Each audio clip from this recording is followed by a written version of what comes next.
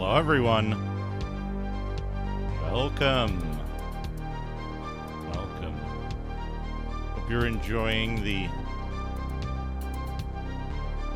seasonally thematic introductory images. I saw one that looked like... Holy shit, the painting in the background! I saw one that looked like a fucking, Angela Anaconda Dark Sun campaign, and now I'm kind of obsessed with that idea. Yeah, we gotta look at that one real quick. We gotta look at that one before we get started. But welcome, everyone. Who's all here? Nico Jazz, Kreegath, Esports Are for Losers, Retro Toaster.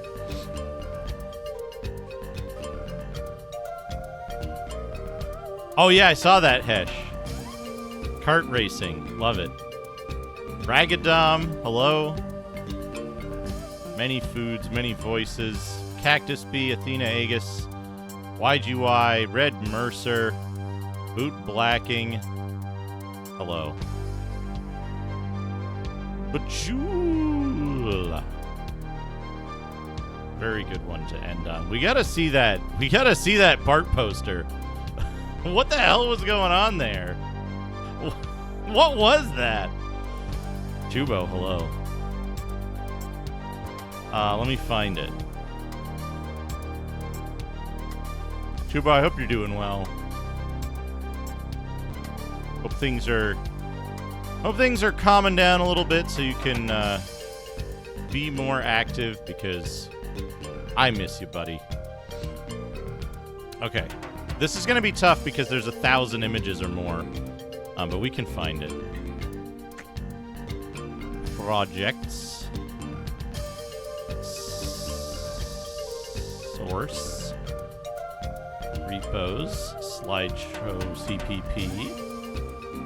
Release images. Okay, here we go. Let's switch over to the dungeon music. This is going to run out in just a moment.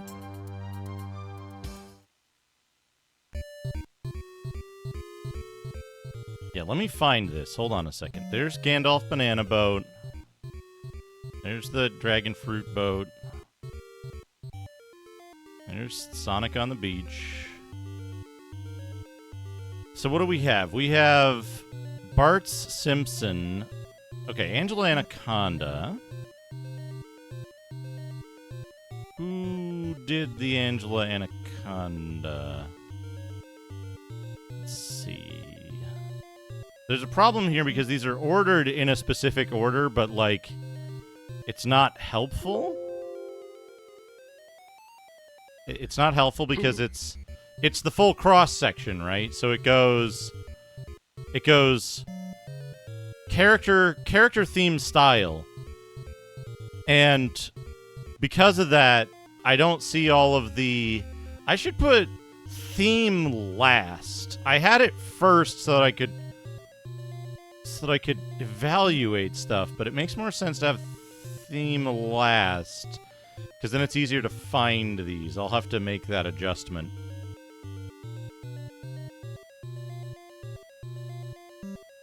Okay, Bart Simpson's drinking a shot of tequila in a Mexican restaurant. That couldn't have been Norman Rockwell.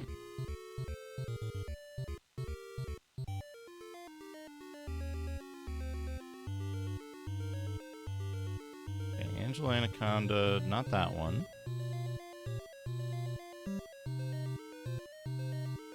That's not the right Simpsons.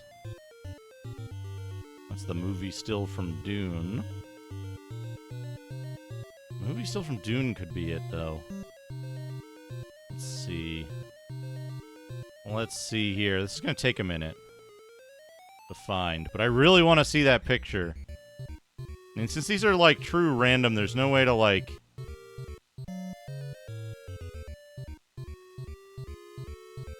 Oh, look at that robo-arm.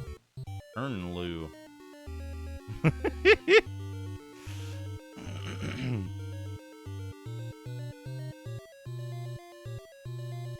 No, that's That's No Country for Old Men. Man, some of the shots of tequila in No Country for Old Men are fucking bleak.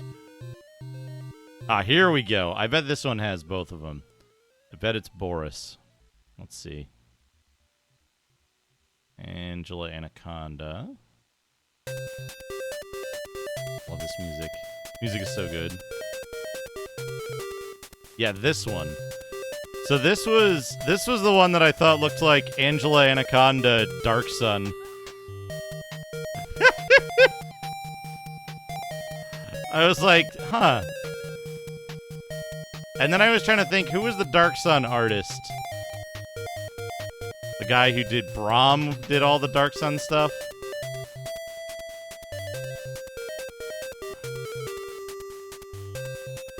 Earlier. That's not it. Well, who then? Who is responsible for this Bart Simpson?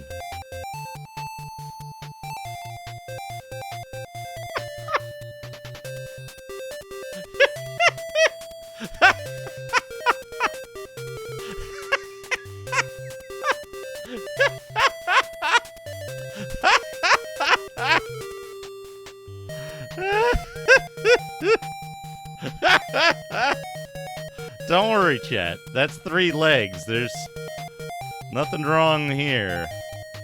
Nothing bad going on here. Which fucking Bart was that, though? There isn't... Hold on. Maybe I'm going about this the wrong way. Does anyone know of a... Ah, here we go. Here we go. Look at this fucking painting in the background. Don't worry about the Bart Simpson. He's not real and can't hurt you. Look at this painting, though. That's fantastic. And K! And K! Thank you for the raid. Thank you for shouting out Ann K. Ann K was playing Mother Earthbound Zero. Oh, yum. Which I want to... I said this before. I want to approach the Mother series from the right perspective so that I set myself up to like it. Whatever way that is to play it best. But I got distracted by this portion of an image in my opening slideshow of this, like, masked adult muscular Bart. Like, it kind of looks like he's got a cigarette or a cigar in between 2 of his fingers, and he's holding a shot glass or a tumbler out, and he's wearing an expensive watch of some kind.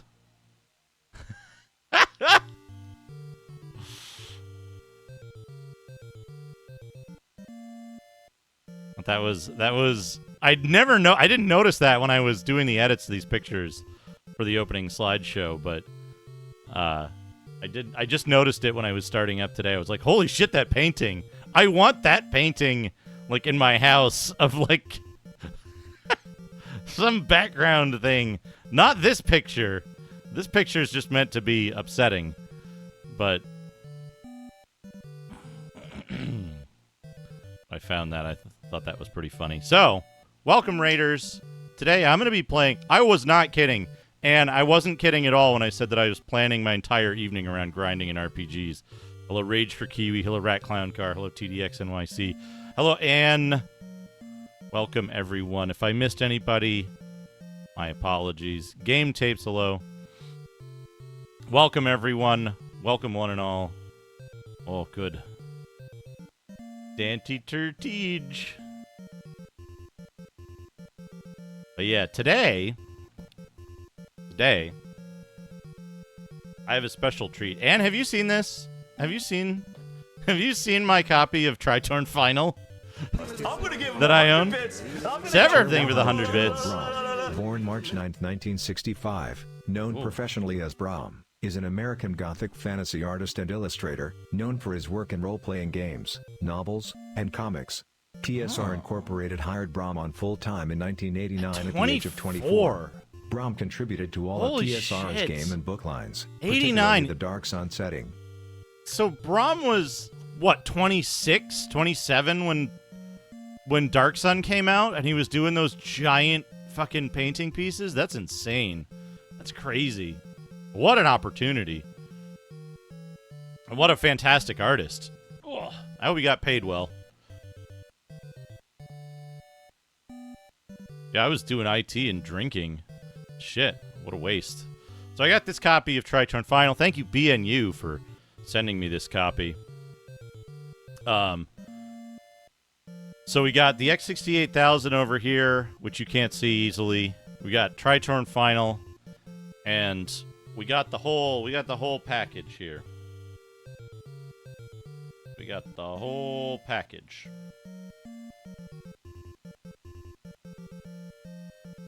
Those are extra. Let me just tuck those away. You don't need to. Don't worry about those. Keep their tier 100. Get paid with exposure. Get paid with exposure. I can read anything for the 100 bits. Get paid with exposure. Get paid. We got the discs. We're gonna use the discs today. Get paid with exposure. Get paid with exposure. Get paid with exposure. Get paid with exposure. We got 4 discs. Exposure. Get paid with exposure. We got my save disc that's got exposure. Get paid with exposure. Get paid with exposure. Probably something unimportant on it. Paid with exposure. Get paid with exposure. Get paid with exposure. Get paid Something. with exposure. Get paid with exposure. Get paid with exposure. Get paid with exposure.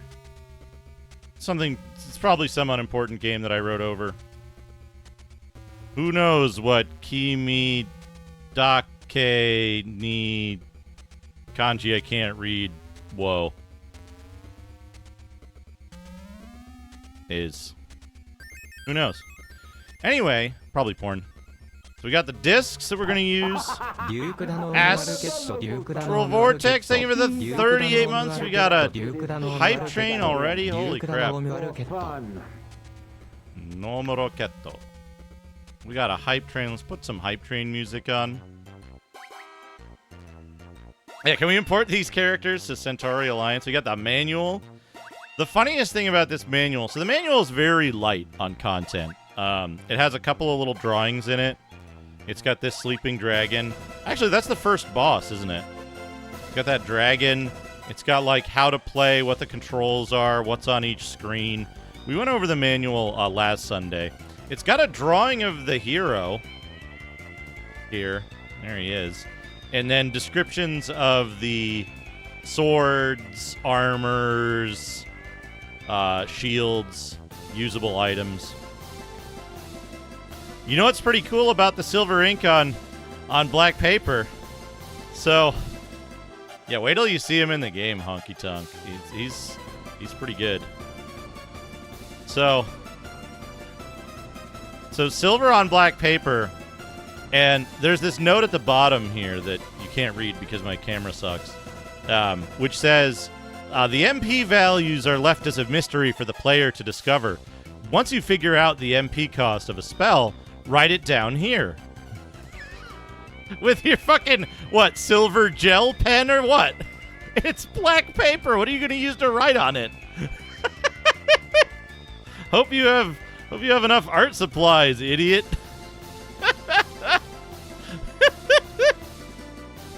Use whiteout, yeah.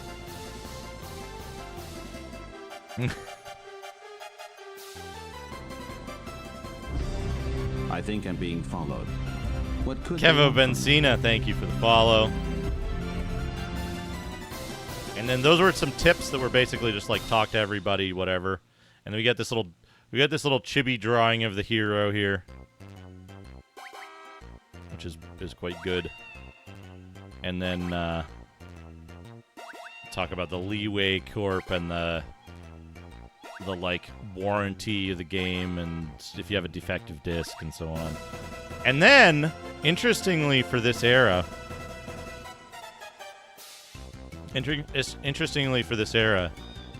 it has manual errata,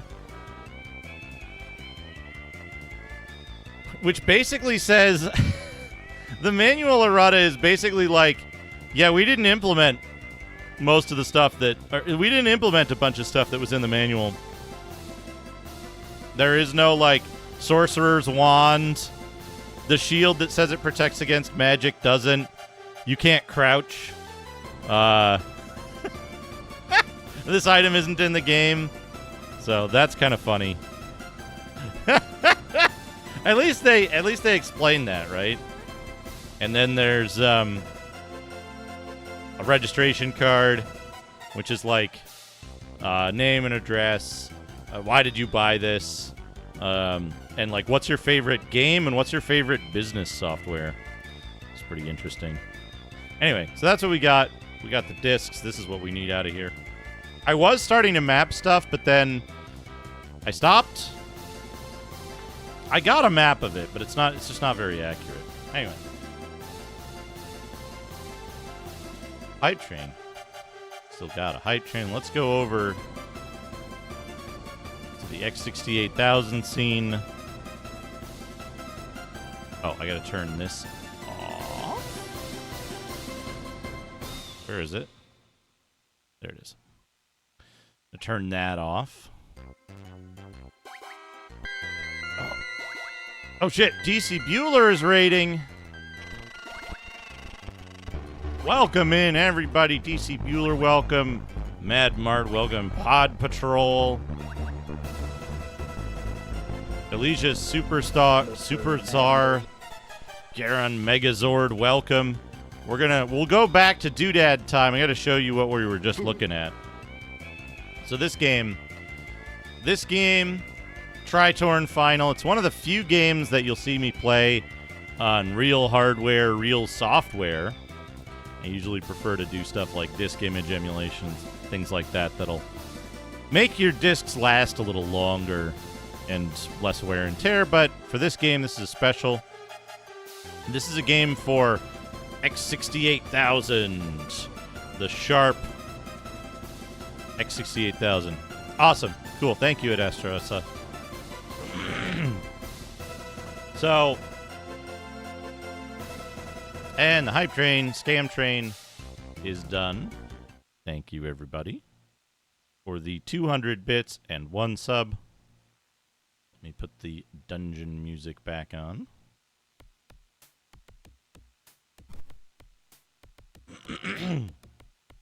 Yeah, so we're going to be playing off the real diskettes.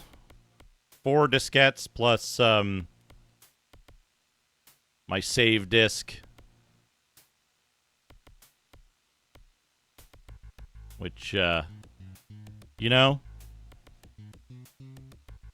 I don't know what was written on this disc before, but I'm sure it was probably pornography. Anyway, so we got 4 discs plus the save disc. We're going to set those aside. We're going to be using those. We have the manual. Manual is pretty neat in that it was printed silver on black, which is like it's like a shiny silver too. But the manual is very simple. It's just like controls, what the stuff on the screen is. There's a picture of your dude, how to load the game up, what your different like stats are, with different items, swords, armor, shields, and then usable items, more usable items, and magic.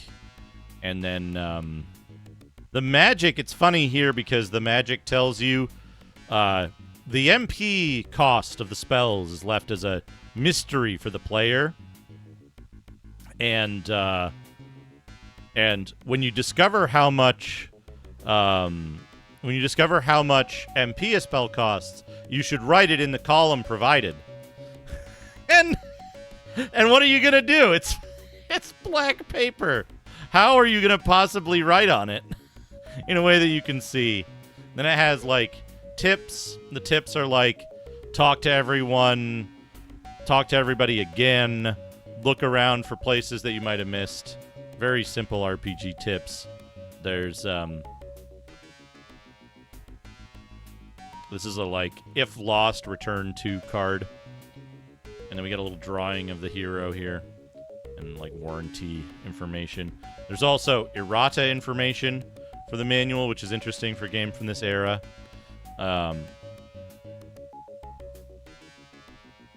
I thought you said be back in a British, and I thought that was a really strange turn of phrase. That's all right. DC Bueller, take care of post-stream stuff. Totally understand.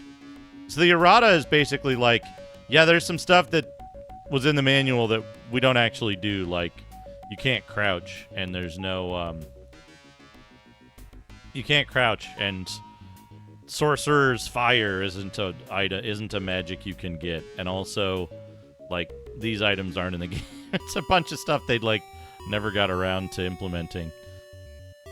And then real quick bonus, here's the sleeve art for Last Armageddon, which is incredible. We'll play Last Armageddon one day when I know Japanese better. Anyway, so we're playing off real hardware, real software, which I rarely do, but the reason we're doing it for this game in particular is that this game in particular, also mug. Wait, what if I put the mug like here? There we go. Perfect. For this game in particular, yeah, with ice that melted already. For this game in particular, disk access speed, disk swapping, and the rest of, like, how you play the game, how you would have played the game at the time of its release is kind of important. Because this is a game that Macaw has streamed before. We've seen this game finished, right? However, at the time when Macaw was streaming it, there was some disagreement on forums whether or not the game, and this is on Japanese forums, there was some disagreement about whether the game could be finished on the type of hardware that would have been available at the time.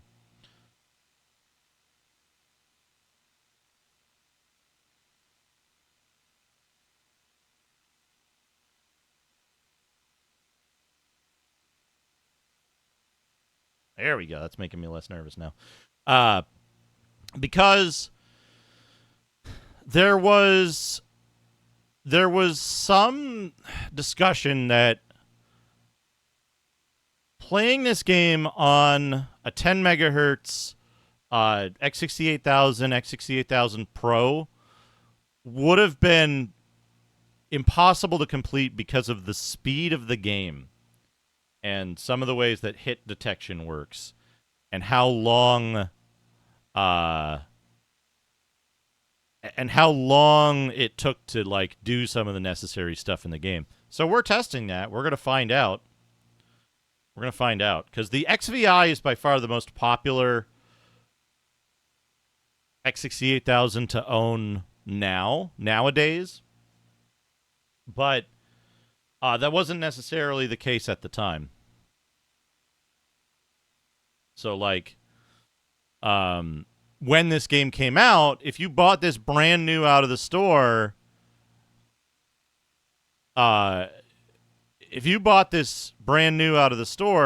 this is the experience you were going to have. You weren't going to have a 50% faster PC. You weren't going to have modern convenience. There's a number of games. There's a number of examples of games that simply cannot be beaten as released.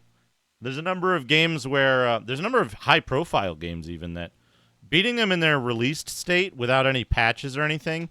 Like if you just got the CD and went home and you didn't have access to the internet or mail in stuff, you wouldn't have been able to reasonably complete them.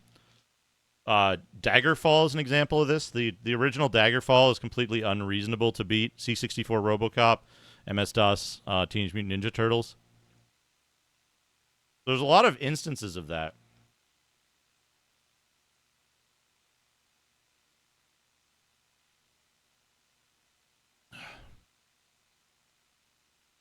I think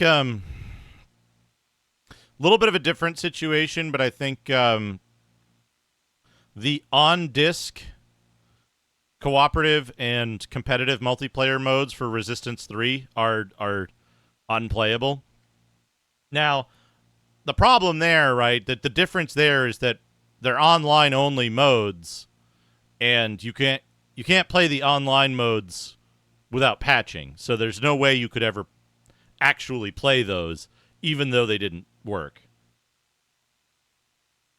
But this game, I think we'll be able to beat this game. I think it's just going to be kind of more of a chore than it would be on a faster PC or with more modern conveniences.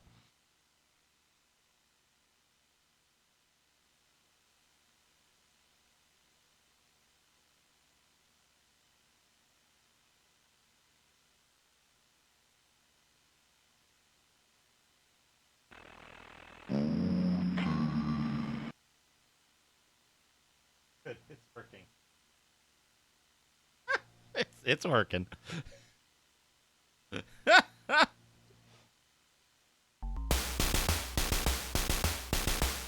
So this intro is like the there was a peaceful kingdom. The kingdom was in good shape, but then the evil emperor took over, and the evil emperor started sending like bad dudes around, and the only hope for the kingdom was the grandson of this one dude. Green is not good. That means something's loose. Presented by Zine.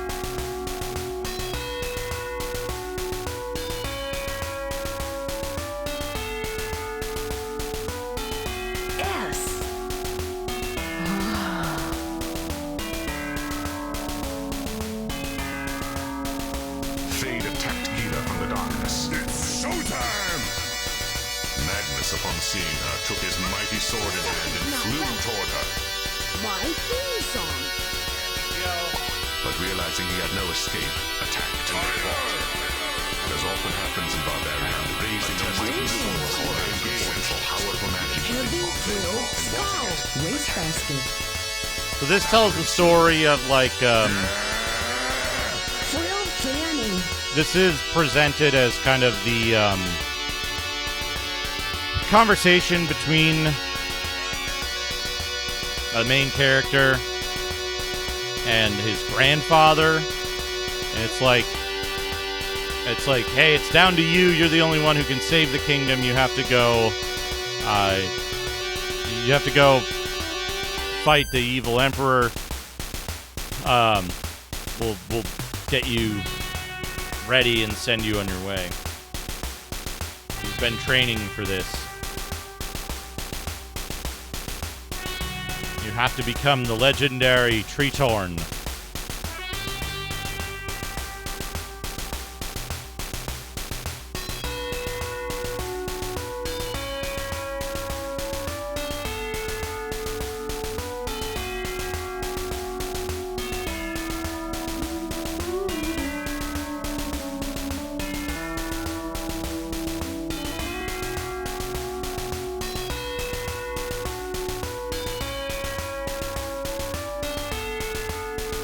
Hey, Twisted Mentat, how's it going? Diablo Head Games, hello.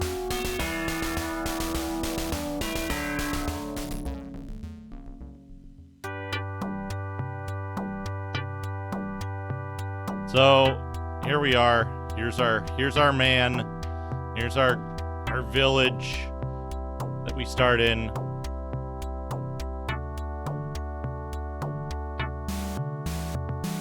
Try putting nude as a negative prompt, Ash. Oops, wrong button. So this game is up to jump, button for attack, and button for menu on the joypad.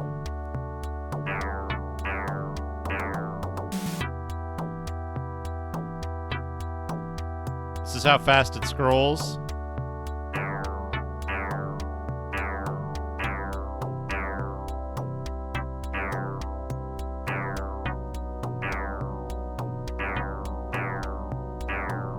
I forget if the first game by this company was out before Ys 3.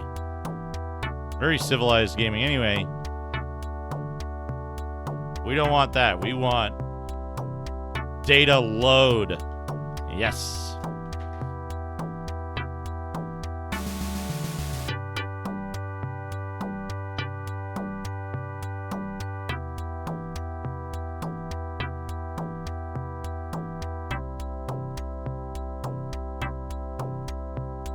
Gotta put in our user disk.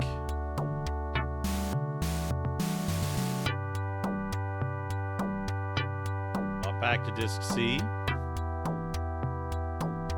going to be doing that a lot when we have to save or load.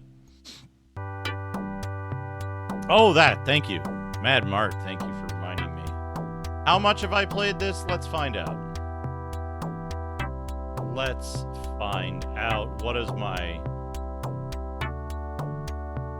my dumb timer say? 6 hours, 6.5 hours, not including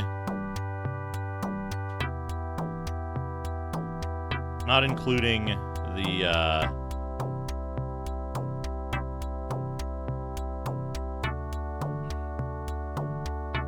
oops. Was Tritorn 1 like this, or,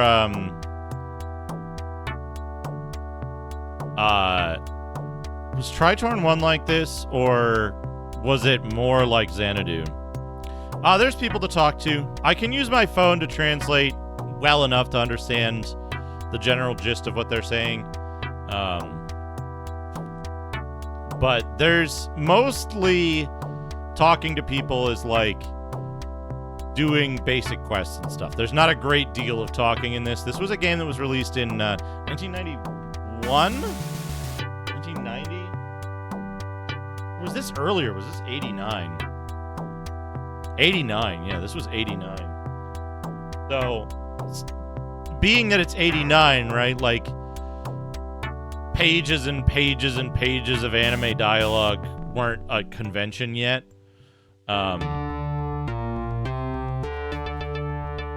So it was largely like you would go into a dungeon, there would be like 4 people, there would be like 3 NPCs in the dungeon, and when you talk to the NPCs, they'd give you very specific quests and short amounts of text, because putting more graphics in the game was more important than putting lots of text.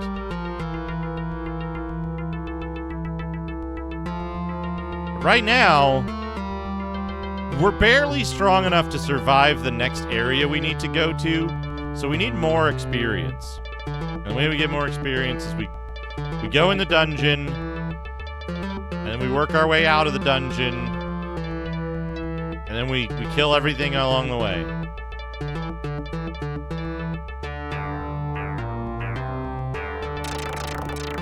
Including these invisible enemies here.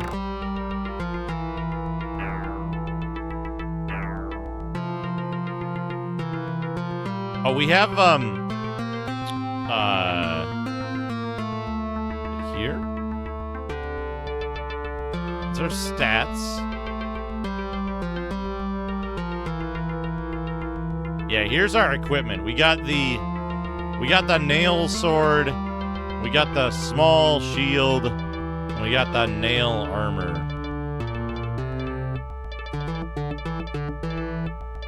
Yeah, when was Zeliard? When was Zeliard?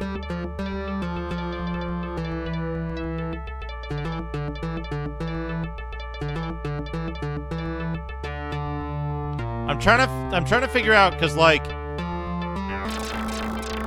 Zinesoft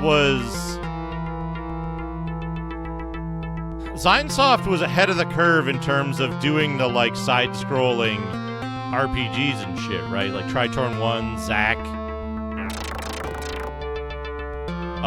They were a legitimate pioneer in the game space, they weren't just some like copycat, right?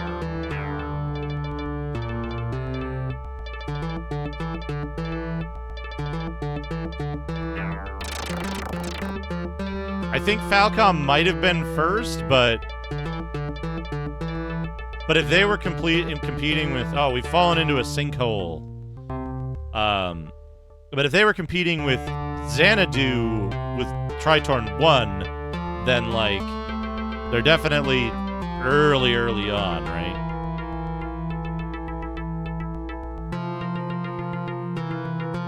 Because it wouldn't be until, was it Romancia that? Romancia is 3, right? Dragon Slayer 3.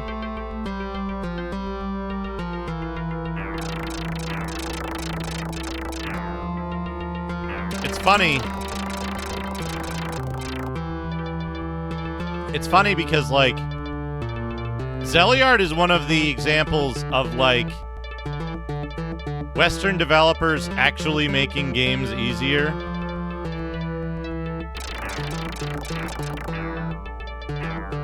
Which it turns out is kind of rare. They usually made them harder.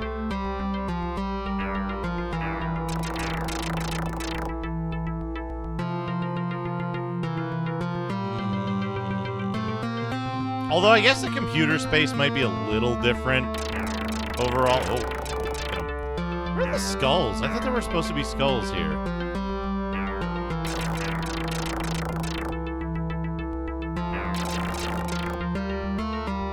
So the thing is, right, since these guys give, like...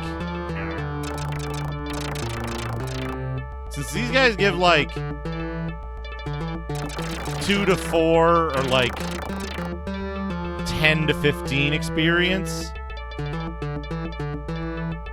but they die relatively easily and quickly, I'm thinking this is a better grind spot than doing the forest. Because I think the forest would just be, like, the forest would be very difficult, but, like, it's doable.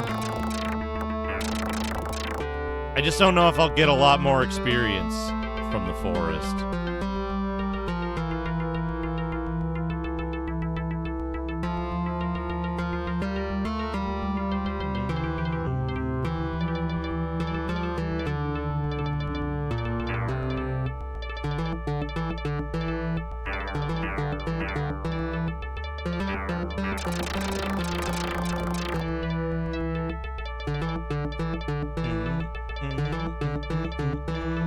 Maybe we'll do this, and then we'll alternate this in the forest so that we can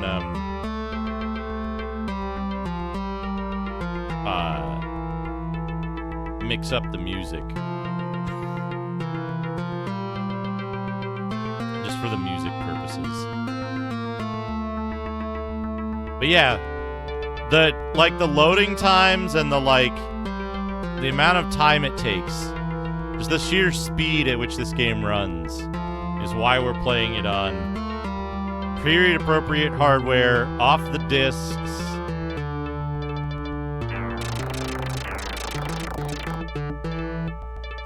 The real deal. We're probably going to have more gold than we ever know what to do with in this.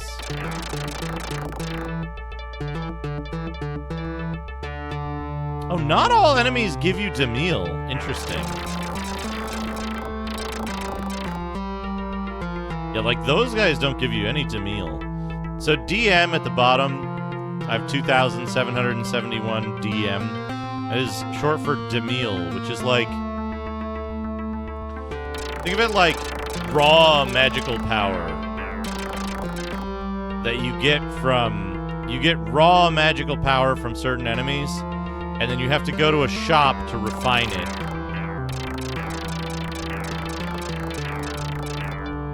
10,000 HP is, like, nothing. It was barely enough to beat the first boss. Which is really funny. You gain, like, hundreds or thousands of HP as you level up. But you'll notice none of the enemies are damaging me because I'm already overpowered for this area. When enemies do damage you, they damage you every frame they touch you. Okay, this dude's still here. Look at this dude's... Look at this dude's... Look at this dude's face. Isn't that good? I wonder, is there a way to do Is there a way to do a, like, easy zoom-in source on OBS? Oh. Oh, no. Oh, no. We have experiments from Chubo.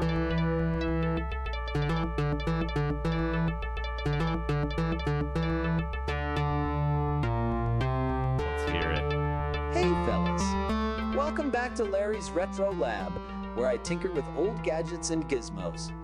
Today, I'm going to show you how to fix a vintage radio that I found at a flea market. It's a beauty, isn't it? Look at that wooden casing and those shiny knobs. Let's see if we can get it to work, shall we? First, we need to open up the back and take a look at the wiring. Be careful not to touch anything that might be live. You don't want to get a shock, do you? Okay, here we go. This looks pretty messy. There are wires everywhere, and some of them are frayed and loose. I think we need to do some soldering. Let me get my soldering iron and some flux. Now, where did I put them? Oh, here they are. All right, let's heat up the iron and apply some flux to the wires. This will help the solder stick better and make a stronger connection. Now, let's solder these wires together. Just touch the tip of the iron to the wire and then add some solder. Easy peasy. Ow, how hot. Hot. I burned my finger. Ouch. That hurts, fellas. Don't try this at home. Leave it to the professionals like me. Ha. Okay, let's try again. This time I'll be more careful. There we go. That's one wire done. Now let's do the next one. What's that smell? Is something burning? Oh no! The radio is smoking. I think I short-circuited something. Quick! Unplug it! Too late! It's on fire! Fire! Help! Fellas, this is bad. This is very bad. The radio is ruined and so is my lab. Look at this mess. There's smoke everywhere and the fire alarm is going off. I need to get out of here before the fire department arrives. But wait, there was more. As I ran out of the door, I tripped over a pile of wires and fell flat on my face. Oof. That hurt. And then as I got up, I knocked over a shelf full of old batteries and they started leaking acid all over the floor. Yikes! That was dangerous. And then, as I dodged the acid puddles, I bumped into a table with a jar of mercury on it, and it spilled all over my clothes. Jar of mercury! Eek, that was toxic. And then, as I tried to wipe off the mercury, I accidentally pressed a button on a remote control that activated a robot arm that grabbed me by the hair and started pulling me back into the lab. That hurt! And then, as I screamed for help, the robot arms swung me around and threw me into a wall full of old TVs that exploded on impact. Boom! That was loud. And then as I flew through the air, I landed on a pile of old computers that crashed under my weight.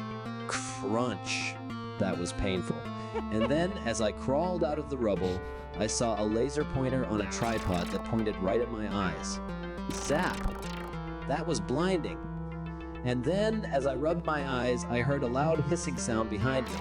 It was a can of spray paint that had been punctured by a nail and sprayed me all over with red paint. Splatter, that was messy. Fellas, this is worse than bad. This is worse than bad. This is a disaster. Everything that could go wrong had gone wrong. I don't know how to stop this madness. Fellas, I'm sorry, but this is the end of the video. I hope you enjoyed it anyway. Please like and subscribe, and I'll see you next time on Larry's Retro Lab. Bye. Chubo, thank you for the Larry's Retro Lab.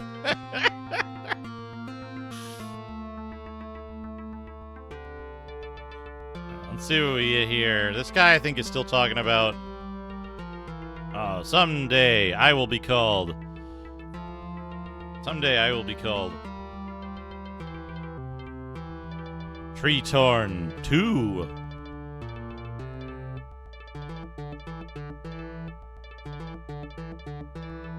Yeah.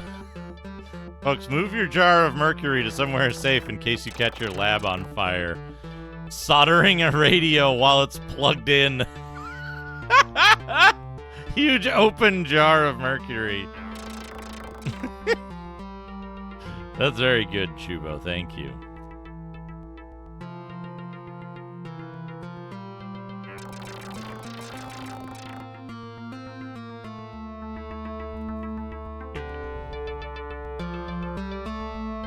Yeah, his shelves of old batteries leaking acid.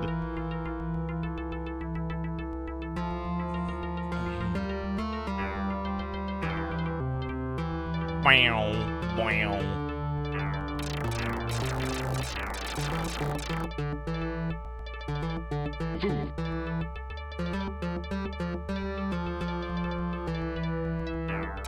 Jelly.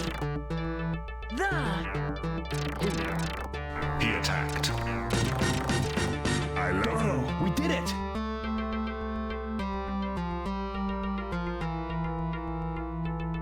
Alright. Work our way back around. So there's a weird thing. There's a weird thing in this game that, like,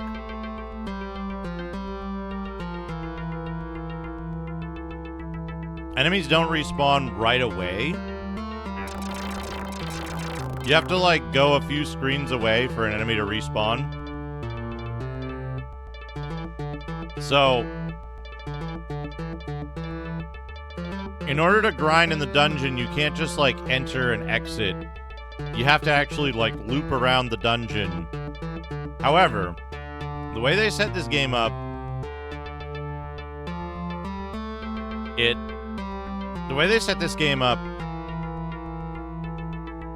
it's kind of convenient because there's a teleporter that takes you to the end of the dungeon.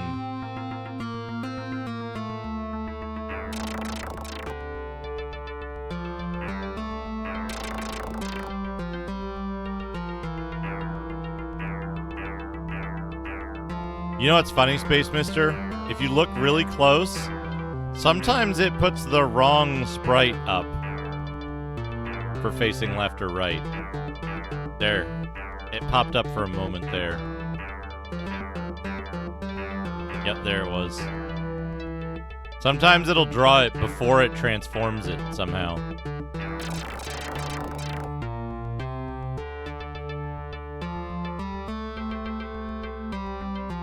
It's also, I think,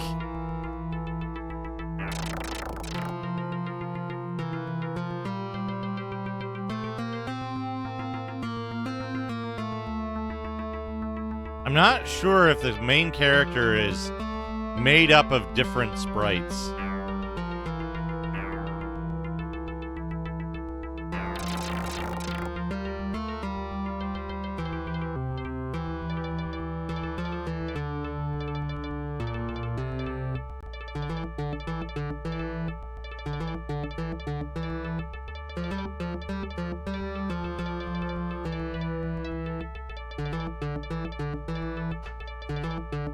Oh god. Like, Brandish. Brandish. Yeah, it flips left and right.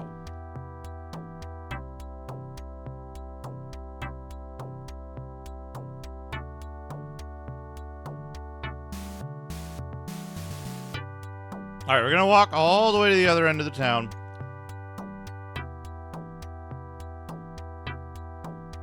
Ha! Jim Power is a nauseating side-scroller. That's for sure.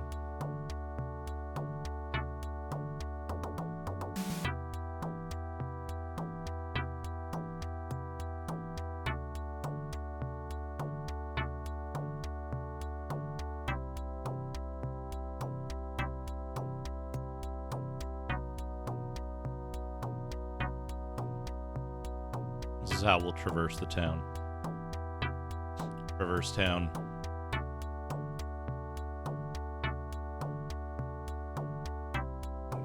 So we got like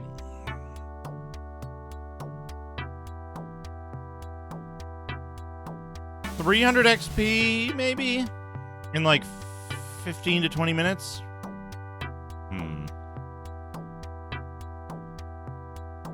It's not wrong, Tex.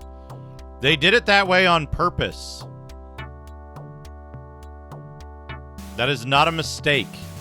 It's really important to clarify that they did what they did on purpose on Jim Power for Super Nintendo.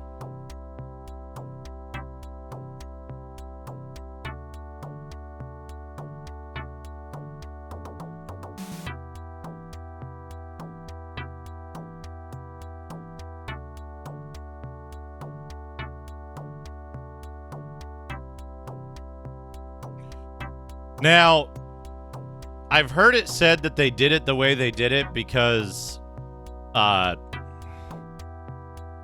was an accessory that they wanted people to use that it shipped with, like a special 3D glasses or something.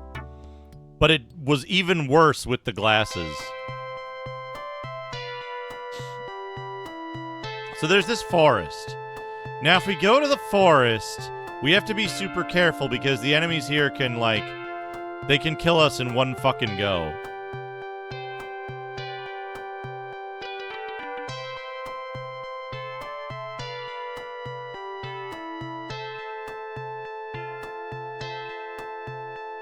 They're, like, kind of difficult to fight.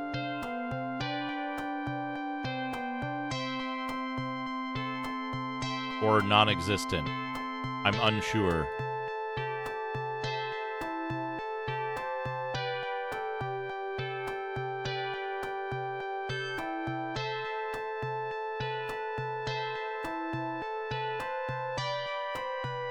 Do they just stay dead?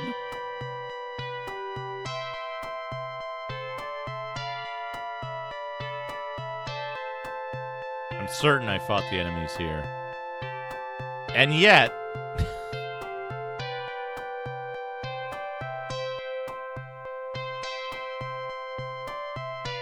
Alright, what's up here? Flying dragon. Wow, fuck.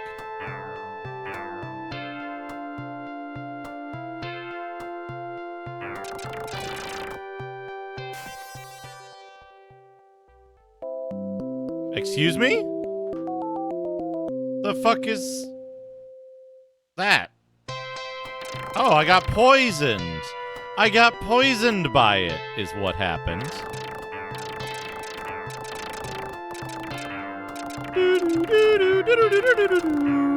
It's the theme of poison. Okay. 27 experience. 27 experience. I wonder if it said poison has entered into my hand.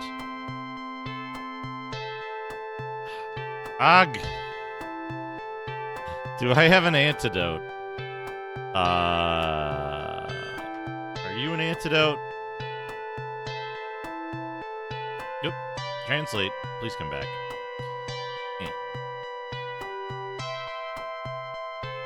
Mental restorative. That's not an antidote.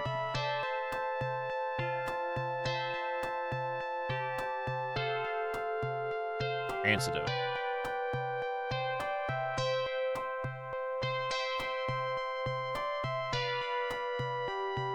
Eat it. I carried poison. Good.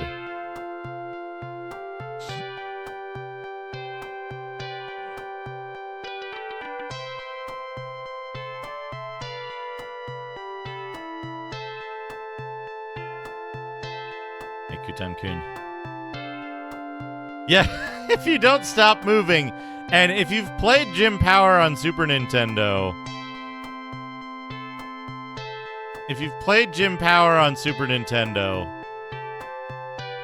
you know that stopping moving is the only way to stay alive.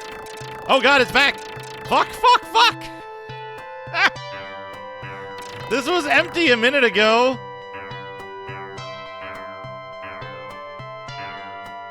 Oh, right. You can't fight anything when you're facing left in this. You gotta be on the right side.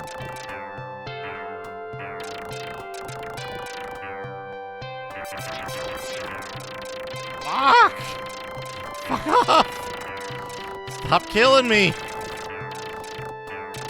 Okay. 21 experience.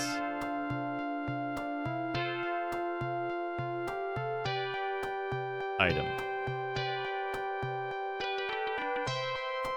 Let's eat the food? Potion. Pretty sure we can get more of these.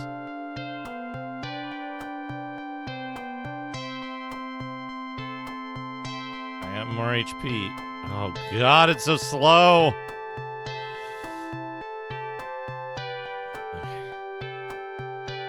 Okay. Okay.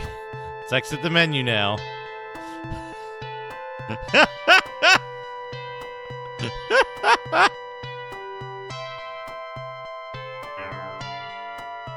Yeah, a little baggie with 3 unwrapped cough drops in it. Okay. Right here?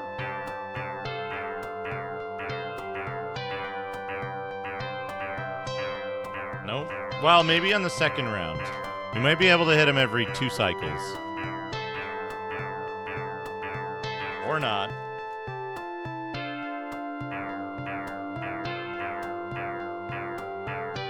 No, we're gonna have to get to the... This is the problem. We have to get to the left of this guy. Okay. Where did he stop? There?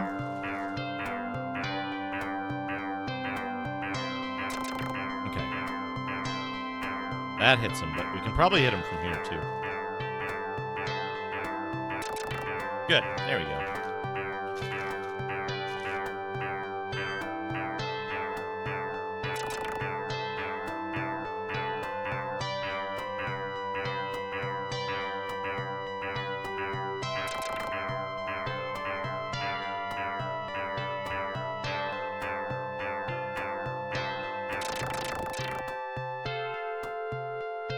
I get way more DeMille here.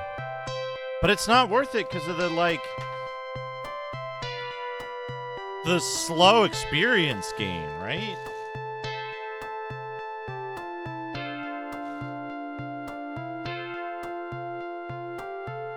You never get items from enemies. The enemies here give a little bit more gold, but also they can hurt me.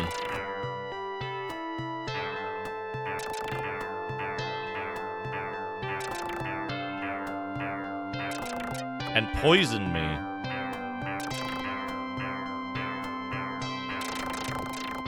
For, like... It's not worth it, I don't think.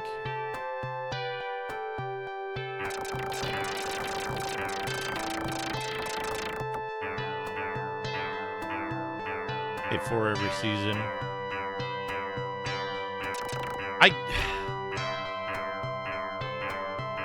Yeah, I don't know if you would... Maybe you would spell it like that.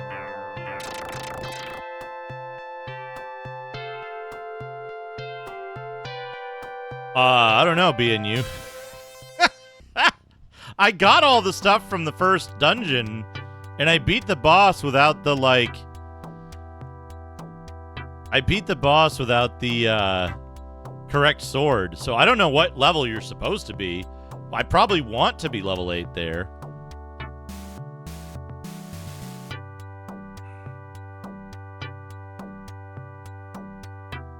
But as far as, like...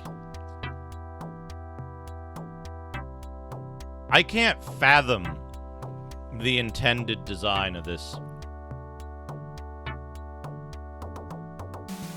of this game. Like...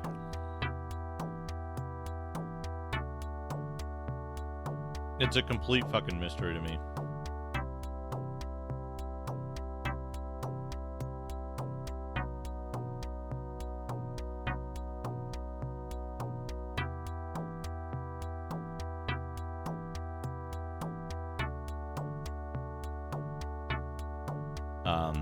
Buy. Food.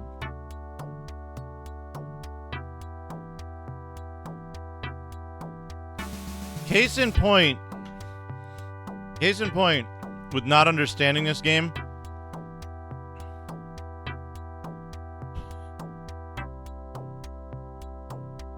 when you go in the store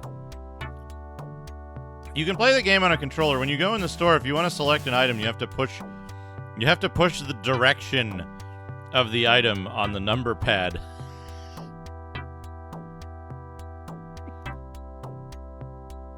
Or use the keypad. The directions on the keypad.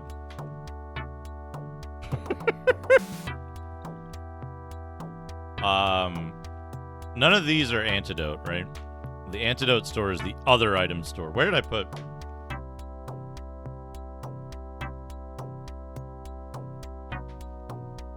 My notes.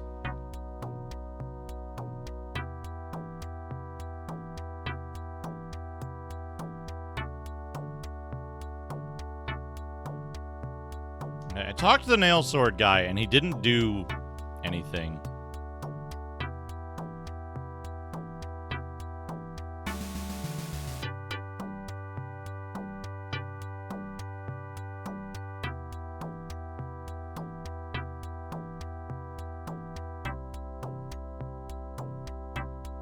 Here's my map. Hey, Hictor, how's it going? Here's my map of the town.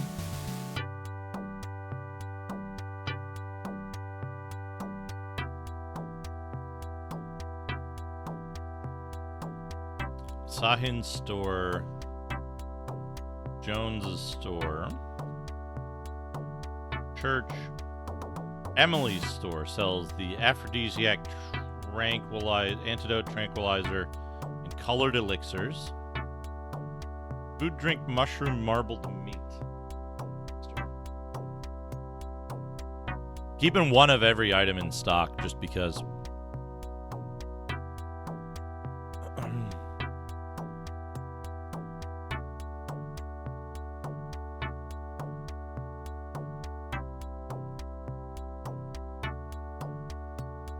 Is this a church? I think.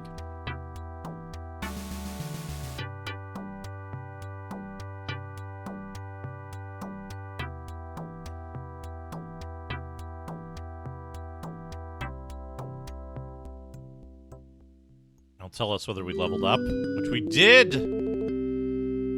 Odin.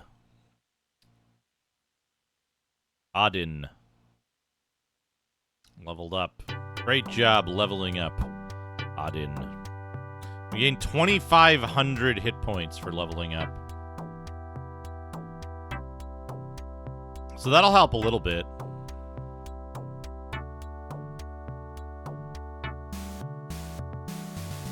We need more antidotes. We need to buy a bunch of antidotes, honestly. Because poison just never stops and will kill you silently.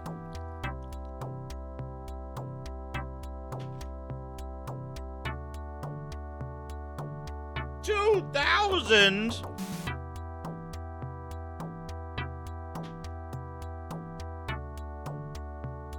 Like I said, we're gonna buy one antidote.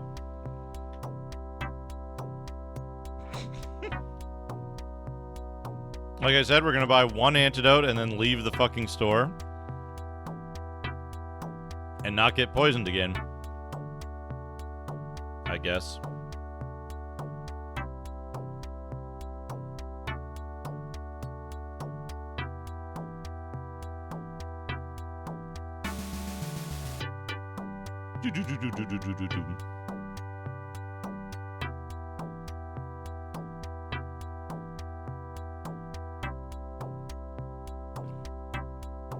I don't know what we're gonna do about poison.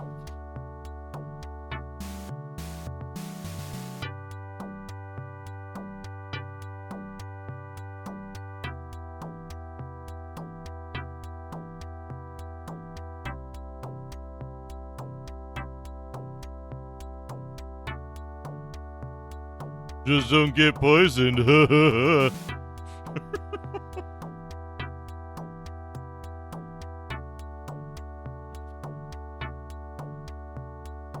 But yeah, it seems like level 8 is going to be the sweet spot for that area.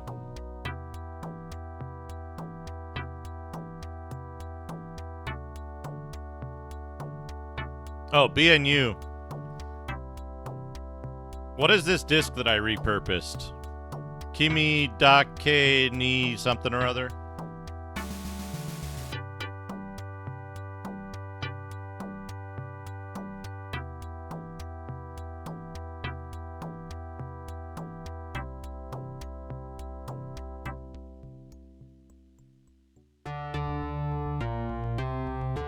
Porn Gakuen. Oh! There's his tub of mercury.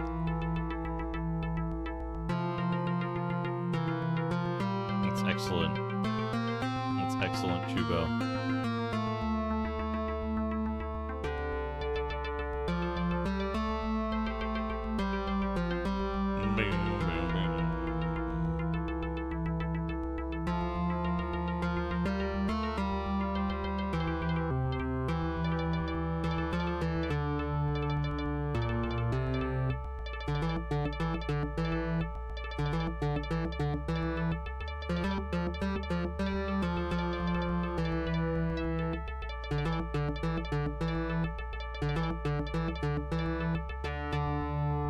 But yeah, like this route,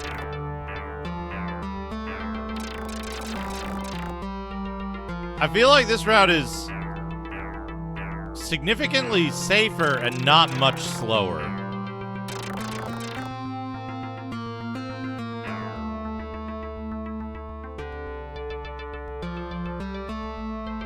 Right? Like, sure, I don't get 20 XP per enemy, but like, the enemies die in one hit almost instantly. So like, why wouldn't I want to go here?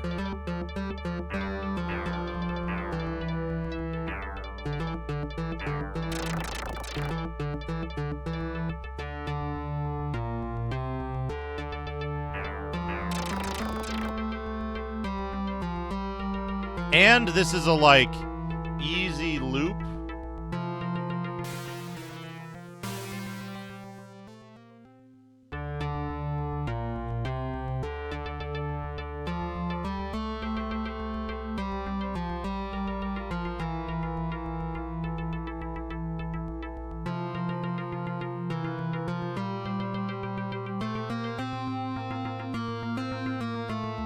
Because if I go deep in the dungeon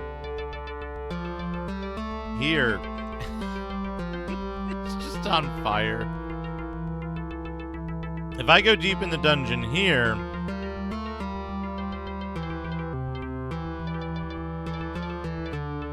all the spawns reset. So I don't have to, like, I don't get stuck anywhere. But I, like, have to fight my way out to the left where I'm weak.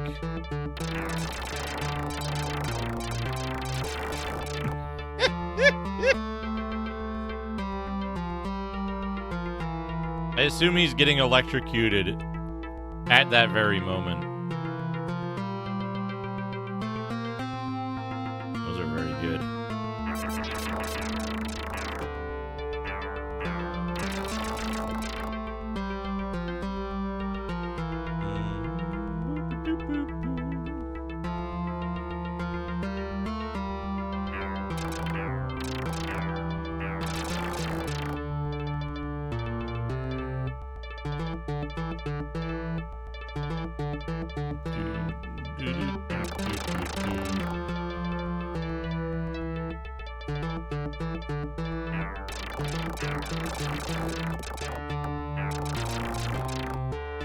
Yeah, like, these dudes give you 14 experience compared to, like, 20 from the dudes that are well capable of killing you and take twice as long or 3 times as long to kill.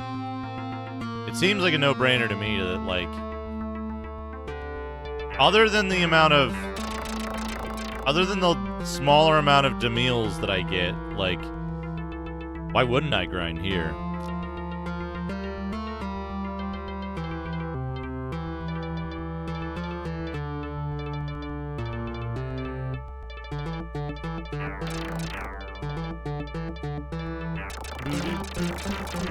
How's everybody doing? Hope everyone's having a good day.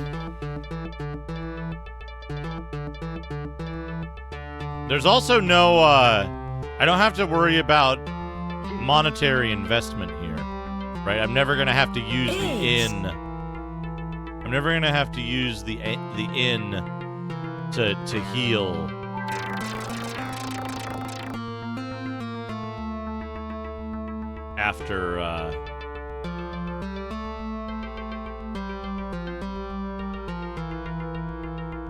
After doing this route, because nothing can hurt me in here.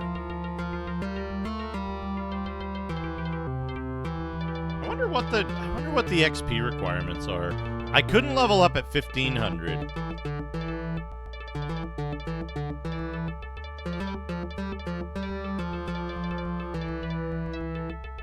Oh, that sounds delicious, Cactus Bee.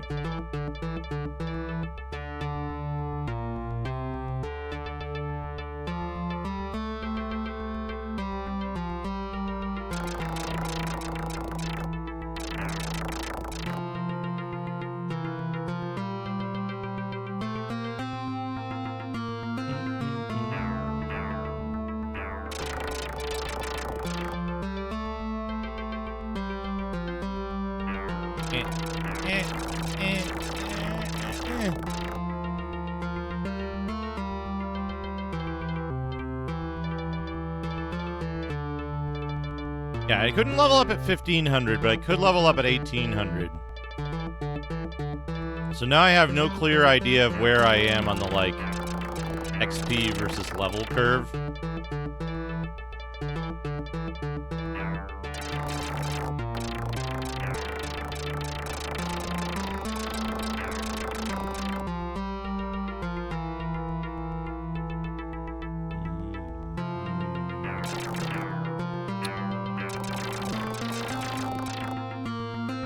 I feel like I should have got a better shield at some point. But, like, I've done all the stuff that there is to do in this dungeon, I think.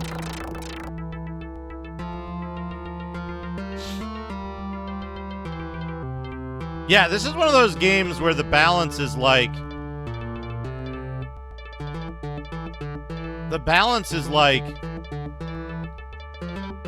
enemies kill you instantly. Enemies kill you instantly, or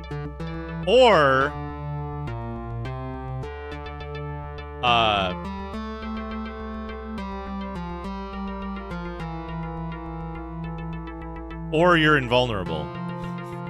And, like, it's one level or one piece of equipment difference. Which, like, honestly, even Ease kind of does that, where it's like, between, like, 3 level ups, a boss will go from trivial to... or will go from impossible to trivial. Look how he talks about sinkholes. There must be one around here somewhere. There must be a pony in here somewhere.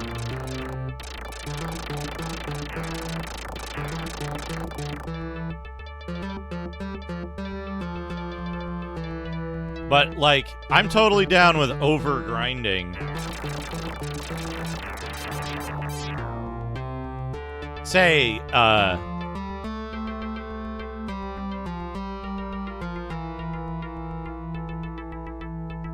BNU or Chubo. If you don't mind. If you don't mind. Do you know if there is a... I think I'm being followed. What could they want from me? Lunatic Moonlight, thank you for the follow. Do you know if there is a, like, guide or information about completing this game on the web in Japanese? That, unfortunately, is something I can't really search or look for properly.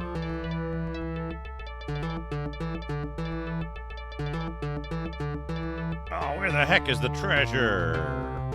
I'm holding it, you dipshit. It's this sword right here. Your father turned it into a stick. Oops.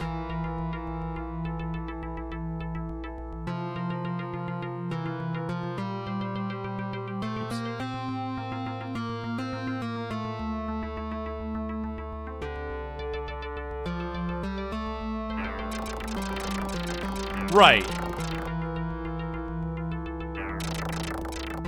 Honestly, like, that that kind of a balance in a game where, like, a couple of levels and an item here or there making you go from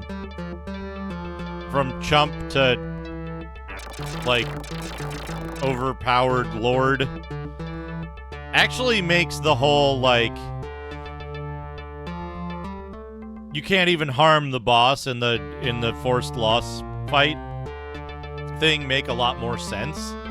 And then it's like, oh, now you've got the silver sword and you're level 10 instead of level 7.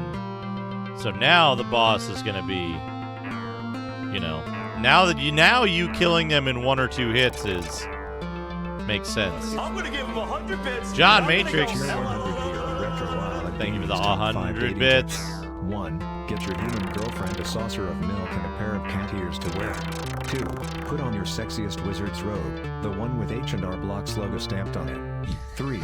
Roll her over a hill in a barrel, then roll yourself down in a barrel and crash into each other to reenact the most romantic scene from Princess Bride, where they're falling down a fucking hill. 4. Teach her how to play a DOS game. 5. Play some Fascination to get in the mood. With 100 dating tips. John Matrix, dating tips that assume you already have a human girlfriend to begin with. Aye, fucker.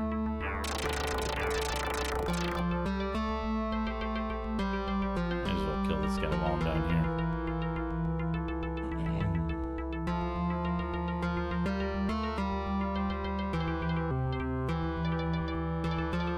Yeah.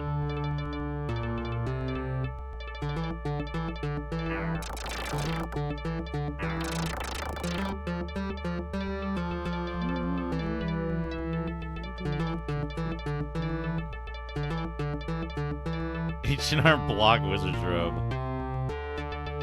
Yeah. Yeah. Well, thank you for...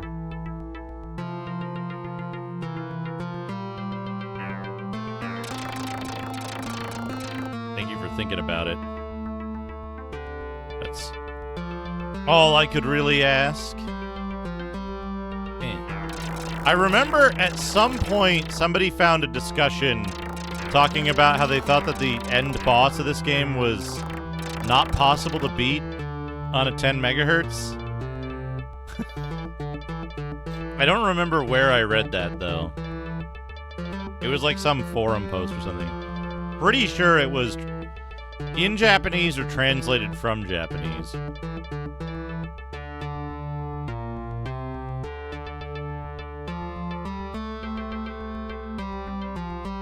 Which, you know, I don't see any reason why the speed of the game would be an issue other than, like, patience.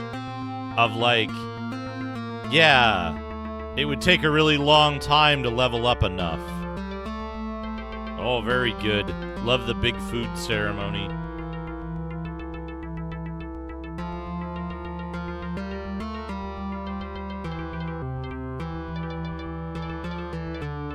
Now, if I could kill the 2 guys right by the entrance to the forest, it might be worth it, but I don't think they respawn until you go up the ladder and come back.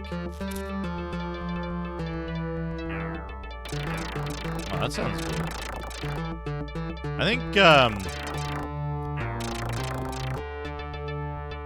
I think tonight I'm gonna have a burger patty and black beans with fried sweet onion and pickles and mustard. That'll be my dinner. Salt and pepper. This guy, I don't have a gold bar to show to this guy, right? I'm just like, boy, I love money.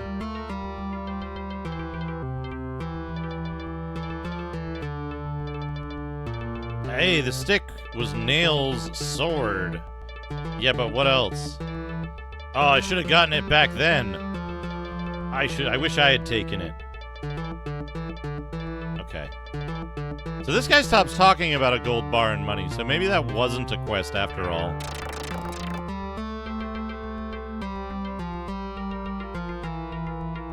Maybe that wasn't a quest to begin with.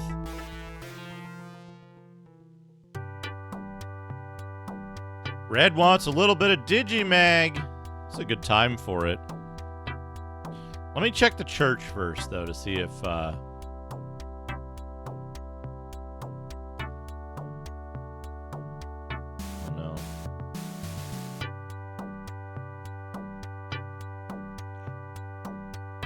Good.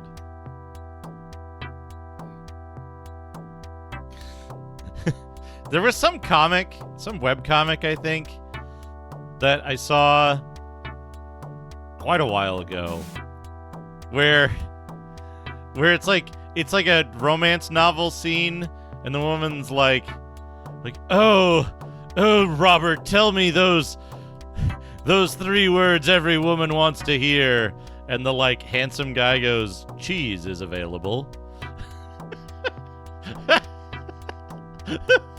And then, like, the last panel is just like, what? But, and then she's just jamming cheese in her mouth.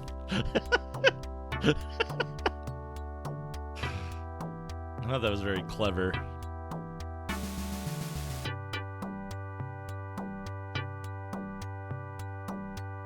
Church has a red roof, right? Yeah.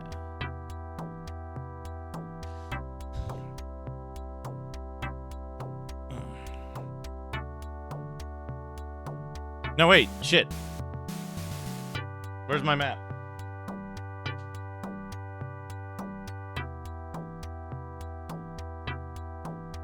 Oh, this is the item store. The church is the 4th building. I can't really tell. I with like phone translation and the very, very minuscule amount of Japanese I know, I can't tell if the like tone that the phone translation is giving is accurate or not. But like, we'll see it here at the church when we talk to this dude. He's like, hey, let me check your experience. And then if it registers the button, press it. Fades out. Hey, Ash, how's it going? Shout out for Ash said hi. Oh, I guess that just...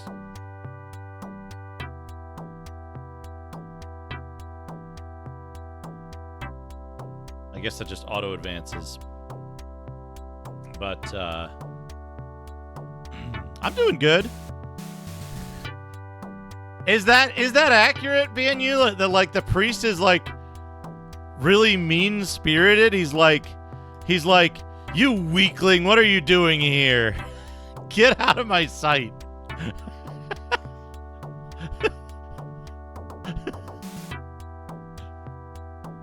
Yeah, I saw those pictures. Those were awesome, Ash. Those were awesome. That seemed like a very, very cool exhibit thing. Nice. That's always fun. We're playing this game. I don't think so. Does it? Hold on, I'll check. We'll check when we go to Doodad time.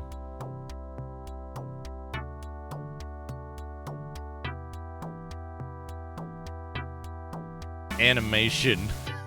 Animation. You need some, like... Whoops, I didn't want to go in there. You need some really, like, bold, italic, underlined quotes. for that animation. So this game, I think you'll appreciate this as well, Ash, if you didn't catch it last Sunday. This game... I'm going to save the game before we do anything that's not playing the game. We'll swap to our user disk.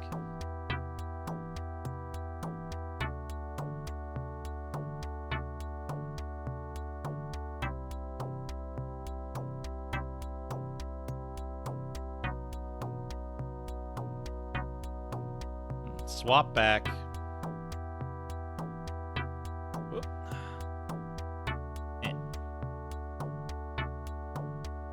Alright, now we'll just leave it on the menu. That should be safe enough. We'll pause the timer here. Go to Doodad time. this game, we're playing it off the real discs.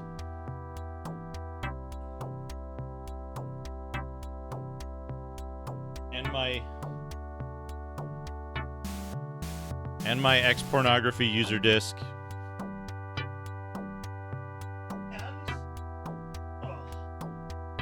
We got the whole box.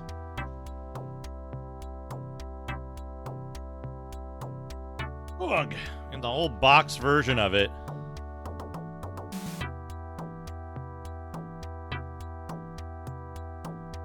Oh no. Love for you only. Let's see. EXP.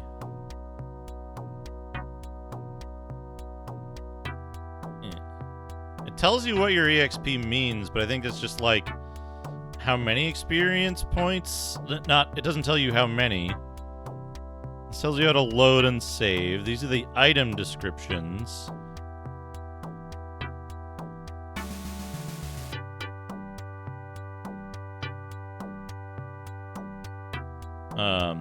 But yeah, there's not much to it. There's like the what is this? How to start the game. The like intro thing. Yeah. The controls, the screen layout, how to load and save, and then swords, armors, shields, and then usable items. Did I show you this? Did you catch this, BNU? The note about the MP requirements? I don't know how legible that is, but according to Google Translate, the MP requirements aren't filled in here. It is a mystery left up to the player to discover. Fill this in on this black paper when you when you discover how much MP each spell costs.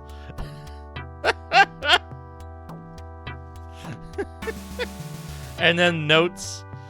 Yeah, just use your white pencil. Use your silver gel pen. And then the helpful hints, which I think is just like talk to NPCs. Talk to NPCs again. And then like registration card, art of the dude, and then warranty and stuff. There's also errata, which is like, hey, we didn't put this stuff in the game actually. There's no... The shield that says it protects against magic doesn't. There's no sorcerer's fire spell. Some of these items aren't in the game. Yeah, Tritorn Final. In the real hardware, real software. We gotta do a little bit of Digimag.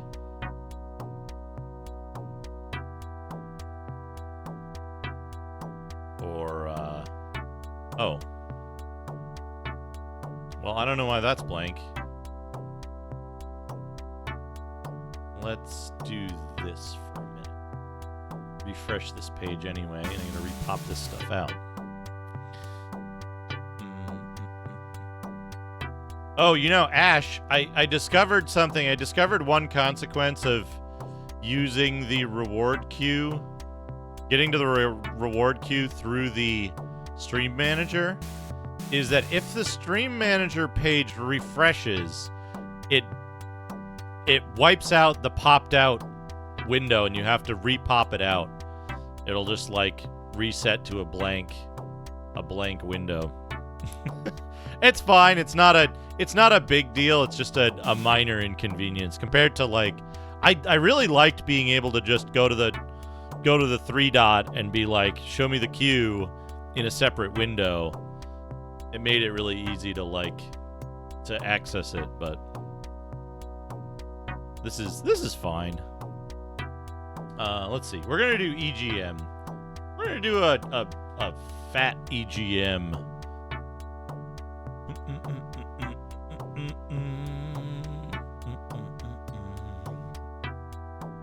For July 1994. This is an interesting time because they've just in July 94, they will have just put out the 32X. And so we've got rumors of the PS-X, the Saturn, and then we've got the 32X being released, and it's like, ooh, hard.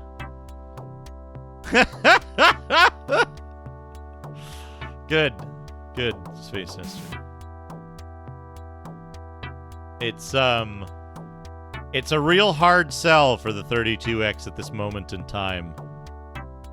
Like, we're on the verge of I've started to separate the 3DO CDI. Jaguar isn't even on this list, but Sega CD, 3DO, Jaguar, CDI, 32X. Those are all, to me, that's a separate console generation. They're not, like, the 3DO isn't part of the same generation as the PlayStation, right? Nor is it part of the same generation as the cart-based 16-bit systems. I'm starting to lean towards the extra generation there. Mortal Kombat 2 hits home, plus Contra 5.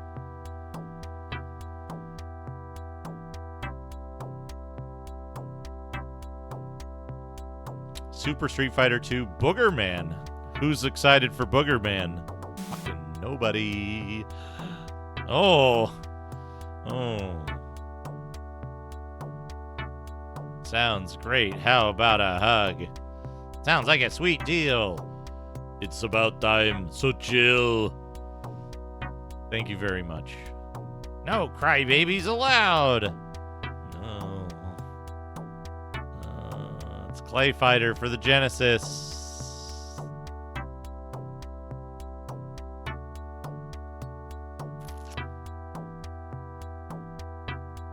Yeah, just throw the mask in there. That's fine. Nothing can prepare you for September 1994 by Acclaim and Midway. What is it, like Warlock, the licensed thing? Oh, all these nerve endings in the human body. Why waste them on Love Connection? Waste them on Burn Cycle and Little Divil and Mutant Rampage Body Slam. I've never seen this game in my life.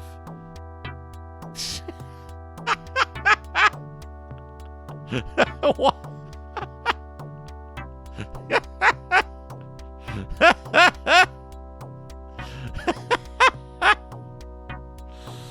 Oh. The new PSX. PS-X. The Super Link Contents Departments. Marvel Cards Universe 1994. Wow.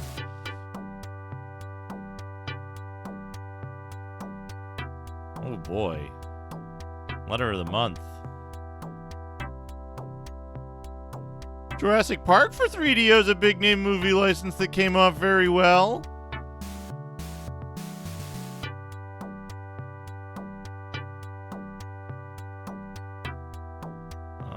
I've been into video games for about 5 years now. I started in 1989. This person did.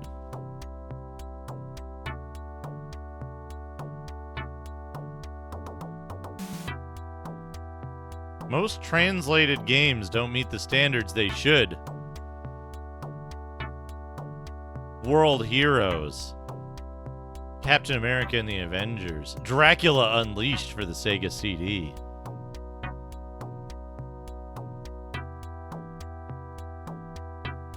What is he translations? Translations?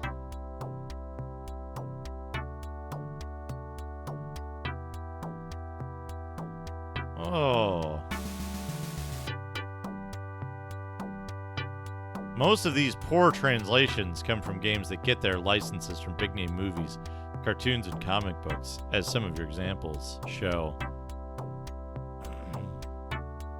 No, your expectations are too high, dipshit, I guess is their response. Super Street Fighter 2 is coming out. Psycho Letter of the Month. Oh! Yes. The JVC XI. I don't know what this is. I've never heard of this thing in my life.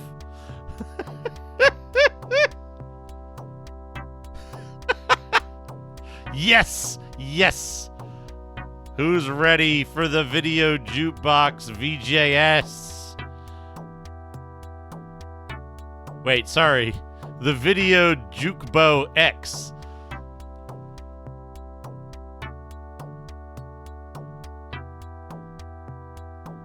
Ah, it's just another Sega CD. What are they playing? I don't think I can read these. I think, is that Sonic 3? No, that's Sonic 2, for sure. I can't read the other ones, though. The photo doesn't have enough clarity. What? What is this inset? What does that have to do with anything in this? What? What?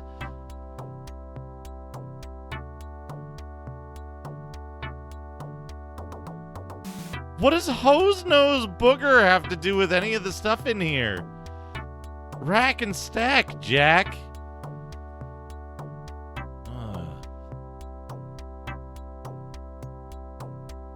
Oh, man.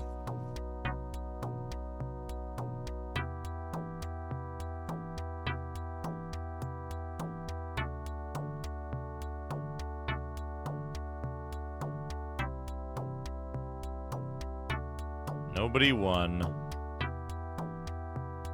Oh no. Oh no. That's not a good what if, buddy. Especially in retrospect. Envelope art. Streets of Rage 3. Oh. Game Boy Donkey Kong 1994.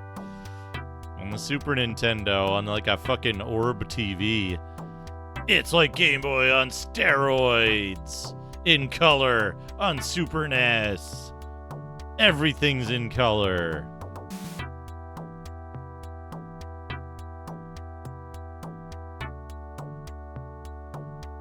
Envelope art. What do we got? Ninjas. Play Fighter. Ninjas. Gunstar Heroes Fighter 2? Or is that just Gunstar Heroes? Turtles. Bomberman. Sonics and a Supersonic. Oh.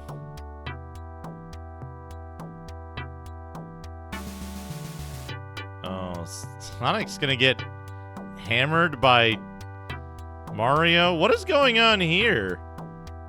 What is that color? Beavis and Butthead have been destroyed by Mortal Kombat Bondage Lady. Fiver goes west. Oh, let the games begin. Jaguar, do the math. What do we got? Return to Zork. Theme Park. Hardball 3. Brutal Sports Football. Double Dragon 5. The Shadow Falls. Club Drive, Syndicate, Wolfenstein 3D, Rise of the Robots, Robinson's Requiem, Pinball Fantasies, Ultra Vortex, Redline Racing, Alien vs. Predator, Kasumi Ninja, Dungeon Depths TM. What the fuck is this? What is this? What? No. No, this has got to be fake.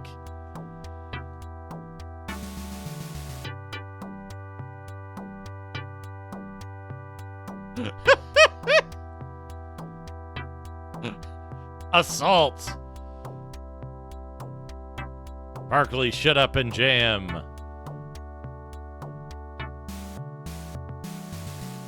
Dragon's Lair, Battlezone 2000, Arena Football, Air Car Wars.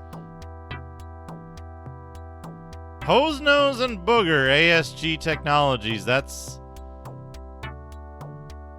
Red Hole Hockey, Doom, Flashback, Ultimate Brain Games, Biosphere, Battle Wheels, and Troy Aikman Football. What?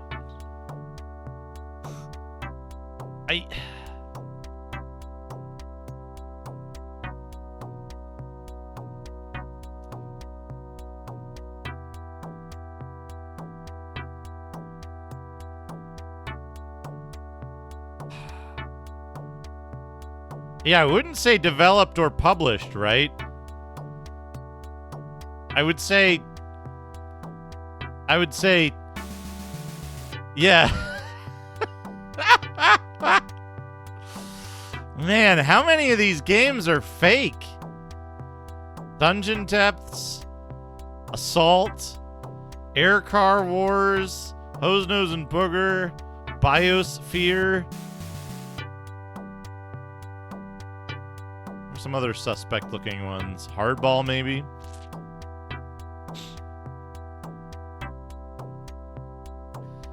The Jaguar failed really fucking hard. Pass art. Cyberspace? Cyber Microcosm? I'm not sure, Mad Mart, which game you're thinking of. World Heroes 2 Jet 8988. Gold. Eye of the Beholder. Oh man, now I'm sad about Deep Down getting fucking canceled. Remember Deep Down? Oh yes! Yes! I love this art. One false move and we're history. Toast, end of story, game over. You think this is just a game? And fucking... Look at that Nina.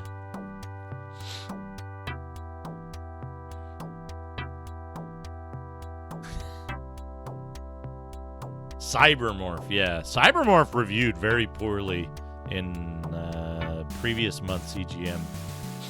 Look at that Nina. Look at that fucking...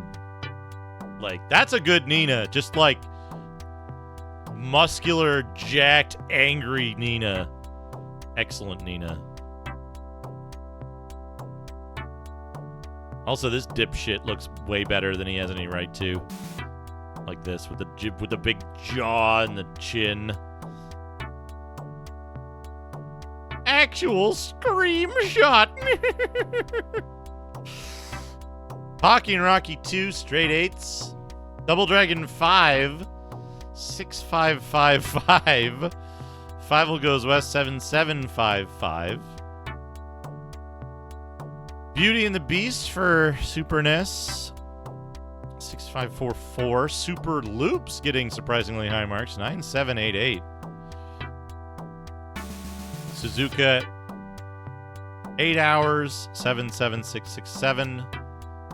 Ken Griffey Baseball, 76767. The Jetsons, 76667.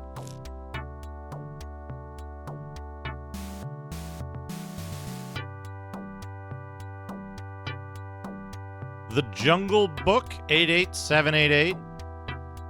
On Super Nintendo. Combat Cars, not so great. Pele Soccer 2. World Championship Soccer. World Heroes on the Genesis. Yeah, I've heard that was put together well. Although Atari now is like a brand necromancy and has been for quite some time. At least they're putting out a thing. Oh, that weird ass thing where like the robots are having a nuclear war and you have to stop it for some reason. It's really weird. 8777 for Streets of Rage 3. Jungle Book, 7867 on the Genesis. King of Monsters 2 getting high marks. Oh, Game Boy Super Systems. I love this face.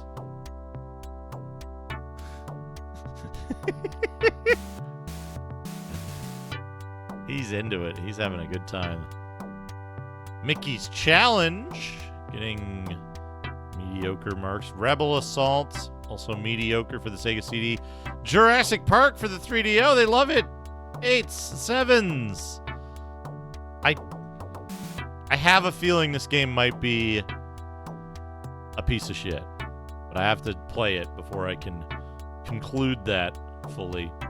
Tin Head, so. King of Monsters 2, good. Revengers of Vengeance, 54335. 54335. They don't like Revengers of Vengeance on Sega CD.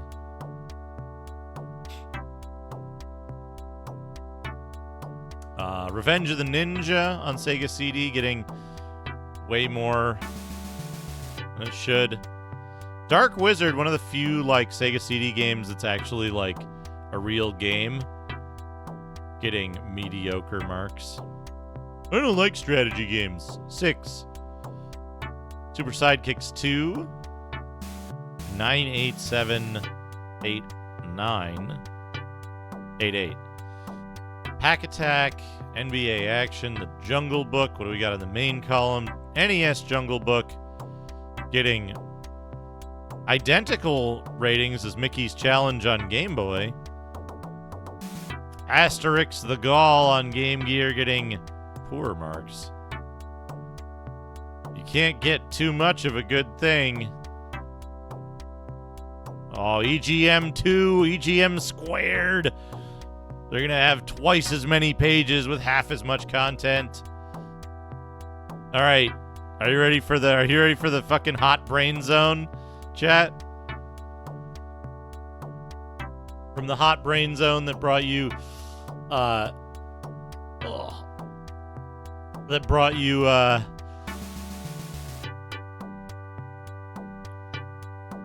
Vague's Tactical Gladiator having one of the best endings for a home game.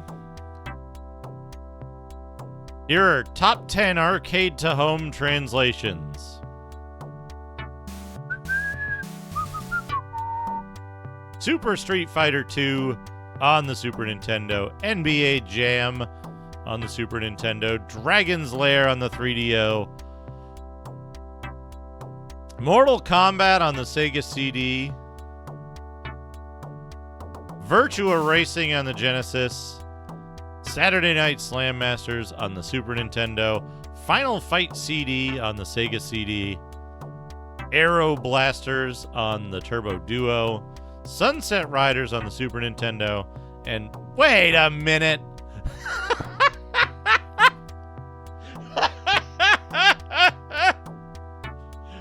Wait a minute. If we're gonna include the Neo Geo on this list, shouldn't it just be 10 Neo Geo games, you fuckers?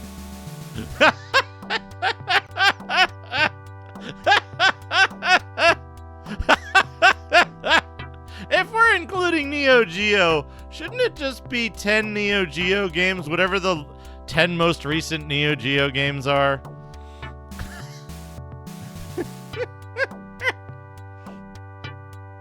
Let's see what the editor's top 10 is. Super Street Fighter 2, NBA Jam, Super Metroid, Pocky and Rocky, Saturday Night Slam Masters, Art of Fighting 2, Samurai Showdown. I am also 41 years old. Not today, but since it is 41 months, I guess it is significant. IB, thank you for 41 months. I appreciate that. And happy birthday. Happy birthday on 41 years old just today.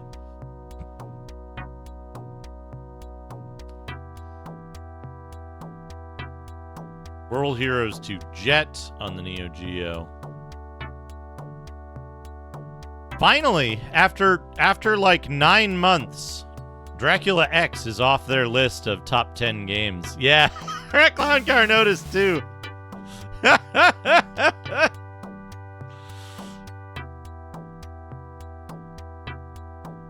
Reader's top 10, Mortal Kombat 2, Mortal Kombat 2, Mortal Kombat 2, Street Fighter 2, Aladdin, getting in there, Sonic 3, Street Fighter 2, Super Empire, Super Metroid, Star Fox, and Super Street Fighter 2.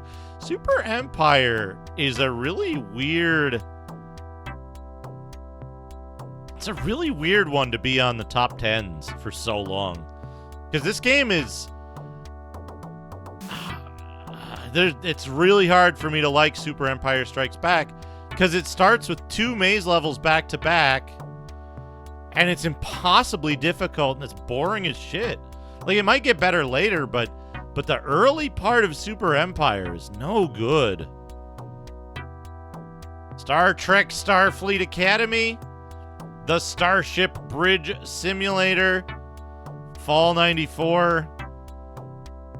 Ash Said Hi has been playing a bunch of Star Trek Online, which is very good. Also, you know what? You know who I haven't shouted out, and I absolutely should? Shout out is Chubo. Folks, Chubo is an excellent person. Excellent streamer. Keep an eye on what the future holds for Chubo. 3DO. Oh, that reminds me. Chubo, when you have your YouTube stuff together, let me know, because I'm gonna give your YouTube stuff its own whole command for everyone to use to advertise your YouTube. Here. Let's see. Jurassic Park.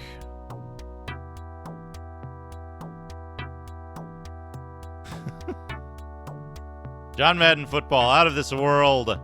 Out of this world for 3DO. Own hole.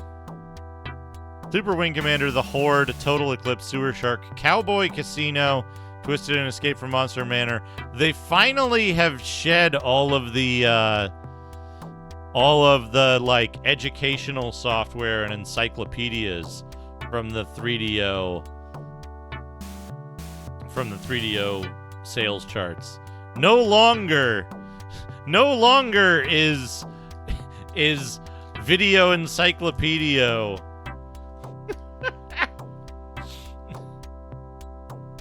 is Video Encyclopedia outclassing a bunch of 3DO games.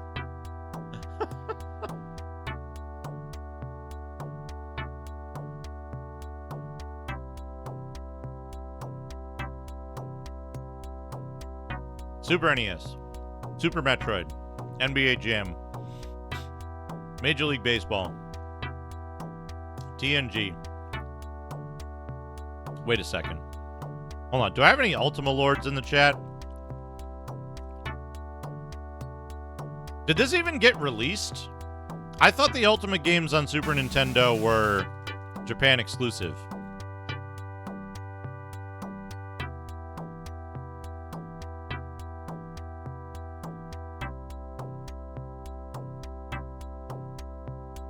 I thought all the Ultima games on Super Nintendo were Japan exclusive.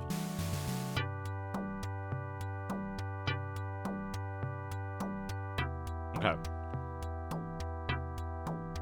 Anyway, Eye of the Beholder, Secret of Mana.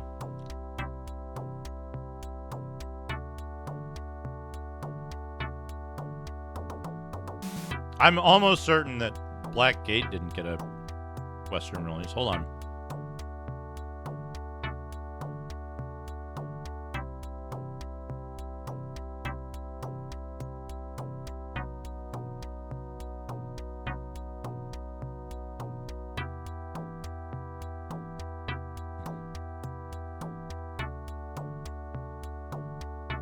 It's got a 93 release in the US.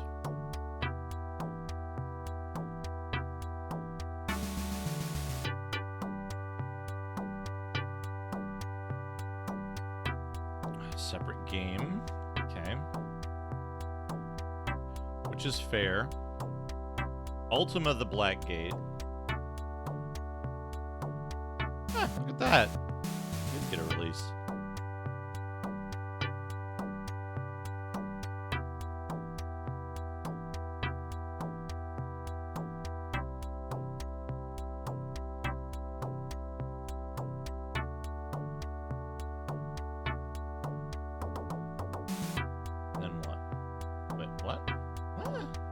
just don't have it.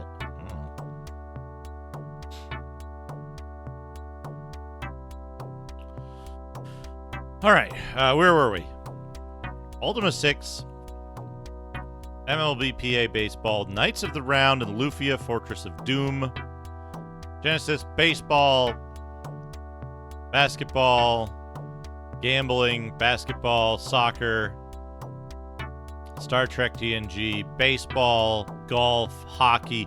This is, if we count parlor games, this is maybe the most. This is maybe the most sports game, most percentage of sports games on a console.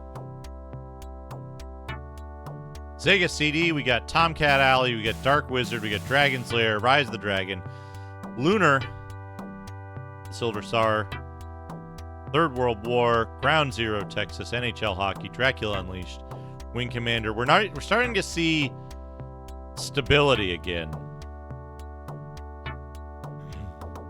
Game Gear, Game Boy is off the list, which is weird considering DK just released.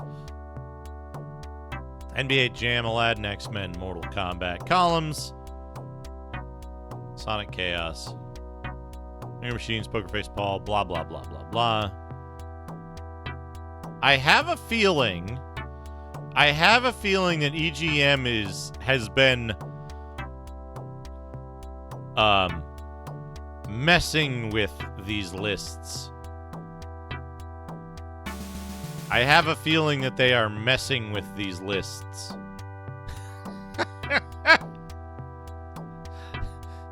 Probably at the behest of their financial backers.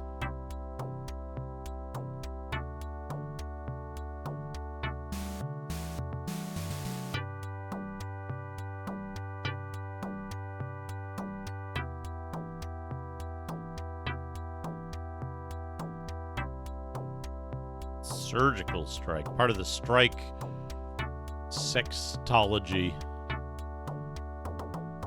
God, I can't focus on anything when Quarterman is talking.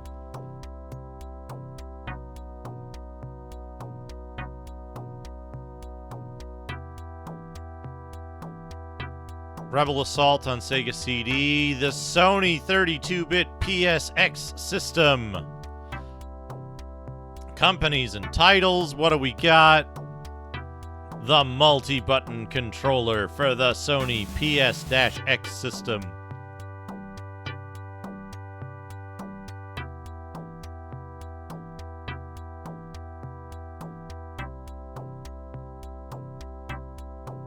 Hell yeah.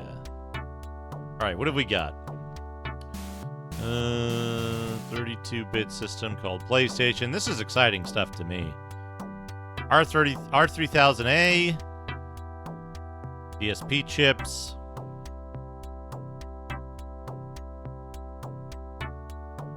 exceeding high-performance graphic workstations costing tens of thousands of dollars.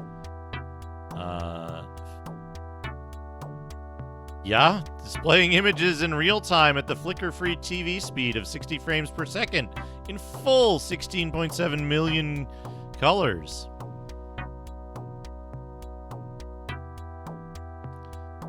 Not even disclosing the price. Price would be about $480. I don't think that's correct. Single button controller. That would be good. First mock-up. The demonstrators. PlayStation! Demonstrating at the conference. Let's see.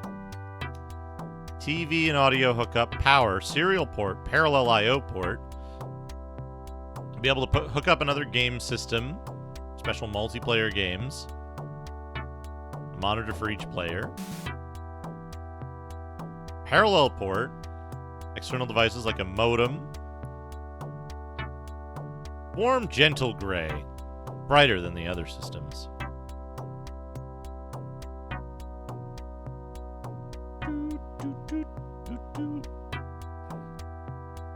The letter H, feet, banana-like rest. Letter H, feet, bananas. 12 buttons. 1, 2, 3, 4, 5, 6, 7, 8, 9, 10, 11, 12, 13, 14 buttons, buddy. 14 buttons. Right? Vivid 3D, the ultimate in game sound. Upcoming titles. The PSX. Asmic. We bring out Cagliostro's Castle. A-Train 4. Baseball 95. Princess Maker 3. Zero Divide. Gokujo Parodius. What do we got? We gotta look at this list. This is the important stuff.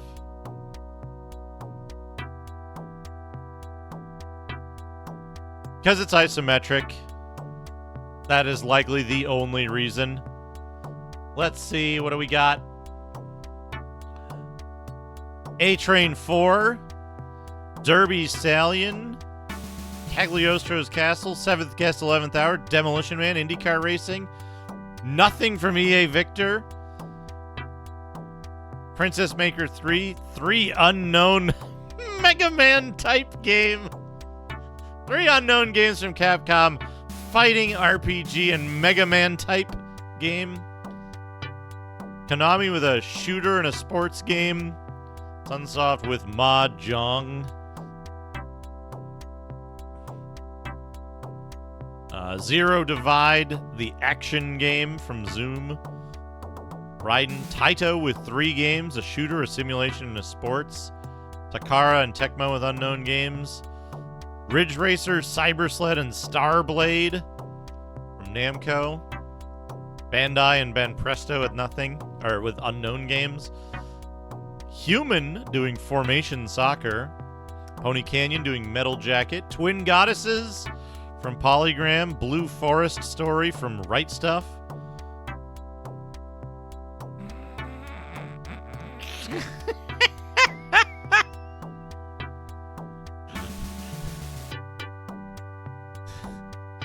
Popolo Chlois and Ark the Rad.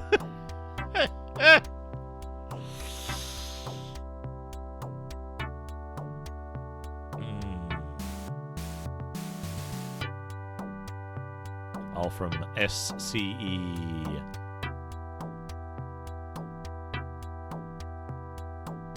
Which SCE is that? Anyway,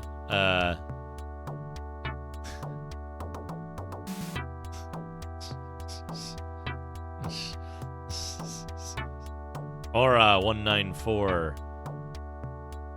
Cyber Sled.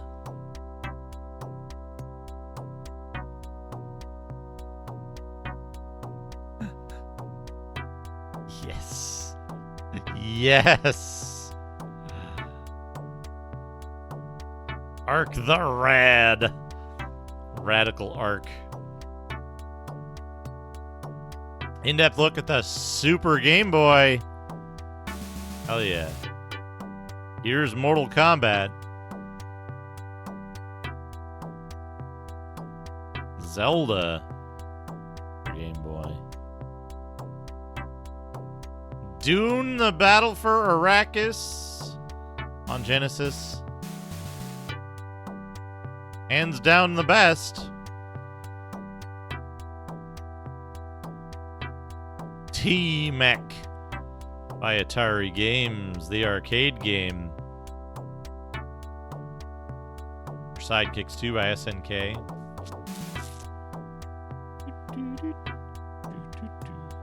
That guy's window's gonna break. He's gonna be like, fuck! Under Fire by Taito. No.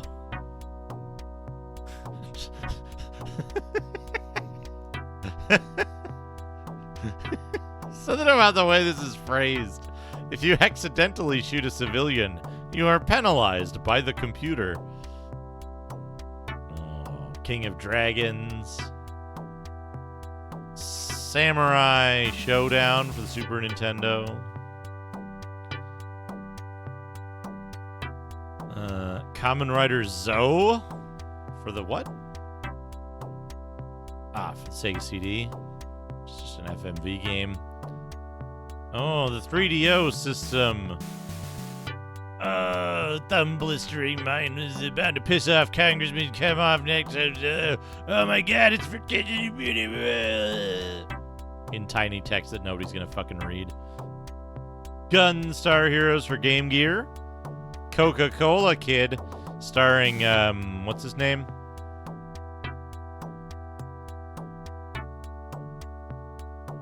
Eric Roberts.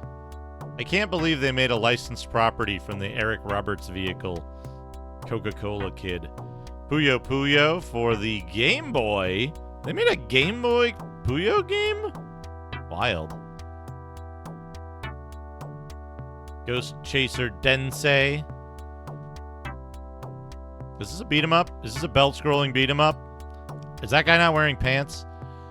Super Formation Soccer, Sailor Moon beat 'em up for the Mega Drive. I heard this one's quite good. Famous Equinox ad and the part that's often left out that proves that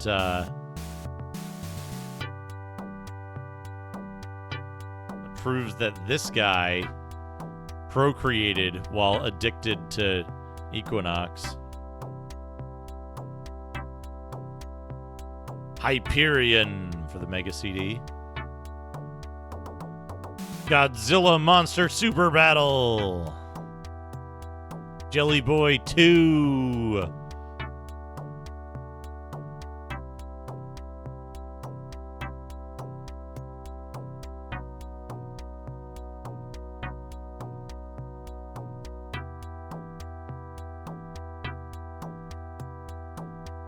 I love that it's like 5 people and 1 fucking skeleton dude.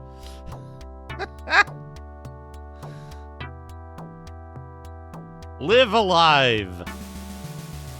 Magical Poi Poi Poi. That's not Poi Poi. Fatal Fury 2. Maybe it's pronounced Pwa Pwa Pwa. Samurai Spirits for Game Boy. It's funny that they're like, all of these pictures are now, like, overnight. Everything is getting, like, new screenshots in the fucking Super Game Boy. Oh! Look at that Batman. It kind of looked like he was sneezing here.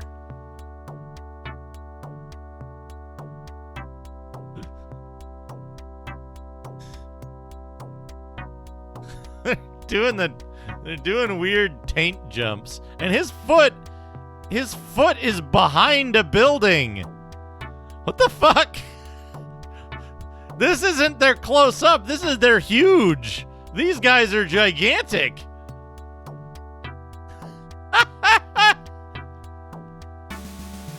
Wild Guns. Wild Guns. Oh, Tempest 2000, you do the math. Cheats. Cheats. Lord of the Rings, Volume 1, The Fellowship of the Ring.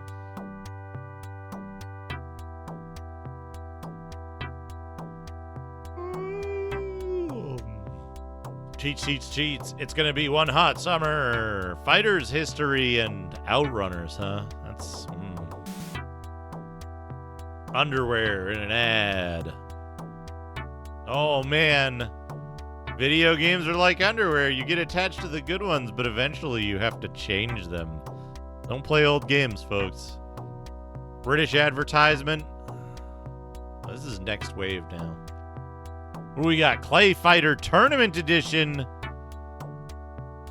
Clay Fighter Tournament Edition. Tournament Edition. Contra Hard Corps, Animaniacs, Lethal Enforcers, The Gunfighters, Wacky World of Sports, Biker Mice from Mars, Sparkster, Lodestar, The Legend of Tully Bodine. Absolutely trash garbage game. Power Instinct. Hey, Atlas. Cadillacs and Dinosaurs, not the arcade game. More phenomenal video games. Ha ha ha, get it? Pac-Man 2 Street Racer.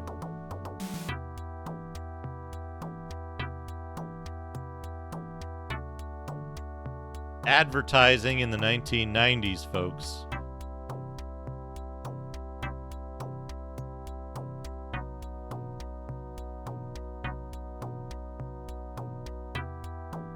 Booger Man. Dungeon Master 2 Skull Keep. Urban Strike. Because the city levels were the best part of Jungle Strike. Tire. You know, now go outside of your vehicle. That's what the series needed. Oh, look, there's more. It's still going. It goes on for 6 pages. Dragon's Lair. Shining Force 2. He drew his blade. Rock and Roll Racing. Starfleet Academy. 32-bit PCFX CD-ROM. One of the sample graphics. Dozens of special effects, like transparencies and scaling.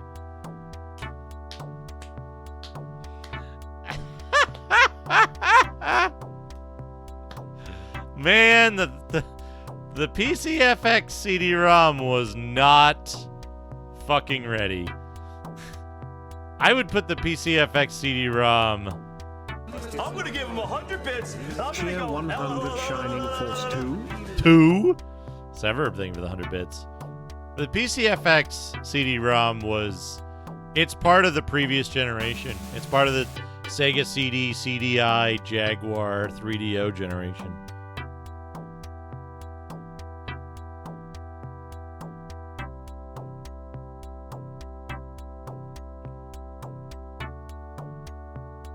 Viewpoint.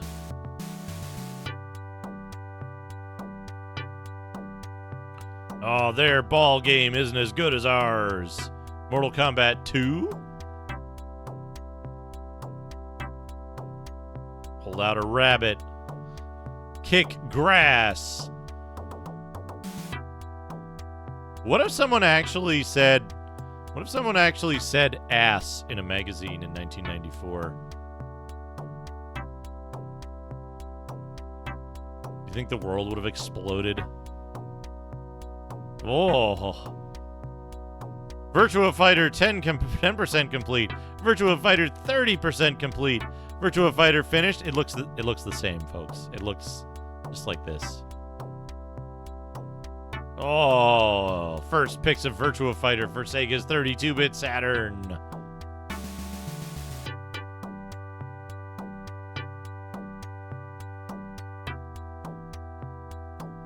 That's true. True. Panzer Dragoon, Clockwork Knight, Poparucho, Blue Seed, Greatest 9, Gale Racer, The Pinball, Shinobi X-Star, SimCity 2000, Dream Mansion 2,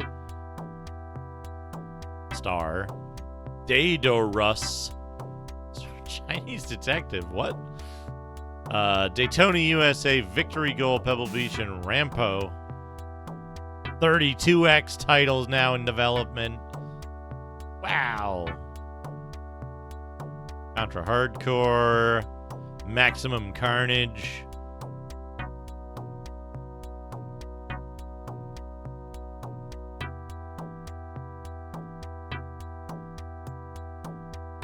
EGM and Hero Super Tour. Don't miss it.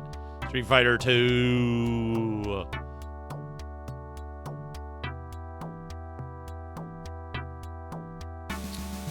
Find the seeds at Nintendo.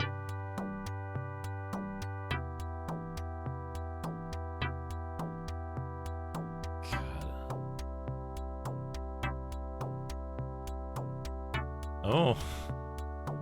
Oh no. Hard little man, Joe and Mac. He's licking his lips and pointing at his foot. I don't know about that. Uncharted Waters, New Horizons. Oily, rubbery feet. Yeah. Nobunaga's Ambition, Lord of Darkness. Stop that roach. Head games who want for players to get real. Head games who want for players to get real. IntelliPlay. Baki and Rocky 2. Tangy.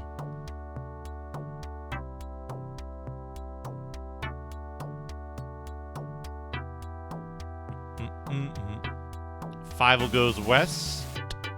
King of Monsters 2. ASP Airstrike Patrol. Like another isometric game. Arrow Fighters. Liberty or Death. King of Monsters 2. Again, win this incredible rig worth $18,000.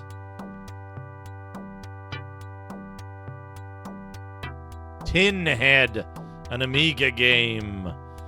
On any other platform is still an Amiga game. King of Monsters 2. Dragon Con featuring Ren and Stimpy.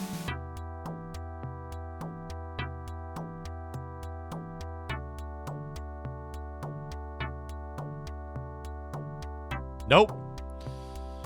That company kept changing their name. Revengers of Vengeance. Quest mode.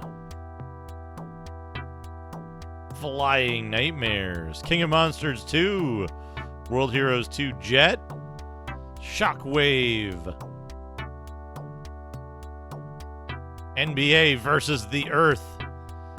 Betting on Earth. Mega Race.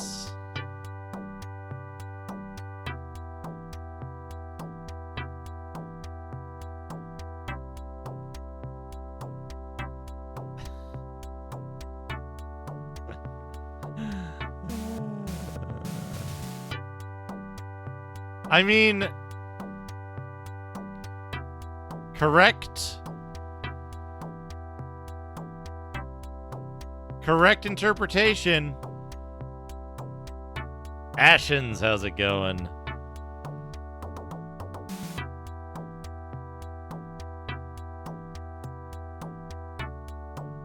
Probably not untrue. What do we got? Gritters. Gritters.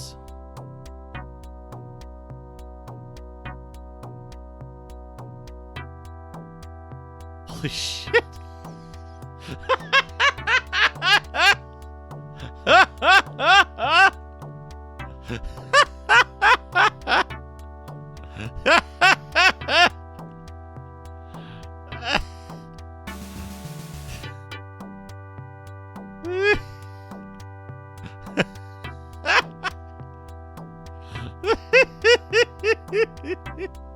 When you're playing your fucking modded out Game Boy that looks like this, when you're playing your Handy Boy. Look on your face when you get a Handy Boy.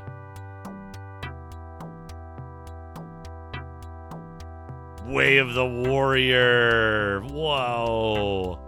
Choose your fighter. Get your VOD muted. This looks like some criminal, but I can't place it. Shadow Falls, August 5th, 1994. A Shadow Master.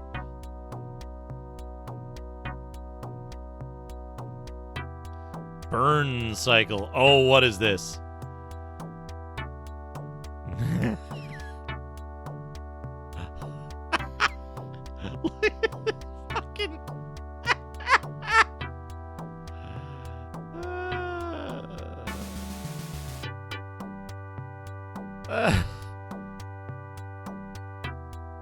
Modeling 3. Bum cycle.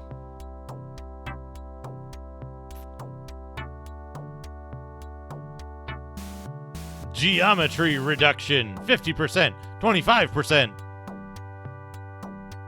Color reduction. Click on Sega Genesis mode. Dynamics, synthetic actors. Gameware. Yeah, it's Wavefront. It's legit. Wavefront was a legit company. They wouldn't be independent for very long, though. Within, I think, 3 years. 3 years? They were acquired by Alias. Mega Maze. Yo, Mega Maze. Coming to your CDI. The true power of the CDI. Super Godzilla. Earthworm Jim. Mickey's Ultimate Challenge. Sonic Spinball. Do we have anything weird on Games Galore?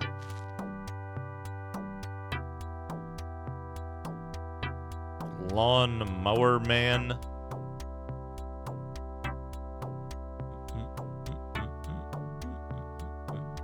Zombie 8 Neighbor.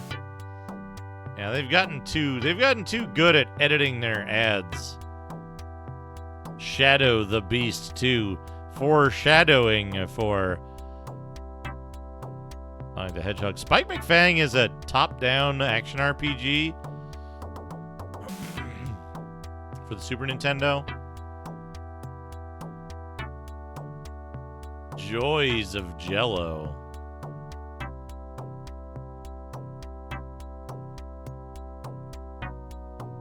Green Lantern.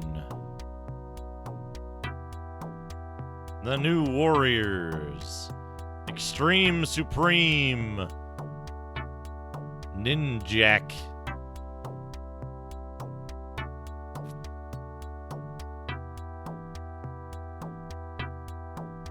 Gizmo's Gadgets and Games.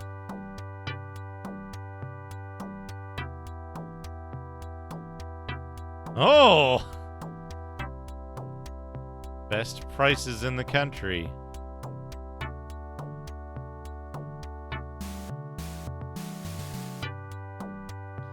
Nothing Return of Superman, the video game from Sunsoft, coming in August. And then, never loan out your stick. It'll get eaten by an alligator. It's how to win.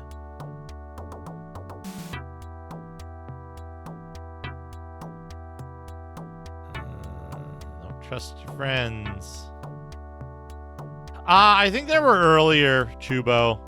I think they were earlier because this is 94. And we saw like off-model Adversonics. I think at least 2 years earlier. Pretty sure. Alright, I need to take a quick break. The good news is I got some neural nonsense horrors for you. Like Cyber Elf and Cyberlink. Please enjoy. I'll be back shortly.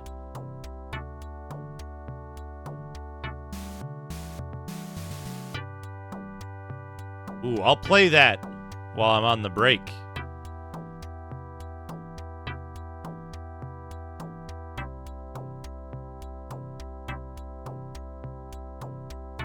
Hey, fellas! Welcome back to Larry's Retro Lab, where I tinker with old and vintage electronics. Today, I have a special treat for you. A Commodore 64, one of the most popular home computers of the 80s. I found this beauty at a garage sale for only $10, but it doesn't seem to work. So I'm going to try to fix it and show you how it's done. Let's get started. First, I need to open up the case and take a look inside. There are 4 screws on the bottom that I need to remove. Easy peasy, right? Well, not so fast. These screws are really rusty and tight. I need to use some force to get them out. Come on, you stubborn little. Ouch! I just stabbed myself with the screwdriver. That hurts. Oh well, no pain, no gain, right? Let's try the next one. Maybe this one will be easier. Nope, it's just as bad. And ouch. Again, seriously. This is ridiculous. How am I supposed to fix this thing if I can't even open it? Okay, calm down, Larry. You can do this. Just breathe and try again. There's only 2 more screws left. You can do this. You can do this. You can do this. Yes, I got one out. Finally, 1 more to go. Come on, baby, come on. Yes, I did it. I got them all out. Hooray for me. Now, let's see what's inside this bad boy. Wow, look at that. It's like a time capsule in here. There's the motherboard, the power supply, the floppy drive, the keyboard. Wait a minute. What's that? Is that mold? You gross. How did that get in there? That's disgusting. And it smells horrible too. Ah. This thing is filthy. It needs a good cleaning before I can do anything else. All right, fellas. I'm back. I just spent an hour scrubbing and disinfecting this thing with some alcohol and cotton swabs. It looks much better now. Don't you think? Now let's see if we can find out why it doesn't work. Maybe it's something simple, like a loose wire or a blown fuse. Let me grab my multimeter and test some components. Okay, let's start with the power supply. It should output 5 volts and 9 volts to the motherboard. Let me plug it in and turn it on. That's strange, nothing happens. No lights, no sounds, nothing. Maybe the switch is broken. Let me try to bypass it with some jumper wires. There we go. And nothing again. What the heck? Is this thing dead or what? Let me check the voltage with my multimeter. Wait a minute. What's that smell? Is something burning? Oh no. Oh no. Oh no. Smoke, smoke, smoke, smoke. Fire, fire, fire, fire, fire, fire. Quick, quick is on fire. Quick, quick. Plug it. Plug it, unplug it. Too late. It's too late. It's gone. It's gone. It's all gone. Oh no. Oh no, Larry. No. Oh no. What have I done? What have I done? What have I done? What have I done? I just destroyed a piece of history. A piece of history that I paid. How could this happen? How could this happen to me? Why me? Why me? Why me? Why me? But wait, maybe there's still hope. Maybe the motherboard is still intact. Maybe I can salvage something from this mess? Let me take a closer look. Oh no. Oh no. Oh no. The motherboard is fried too. It's black and charred and melted and cracked and broken and useless. There's nothing left of it. Nothing. How could this be? How could this be? How could this be worse? How could this be any worse? But wait, maybe there's still something else I can save. Maybe the floppy drive is okay. Maybe there's some data on it that I can recover. Let me pull it out and see. Oh no, oh no, oh no. The floppy drive is full of mold too. It's green and fuzzy and slimy and smelly and gross. There's no way to read anything from it. No way. How could this happen? How could this happen? How could this happen again? How could this happen again and again? But wait, maybe there's still one more thing I can try. Maybe the keyboard is fine. Maybe I can use it for something else. Let me plug it into my laptop and test it. Wait, didn't he say no. C64? Oh no, oh no. The keyboard is short-circuited too. It's sending random keystrokes and commands to my laptop. It's deleting all my files and programs and settings. It's ruining everything. Everything. How could this be possible? How could this be possible at all? How could this be possible at all times? But wait, maybe there's still a way out. Maybe I can put out the fire. Maybe I can save my lab. Let me grab my fire extinguisher and Hasn't spray. put out the fire Oh yet. no. Oh no. Oh no. The fire extinguisher is empty. It's empty. It's empty. How can it be empty? How can it be empty?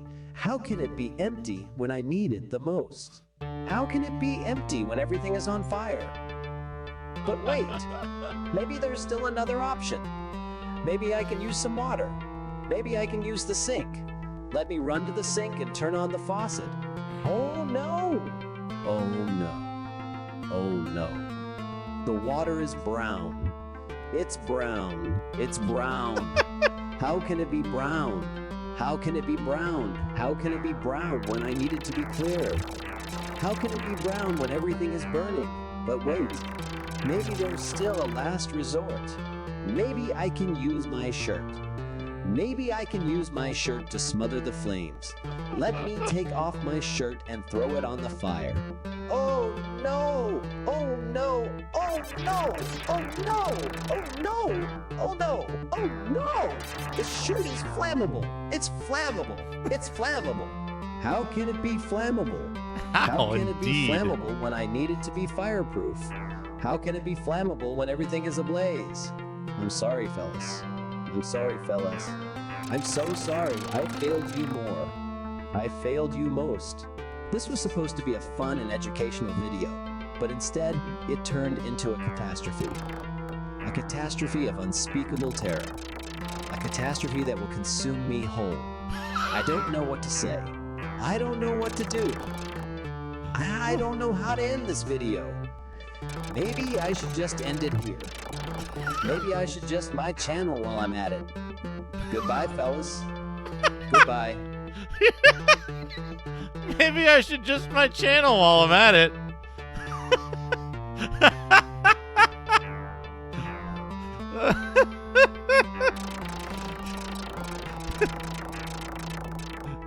He just the whole channel.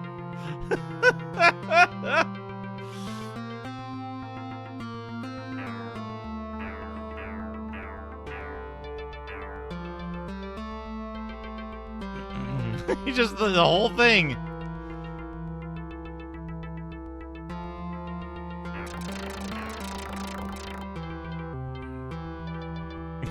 The whole thing. Thank you, Chubo. Thank you, Chubo. What a wonderful Larry's retro computer lab. How does he keep rebuilding the lab after every episode?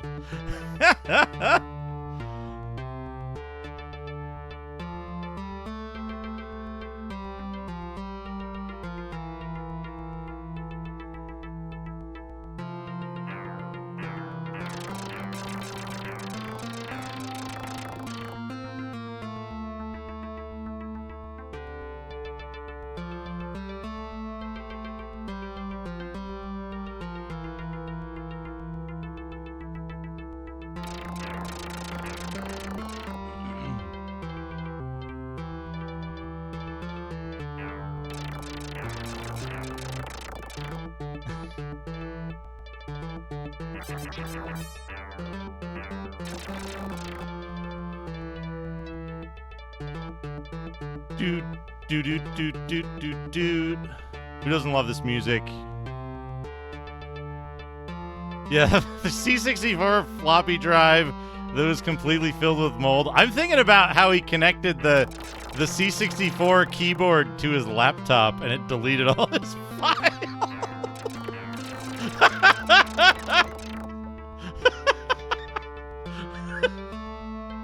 Cause like the real world like configuration you would need to make that possible is so complicated. Hooking a C64 keyboard up to any modern computer.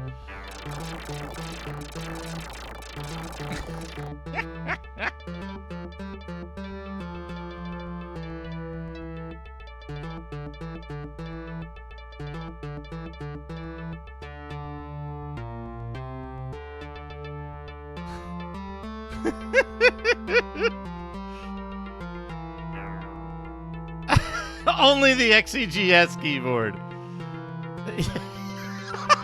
Yeah.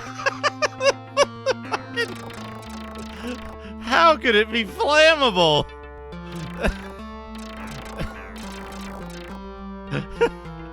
When he needed it to be fireproof. Oh, that's good.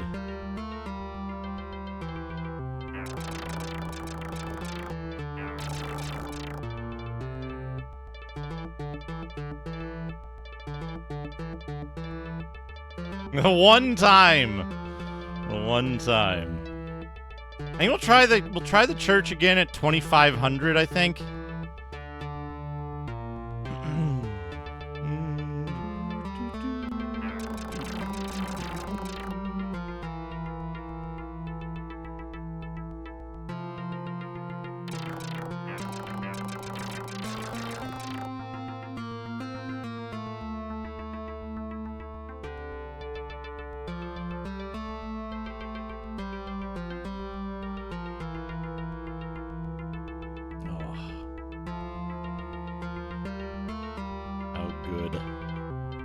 By the way, folks, I want to be perfectly clear.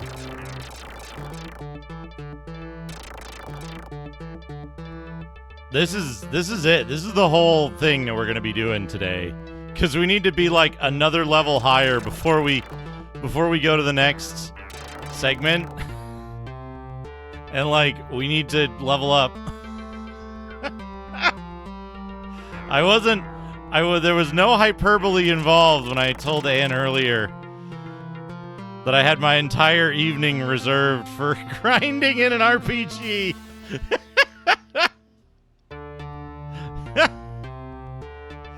They're like, nope. This is it. This is the whole thing. Just getting that level up. I think once I'm level 8, the other area will be a lot more approachable. Because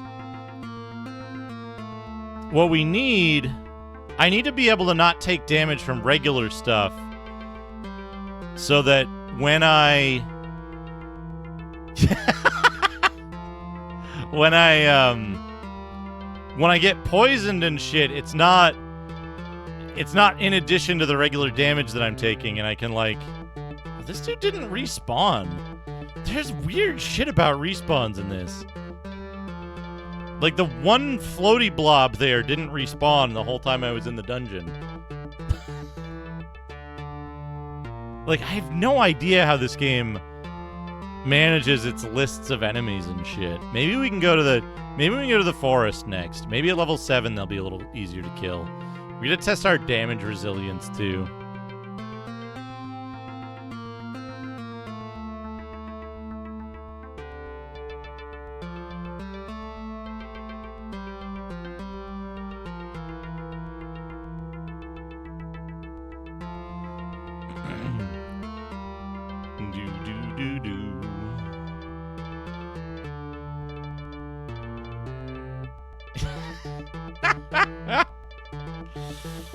Yeah, they all have their own schedules, and sometimes they won't be at the appointed place and you have to come back later.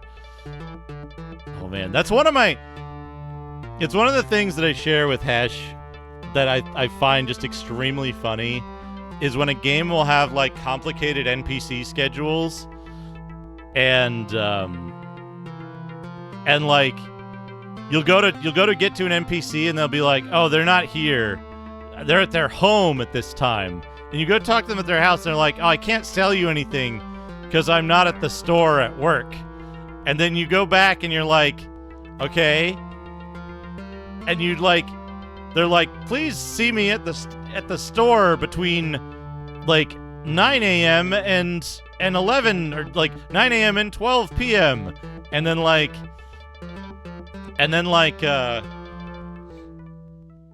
except for my lunch break from 12 to 1, and then I'll be back at the store from 1 to 5. But like, they walk from their house to the store starting at 9, and it takes them like 2 hours to get there in game time.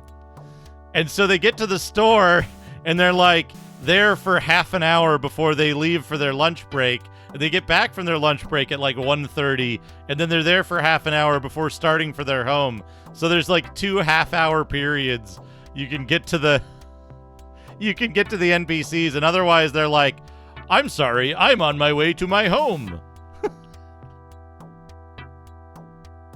Or sometimes they just despawn entirely, and you're like, what?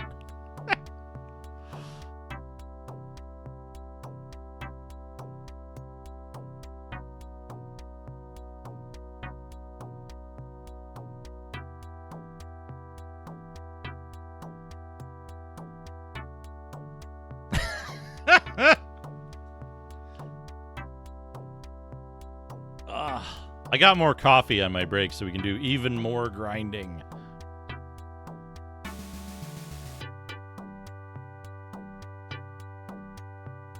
Anne loves to hate this game.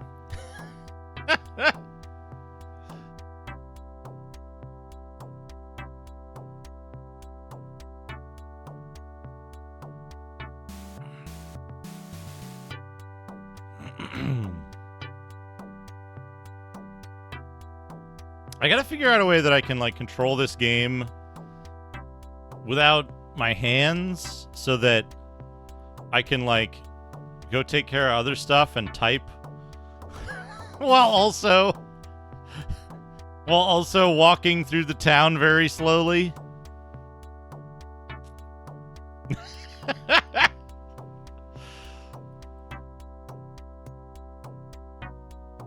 I was gonna say that makes it I did, Chubo. I did. That it's so good. It's so good. Smunk. He's got that big leg. He's got that big log-sized cigarette. Don't do it.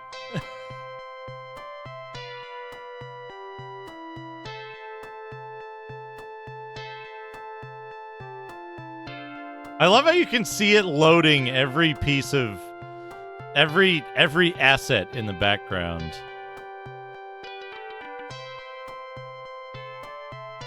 Like, I want to kill the dudes here, but I don't want to kill them going to the left. But the forest is fucking open every time I go there.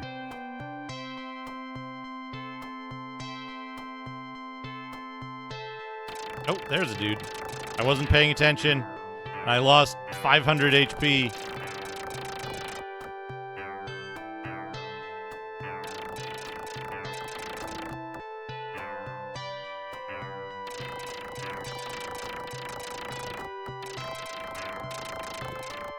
.22 experience. It's like killing 2 of the guys in the cave.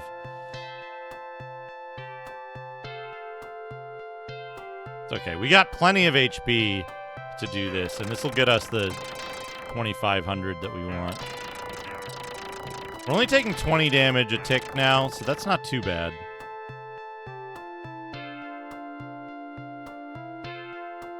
Yeah. Yeah, J52, exactly.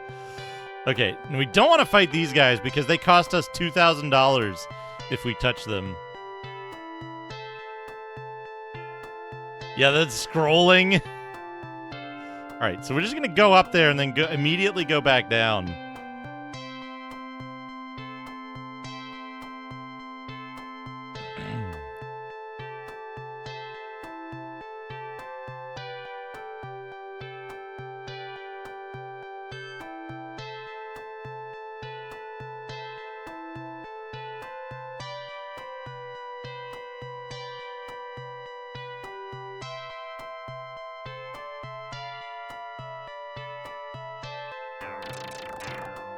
We got it.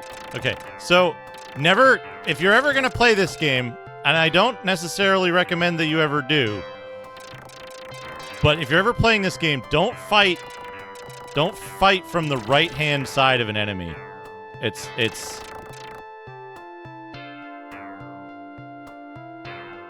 a death trap. Fighting from the right, I mean. You always want to be on the left. You don't want to fight to your left. Because the hitboxes in this game... Actually, you know what? This game did it first. Before Super Nintendo East 3.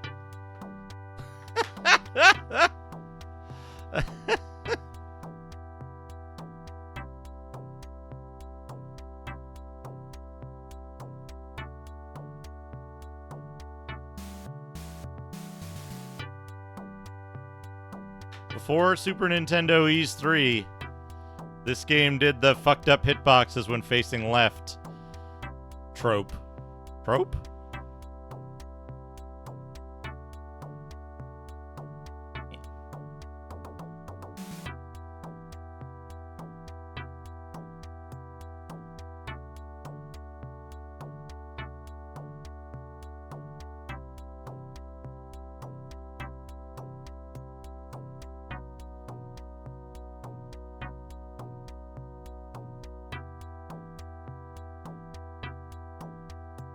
Is this it? The church.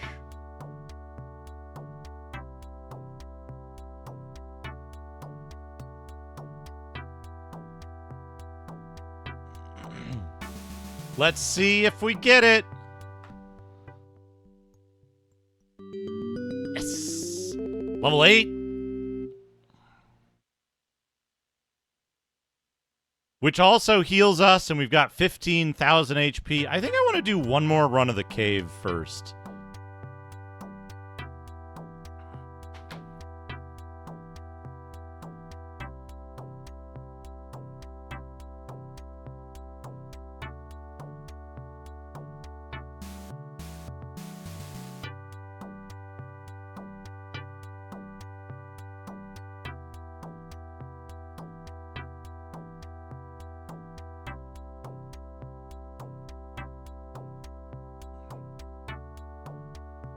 And I forget, when Macaw played this, did you do dank art of the protagonist and his like, wait a second, his like giant pink 80s hair? I feel like I've seen that before, but I don't know if I would be able to find it right now.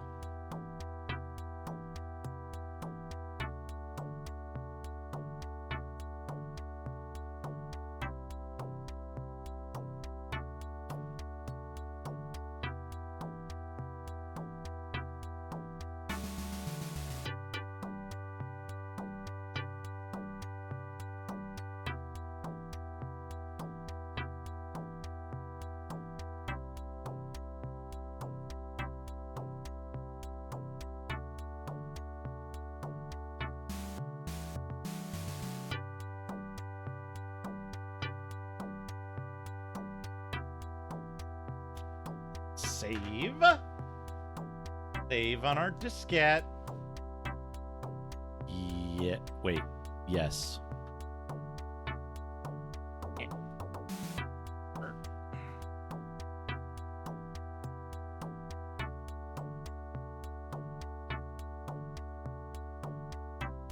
I'm thinking, you know, chat, I'm thinking that today, maybe we do a mega stream today. Stream on into the night. Leveling up and getting prepared. Shade. How's it going? Shade gets a shout out. Hope you're doing well.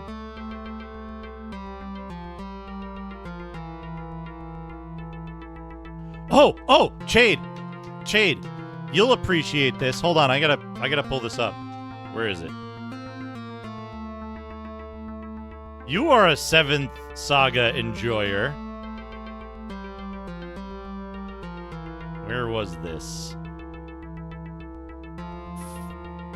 58?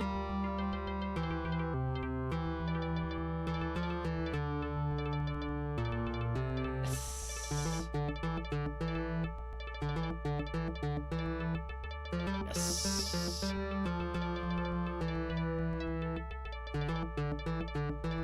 The challenge card for 7th Saga.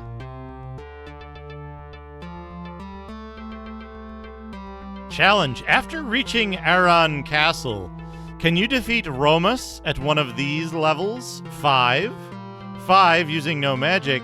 Pro 4 using only magic. Can you do those challenges? Sound off below in the comments.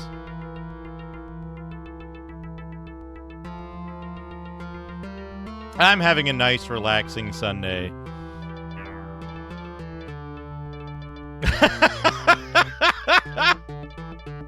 Why don't you want to do the? Why don't you don't want to do the good challenge? Come on, it's a good challenge. Just do the challenge.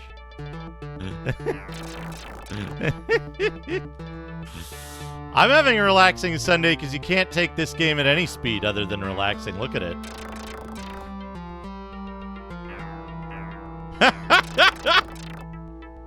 Incredible. Incredible.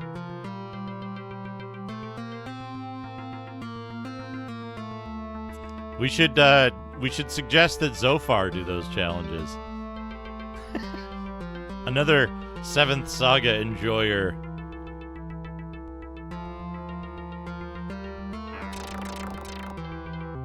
Who would be best to do the magic only challenge? Yeah. Convince. But yeah, you gotta relax when you're playing this game. You can't take this game any other way than relaxed.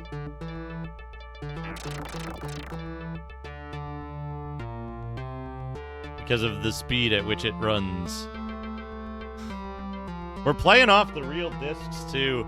This is one of the rare times you'll see me play on real software as well as real hardware.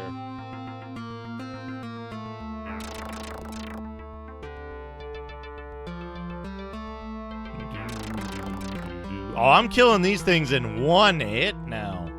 Oh, that's good. Just one tick. I think for Zophar, the next things to do are like get him to play Eye of the Beholder on Sega CD because he loves it, and then Might and Magic 3 on Sega CD. I think those are the next 2 steps for Zophar.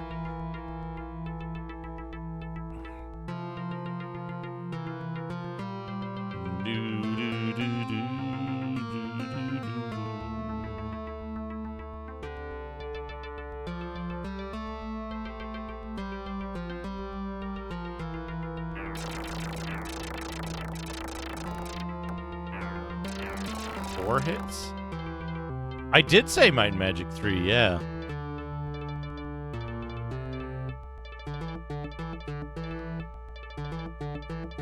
High quality RPGs on the Sega CD.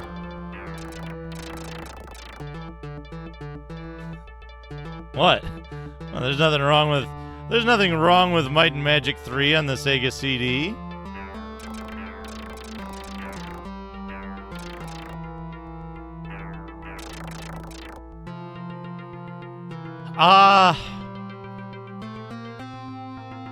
It's the DOS version, really. It's the DOS version.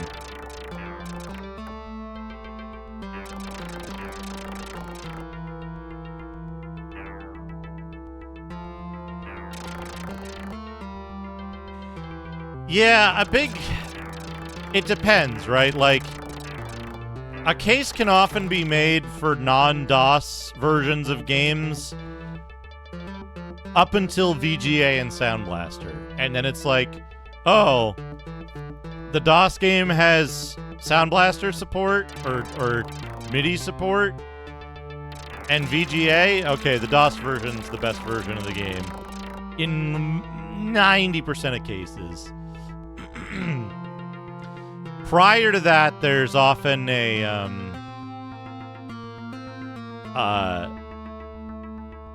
yeah. And to be clear, games that started on DOS usually don't get improved ports. Prior to VGA and Sound Blaster becoming commonplace,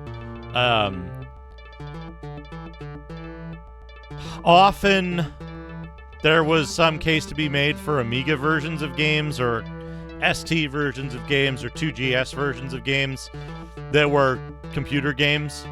For example, Bard's Tale 2GS GSOS version is probably the best way to play it up until the remasters.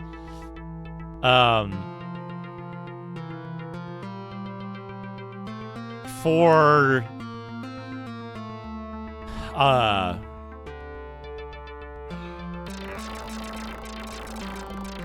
like Dungeon Master is probably best on the ST, I want to say. Maybe the Amiga version is pretty good. I think the DOS version of that is subpar. But some games before that are weird, right? Like, if you can speak Japanese, the Turbo CD version of Might and Magic 1 might be the best. Because it has, like, better graphics and better quality of life stuff going on.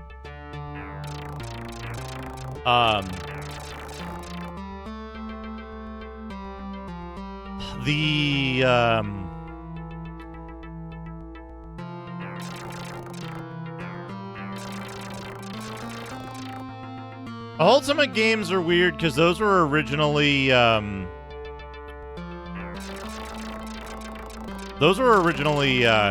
Apple II games for the most part, and then they got those like massive improvement remakes on the FM Towns. So FM Towns is the way to go for Ultima 1 through 5, right? Like, didn't all of them get voice acting and shit?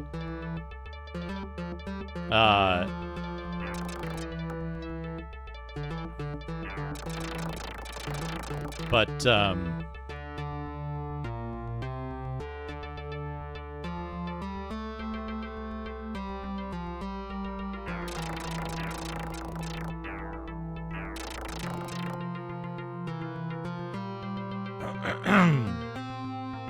but yeah, it depends, right? Like, I always go for the original versions of stuff if I can get it, just because it's always interesting to see, like, what's what. Yeah, Fantasy 4 is a weird one.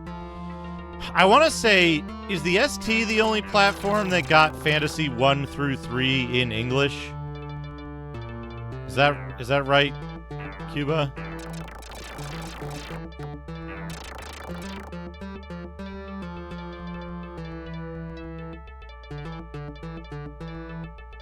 This dude, this kid here, Rag,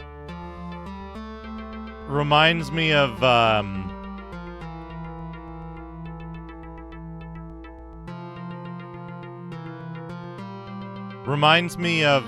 like a Kunio character.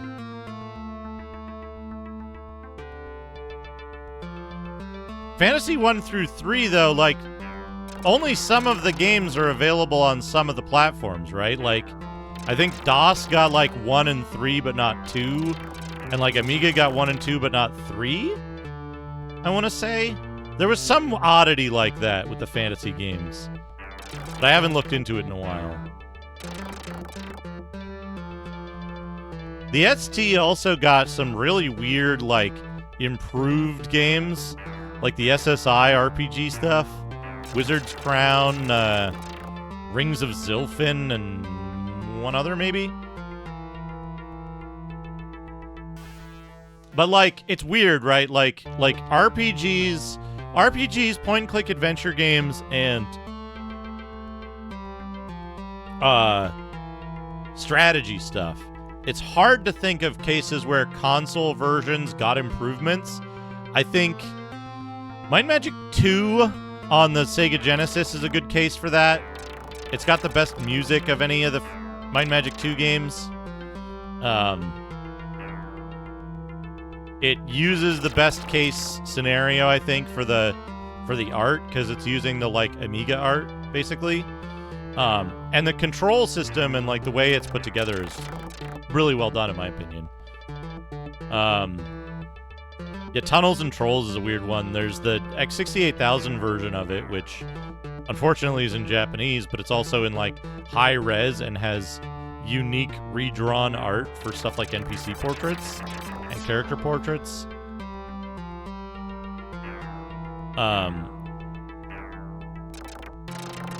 Oops. Yeah. Well, the DOS version is basically a port of the... Was it PC-88 that it was developed for originally, and then upported to PC-98, I want to say.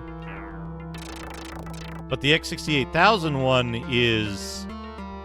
The X68000 one is unique among them, that it has different art.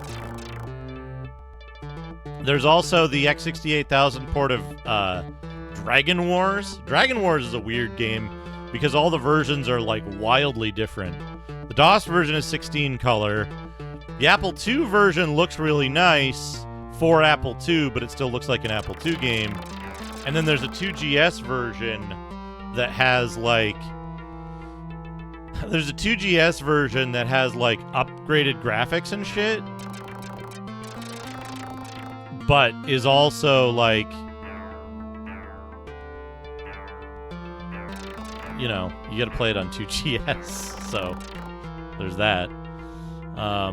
And then the X68000 version, which that might share stuff with other Japanese PC ports, but that has like high resolution art and like sprite scaling stuff that it does that the other versions don't do. I think the Amiga port of Dragon Wars is the same as the Apple II GS port, but like wildly fucked up, if I'm not mistaken.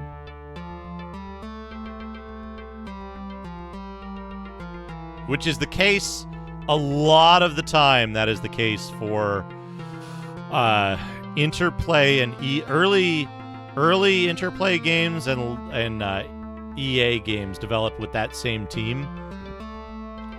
Mike Ybarra, the Mike Ybarra production team stuff, got really fucked up on Amiga ports and non-Apple PC ports. But I don't know. I don't recall about Dragon Wars specifically.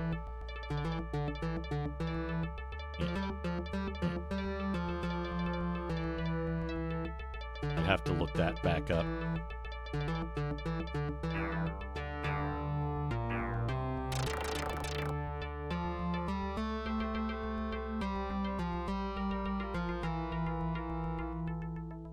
Yeah, Wasteland is interesting because the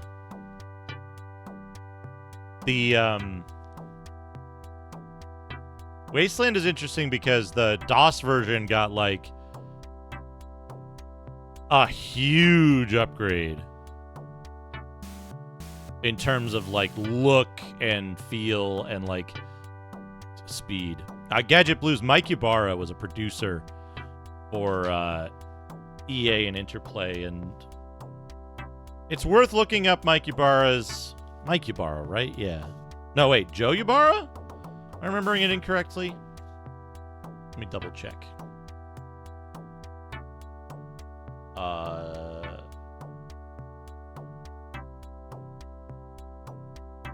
Let me double check here.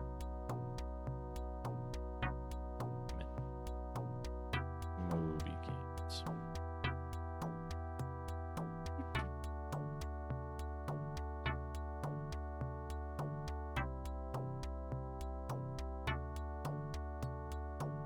Joe Ybarra, sorry. Yeah, Joe Ybarra. My mistake. Joe Ybarra. Thank you for catching that. Joe Ybarra was involved in the development of a large number of really fucked up games. He was also a producer for games separately from that.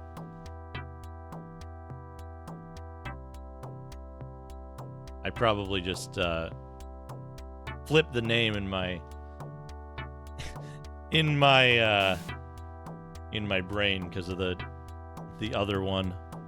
But yeah, involved in a bunch of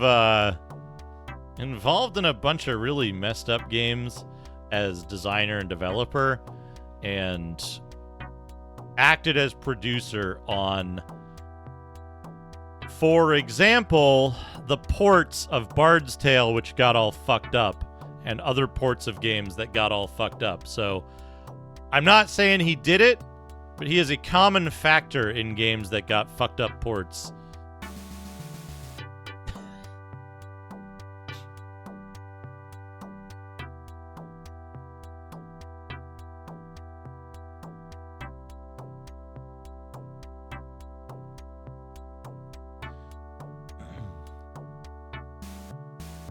Oh.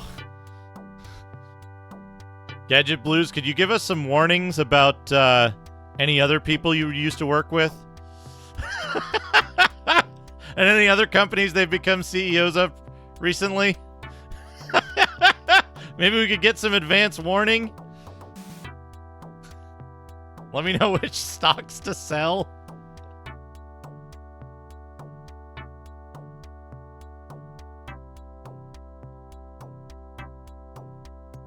No, and to be clear, right? Like, there's a difference between someone was responsible for doing a thing and someone being a common factor in something being, someone being a common factor in a thing that happened multiple times, right?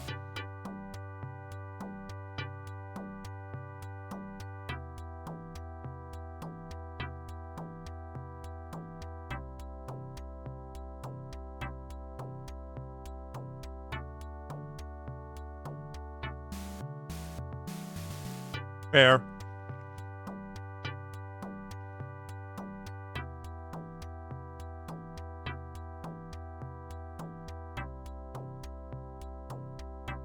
We're gonna go check how vulnerable we are to the enemies at the other end of town.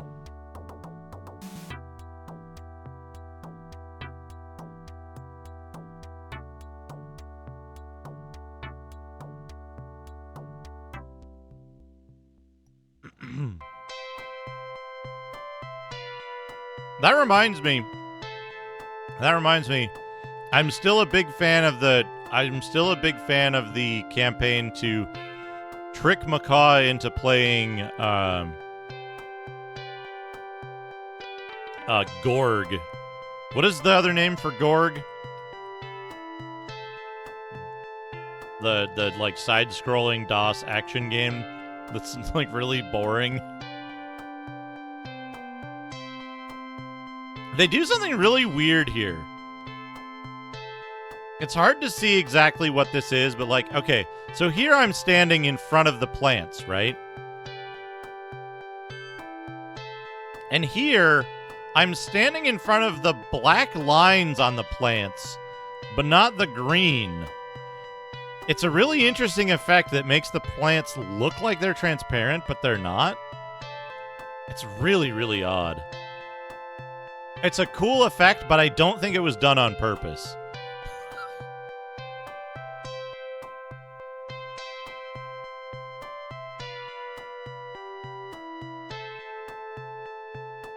Oh, like this. Incorrectly tiled plants. Also, I talk about this from time to time about like the type of humor and the type of writing that turned up in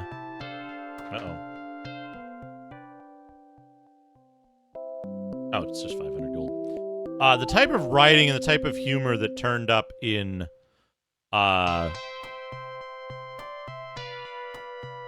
Sierra games. Well,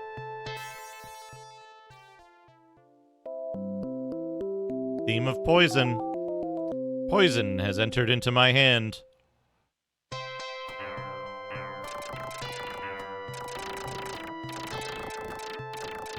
Hopefully these guys drop stuff and therefore do not respawn. Not the self-referential humor stuff. In Sierra's case, stimulant. In Sierra's case, the thing that I'm referring to is mean-spirited humor. Wait a second. Did I hope I can make it back to town in time.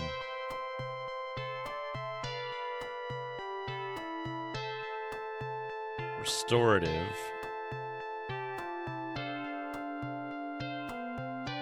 I thought I bought another antidote, and I guess I didn't. So let's go back to town.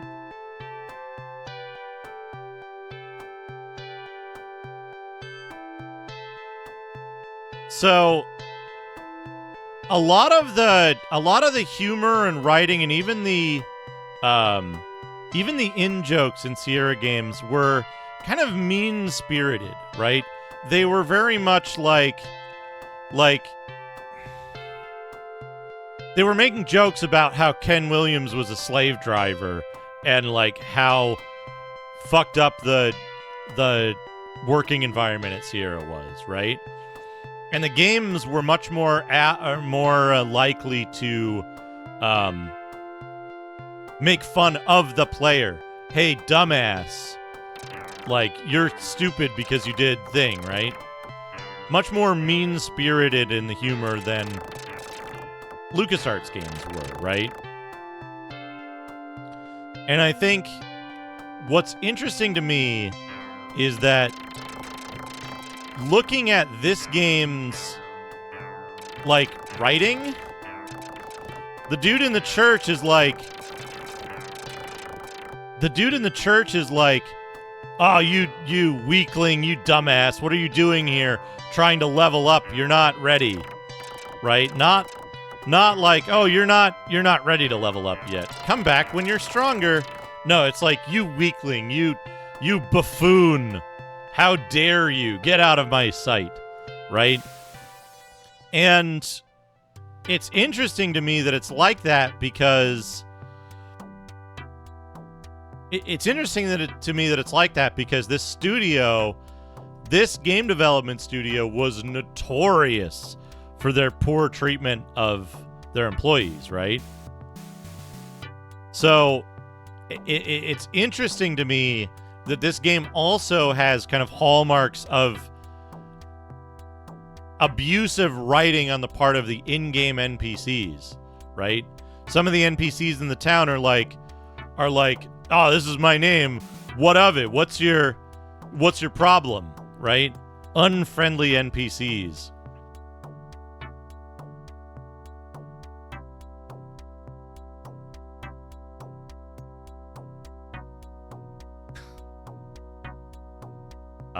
Is this the item store? I think part of it, Hictor, is that the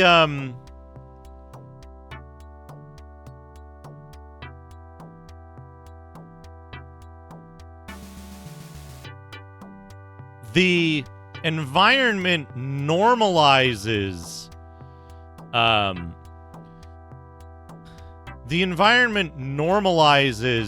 those things and makes them more likely to appear as an accepted form of communication. So when... Hello? There we go.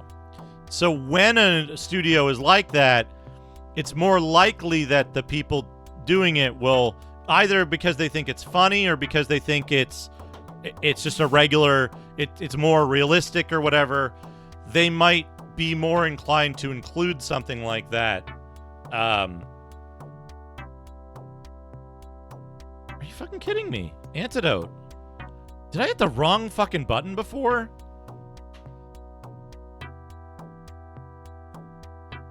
Right, so like when you're in an environment where things are more frequently negative, you're more likely to normalize negative stuff, right? Yeah, exactly. And so it's one of those things where, like, I don't think it's necessarily that, like, oh, this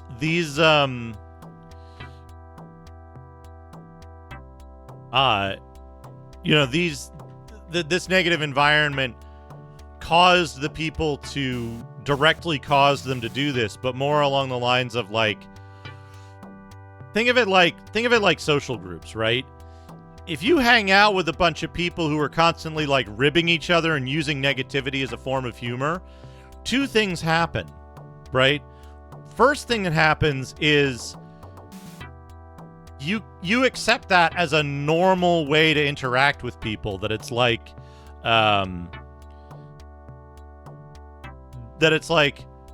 oh, okay, yeah, people make fun of each other and it's a sign of endearment because that's what I've been experiencing in my regular social life, is that my friends do this to me, and they're always giving me shit. So clearly that's because they're my friends and they like me, and not because they're, dickish pricks, right? However, if you transition out of that environment and you start doing that to people who are outside of that environment, they go, "The hell, dude?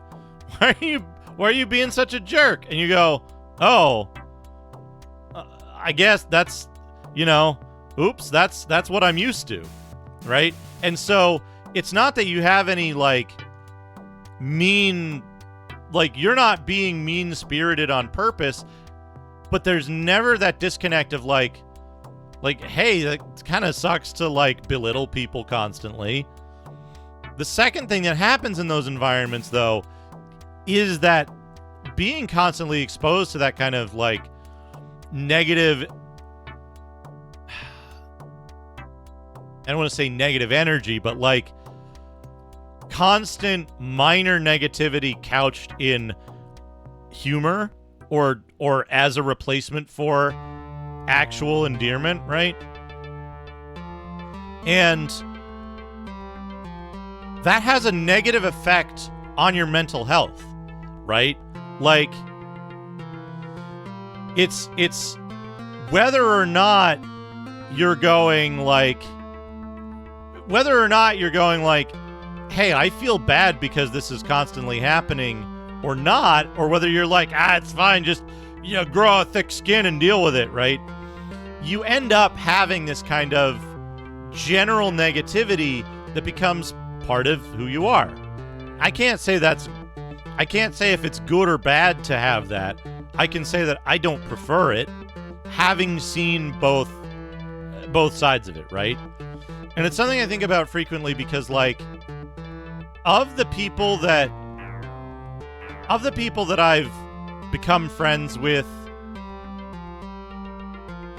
between online and through meeting in regular life scenarios, I've become better friends on better terms with the people that I've met online because I can pick and choose who those people are, and I'm not limited to the only person who likes video games in a 50-mile radius is this slightly racist kind of jerky guy.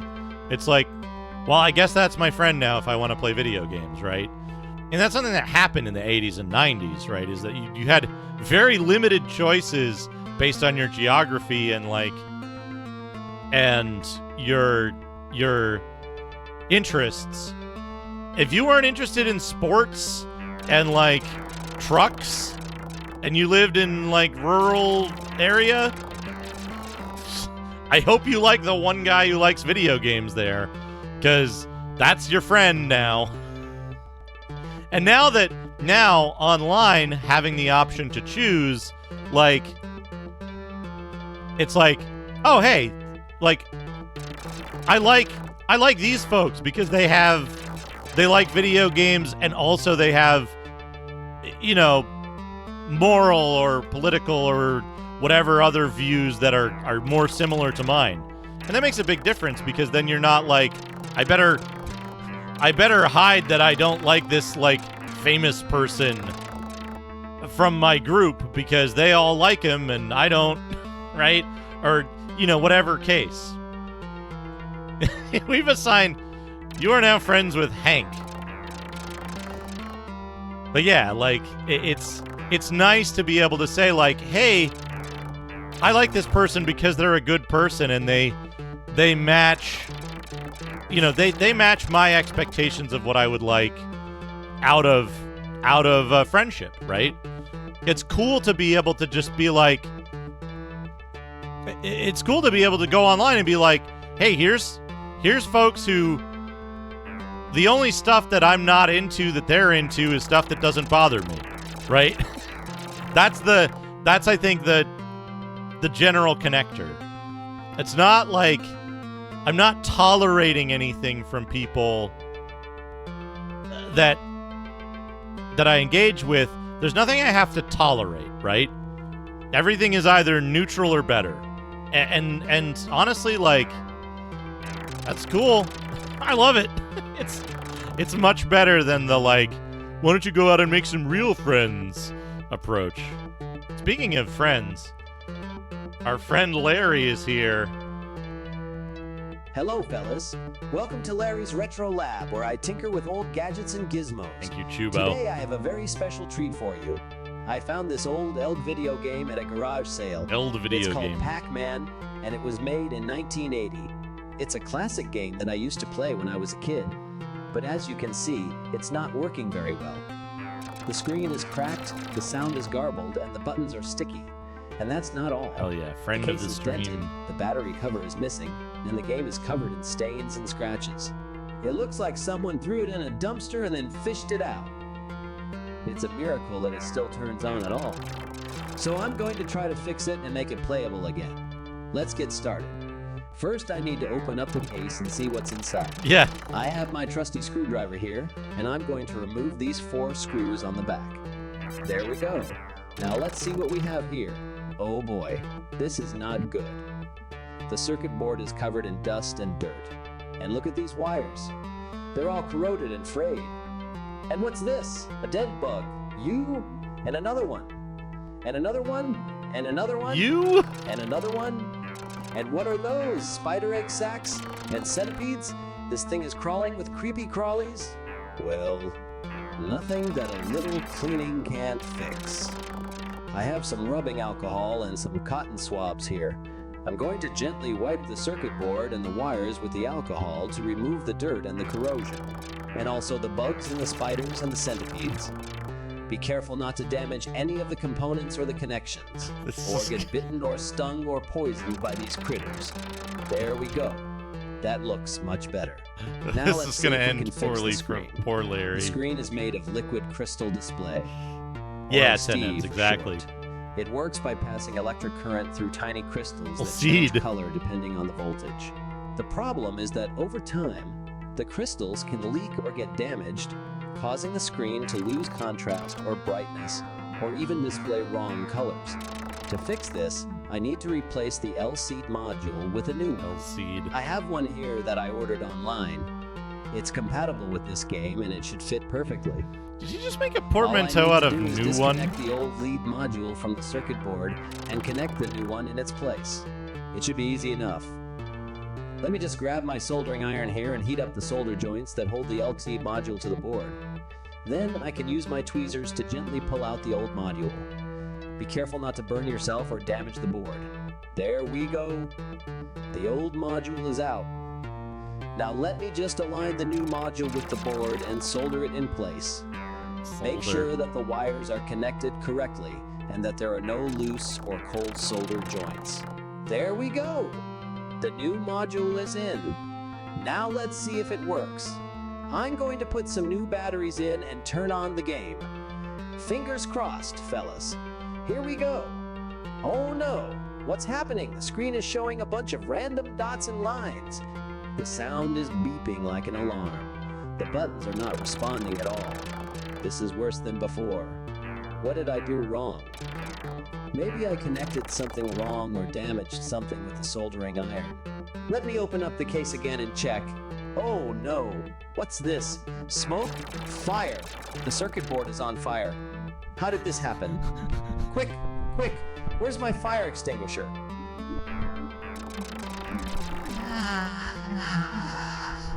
It's not working. The fire extinguisher is empty. How could this be? Maybe it expired or leaked or something. Quick, quick! Where's my water bottle? I need to pour some water on the fire and put it out. Ah! It's not working. The water bottle is full of soda. How could this be? Maybe I grabbed the wrong bottle or someone switched them or something. Quick, quick, quick! Where's my blanket? I need to smother the fire and put it out. It's not working. The blanket is soaked in gasoline. How could this be? Maybe I spilled some gas on it or someone soaked it or something. The fire is getting bigger and bigger and bigger. The game is melting. My lab is burning. Help! Help! Wait a minute. What's that smell gas? Oh no! There's a gas leak in my What's that lab. smell gas? How did that happen? Maybe when I was soldering, I accidentally punctured a gas pipe behind the wall. Quick! Quick! Quick! Where's my wrench? I need to turn off the gas valve before it explodes. Hey! It's not working! The wrench is broken. How could this be? Maybe it rusted or cracked or something. It's too late. There's a huge explosion. My lab is blown to bits. My game is gone. My tools are gone. Everything is gone. Hello, is anyone there? Can you hear me? Please send help. My name is Larry Fine and I'm trapped under a pile of debris. There's smoke and fire everywhere. Please help me. My name is Larry Fine and I'm trapped under a pile of debris? Question mark?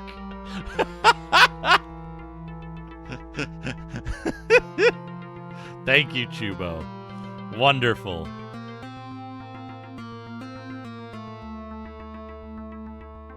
Wonderful.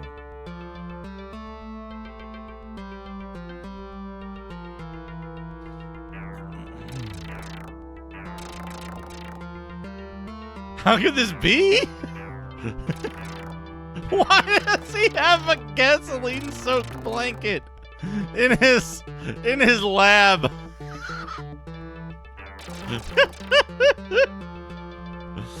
Oh man.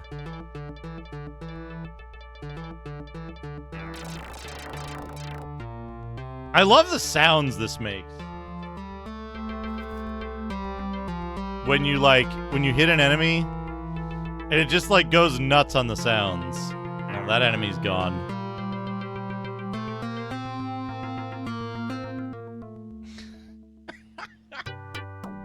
Do you think there's an X-Man whose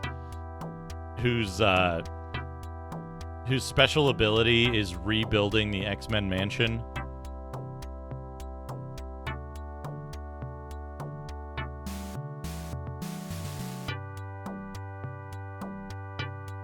All right, fourth house.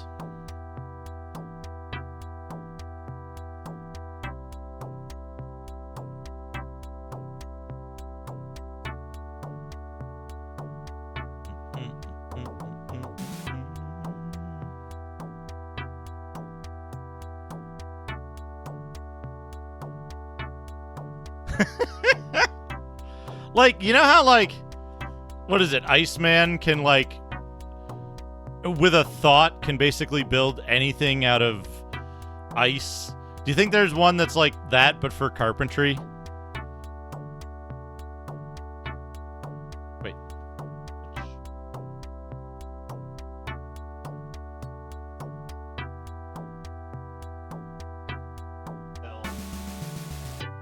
Or a church.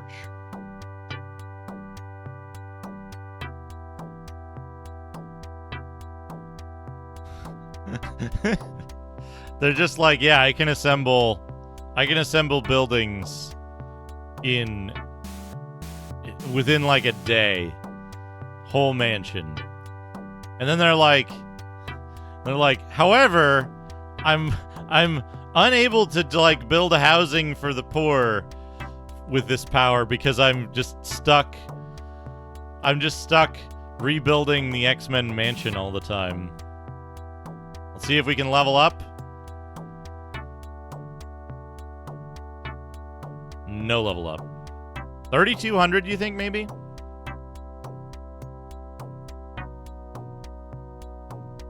In reverse time, but only for structures.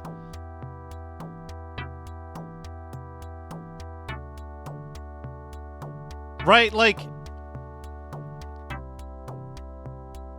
there has to be... I always think about this for, like, the weird specificity of powers that show up in, like, any superhero canon. It ends up being to the point that it's, like, there have to be these, like, third string and fourth string and even further down mutants or superhumans or whatever that just have bullshit powers that aren't really useful for them to fight crime or anything, or to become criminal masterminds, and they just live in obscurity doing good at menial tasks or something, right? Like that's, I think about that from time to time. Like yeah, they've got some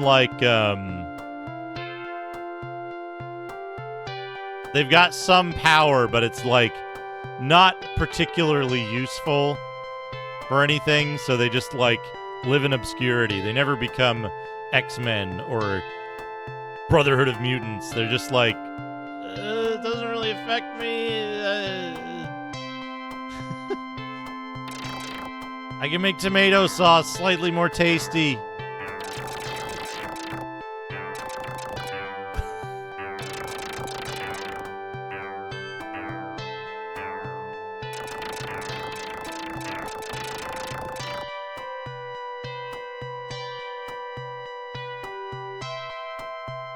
Interesting. Wild cards.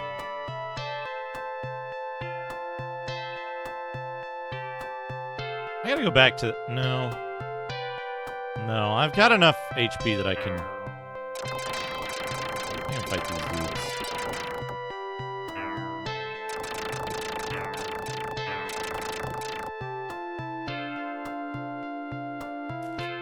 Did he just stop after 32 and he had 20 more planned?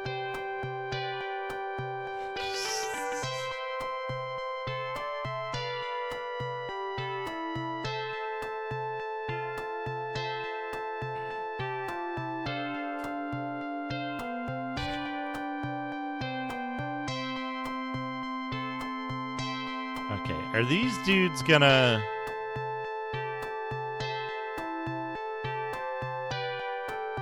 Are there more of these dudes that are gonna show up? Yes. And we don't want to fight them. Can I hit them from here?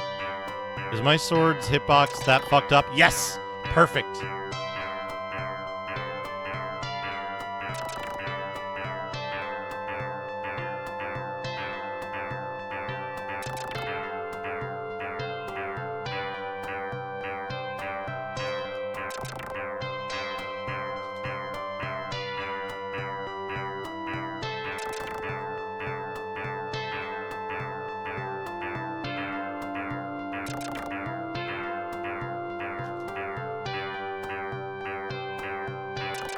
I'll get him eventually.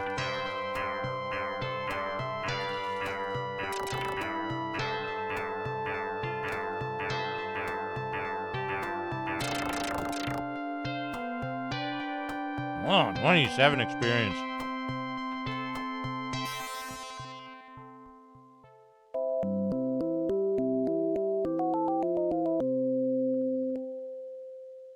Oh! Oh, there's a large shield.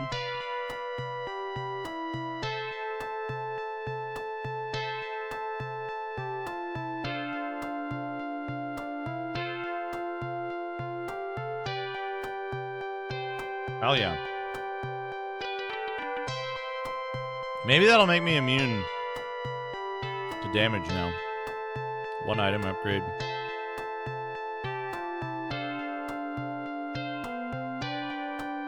Let's go back. If there's anything to fight, we should be able to kill it. And if not, we'll just go to the inn. Otherwise, I think maybe 3,200 is a good number that might get us a level. We'll see.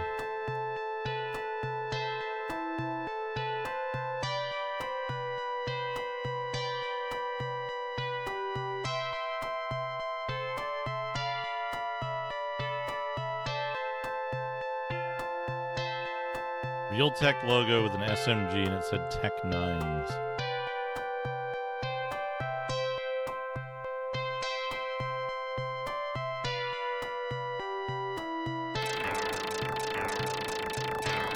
Oh, we are invincible to these dudes. Yes.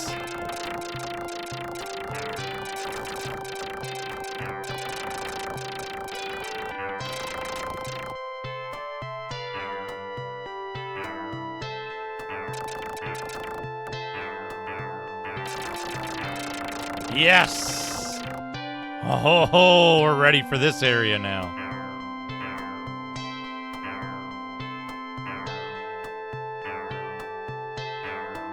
We don't have to go back into the starting cave any longer.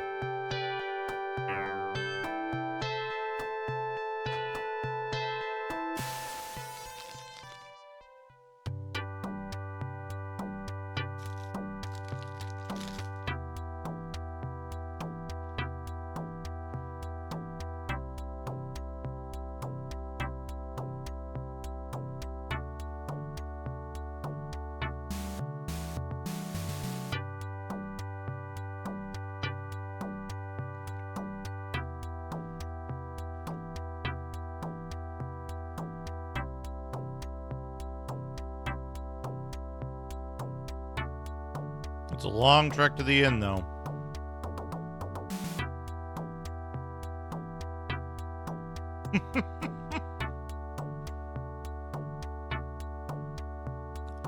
It's funny, right? Because the message when you do level up is like is kind of nice, right? He's like, "Oh, you've gained more power. Come back when you're even stronger. God is always watching over you," or something. It's much nicer. But when you don't level up, this one, he's like, "Get out of my sight, weakling."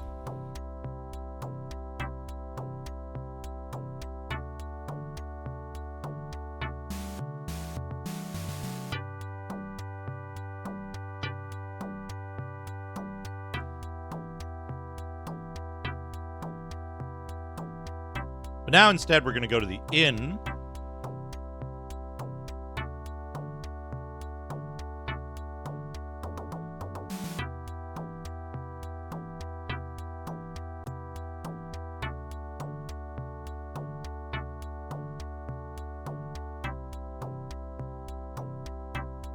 Spend the night. 300 gold.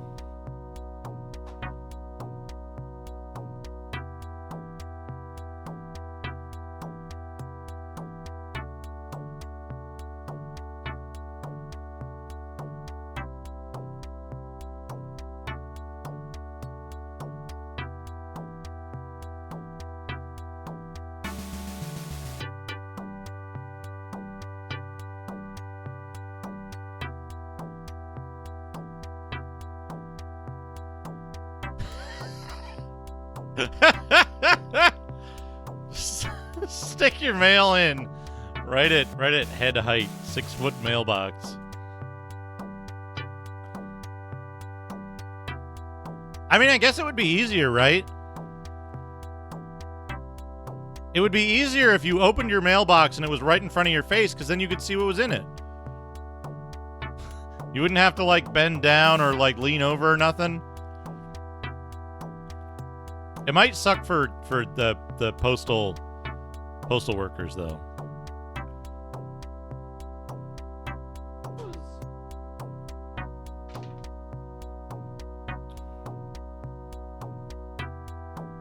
Yeah, okay. We got all the stuff out of the other store.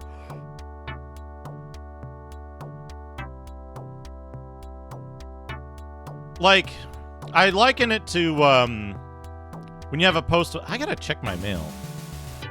I don't check my mail unless somebody tells me they sent me something. I should go check my mail anyway because nobody sent me anything at my mailbox in a while.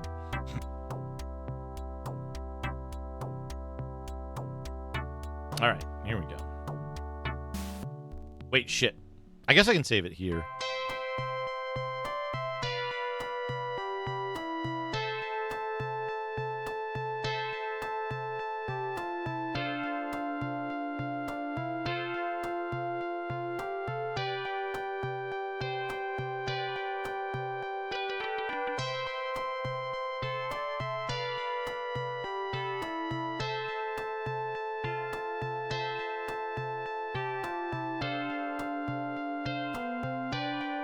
We can just save here.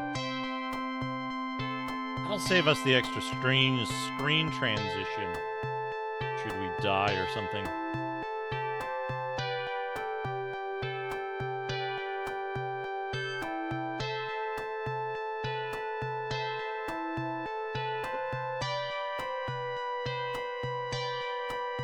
Back here, you little fungus.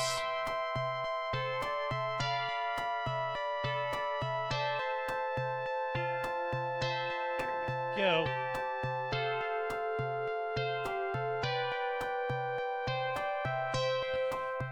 All right, now that we're invincible to these two main enemies here, we can just... Like, the best way to fight is to just push up against the enemy and hit them right away.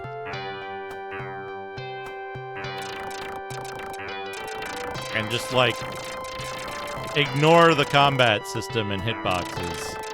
Best way to do it.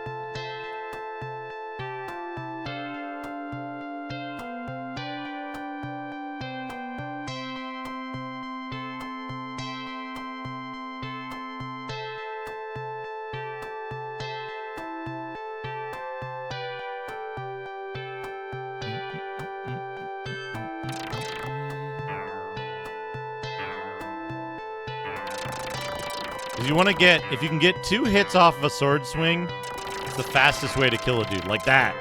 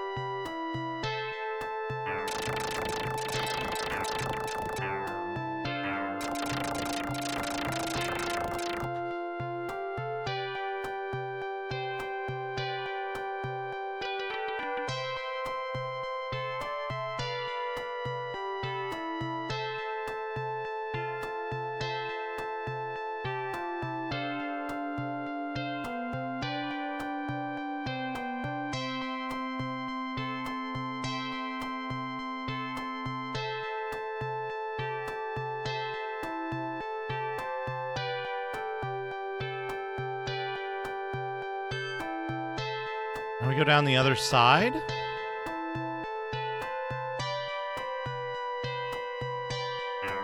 That's weird, but whatever. They seem to like their uneven walls. I like that you can see your dude, like, down in the water at the bottom of the screen.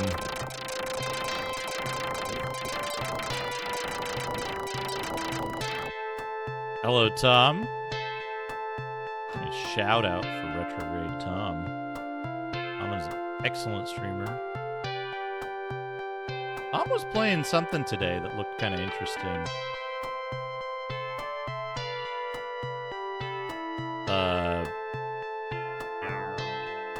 Not Kyrandia.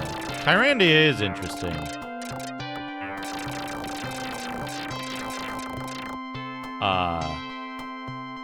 The Souls-like game. Oh, this guy.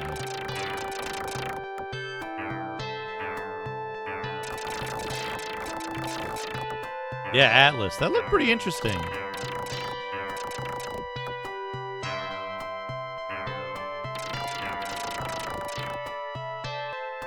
How did you enjoy it? I was only able to lurk.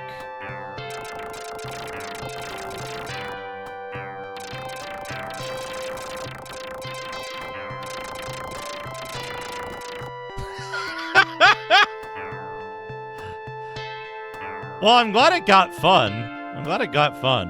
Many games have the first thing, but not the second thing. Oh, just 1,000 gold. All right. I can read that. Yeah, this is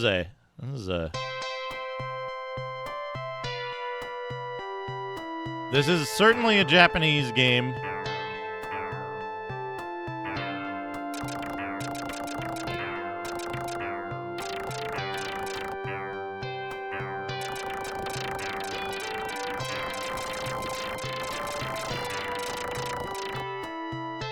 Oh man, Deception 3.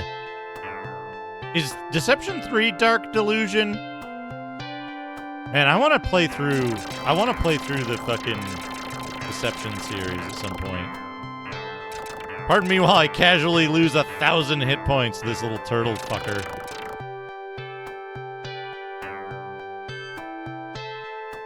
Yeah, Dark Delusion. Wait, there's multiple buildings here?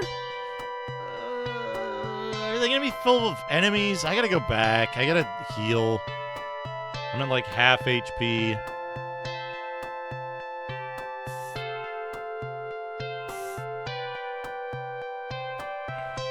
Trapped isn't part of the Deception series, right? We talked about this last time I was talking about the Deception games, and like, Trapped is part of the Kagero series, which Deception 2 is, but it's like the what you call it, Night Sprite's thinking for the 45 months. So it's like, it's a similar game, but it's not part of the same like progression. That it's like Deception 2 Kagero, Deception 3 Kagero 2 Trapped, and then like Deception 4 Nightmare Princess, right? Same game, but like confusing series progression, like Dragon Slayer. Thank you for 45 months, Night Sprites.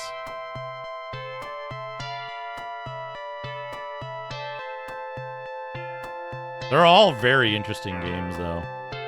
Or like, man, have I talked about the Wonder Boy series?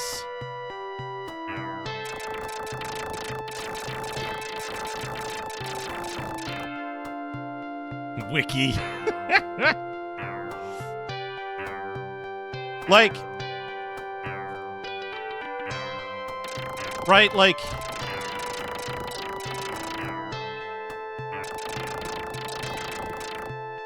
how Adventure Island is part of the Wonder Boy series, right?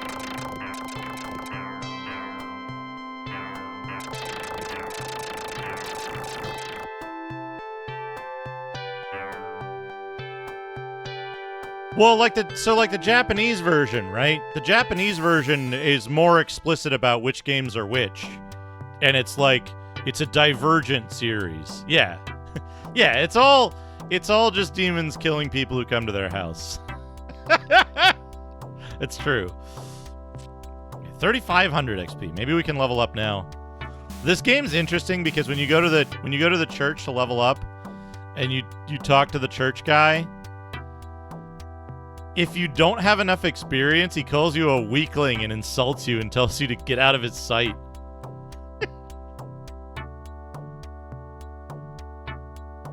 But yeah, they're part of the same diaspora. Is that the right word? Milo? No. There's some word. But like the Deception and Kagero were like two different splits on the same story thing. At least that was what I got out of it when I researched this last time the topic came up. All right, can we level up? Can we level up? Do I have to hit this button?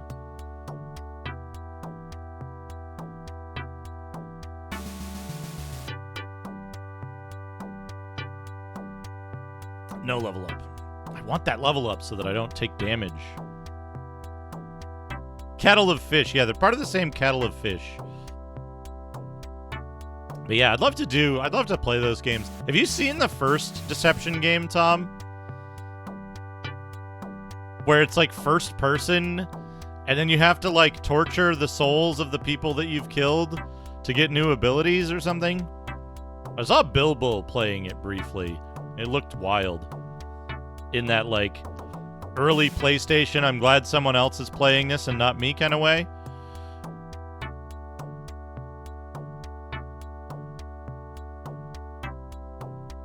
It takes a whole memory card.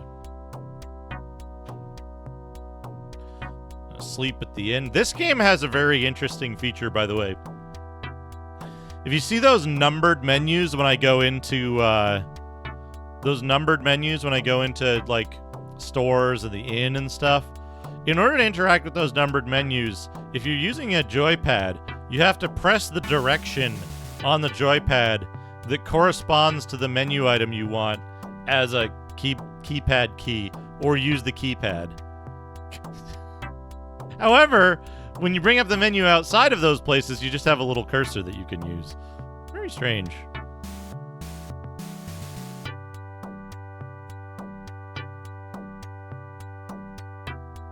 I forget if there's another town in this game to go to. That's fine. We'll get there.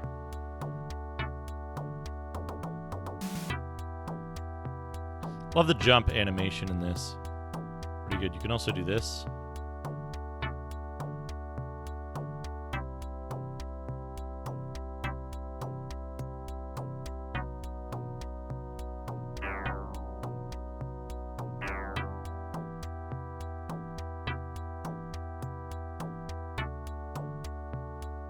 Man, there's so many video games. I bet a lot of them are real good, too.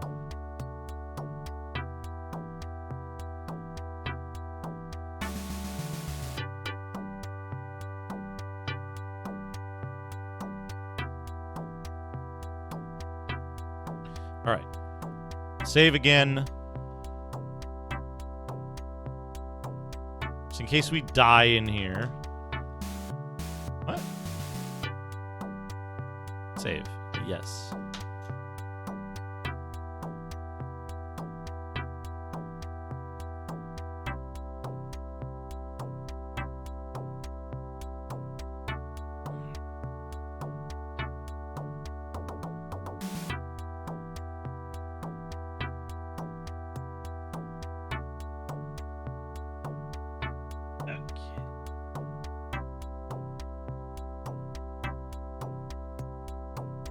This game is a little bit weird because, like, I know McCaw played this, man, like 5 years ago or something. 4 or 5 years ago. But he played it on an emulator, and I'm almost certain he played it on the next faster type of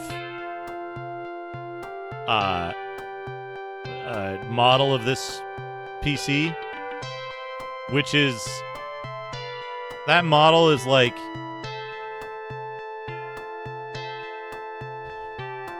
50% faster CPU, so it's smooth. It scrolls smoothly and it runs normally. But that model wasn't available when this game was released. Like, it didn't exist. This was the PC that you could own when it was released. And like, it's a little slow. It's a little slow.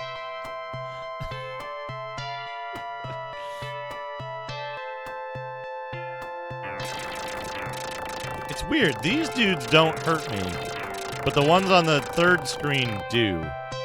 So they're changing the enemy stats without changing the sprites. So I'm not quite high enough level to make this work. I gotta see what's in those. I need a map.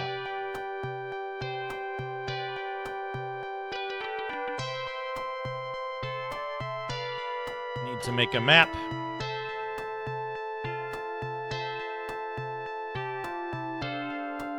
Alright, so we got green one.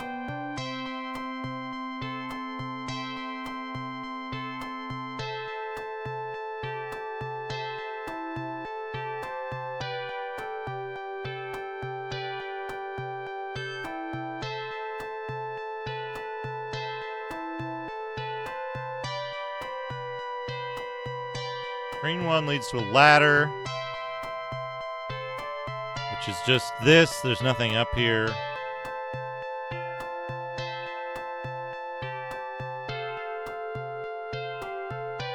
We killed all the stuff up here, and it's all item dropping enemies, so they won't respawn.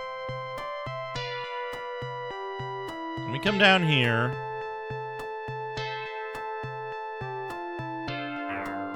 need to be more careful here, because these enemies can actually hurt us.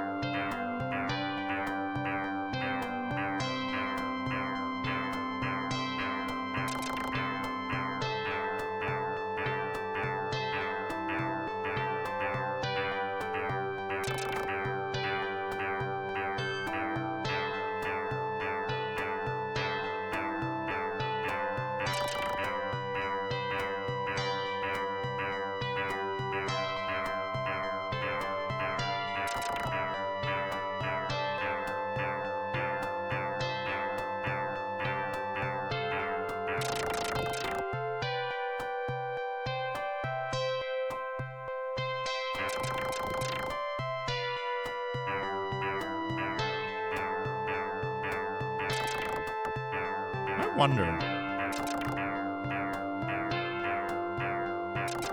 I wonder if they just copied the exact enemy layouts as the first part of the stage. And then edited their stats up or something.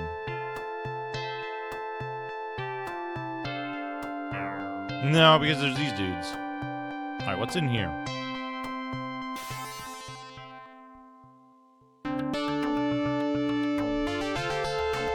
Totally different music.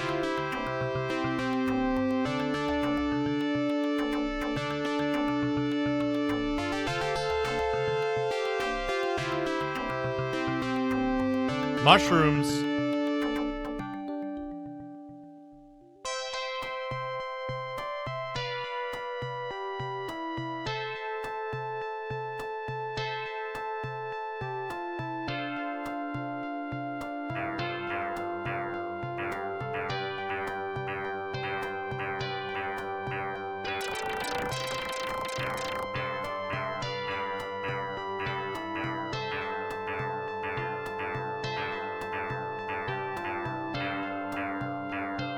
Two loops.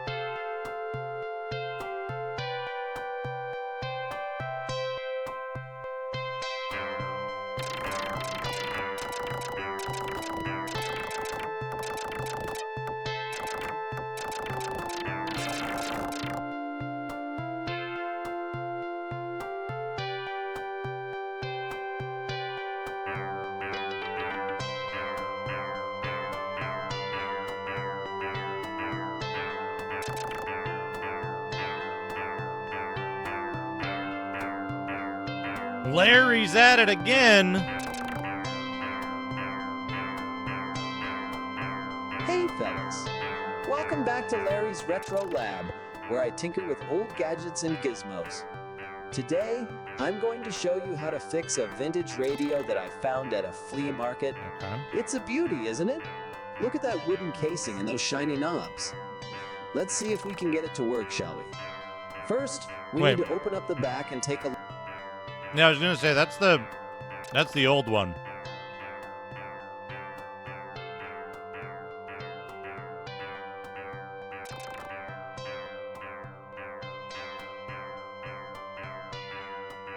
Bums.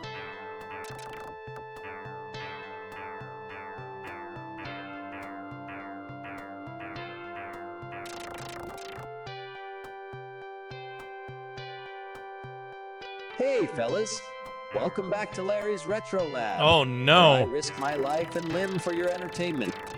Today, I have a special treat for you, a vintage Kurt computer monitor from the 80s. Kurt computer It's a monitor. rare and valuable piece of history, but it also has a dark secret.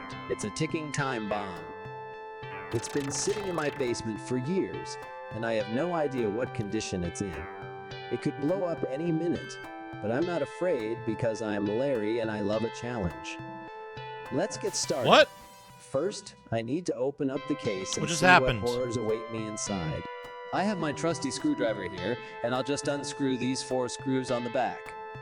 No problem. Was it like a back warp? Now, I'll just lift the case off and ouch. Hey, that hurt a lot. I guess there was some residual charge in the capacitors. They just zapped me with 1,000 volts of electricity. Well, that's what I get for being careless. Let's see what we have here. Wow, look at all these wires and components. It's like a jungle in here. I wonder what this thing does. Maybe it's the power supply. Let me just touch it and... ouch. That was even worse. I think I just electrocuted myself again. My hand is numb and tingling. Nah, I'm fine. I can take it. Let's move on, okay? So maybe the problem is not in the power supply, but in the tube itself. Maybe there's a crack or a leak somewhere. Let me just turn the monitor around and inspect the tube. It looks okay to me. No visible damage or anything. Maybe I should try to turn it on again and see what happens. Here goes nothing. Cliff! Bang! Crash! Oh no!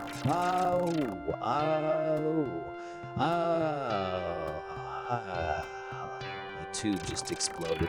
Glass shards everywhere. And what's that smell? Is that gas? Quick, open a window. But wait, there's more. The explosion also triggered a fire alarm in my basement, and now the sprinklers are going off. Water is spraying everywhere, soaking everything in sight, including me and the monitor. And you know what happens when water meets electricity. That's right, more sparks and shocks. Ouch. This is getting out of hand. And to make matters worse, the water also short-circuited my camera and microphone. So now you can't see or hear me anymore. All you can see is a blurry image of smoke and flames, and all you can hear is a loud siren and my muffled screams. This is not good. But wait, there's even more. The fire alarm also alerted the fire department, and now they are on their way to my house. I can hear the sirens outside. They are going to break down my door and storm into my basement with hoses and axes. They're going to see the mess I made and think I'm a terrorist or something. They are going to arrest me and take me away in handcuffs. This is really bad. Well, fellas, this is a catastrophe. I think I just destroyed a perfectly good vintage cart monitor. And maybe my health too. And my basement. And my equipment. And my reputation. And my freedom. But hey, that's part of the thrill of retro tech, right? You never know what you're going to get. Maybe next time I'll have better luck with something else. Like this old floppy disk drive that I found in the dumpster. What could possibly go wrong with that? Tune in next week to find out. Thanks for watching Larry's Retro Lab, fellas. Don't forget to like, subscribe, and share this video with your friends. And remember, if it ain't broke, don't fix it.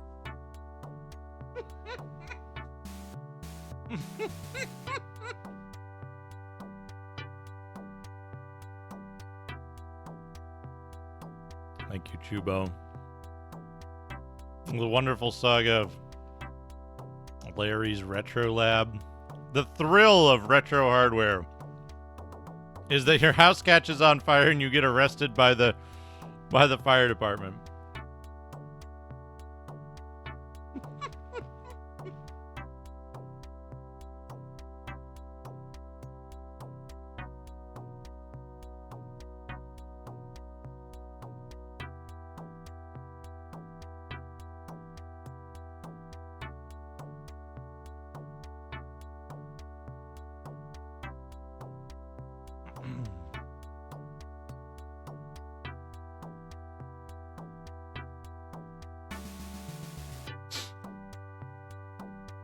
Whee! How much experience do you think it is for level 9?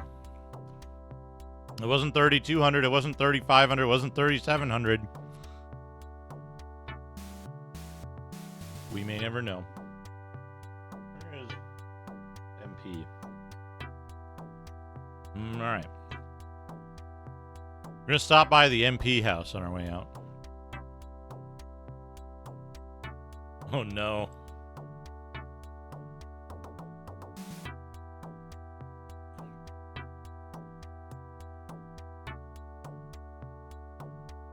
Larry somehow manages to light the jail on fire. Trying to use his one phone call to record a YouTube video.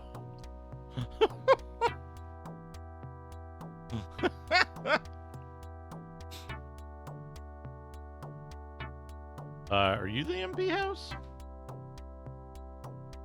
So in this game, you get DM, which is Demille.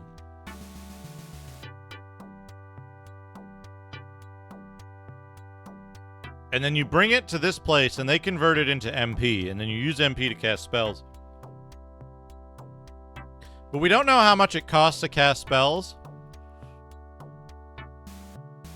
because the manual tells you to write it in yourself.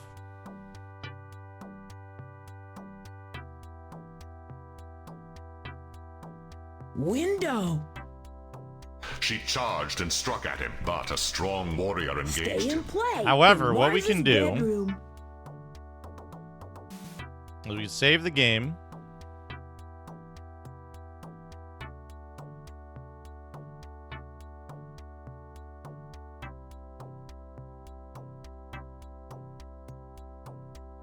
Also, an enemy dropped a back warp item. Like, they dropped an item that teleported me back to the start of the level. The first screen of the area. Okay. Save the game. And then we'll cast our spell. Which is like shield.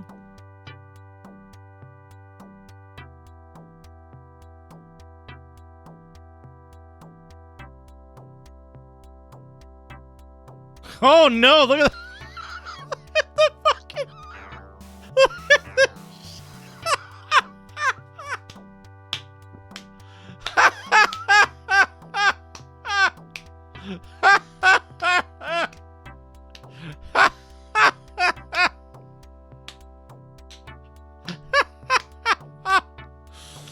Oh, and then we can load the game to 2903.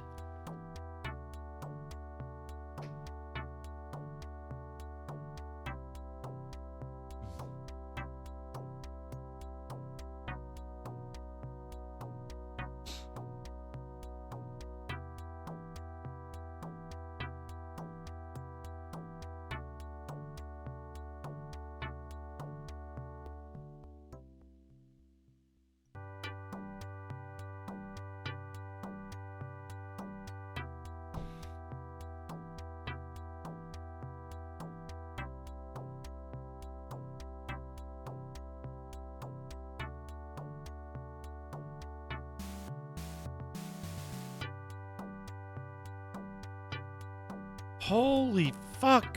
800 MP.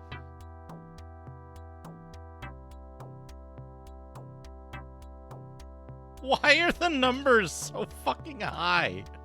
Why does it cost 800 MP to cast the first spell you get?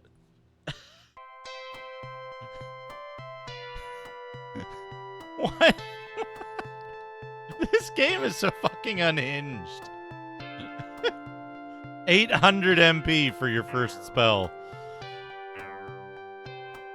Which, by the way, that spell drops from an enemy. It's not something you can learn on purpose.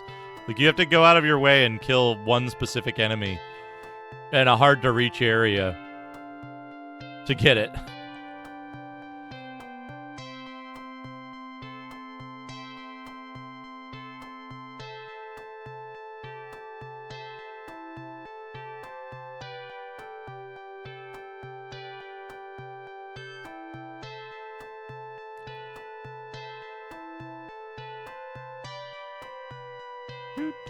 Do.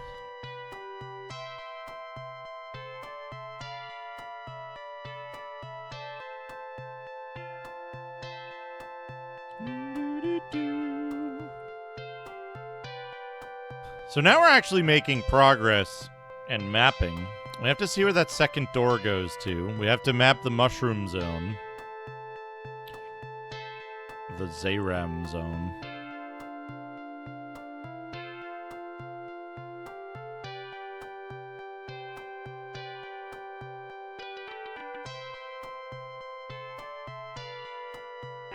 Where's this guy stop? Yeah, there.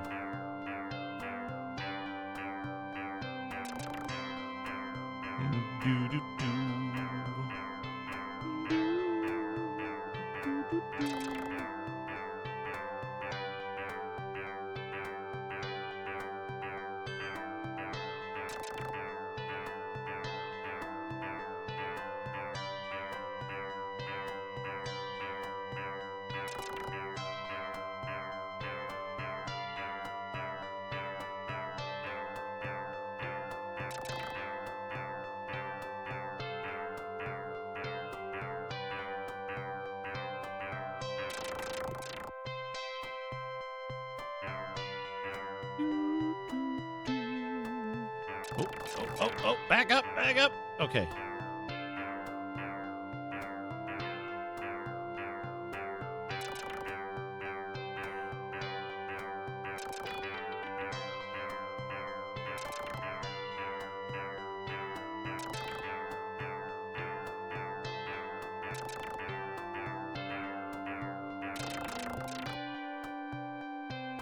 Got him. 3,800 now. This is the mushroom zone, and there's a dragon here. This dragon didn't have a pattern I could hit, right? Because he goes super far left. Facing the wrong way.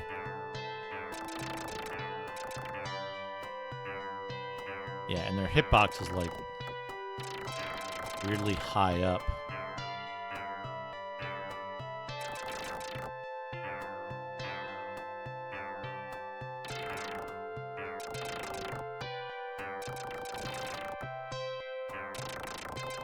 Got him.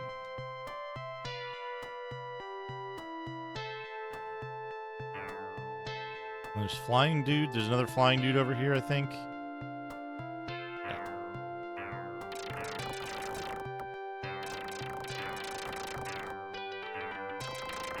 And they shoot down-angled fireballs. I can't really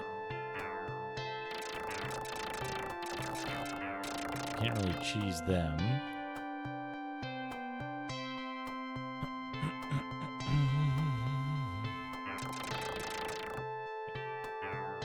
Should get him.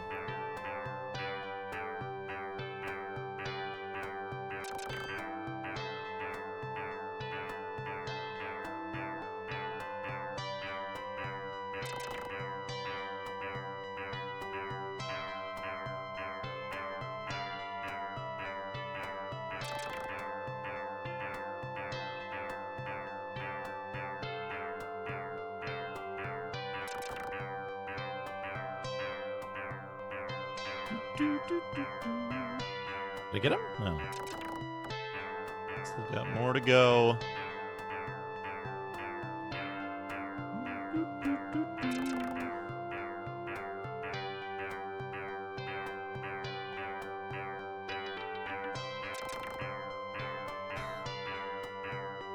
Fascinating.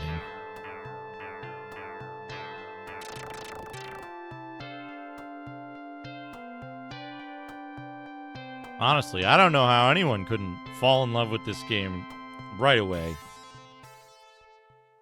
What do we got here?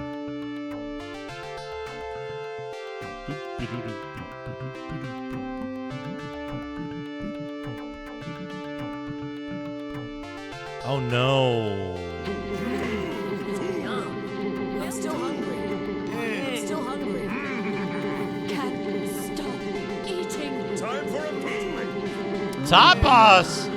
Think you're the big food. Eating. Stop eating.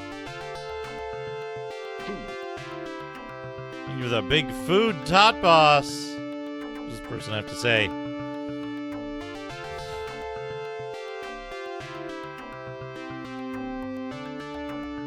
I don't know if you'll be able to see this.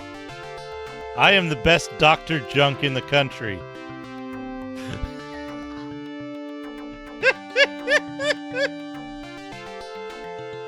Yeah, and what else? Thank you for the random dank game. We'll get to that in just a minute. I haven't seen any children lately. Do you know anything?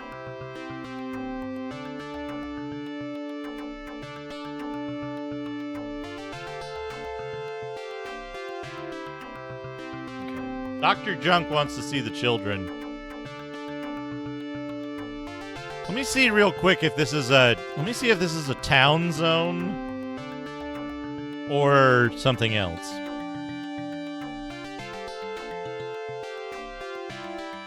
This looks like a new town. Yeah. Sick.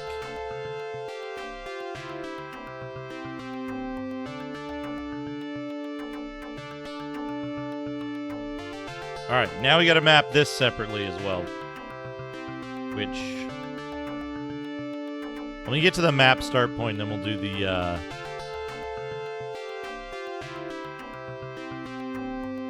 Let me get to the start point and make sure that I'm like at the...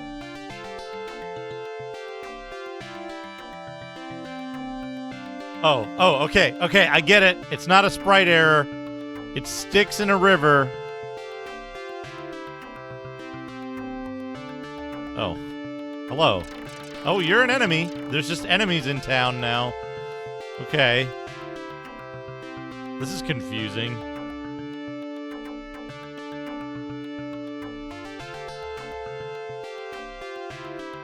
Maybe you're supposed to talk to that insect dude. Maybe you need the talk to animals, talk to monsters spell. I don't want to go in any of these houses until I know the extent of the area.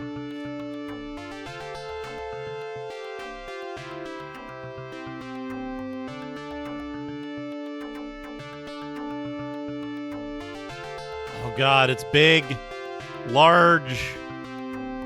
Treetown is large. Okay, there's an extent. I mean, maybe. I might fall off if I try to use it,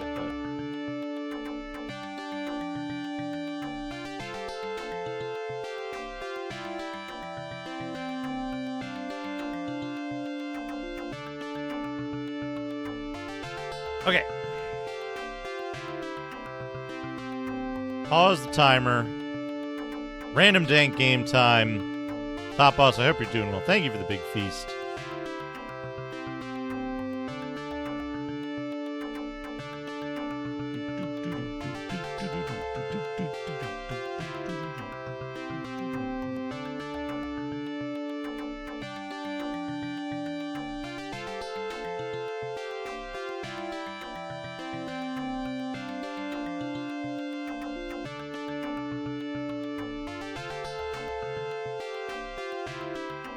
Looks kind of familiar.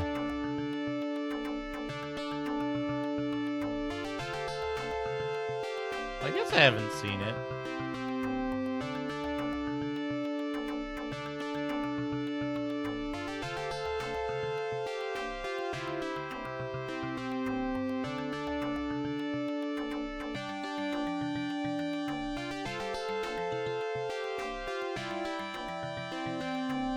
This is a 2003 Windows game. It's an arcade-style game developed and published by Minabeyev Mikhail.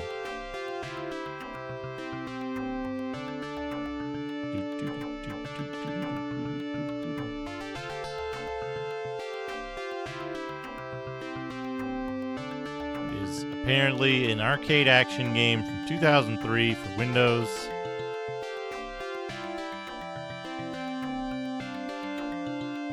Looks pretty cute. Seems to be an indie effort of some sort.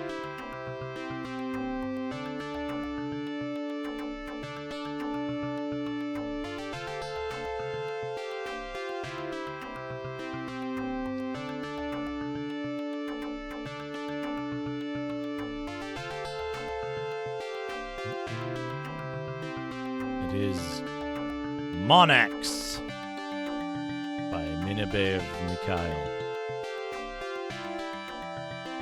An open mouth there. Ah. Good. There we go, top boss. While we've got the timer paused, I'm going to take a quick break. I will be right back. Enjoy some neural network horrors like Muppet Lemmy and a burlap sack full of soup. I'll be right back.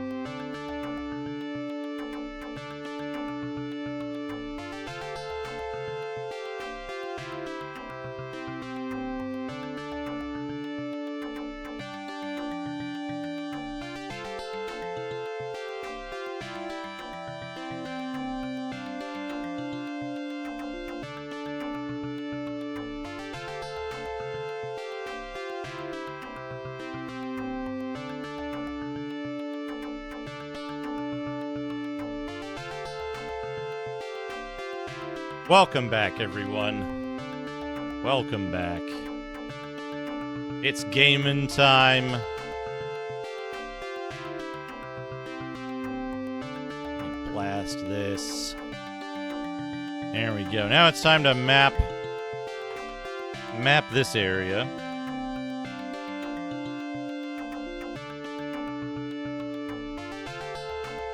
And get notes.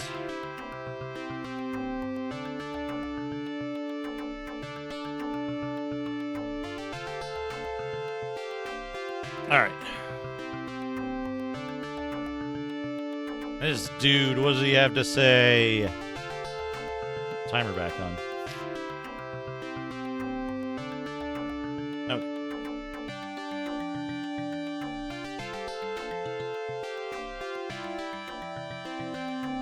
That doesn't sound right.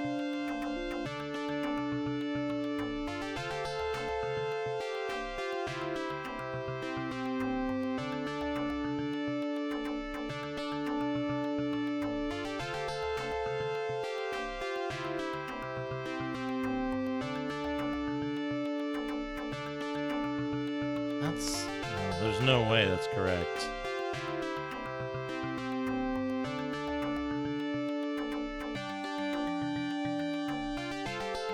Children in this village were so obedient and kind. I'm sure it's his job.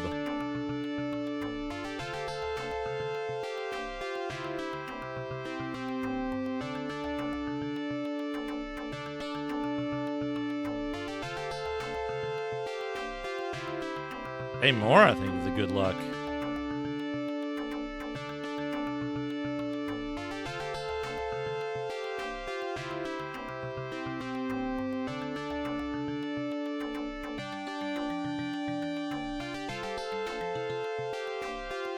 Children were kind.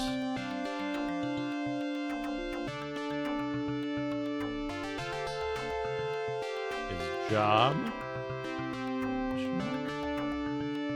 Oh, big dinner Sunday. It sounds good. Delicious. Hope you enjoy it. I need to get some chicken stuff to eat.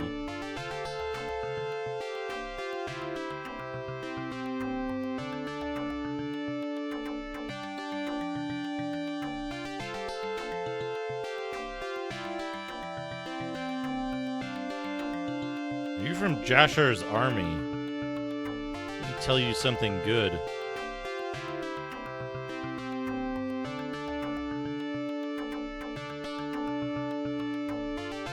Okay.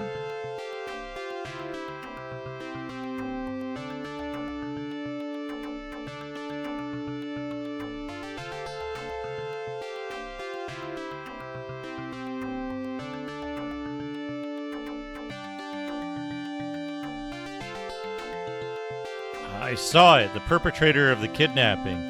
Oh, my head again. He won't speak.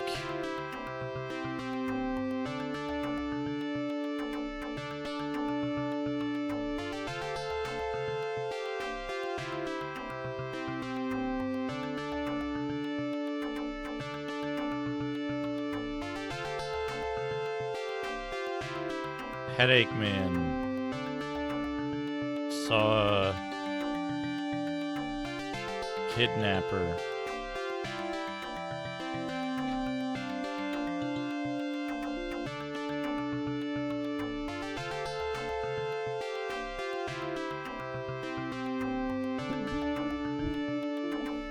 I do like the music in this game. I think the music in this game is really good.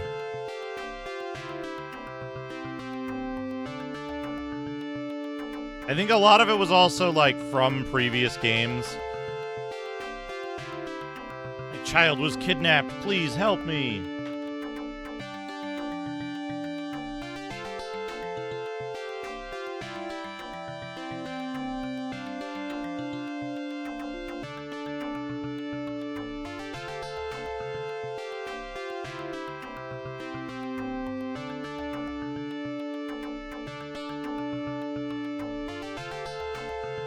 Yeah, and Dios.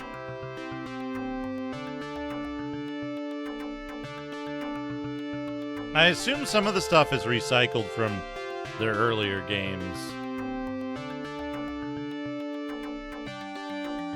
Same thing.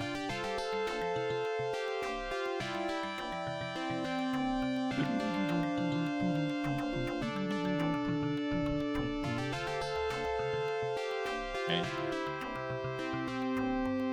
Cohorn.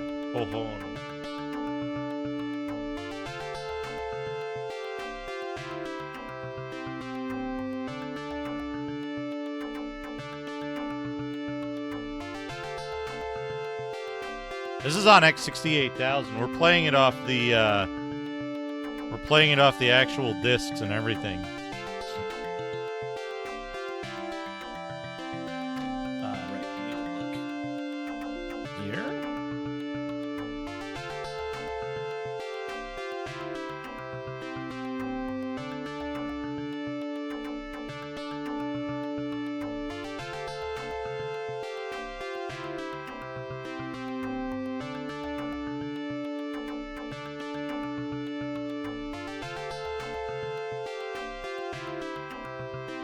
Some trouble getting the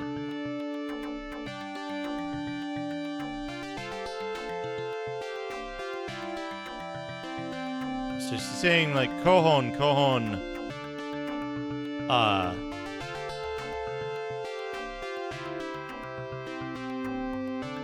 oh nanda Adin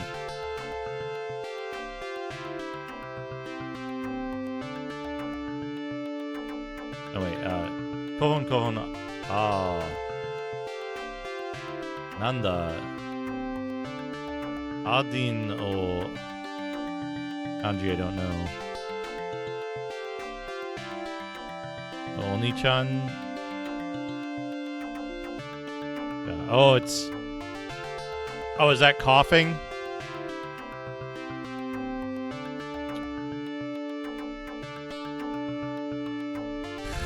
Word muncher.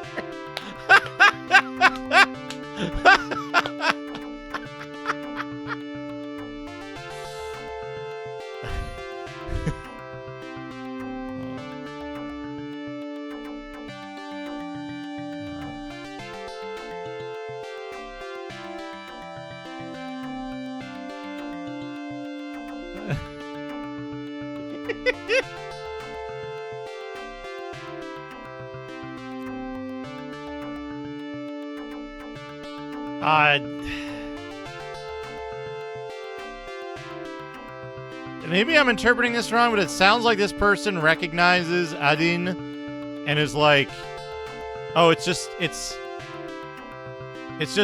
Aiden. I thought you were Maru's brother or something." Google's having a hard time with this one.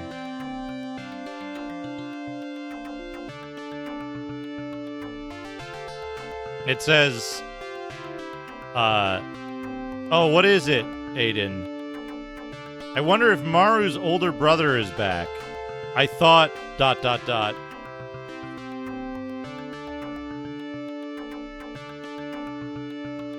Second page? No second page. Second thing she says...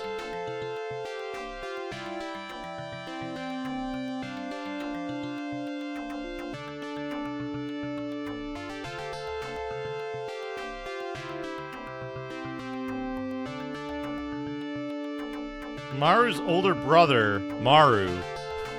This is what it says. Maru's older brother, Marl, said he was going to cure his illness.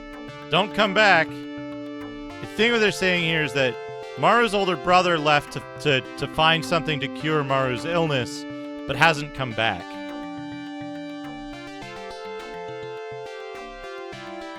Cough, cough.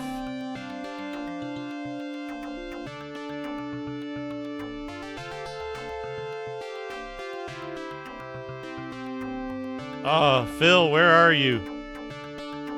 Phil, big brother Phil. Firu.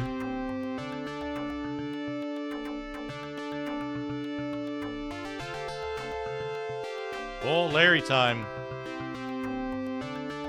Hey, fellas. Welcome back to Larry's Retro Lab, where I tinker with old gadgets and gizmos from the past. Today, I have a special treat for you. A vintage microwave oven from 1978.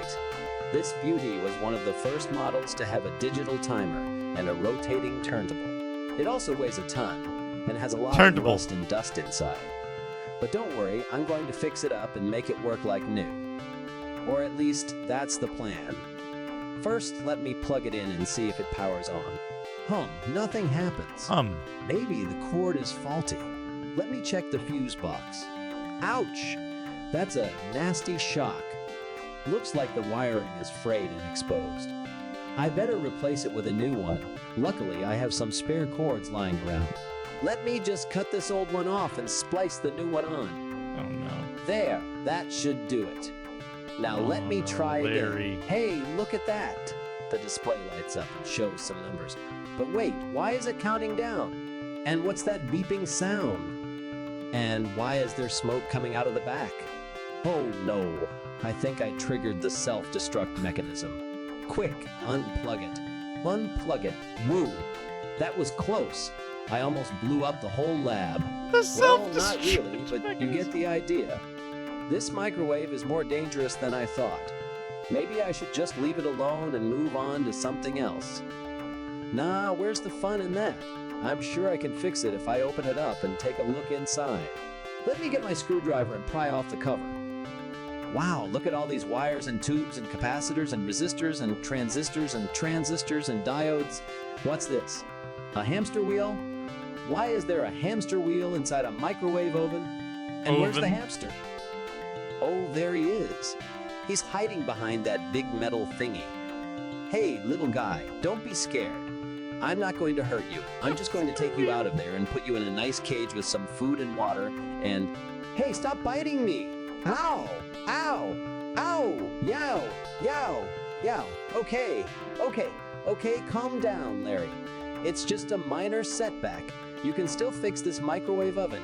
You just need to figure out how it works and what's wrong with it. Let me see if I can find the manual online. No luck. This model is too old and obscure. Maybe I can find some clues on the label. Let me wipe off this dirt, and oh boy, this is not good, and oh boy, this is not good at all. This microwave oven is not from 1978. It's from 1948. It's one of the prototypes made by the military during World War IE. It was supposed to be a secret weapon that could cook enemies from afar with microwaves, but it was too unstable and unreliable and prone to explode. That's why they scrapped it and buried it in a landfill. And somehow it ended up in my lab. This is bad, fellas. This is very bad. I have a ticking time bomb in my hands. Literally. This thing could go off any second and take me and everything else with it. I need to get rid of it as soon as possible. But how? I can't just throw it in the trash or dump it in the river or sell it on eBay or give it to Goodwill or... Wait a minute. I have an idea. A brilliant idea. A genius idea. I'm going to send it back to where it came from. That's right, fellas. I'm going to mail this microwave oven back to the military base where they made it 75 years ago. Maybe they'll know what to do with it. Or maybe they'll just blow it up themselves. Either way, it's not my problem anymore. All I need to do is pack it up in a sturdy box with some bubble wrap and tape and write the address on it. Let me see. Fort Knox, Kentucky. USA, attention. General Patton, do not open until 1948. There, perfect. Now, let me take this box to the post office and... Oh no. No, no, no, no, no, no, no, no, no, no, no, no, no, no. The box is shaking. The box is vibrating. The box is smoking. The box is beeping. The box is boom. Oh well. Boom. That's all for today, fellas. Thanks for watching Larry's Retro Lab. Please like, share, and subscribe. And remember, don't try this at home. See you next time. If there is a next time, goodbye, but wait, there's more. As the smoke clears, you can see that the explosion has caused a chain reaction in the lab. The other gadgets and gizmos that I have collected over the years are also going off like fireworks. There's sparks and flames and shrapnel flying everywhere. The walls and ceiling are collapsing. The floor is cracking. The whole building is coming down. This is it, fellas. This is the end. I'm sorry for everything. I'm sorry for being a bad host. I'm sorry for being a bad scientist. I'm sorry for being a bad person. I hope you can forgive me. I hope you can remember me. I hope you can. Ah, ah, ah. Ooh, ooh, ooh, ooh, ooh.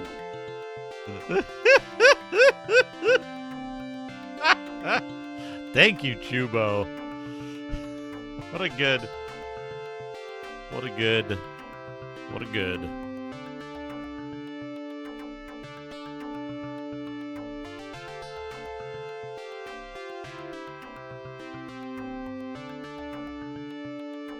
Chubo, can I ask you a quick favor? I think this dude says the name of the village that we're in. Google says it's Finesse Village, but I feel like that might not be correct.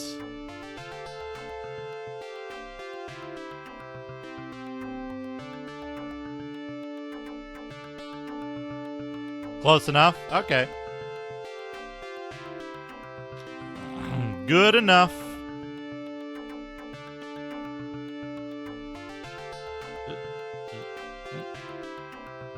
Camera.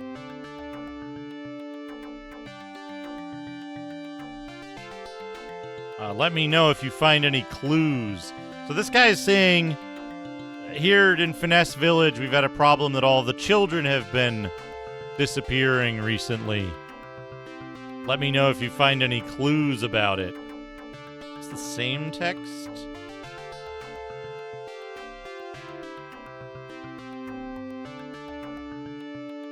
Good children's.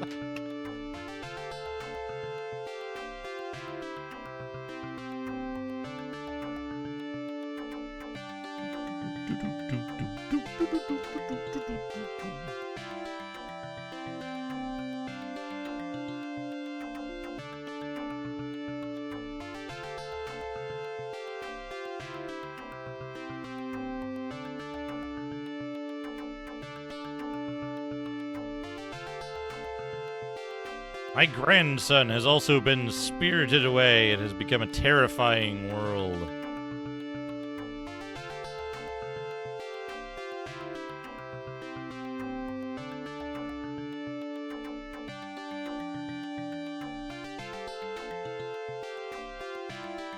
Ooh, or I mean, hey, BNU, how's it going? Whoop.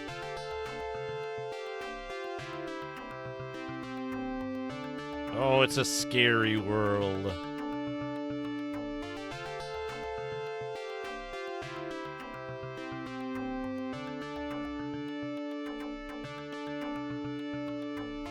Oh, what a horrible world. Also, they have giant insect dudes right in their village. Okay, that's the end. That's the end.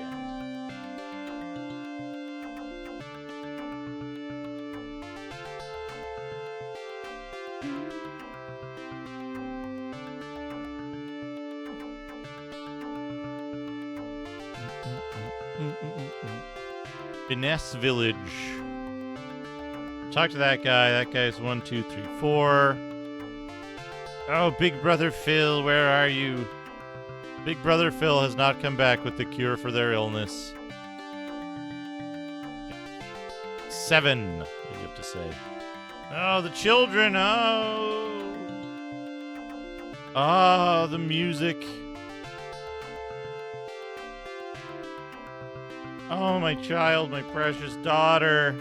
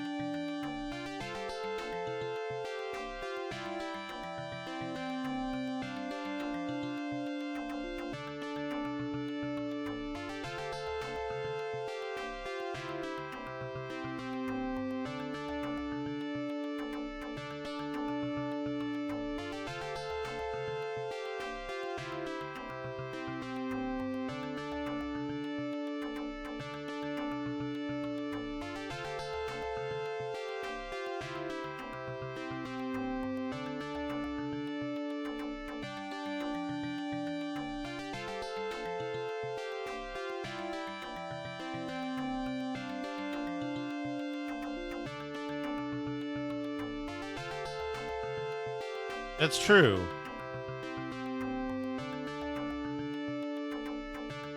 It's true. I look forward to seeing my children in good health. I should have looked.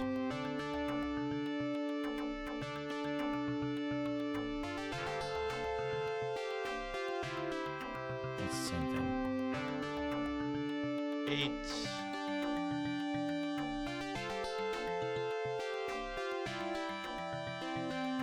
Want to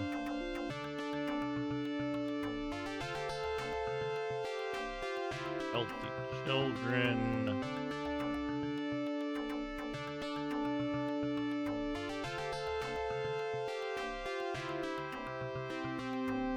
Should have looked.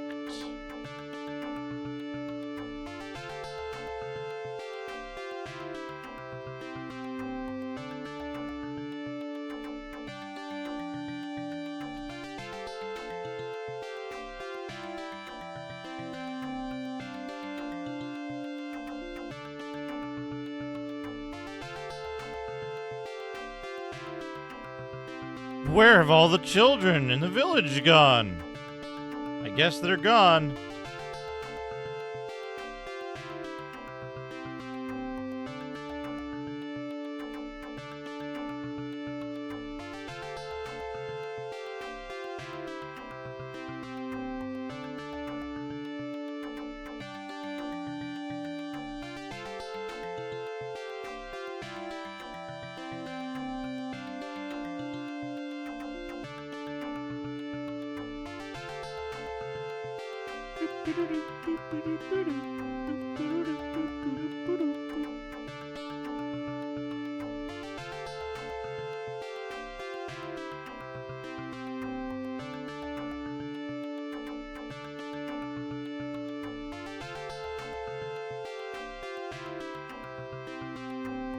Oh, you got a lot of text.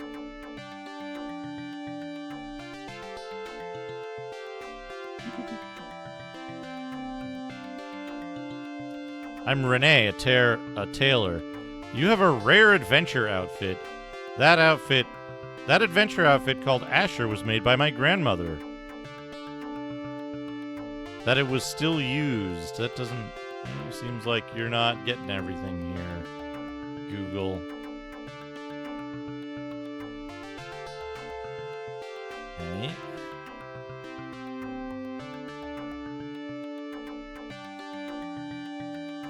Still in use.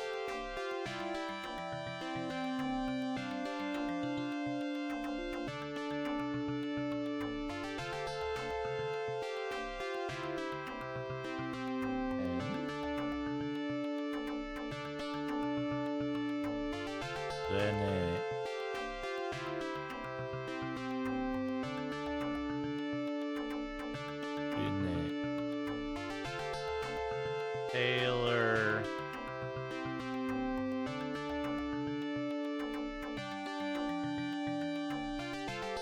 Made.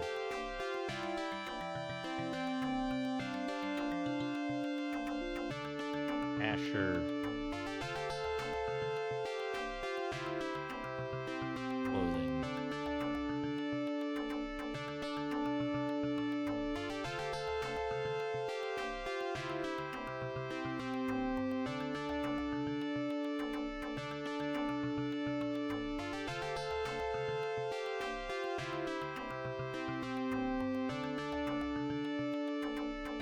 The cross armor is better than the nail armor?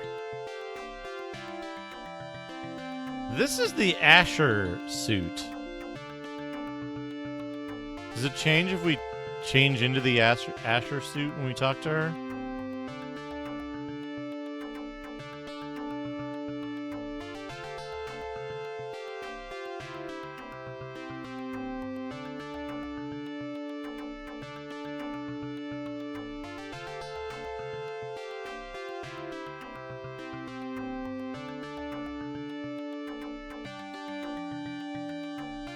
I wish I had that needle. Wants needle.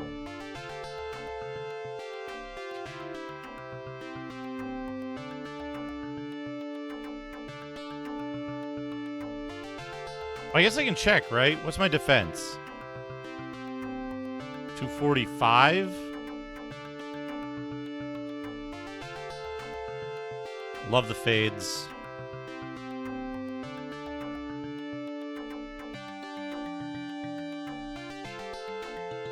With the nail armor, 475.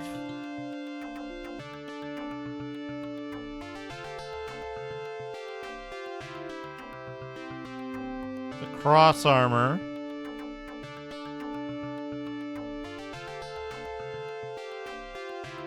That's so fucking confusing. That's so fucking confusing.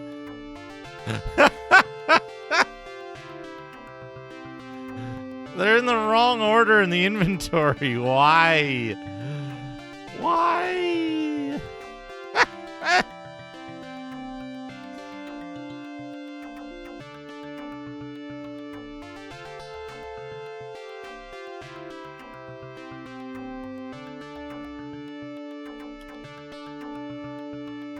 Is that the doctor's house?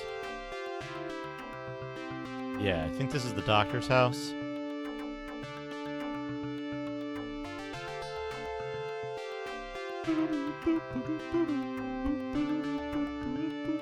Yeah. Doctor.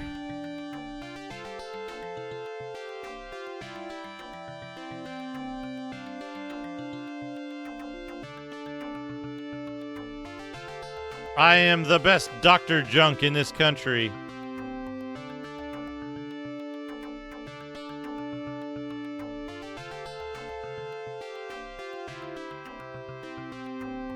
Certain bulbs are best for headaches. It works well.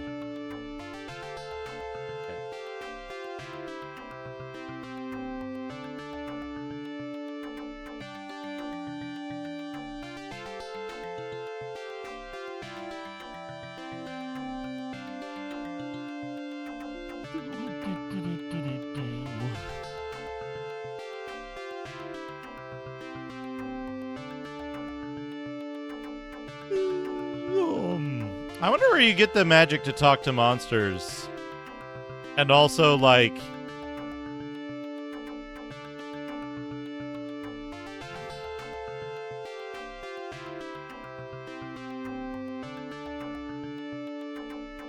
This is Finesse Village. Lots of green in this blessed village. Children's laughter is always there. I couldn't stop my voice. Nevertheless...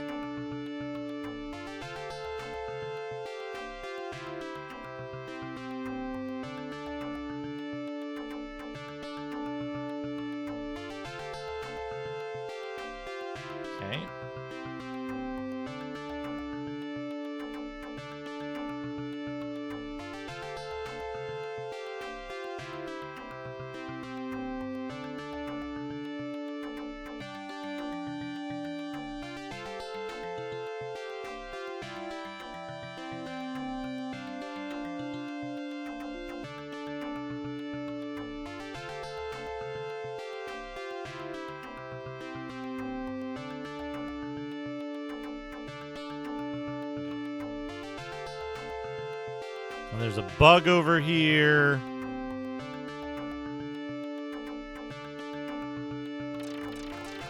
Just leave him be for now.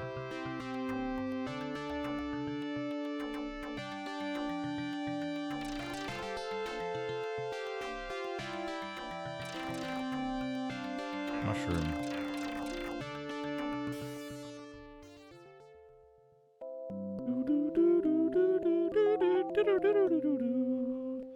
I've got poison.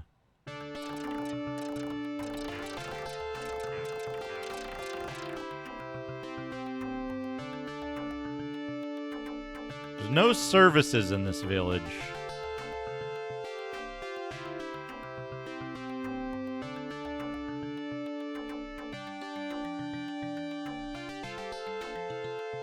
Which is tough.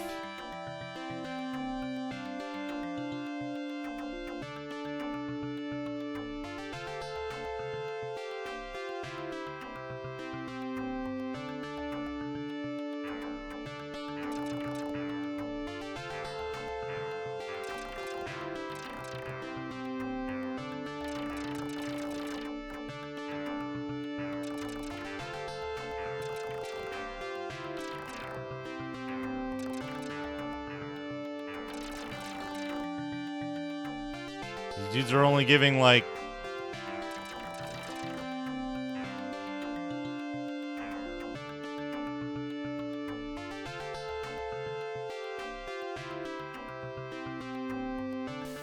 Did they give me another back warp?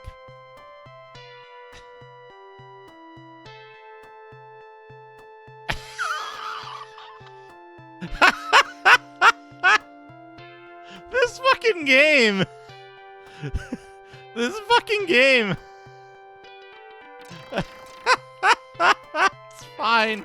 It's fine. I need to go see if I can level up anyway, but good lord. What a fucking troll game.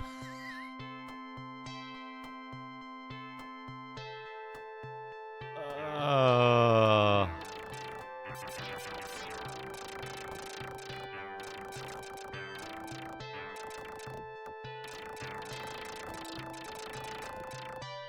fucking RPG with back warps.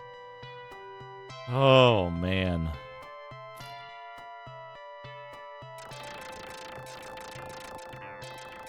Although, might get me close to what I need to level up, or to like 4,000 experience, which I assume is like a level zone, maybe.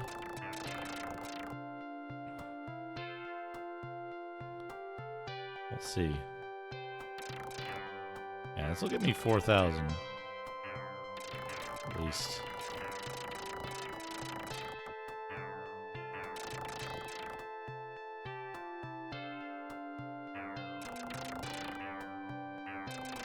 Does any other... I guess maze dungeons have back warps, right? Where, like, you're doing, like, a teleport maze and it teleports you back to... Big Brother Phil. I missed that, Chubo. The sitcom. Where you're doing, like, a maze... and it teleports you back to the beginning. Are there any RPGs other than this one where enemies can drop back warps or power downs like that? Like a back warp power down thing?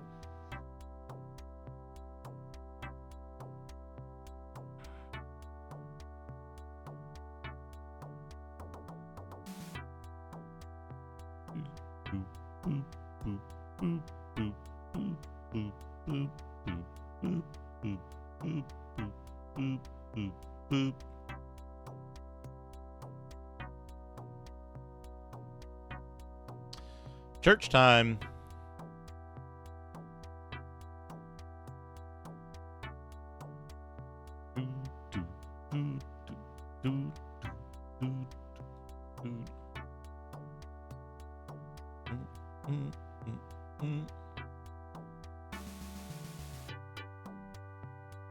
Not 4,000. What are these fucking numbers? What do they want? What do you want from me?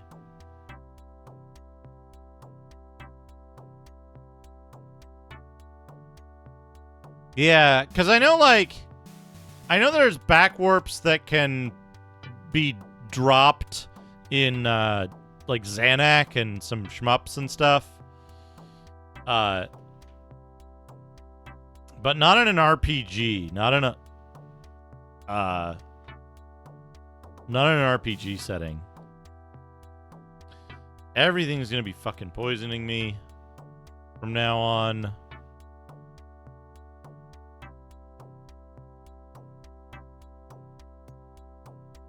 Give me more of these.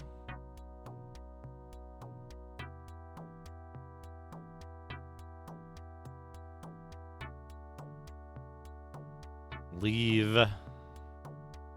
Does the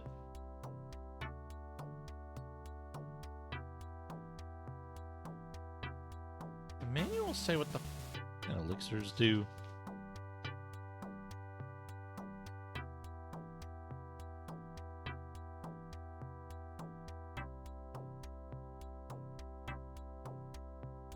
No.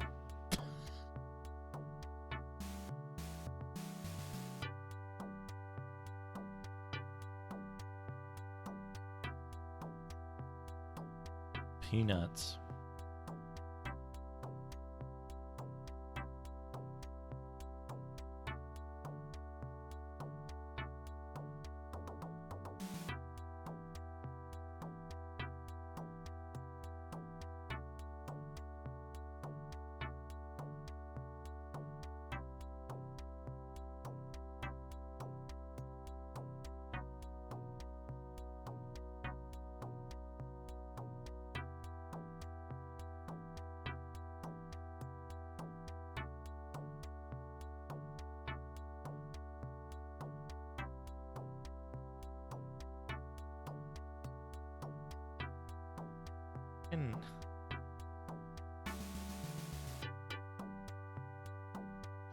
It cracks me up because the manual has a bunch of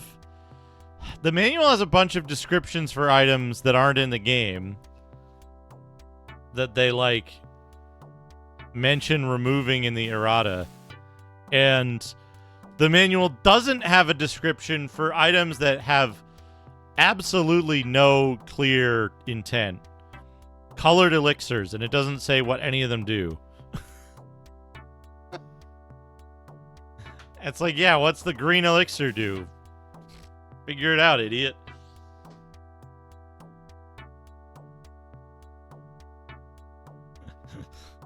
Like,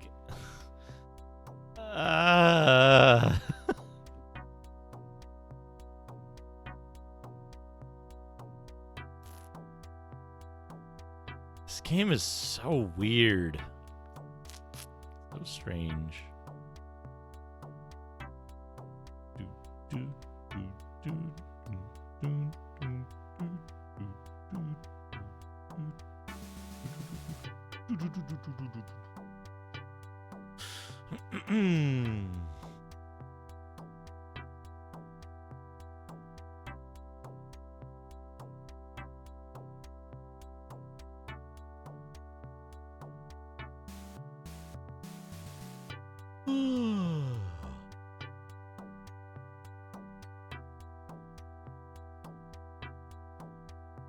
How long is this game going to take for me, do you think?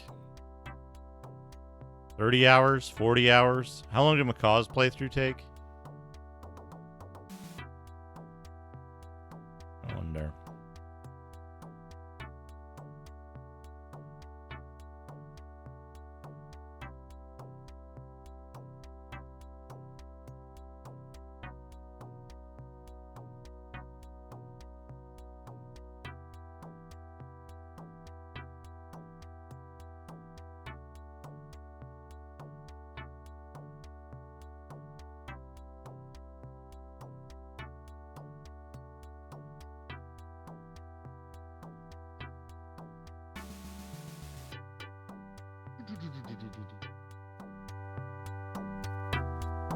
Yeah, we want the music nice and loud as possible.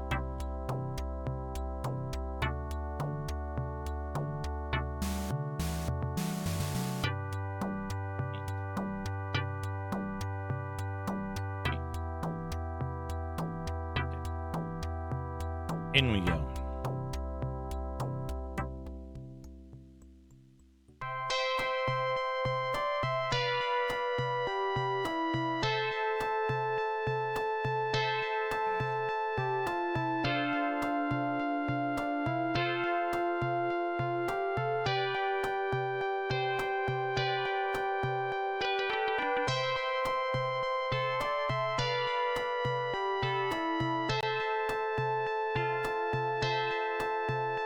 What's in that other mushroom forest door?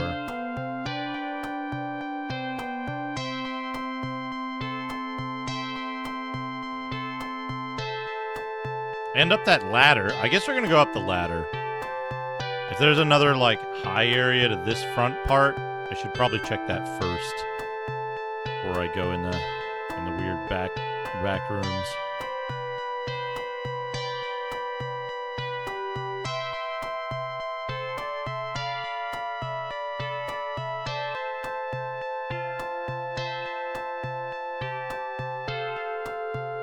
Finish village.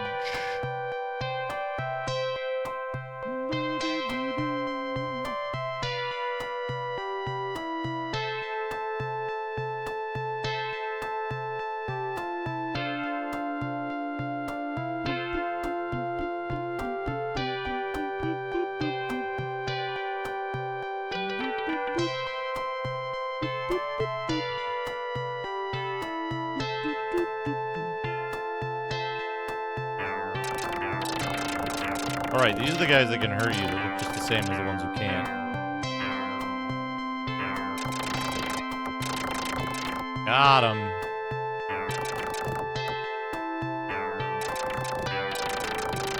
I'm gonna get impatient, and I'm gonna die because of it at some point. My are dead. This is Mushroom Forest 1.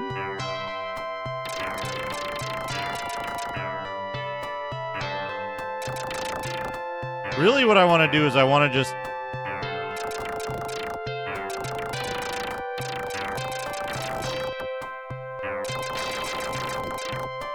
Really what I want to do is I want to just, I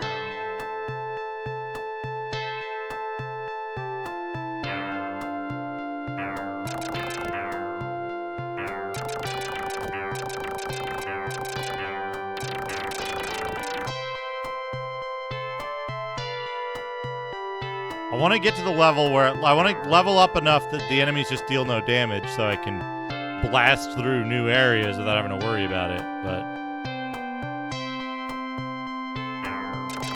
Oh, it continues... No, okay, there's a wall. Good. That's what I want. That's what I want to see.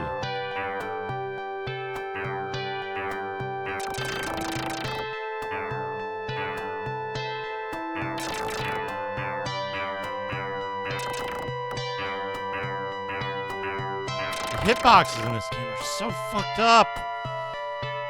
Alright, there's a wall, right?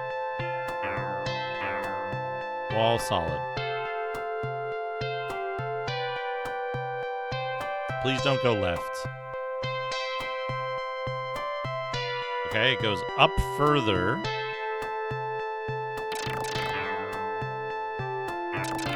Tower.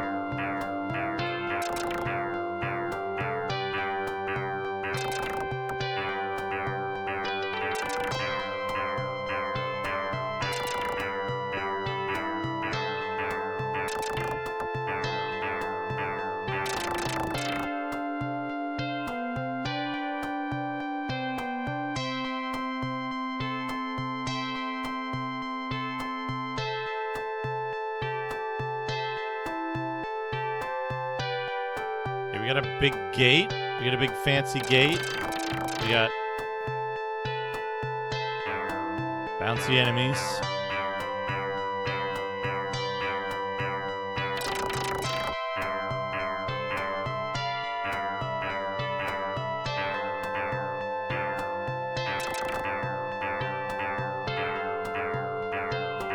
I'm hoping that I can hit that enemy from below without engaging them.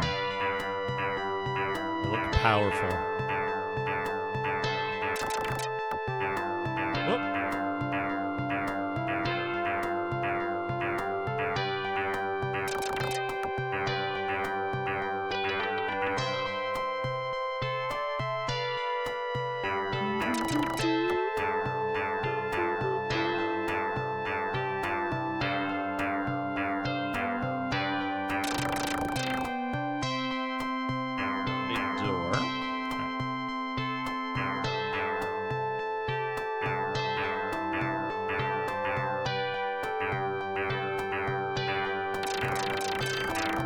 Okay, I cannot.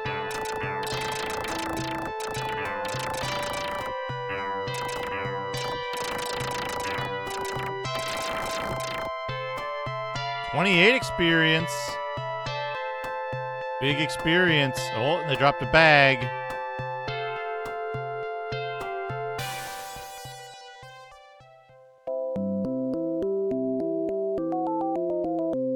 I got a tranquilizer.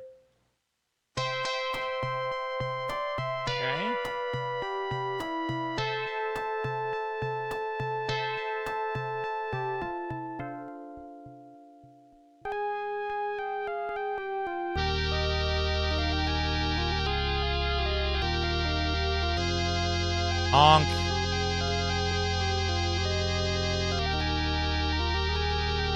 Oh, look at these dudes.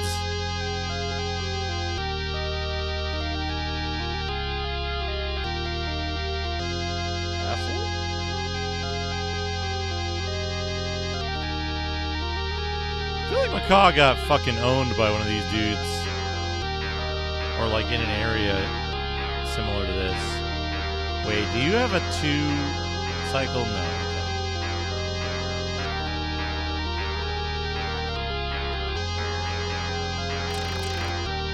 Okay, impossible to fight. This guy should be possible to fight, though. Yeah, there we go. Here we go. It's like a full square to the right of my shit. 2 hits. This might be the good grinding spot. If these dudes aren't one time. 27 experience. Yes.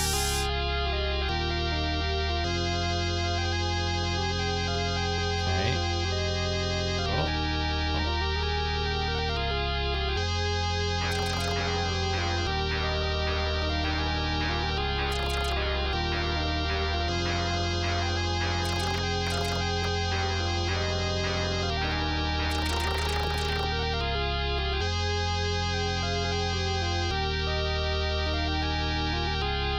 Good.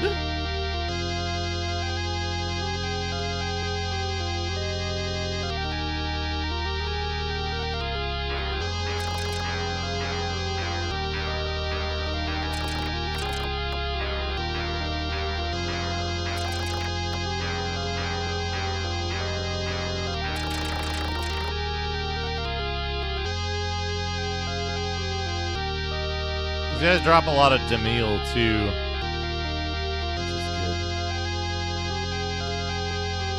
No. No. It sure doesn't.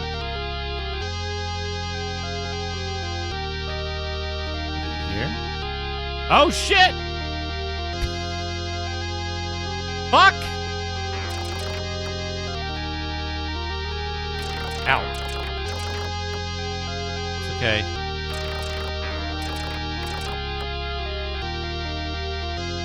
Oh.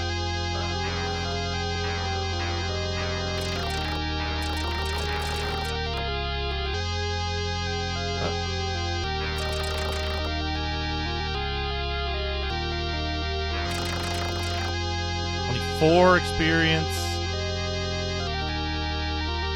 Look at this giant door. That feels like it's gotta be a boss room, right? Ow. Where do you stop? Here?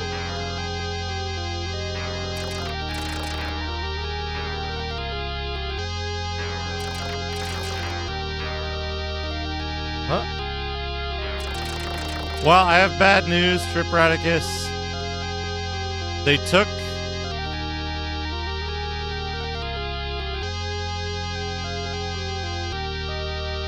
Ow!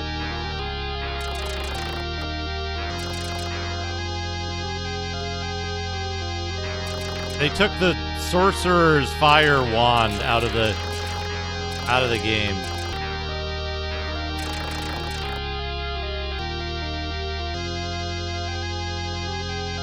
Another up here. This goes down. Uh-oh. Uh-oh. Oh, no. Actually, you know what? This is important, though. Hold on. Whoa. The fuck? Oh, no. These maps are... No. No, no, no, no, no. Oh, no. Oh, no, no, no, no, no.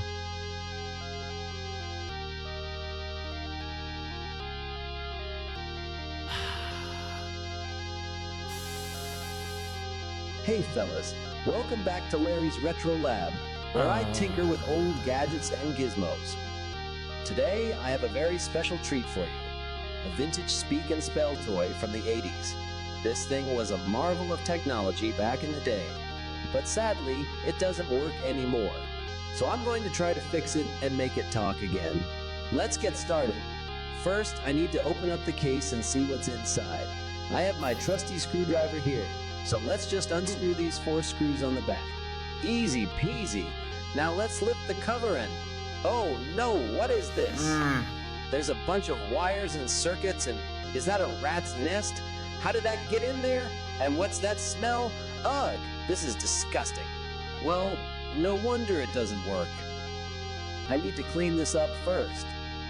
Okay, I have some gloves and a mask on, and I've moved the toy to a safer place. Let's see if I can remove this mess without damaging anything else. I'll just grab this wire here and... Youch! That shocked me. What the heck? This thing is supposed to run on batteries, not mains power. How is that possible? And why is there smoke coming out of it? This is not good, fellas. Not good at all. Not good at all. All right, calm down, Larry. Maybe it's just a minor glitch. Maybe I can still fix it. Let me try something else. Maybe if I press this button here, it will say something. Let's see. Nothing. Maybe this one. Still nothing. Come on, speak and spell. Speak to me. Oh no, it's making a weird noise. It sounds like a demon, and it's getting louder and louder. Make it stop. Make it stop. Okay, I've unplugged it. It's quiet now, but what was that? That was not normal, fellas. That was not normal at all. This toy is cursed or something. Maybe I should just throw it away and forget about it. But no, I can't do that. I'm Larry Fine of the Three Stooges. Gosh darn it, I don't give up that easily. I'm going to fix this thing if it kills me. And it might. Let me try one last thing. It might. Maybe if I solder this wire here to this circuit here, it will make a connection and restore the functionality. It's worth a shot, right? Let me just heat up my soldering iron. Oh no, the wire is sparking. The circuit is melting. The toy is on fire. The fire is spreading. Fractal Mind Mike, the lab is on fire. Help! Help! But wait, there's more. As I'm running for the fire extinguisher, I trip over a pile of old magazines and fall face. First into a bucket of glue. Now my face is stuck to the floor and I can't get up. And to make matters worse, the toy is still making that demonic noise, and it's getting closer and closer to me. It's crawling towards me like a spider. It wants to kill me. Help! Help! And that's not all. As I'm screaming for help, the glue starts to harden and crack. Now my face is breaking into pieces and falling off. What? And as if that wasn't bad enough, the toy reaches me and bites me on the nose with its sharp plastic teeth. It hurts. Sharp It plastic really hurts. teeth? It won't let go. Help! Help! And as if that wasn't enough, the fire alarm goes off and sprinklers start spraying water everywhere. Now everything is wet and slippery and electrified. Oh, this The toy dungeon. shocks me with its wires and makes me twitch uncontrollably. The water short circuits the soldering iron and makes it explode in my hand. The explosion sets off a chain reaction of other explosions in the lab. Everything is blowing up around me. Help! Help! Everything is Well, blowing fellas, up around that's me? all for today's Question episode mark. of Larry's Retro Lab. I hope you enjoyed it as much as I did. Don't forget to like and subscribe and hit that bell icon for more retro fun. And remember, don't try this at home. See you Retro next time. fun. Retro fun. Oh, the ladder goes so far into the floor. You can't get off the ladder if you're at the bottom. That's funny. Okay. Thank you, Chubo, for more Larry's Retro Lab. Always a treat. How's it going, Fractal Mind Mike? I hope you're doing well. We're playing this today.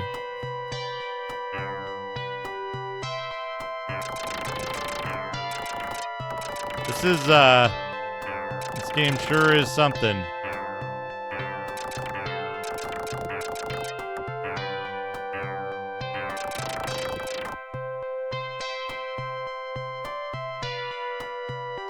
You ordered goblin some food. Nice. I hope it's good. Hope it's good. Good goblin. This game sure is something. You know what? I'm not gonna fight this dude.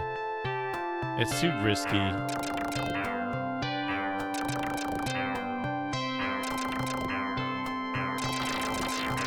If you like Zeliard, you should give this a try.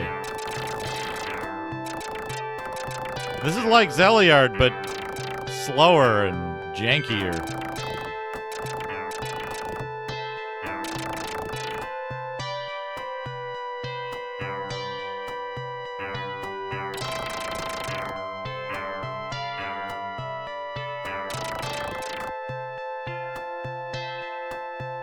I think they made stuff after this, but this was their first.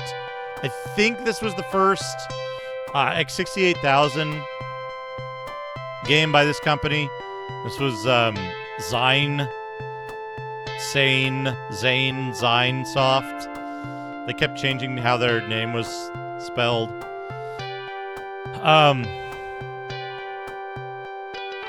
This is a 1989 game for the X68000.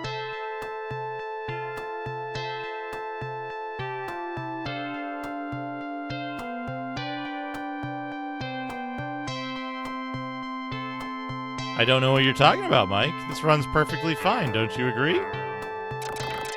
A perfectly acceptable frame rate.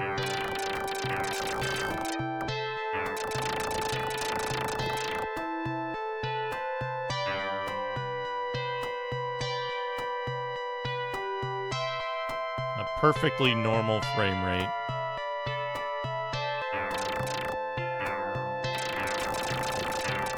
So what's interesting about this is that this game actually runs... This game's not too bad if you play it on a machine that would come out 3 or 4 years after the game itself was released. The 16 megahertz machine instead of the 10 megahertz machine. Which is what I think most people have played it on in, like, contemporary circumstances. But this is the only machine that was available when it was released. This is the only machine that was available when this game hit the market, was the 10 megahertz machine. I don't know the difference. Yeah, the extra 60% clock speed is a pretty good upgrade, but like I said, you couldn't get a 16 megahertz machine. There was no XVI.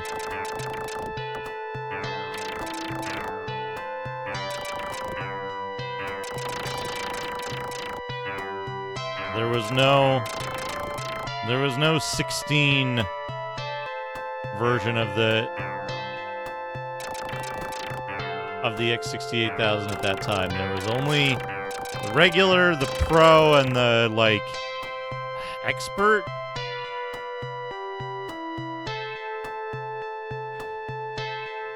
Not until later. Not until later. Typically, there were overclocked. There are known overclocked versions of the 16, which are like the red zone and the something or other else, up to like 40 megahertz, I want to say.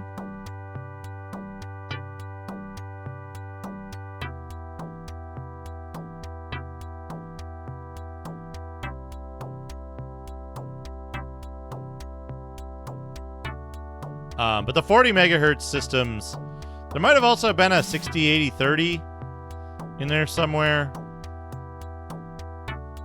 BNU probably knows better than I the details of the different systems. Or if Toho Plan's here somewhere.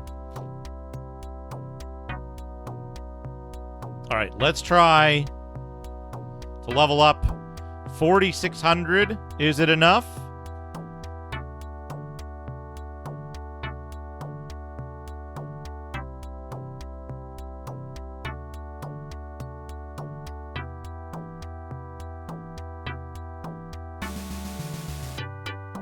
It is not.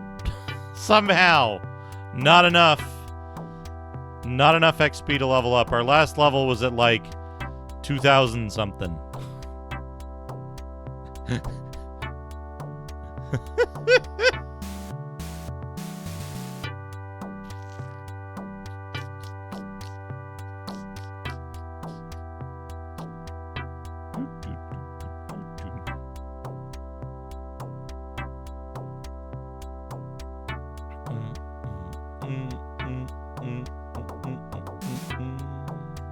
inn. So we sleep at the inn. I'm gonna use the bathroom real quick. I'll be right back.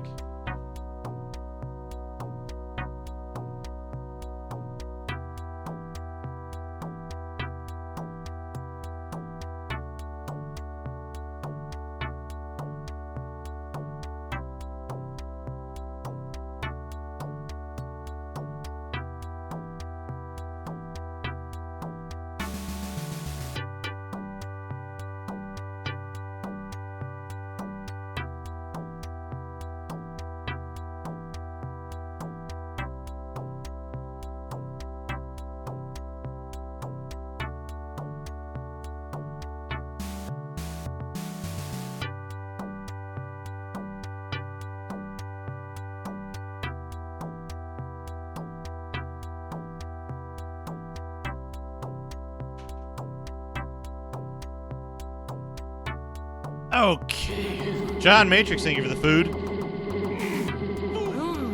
It's so good. So,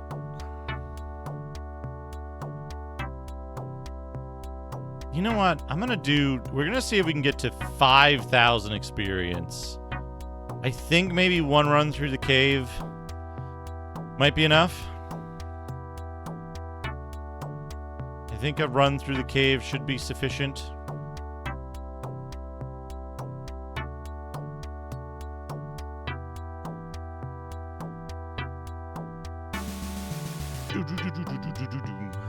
There's a new contender.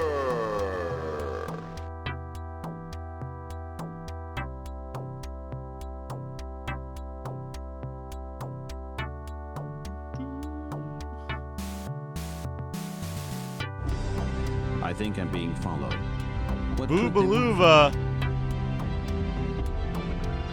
Gonna follow.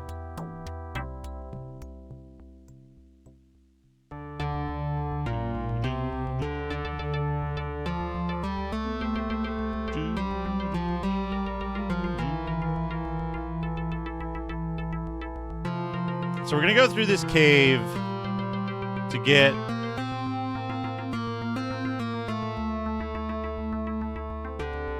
a little bit of extra experience, hopefully. It's really weird. Hey, BNU.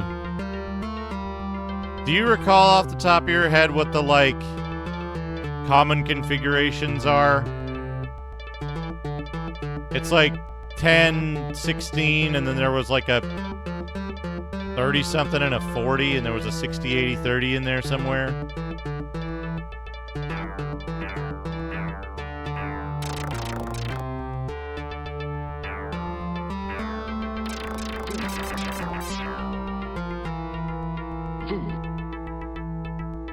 Hello, Baines. It's so good.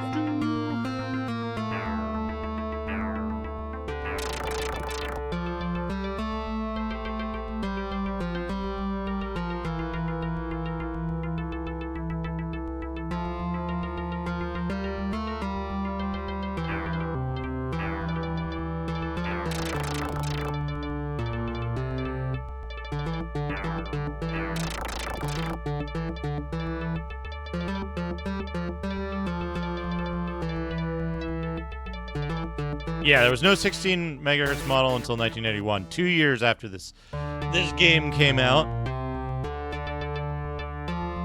And then there were like overclock versions of it later, right? Like 94 or something.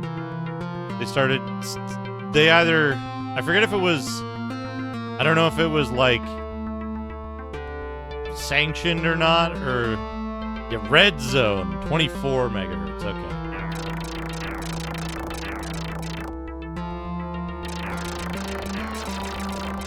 That's unofficial? Okay, yeah, I wasn't sure about that.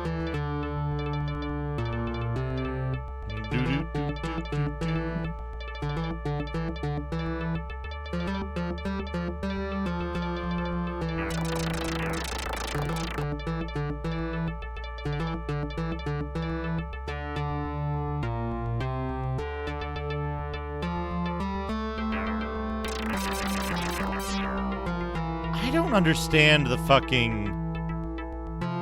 Also, these enemies are giving more XP now for some reason. I don't understand the fucking... Like... Yeah.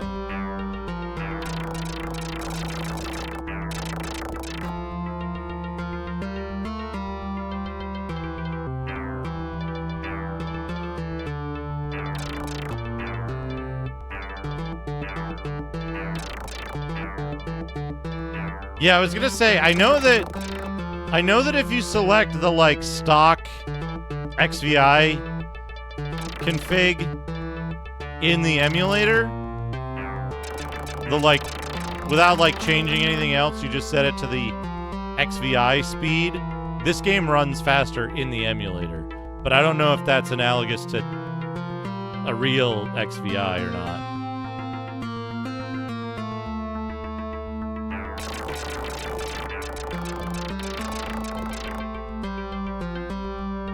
You can also, like, set the CPU overclock to, like, really high, and the game just goes at 1,000,000 miles an hour, which is funny, but also unplayable.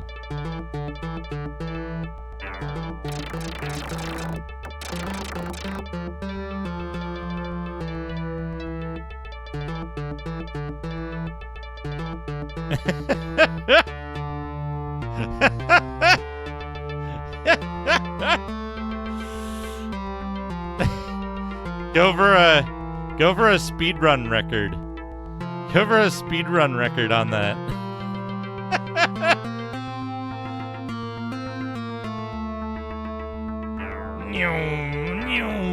I don't understand the fucking spawn behavior of this game. Like, enemies just, like, appear and disappear at random, it seems. I don't get it.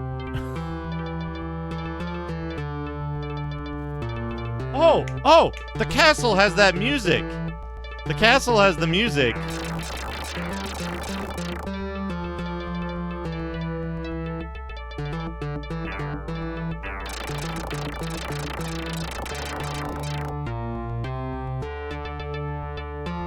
Well, that's the effect that Tritorn Final will have on you. Man, I had the sneezes. Yeah, Gesundheit. I had the sneezes this morning.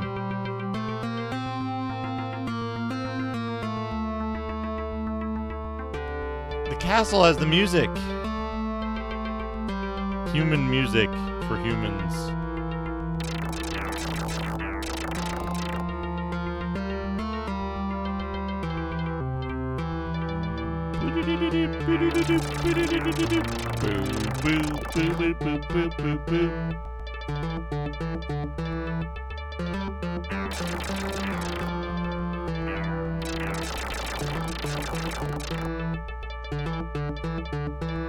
You know what's funny? This game did Ease 3 before Ease 3 did Ease 3 on Super Nintendo by making it impossible to attack things to your left.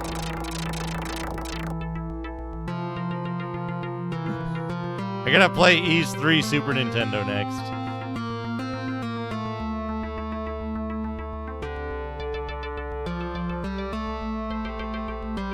Ash Valentine! Young man has come to visit us. Thank you for the raid. Would you mind running the camera for a minute? My wife had to milk the goat. That's it. The buttons are labeled.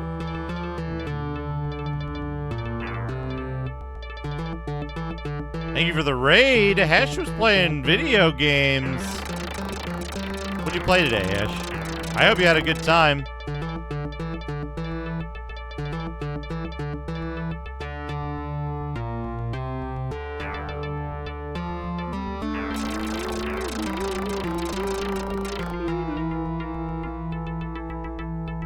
I don't think I'm going to make it up to 5,000, but I think the forest will give me that. Don Pachi, Toe Jam and Earl. Oh, full playthrough of Below the Roof. Nice.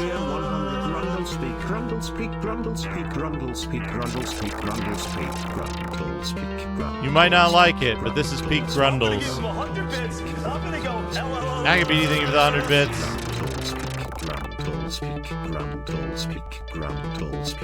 Fractal Mind Mike, thank you for the 100 bits. Hello, Leluchiro.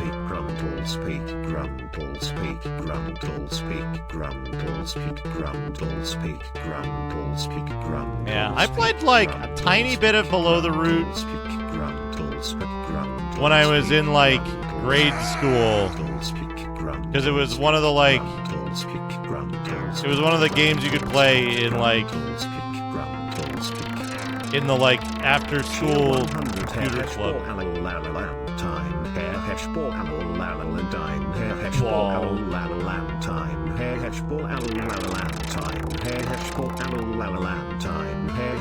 Gesundheit.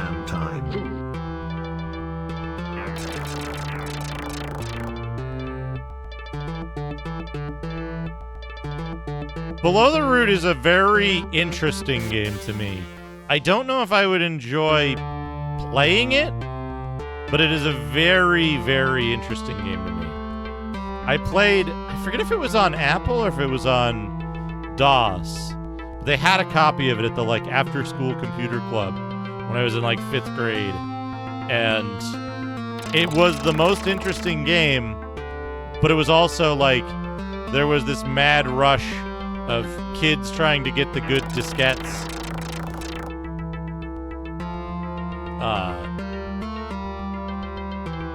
At the time, so I like, and that was one of the good ones. So like, I got to play it once, and then I didn't get to it because I decided I would program a game from a book in the library instead.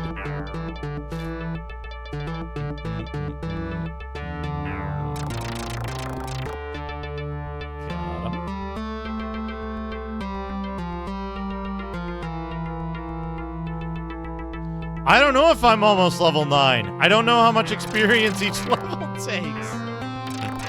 My last level was at like 2,000 something, I think. You fool, you weakling! You idiotic weakling! How dare you come to the church?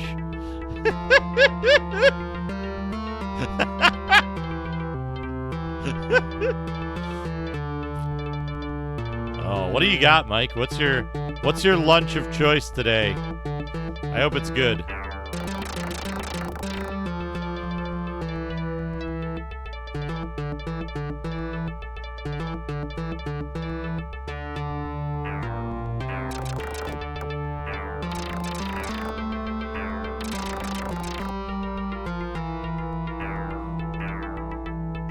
You know, BNU,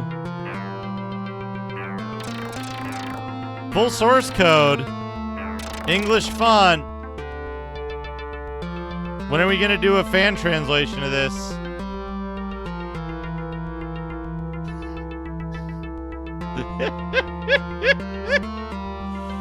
All right, Hesh, enjoy.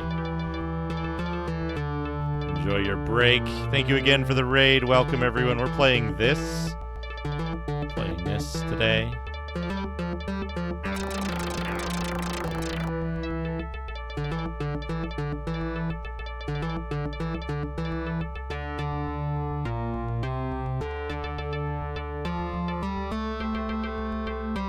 Yeah, fan translates your English into robot. How it works.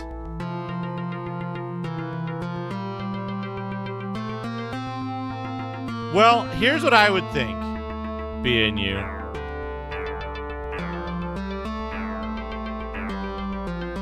Oh, lots of games have Japanese fans. Just go on some Japanese forums. I'm sure you'll find some. Here's what I think, being you. Here's my thought process about that. What would have been the cheapest tool for them to get? What would have been the easiest way for them to, like, get this made without paying anybody anything, or like while skimming the most money off the top? Because like if Sharp's C compiler came with the computers, they absolutely would have used that. Yeah, I'm pretty sure they would have used it then. Because this game and like everything about it seems to be about cutting corners. Like the fact that there's a dozen NPCs in this one fucking village that all say The children are missing. The children are missing. And like one line of dialogue. Like we're already in the last third and we've just started.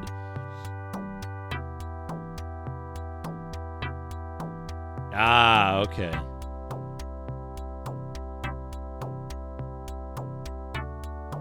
Yeah. You'd have to like... I guess you'd have to like dump the disc image, like part of the disc image to a thing and pretend it's a disc. That would be a pain in the ass.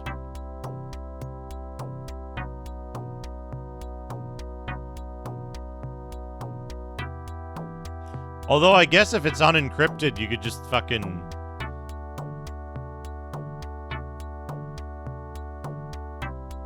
tell me the address and I'll dump out the thing and organize it into files.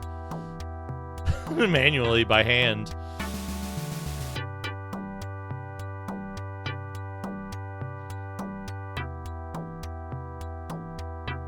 Wait, shit, is this the item store? Damn it, this is the item store.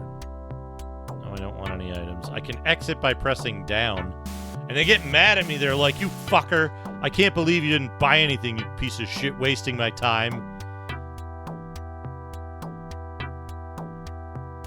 Yeah.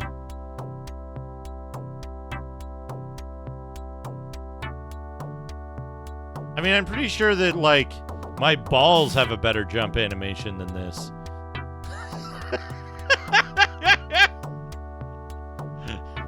Let's see if 4932 levels us up. Breaking the text into lines. How do you mean, Ragadom? No. We're not strong enough yet. I'm gonna go back in the cave because it takes so long to walk all the way across town. I want to see 5,000 if it'll get me to level 9.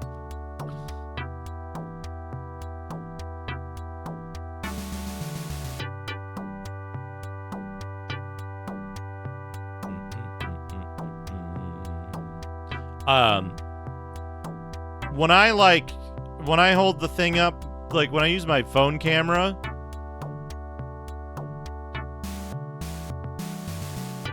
every new line per line.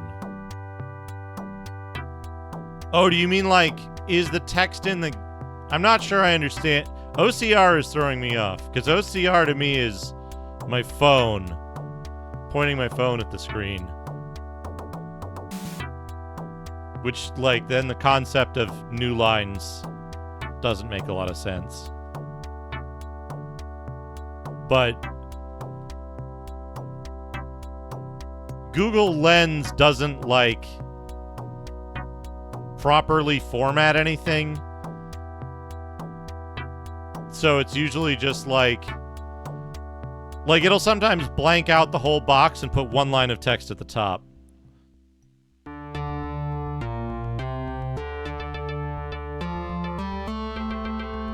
As far as the in-game text goes, I don't know if the text is formatted in the files with line breaks or not.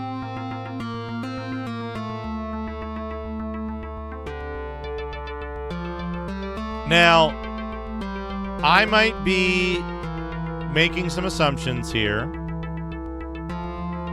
You know, I might be making some assumptions here.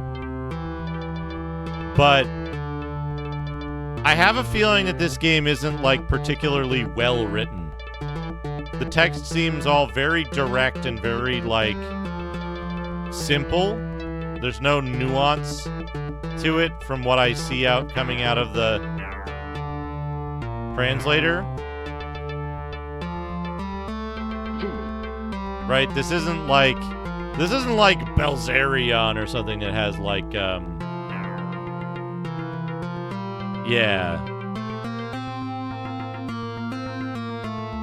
It is. It is red.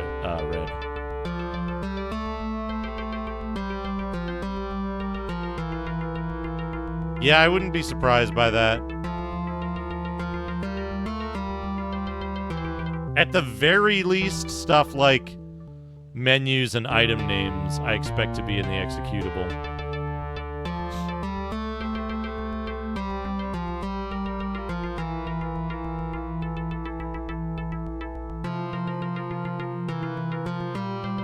But yeah, I wouldn't be at all surprised by that.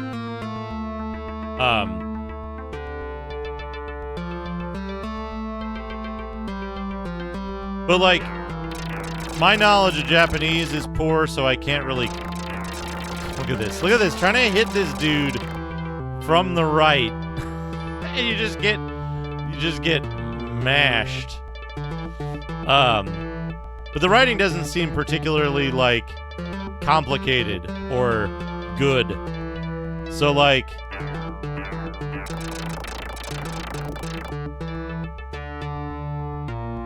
even given the space constraints, right? Like,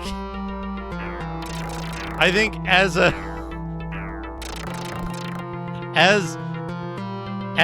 translation, you could get away with like the people in the other village saying like, "Where is my kid? Missing child. Me, Taylor, need needle. Give armor." Right? Like, I think that would be sufficient.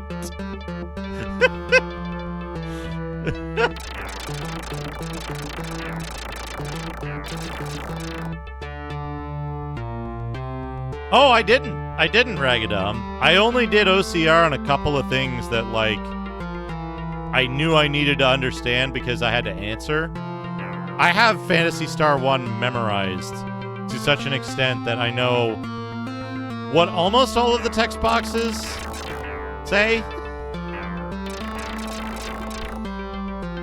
So, I was just, with Phantasy Star 1, I was just reading the kana out loud so that I could better identify the kana themselves without thought to what the things I was saying meant. Which worked out good. It got me what I wanted, which was better reading, better kana, more.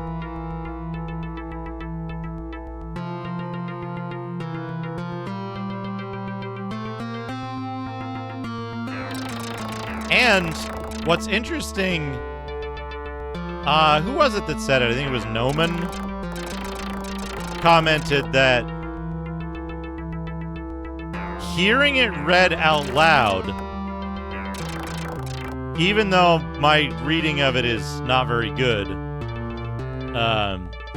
it made it easier for them to understand what was going on in the text because they were hearing the words instead of trying to, like, group them together on their own by sight, which I found interesting. Hey, maybe that's the trick to kana only games is like reading it out loud and understanding what is being said that way. Who knows? Man,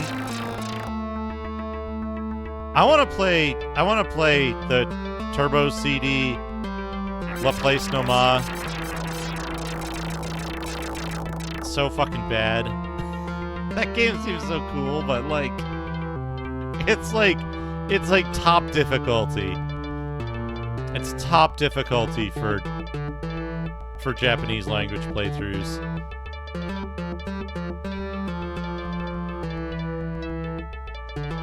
Yeah, Laplace's mom.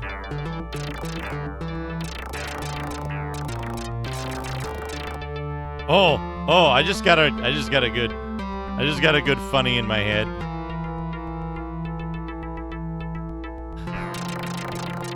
Laplace no Mao. Laplace's Demon Lord. Laplace's Dark Lord.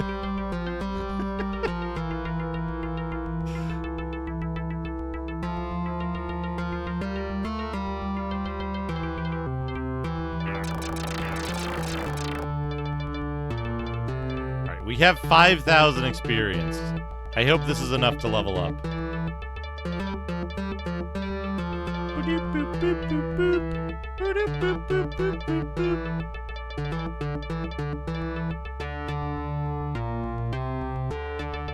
Incoming chat request.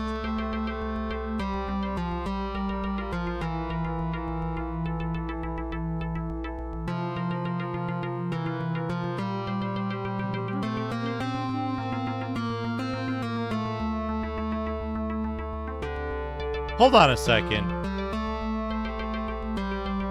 Hold on a second. Did this dude just, like, respawn? They're, like, respawning right as I walk. What the fuck? What the fuck?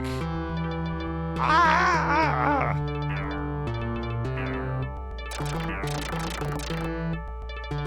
Are the respawns just time-based?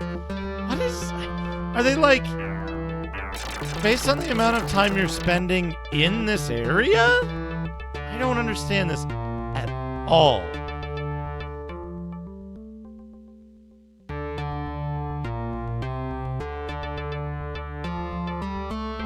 Don't understand it at all.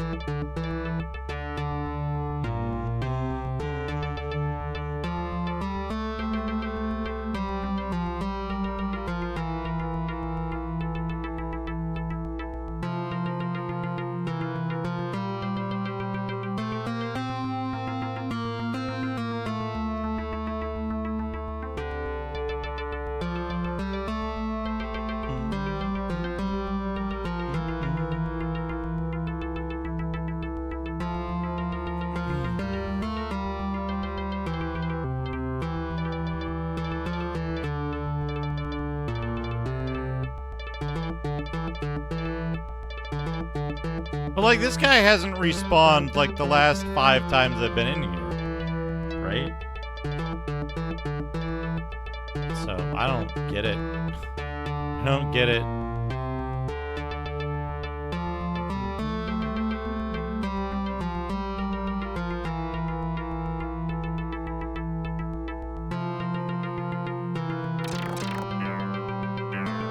Fucking invisible enemies here.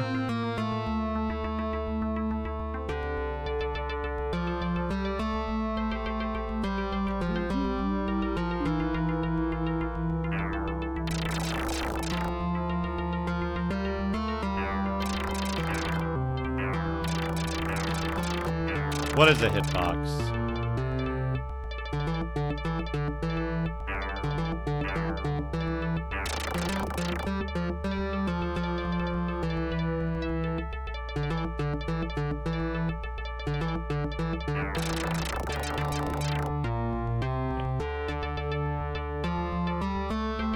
If we can get invincible for the forest segments, that means we can just... There's a lot of space there to just kill shit safely. Well, we gotta get to level 9 first, which means... question mark experience?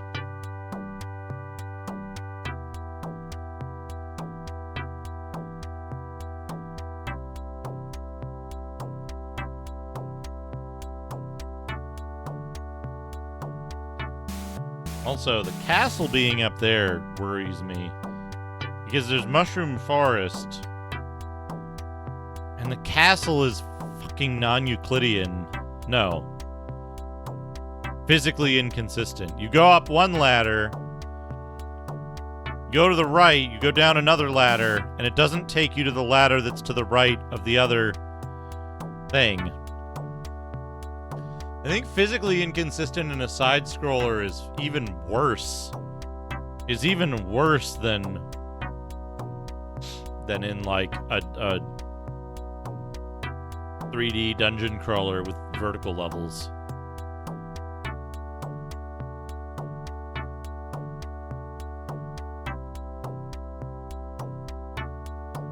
At least makes it that much harder to map.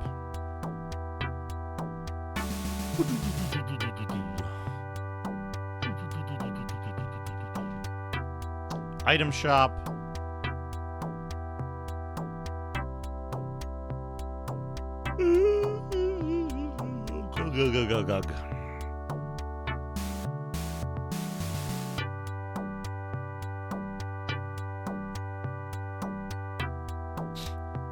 Show me your experience.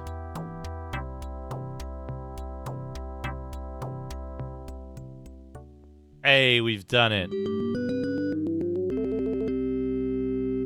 Level up.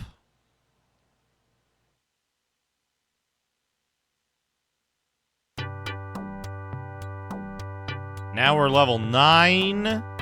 It was probably 5,000 experience. The next level is probably 10,000 experience, so we need to gain another 5,000 to get there.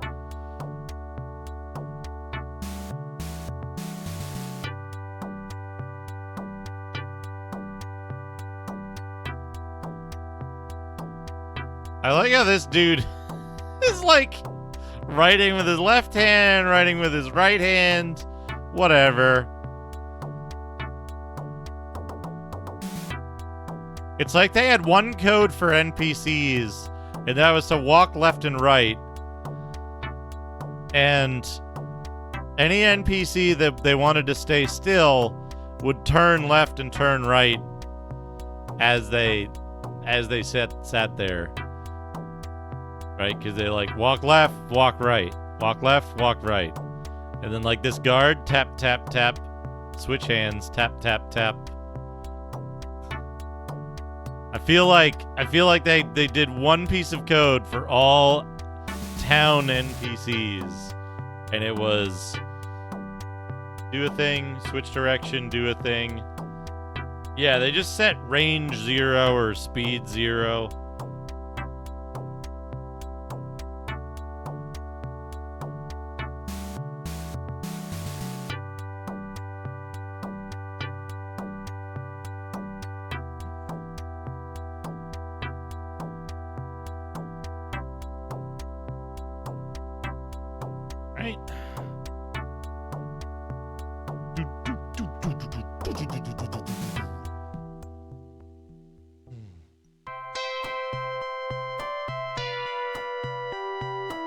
Oh, I forgot to check before I went to level up. I forgot to check what my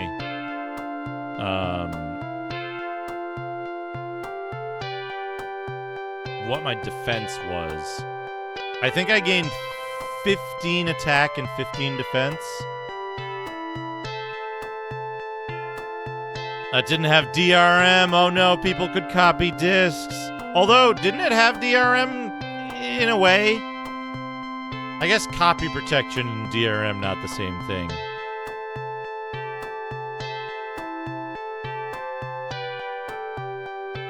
Like those fucking discs. Fucking Silent Morbius. Silent Morbius. Yeah.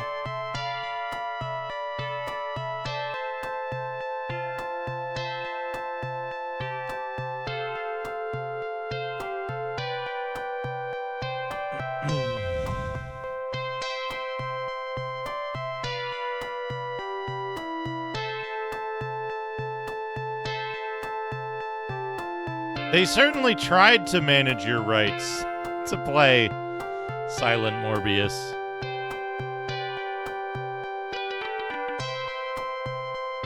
Yeah, I wouldn't count it as DRM. Like, disk copy protection and like document check anti-piracy are two different things that are also different from...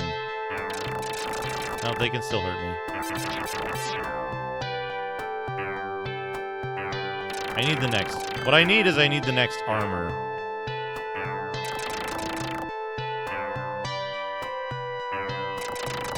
I got 20,000 hit points at least. That'll help. I got like 4 hits in there. Alright, Mushroom Forest.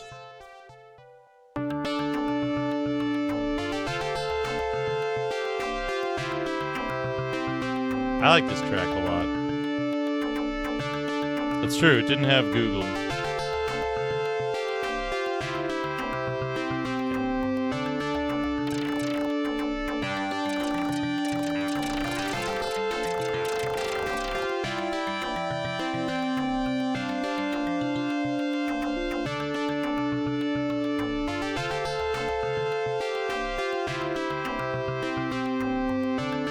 Yeah, just...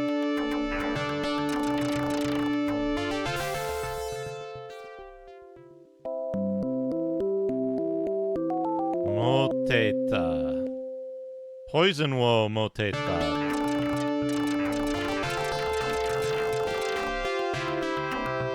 What is the word for poison in that context?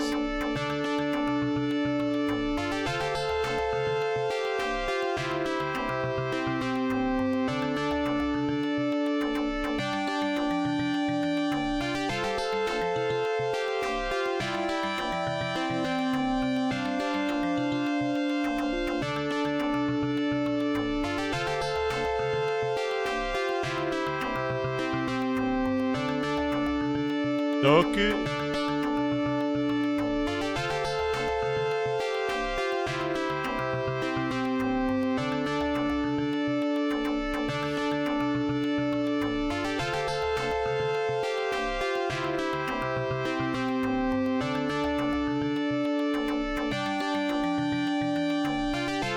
Doku.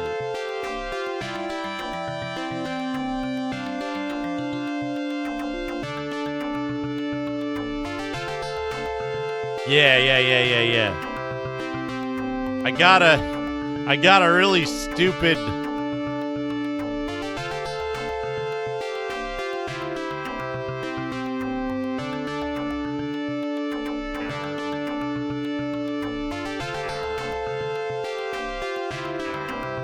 Oh, look at this thing.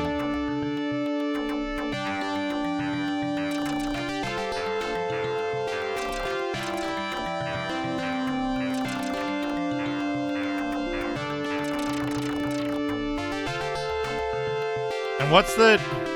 I don't have it on screen now. But what's the phrase it uses for when you got something? Moteta?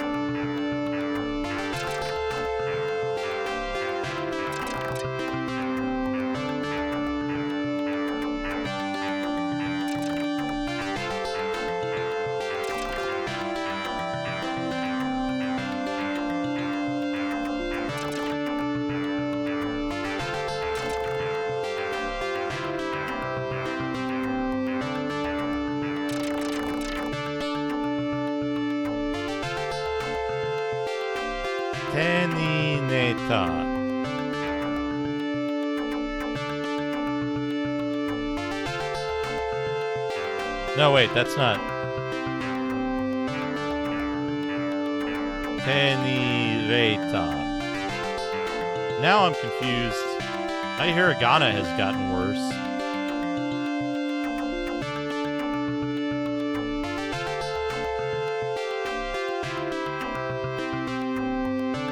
Tenireta.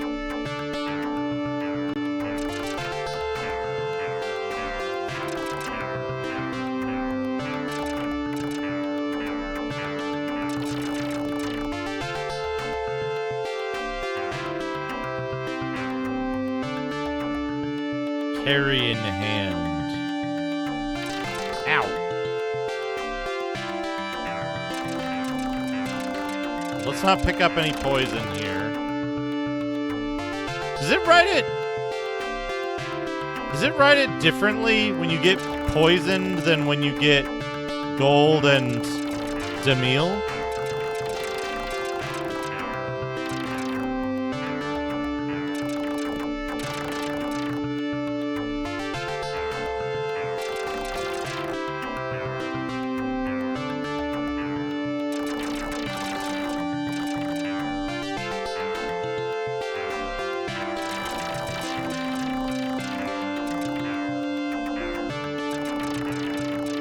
thing you touched was carrying poison. Okay.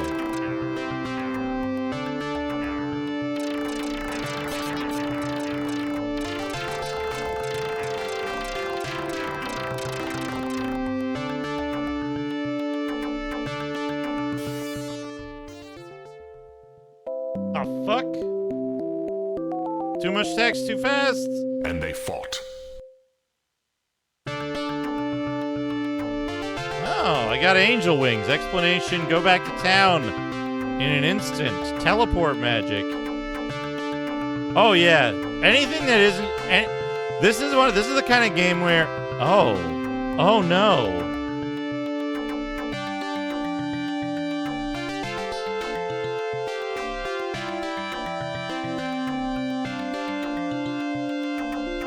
Oh no.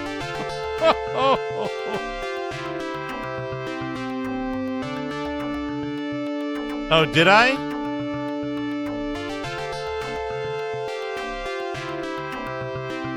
Do you know what zone it was in?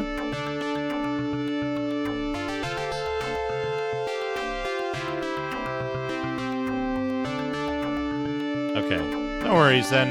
The bags are, as far as I can tell, the bags are persistent. So, like, they'll still be here. There's a ladder going down on the left side of the screen. That could have been in the castle.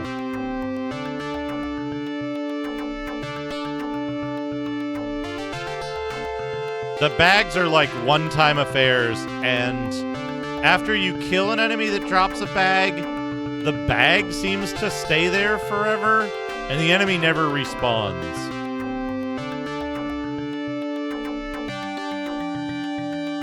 Alright, I'm less worried about not killing these bugs. Okay. There's your lefty stuff there. Fucking 3 hits! 3 hits. Because he's swinging so far to the right. Like, I hit the dude.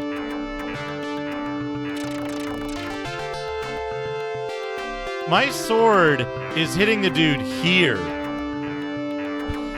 My sword's hitting the dude there. It's like a full tile off.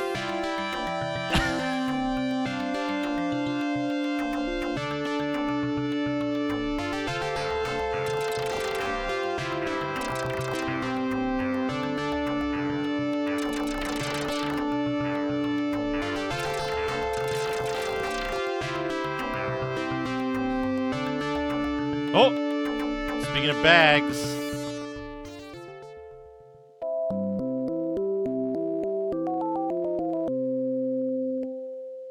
I got a stimulant. I got a lot of stimulants. Oh.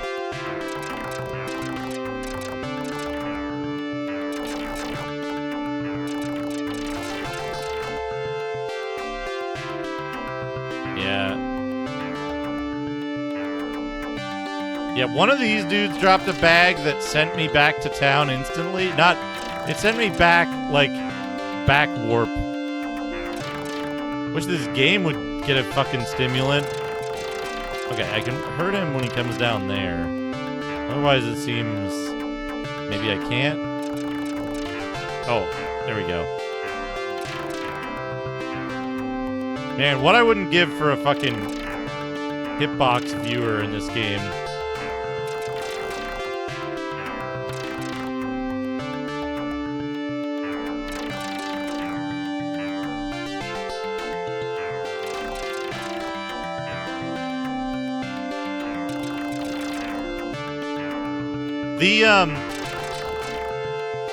When you get the back warp item, it says like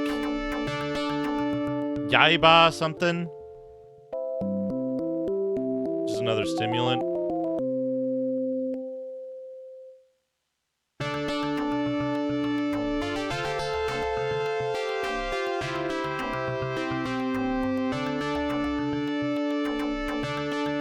Oh no.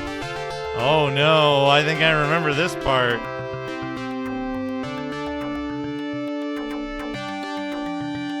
That automatically advances. It's locked.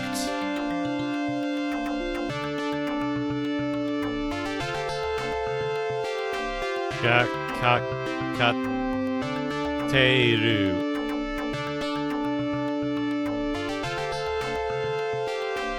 Alright. So we can't go there yet. Kagi. The legend of Kagi.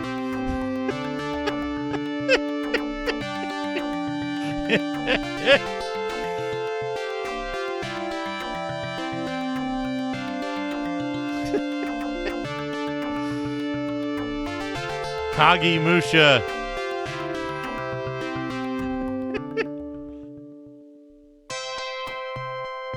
Kagi ga kakateru. Oh, okay. Okay. Thank They you, joined Mora. battle. Thank you, Mora. I love how sometimes the screen just, like, wobbles for no reason.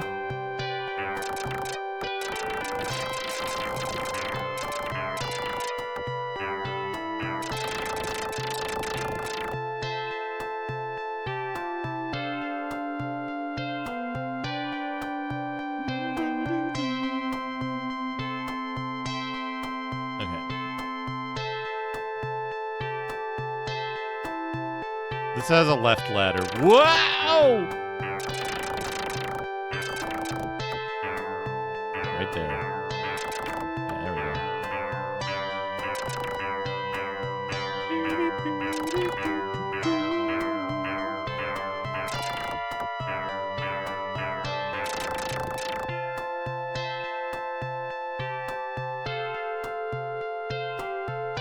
Yeah, weird little turtle men.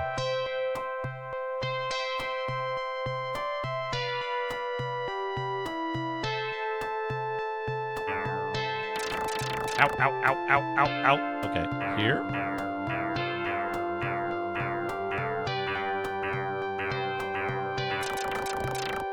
Yeah, you can't move faster than most enemies.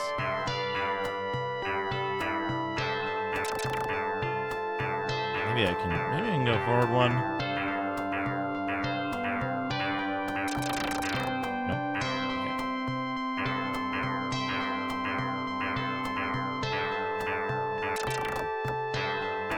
Oh, down a ladder on the left. Okay, okay.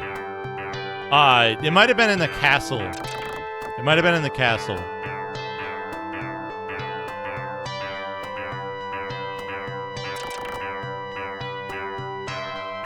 Which we're gonna go into next.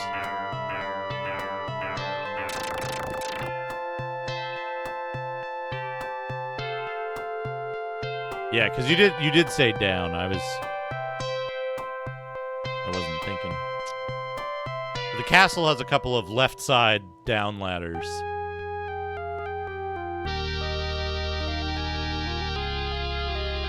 Yeah, this is the music that Macaw thought was an emulation error.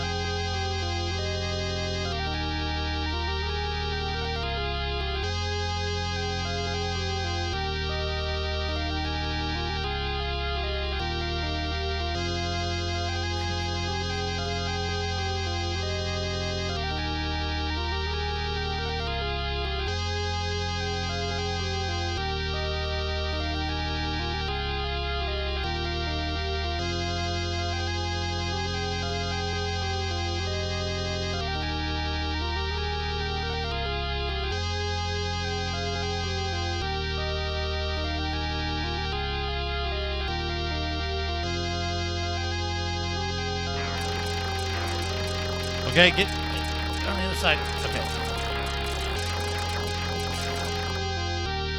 Uh-oh. Maya are dead, maybe.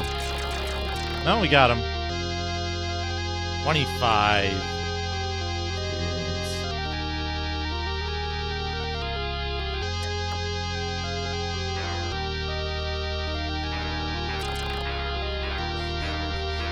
Full contact. Full contact combat right here.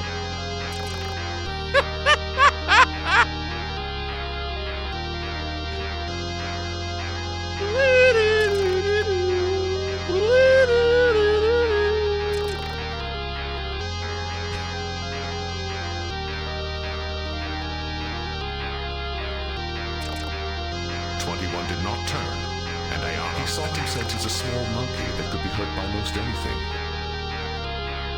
Cool thing you can look for is sometimes my sword will be facing... Sometimes my sword will be facing the wrong way partway through the swing. Bag! What has entered into my hand? 1,000 gold.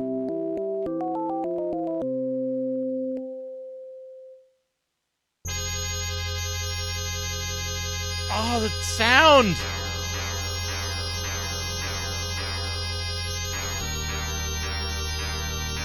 The sound! What? What happened to the song?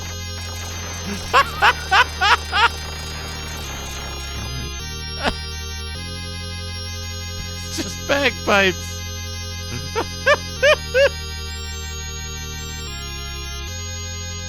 I don't think this happened when Magal was playing it. Okay, how much damage does he do? 140.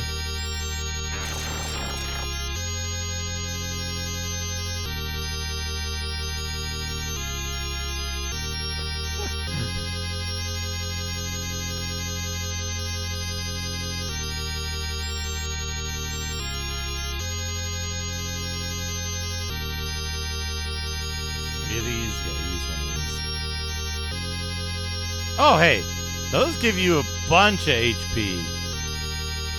Aphrodisiacs.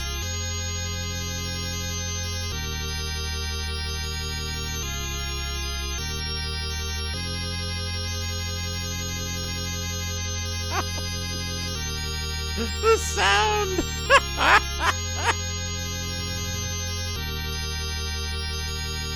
I hope I didn't miss an important item.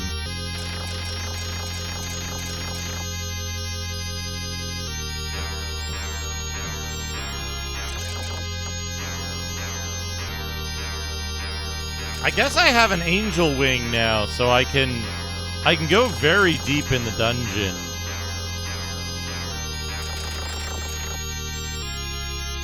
I know, right?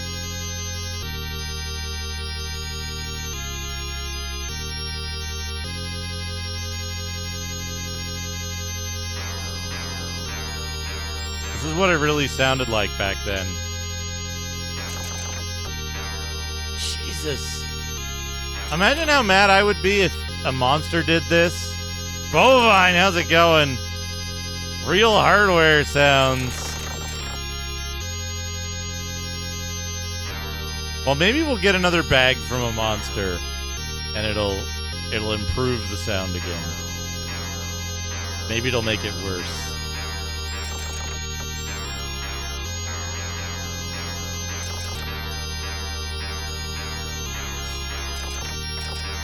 It would be extremely funny.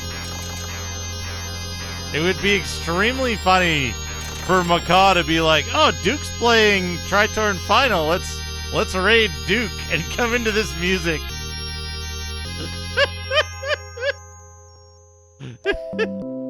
Such as a stimulant.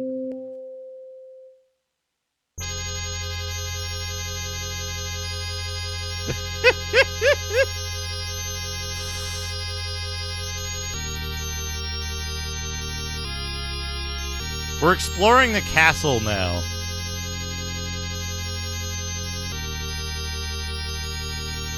Which, like, I should be mapping, but I'm not. Not at all mapping it.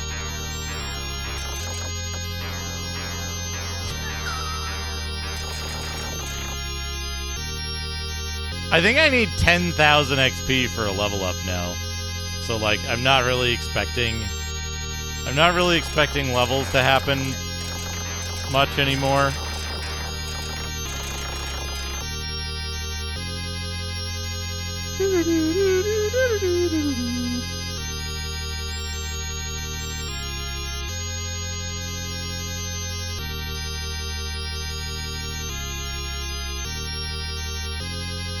Well, the reason I should be making maps is so that I can figure out how to... Fuck! So I can figure out how to get through this next time. Of course.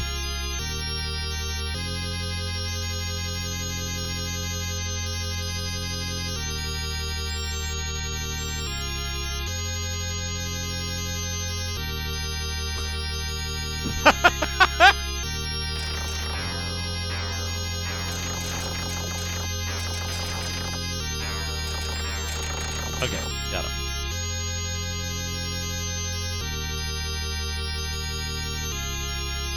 Aphrodisiac, stimulant, same thing. Uh-oh. They've got these death corridors.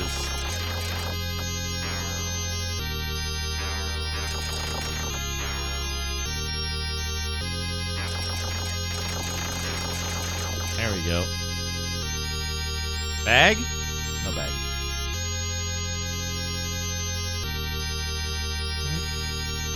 I'm not really concerned because I have the angel wing. So I can get out of trouble for free, but... Oh, this is back to here. Okay.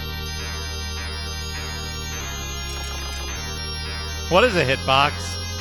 What is a fucking hitbox?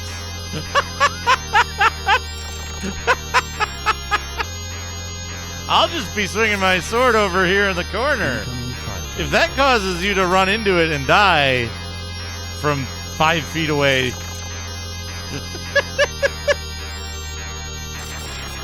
Look at the fucking...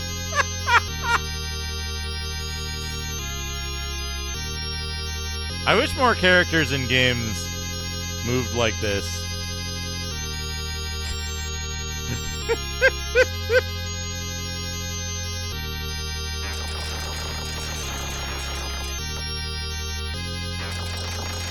Okay. I have an idea. Yeah, tabletop feel. I have an idea. We're gonna go in here.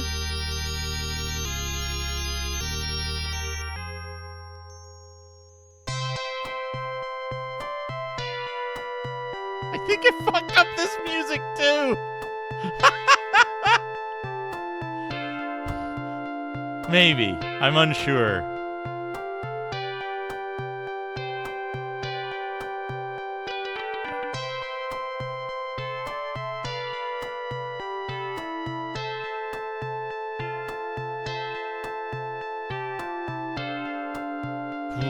Okay. We're gonna go out of there for a minute. I think it's probably a good idea to go back to town and heal.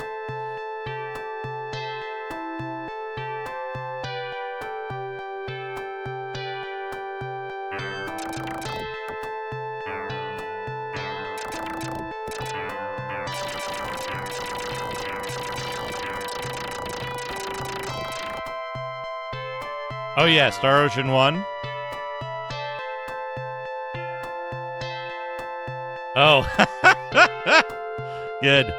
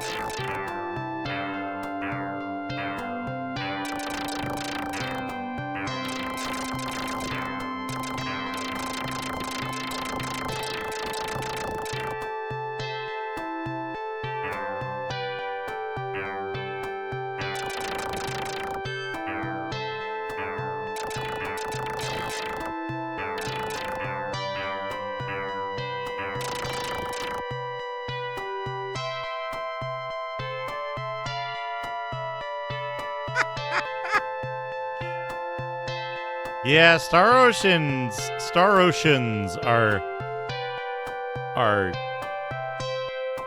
like stunlock only games. Either you stunlock the enemy or they stunlock you and there's no in between. That's what it feels like. I love how stuff is just randomly like jittering and shit, and like there appear to be weird, like, tearing issues sometimes. But then sometimes it'll also just render a line completely yellow for one frame. Like a whole line will be just yellow for no reason.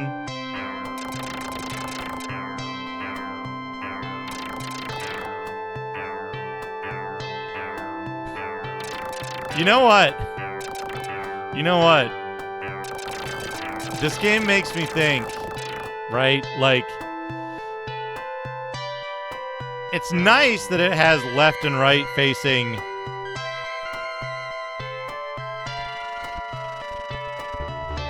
sprites. Landale, thank you for the raid. Whoops. There we go. It's nice that it has left and right facing. Ooh, Arx Vitalis. I hope you're having a good time with that. Welcome, Raiders. We're playing Tritorn Final, a PC action RPG. It was time to die. I think I'm being followed. Ragnar the Red Gyarados. Give it a follow. Welcome. Welcome, Zerodyne. This game sure is something. We're playing it.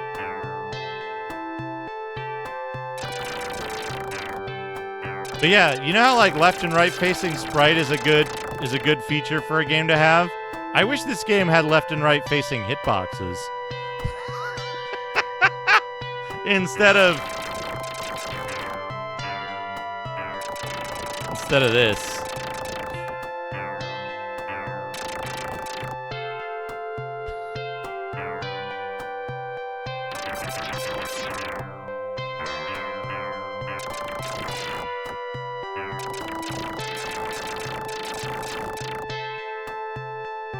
Yeah, this game sure is something. Well, it only covers left if you're facing to the right.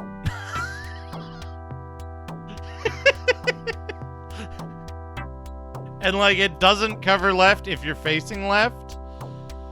Or like I should say it covers the same amount of left. You have like one tile to your left and like 5 tiles to your right that it covers. I accidentally went through the door again, so enjoy this loading screen. Nature's guardian versus nature's destroyer. But I don't think the hitbox size changes regardless of which direction you're facing.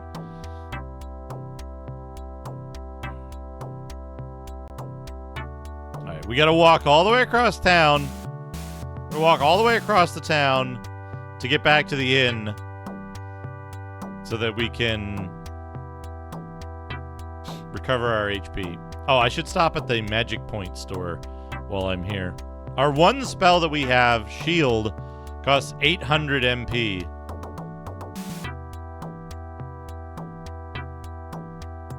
So this game was made by Zinesoft, and we're, by the way, our rarity, we're playing the real thing today. We're playing the discs. I usually don't go for diskette stuff, but for this game in particular, I wanted to make sure it was 100% legit, off the commercial discs. Oh, awesome. Awesome, Bovine. Yeah, if we share a Discord server, just shoot it to me on Discord. Otherwise, whatever is convenient for you.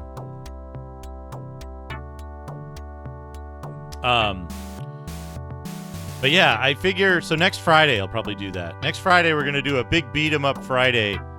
We're gonna look at and compare all of the beat 'em ups, or as many as I can get to before I get really hungry and cranky. All of the beat 'em ups on the 16-bit major consoles. We were talking about this on Bovine stream last night. That like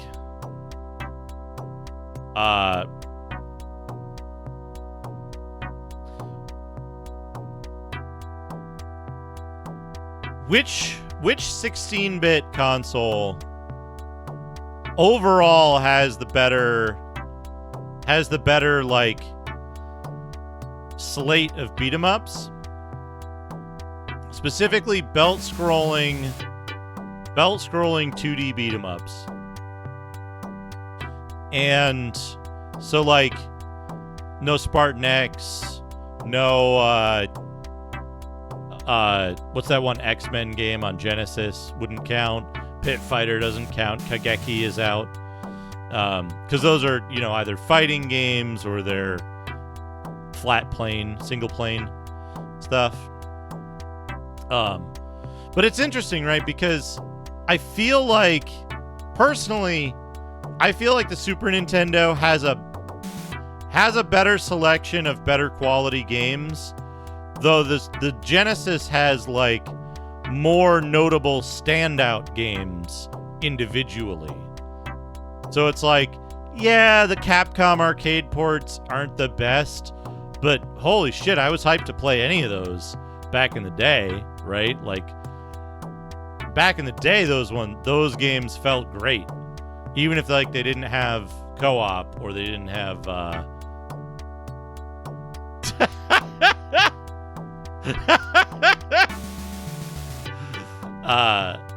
you know, even if they didn't have co-op, or if they were missing stuff or they were censored, like that didn't matter to me, because it was like, holy shit, I can play Captain Commando at home. Awesome. So I remember renting a bunch of those and being pleased with them at the time. Though after, like, post MAME, they don't make as much sense, right? But it's like the same thing with it's the same thing with the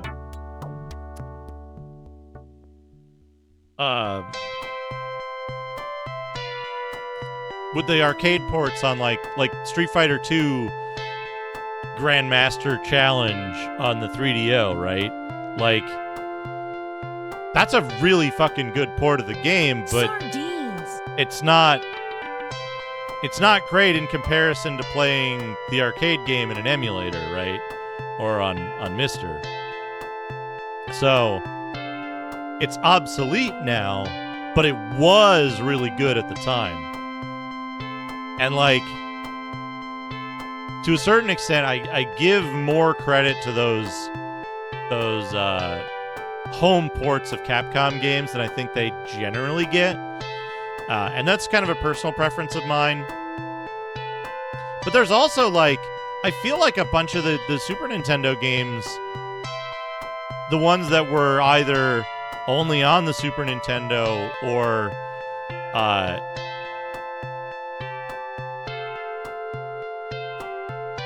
yeah. And like, yeah, to the same thing, right? Like, Dreamcast got a bunch of really great arcade ports that are still obsolete, because why would you need to play it on Dreamcast when you can just boot it up on PC and get it actually exactly perfect? But yeah, like, to that end, damn it.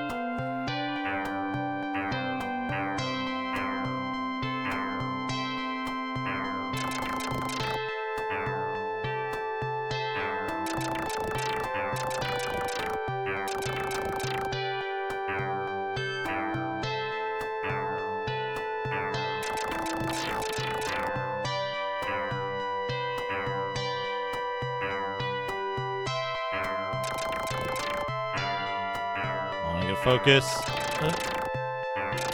Got him. But like, to that end, it's like I'm more tolerant of imperfect arcade ports on a particular system, because, like, hey, that was a super cool way to play games you liked back in the day, even if stuff was missing. And it's like, I know how well loved Streets of Rage is, but like, it's also got some bullshit. Like, Like Final Fight also has some bullshit, so I don't think it's alone in that, but like in terms of playability and just like accessibility from a casual standpoint, I feel like I went all the way to the right there, right? So yeah, it's only the castle now. I feel like that's something that like you can't independently fault it. I mean, shit, like what beat 'em up doesn't have some bullshit in it? I think maybe Pirates of Darkwater is the most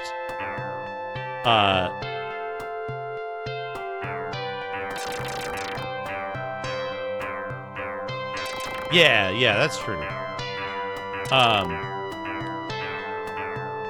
Maybe Pirates of Darkwater is the most like forgiving of beat 'em ups, but it might just be because I like know how to deal with it now.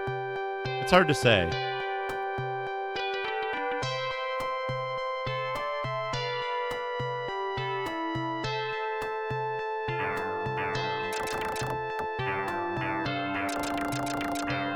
I have played the new TMNT game.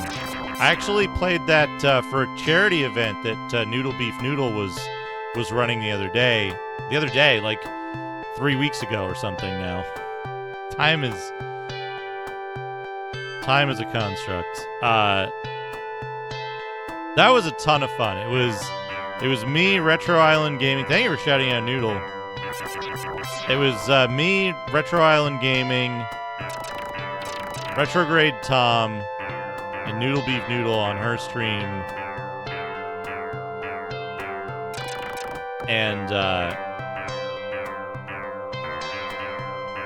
we played all the way to the end boss. All the way to the end boss of it, but we didn't, like, Tom had to drop out early because Tom was, what a trooper. Tom was our best player by far, but also, like, he was very tired, and so he was just, like, hyper-focused on the game, and he had to drop out a little early, and then once he dropped out, we didn't quite have what we needed, but Noodle got to the, like, final form of the final boss, which was really, really cool. Like, awesome that she got to that part. Alright, the music's back to normal. Sounds are here.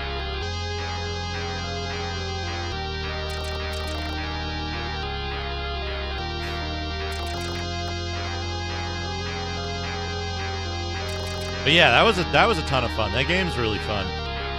I'm hoping we can do another stream of that at some point and like and finish it up with the same crew. So that would be, again, very, very fun time.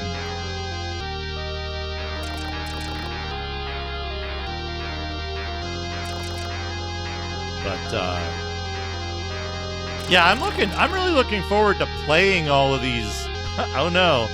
To playing all of these beat 'em ups, right? Because I know a bunch of them, like, I've seen played, or I've played like a couple of minutes of, and I'm like, oh yeah, okay. Here's another room with a bottom left ladder.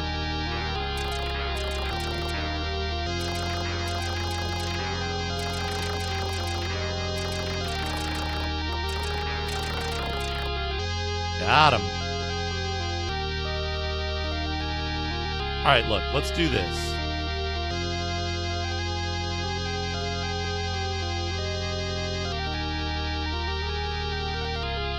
Let's save right here and then go through this door.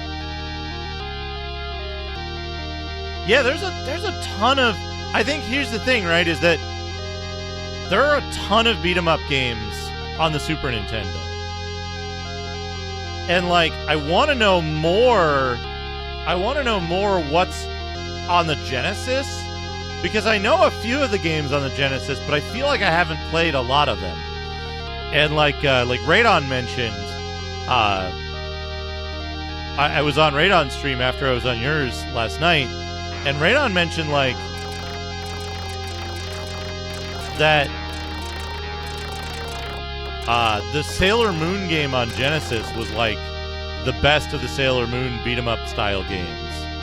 I want to say, I might be making this up, I want to say one of the two 16-bit platforms got a Kamen Rider game as well, which, like, was interesting but not very good.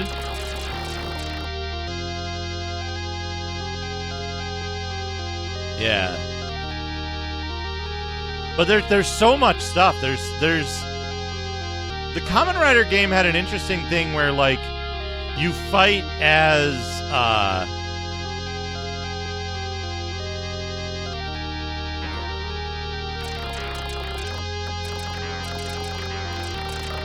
you fight as the dude without the suit for part of it, and the, like, enemy setup and the moves are different.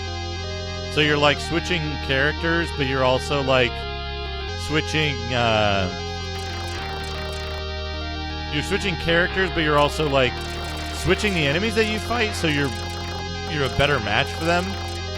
Something like that. I might just be making up my own game that would be cool in my head.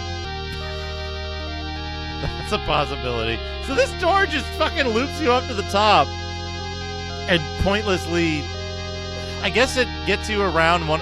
No, but you have to fight one up there too. I don't get it.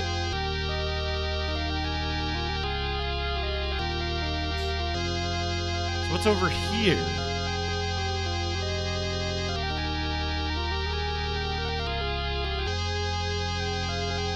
This dude with a flame sword who shoots lasers.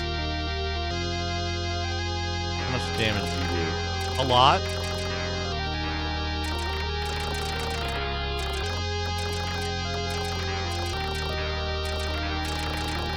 Not too bad. 30 XP. Bag? No bag.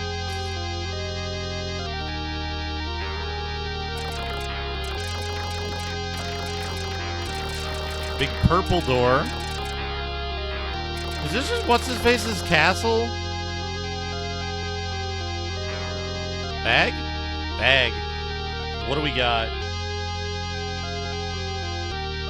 I just lost half my HP.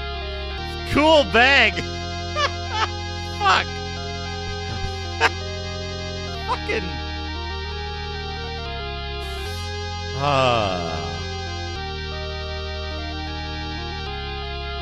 It's okay.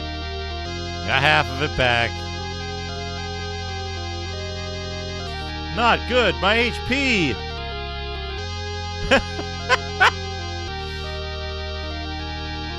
Oh no, my hit points! Is what I'm gonna yell if I, like, bang my thumb with a hammer or something.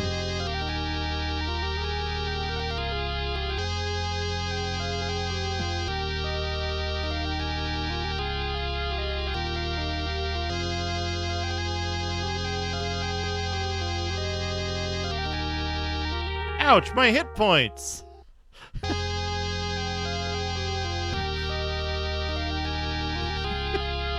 You bang your knee or stub your toe.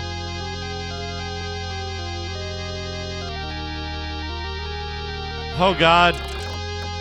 Why is there a fucking robo warrior here? With, like, cat ears?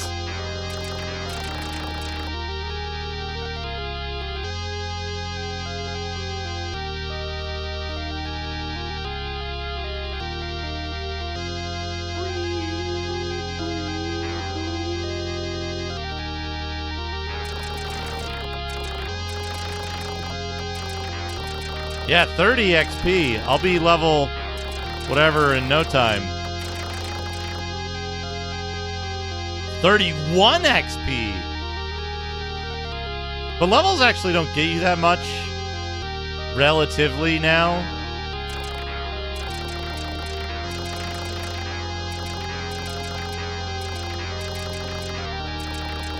I'm pretty sure dudes move ahead of their... Like, their hitbox moves ahead of their sprite.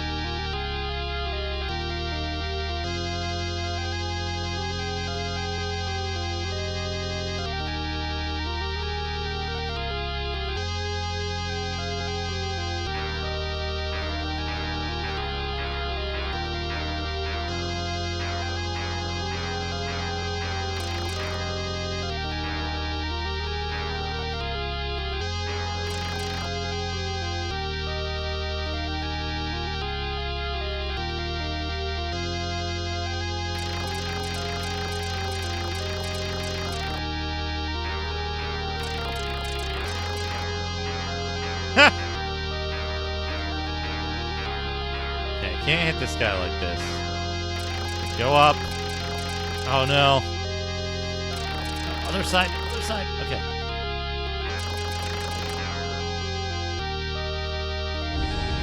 I think I'm being followed. Conria, thank you for the follow. What do they want from me?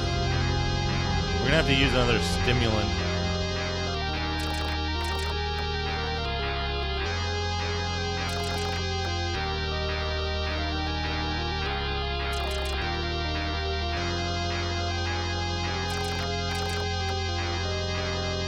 You know, hey, being you, it's tough to tell whether it's faded out fully when your monitor is cracked from your boss banging your head into it, kicking your head into the monitor.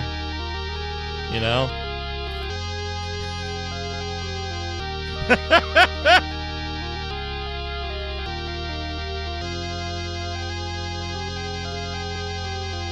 You can kill this dude. This dude might have a thing.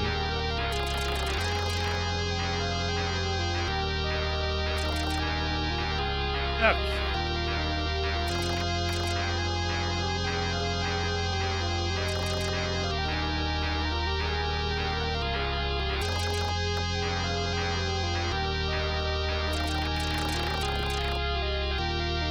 Oh, what a good game. Bag. Oh no, my HP. It almost killed me.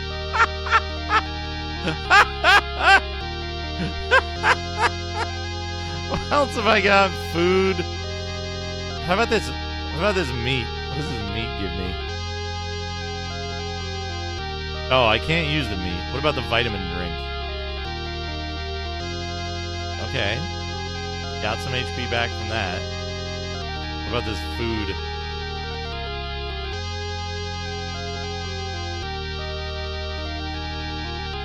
Okay, got a little bit back from that.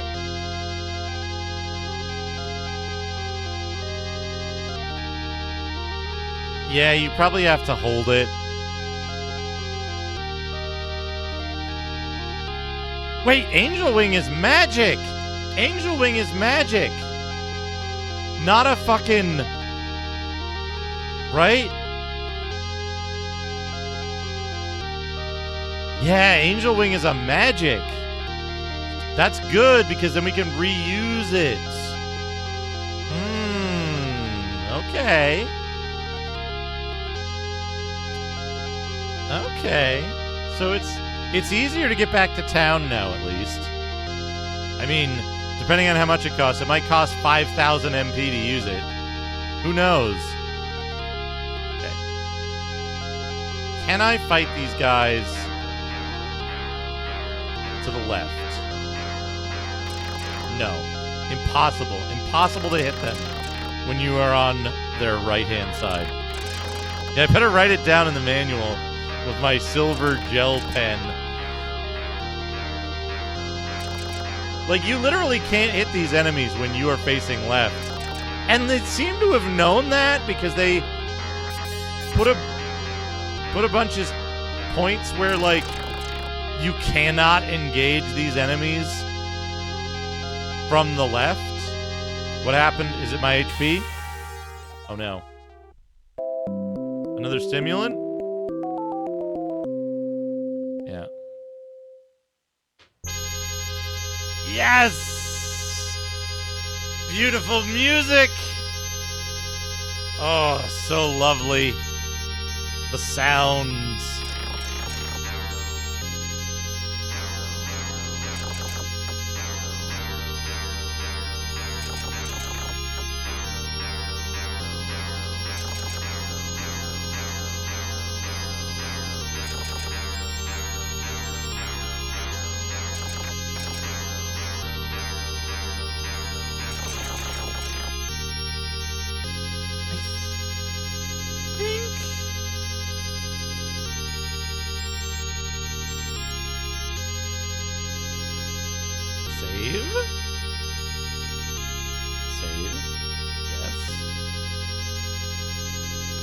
I'm confident that Angel Wing is going to cost less than 5,000 MP.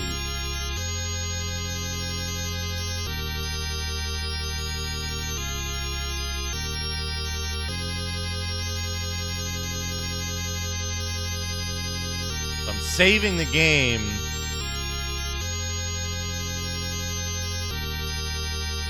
What?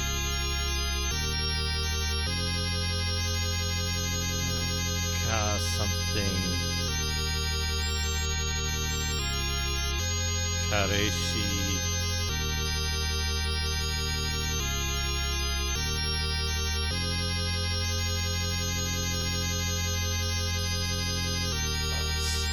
Sealed by an unknown magical power.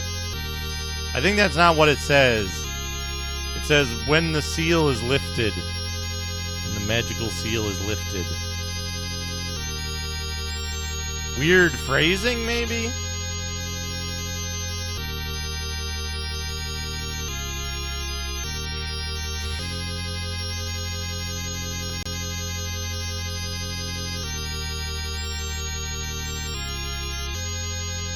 Magic or demon seal? Okay. That's a, after you beat the boss door. Here? There we go.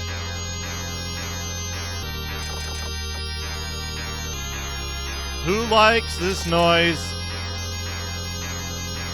Put an ear emoji in chat if you're enjoying the music.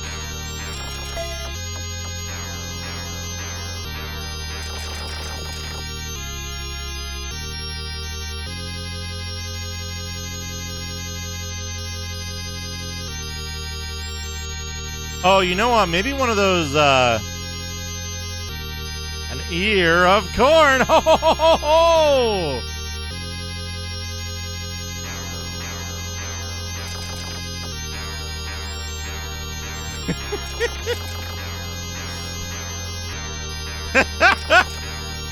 Blood ear. It's just Euro disco. Can we get this song in DDR 666 mix?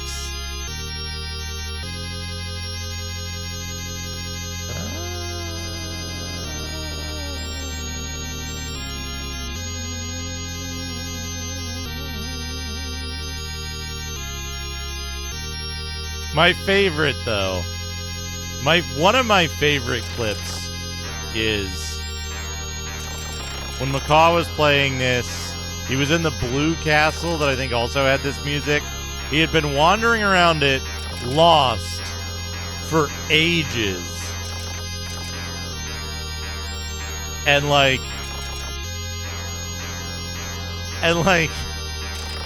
he just gets pinned up against a wall by some insect demon.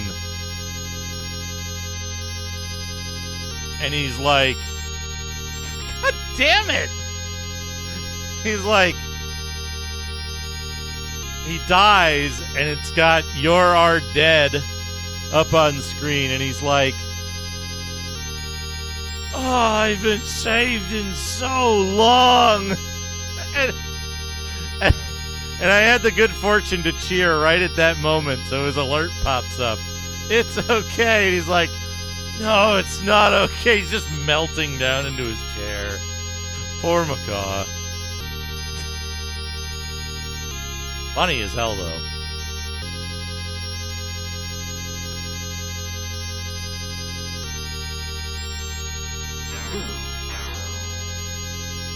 Oh no, why is there an empty room here? The Nemesis attacked. Oh, I don't like that at all. That means there's gonna be some shit in there, and I'm not mapping this. Also, you can see that, like, ladders are just portals, right?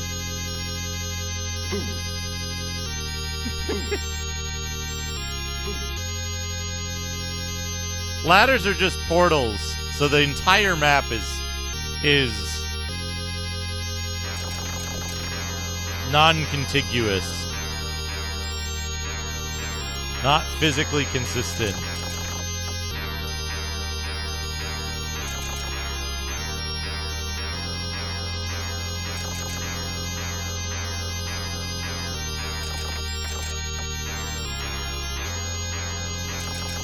Oh, this music's making me hungry.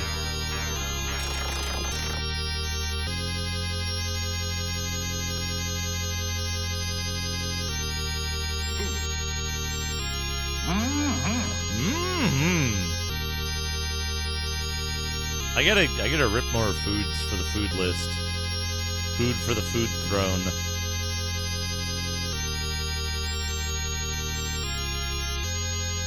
Oh, look at these dudes. Look at these dudes who walk back and forth and don't do anything else. Cool sprite, though. They look like Tusk Warriors. Man, it's a good thing. It's a good thing that we're not doing single plane beat 'em ups, because that would mean fucking Golden Warrior or whatever it's called would be on there. Kiryu no Ken. Okay, we got a purple door.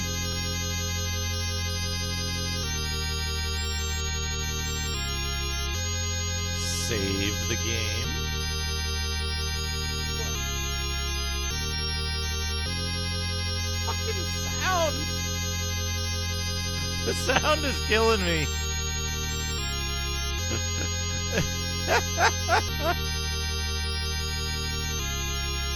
Jin, angered, struck Magnus, and they fought. She told him she'd heard enough prattle and assaulted him.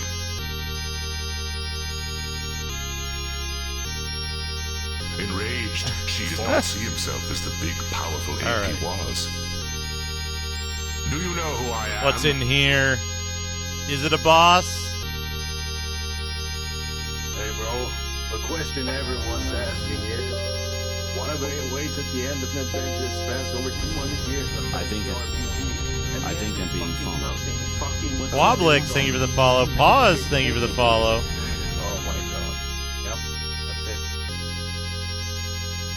Oh, we got Falcom level design here. Oh no. There's 2 ways to go. Fucking Drazley family. Drazley family level design.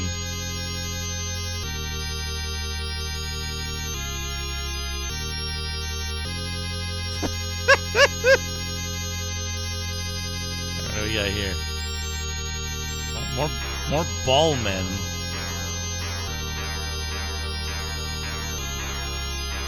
One step closer. Nope. No, ball men, right hand side only.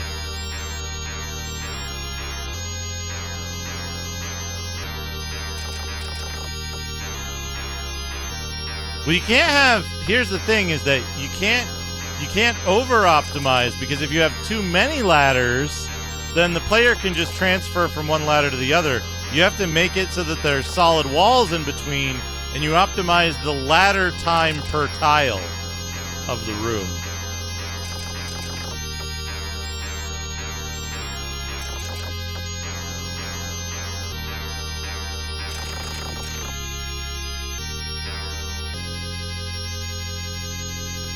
Okay. I'm gonna keep saving it, just in case each of these doors is a boss. It's probably just some circuitous route that's gonna poop me back right at the beginning of the fucking dungeon anyway.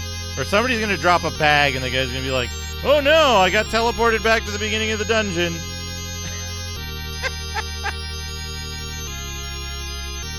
On the plus side, if that happens...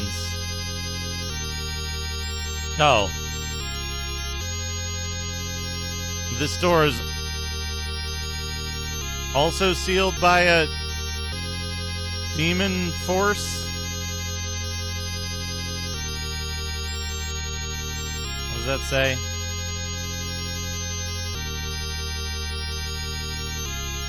Yeah, this door is also magically sealed. What it... Hold on a second.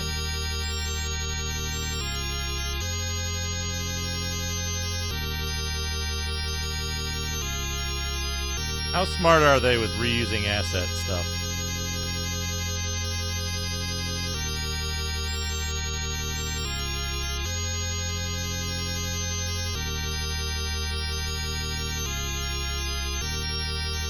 I want to test 2 important things. No! So that doesn't work. Thing number 1 doesn't work.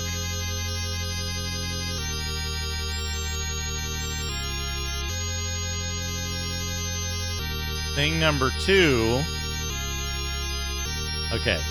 Thing number 2 does work. Yeah, no music fix for you.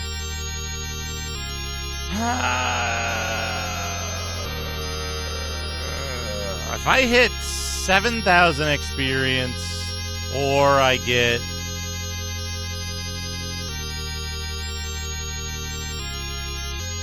below 7,000 HP, we'll go back to town. Sheriff Ram, how's it going? I am still gaming. Oh, fuck, I hope not. But I know there are, right? There's one in the Tengu's hut. I know there's an invisible door in the Tengu's hut. I don't know if there's any other invisible doors anywhere in this. But I do know that you have to be standing to check an invisible door. You can't do it. You can't do it if you're, like, constantly jumping. You have to be standing first. You have to have walked one tile on the ground in order to enter a door.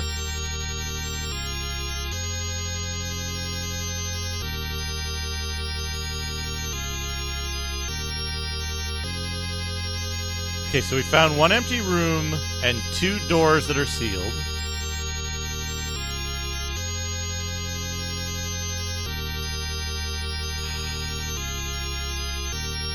Man.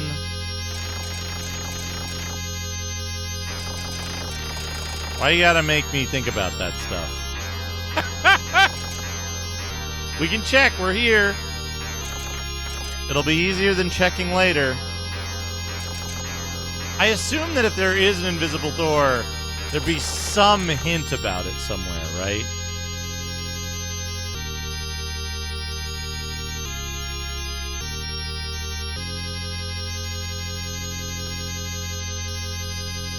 Was this a sewer room?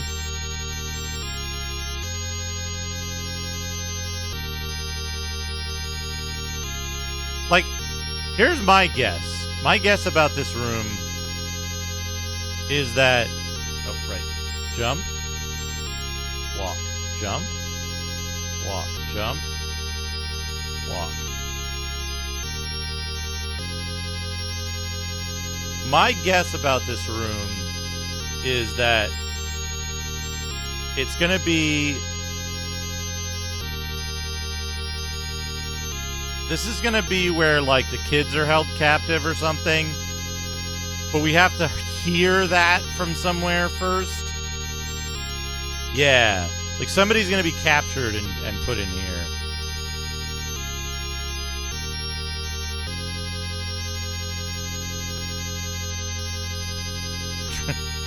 Go to sewer jail.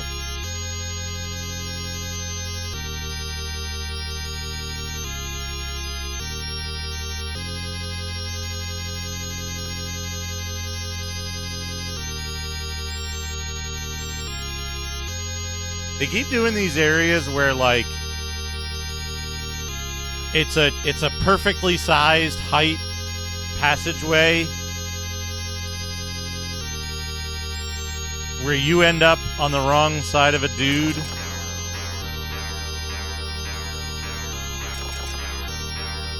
So you have to push through them to fight them.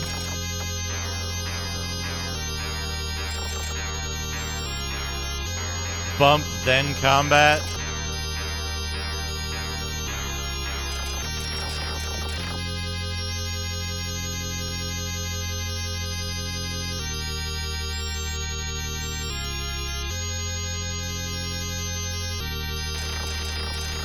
Ay, fucker.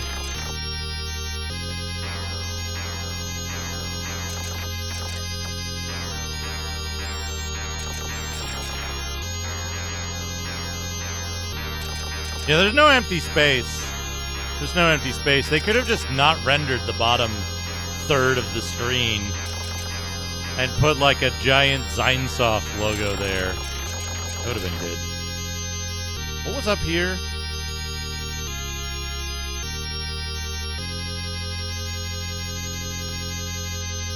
Another ladder room. But was there anything in here? Is this just a dead end?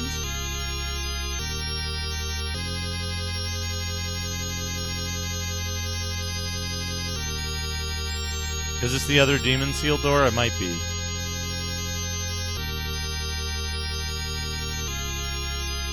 Yeah, this is the other sealed door. So there's two sealed doors.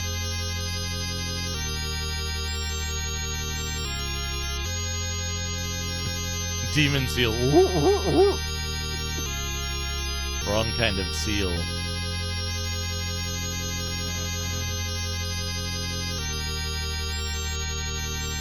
Imagine if the boss of this castle was a demonic seal and we're like, oh, whoops.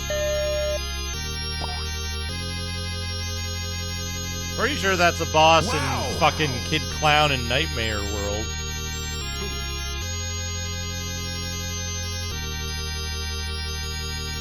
Also, another boss is the screen flashing constantly to give you huge problems.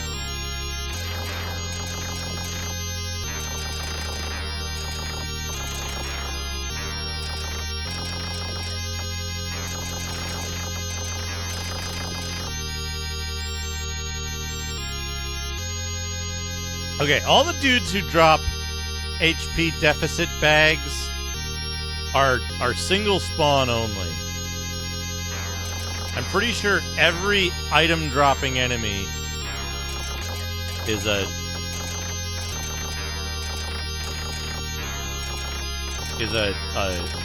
fixed unique spawn.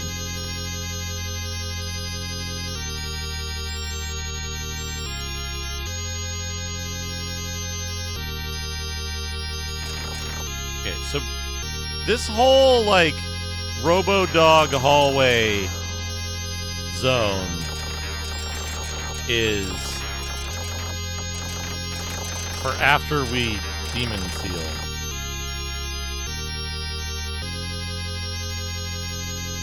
Alright, and where did I get into this place?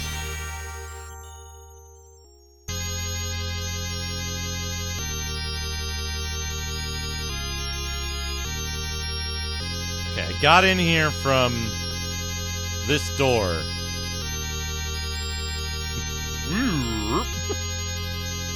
The blue door. So the blue door is off limits for now. This was behind the fire sword dudes? Yeah, okay. There was another door in another part of the level.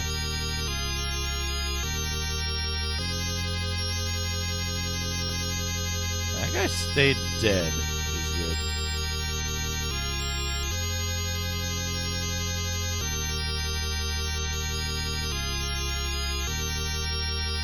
There was another dude in another part of the level. Okay, so we're here. So this whole thing is pointless. This whole area is pointless. We gotta go down at the start. Yeah, let's go back. Well, let's do this. Let's save the game.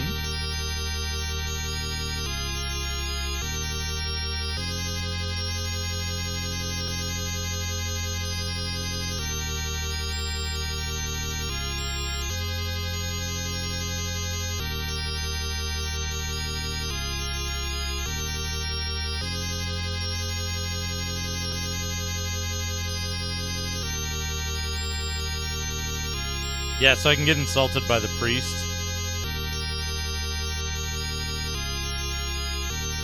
Uh, 5948. Oh, you can go to Finesse as well. But Finesse doesn't have a fucking inn or an MP shop.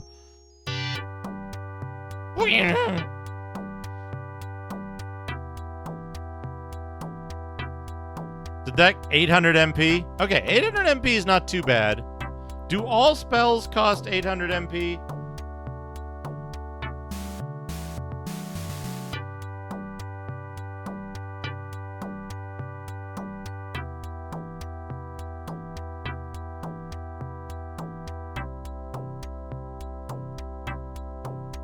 Do you think all spells cost 800 MP just like flat rate? Also, is this the inn? Did it put me next to the inn? Because that would be great.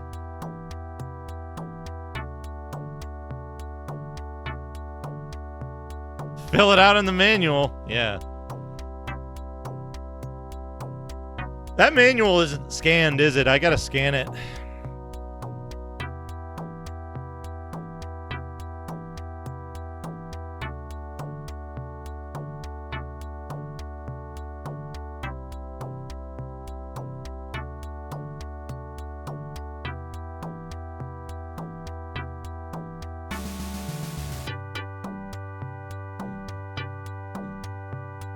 All right, let's see here.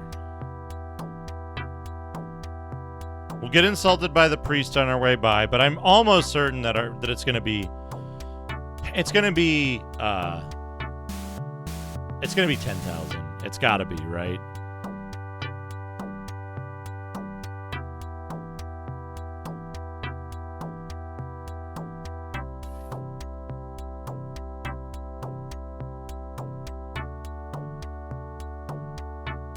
A level up would be nice, though.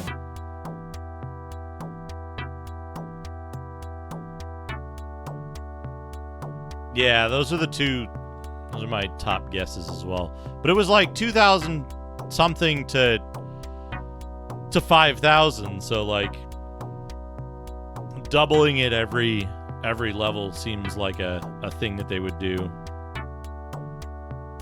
Let me examine your experience. Show me your experience. Let me inspect it. You fucking asshole, dipshit loser. I can't believe you're so weak and stupid. Wait, shit.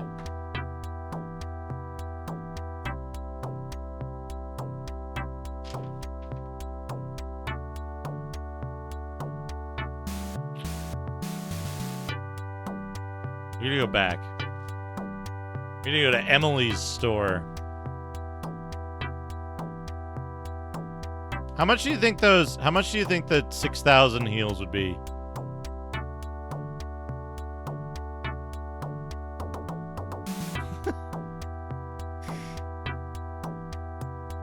How much do you think the 6,000 heals are? Because those would be nice to have. Like a bunch more of those. Or when I pick up the oh no my HP. They're only 300. Yeah, give me a bunch of these.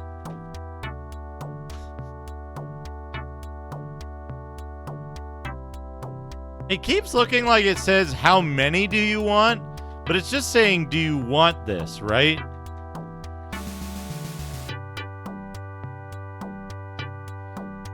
Google thinks it says how many do you want, and you just hit 1 to buy a single one.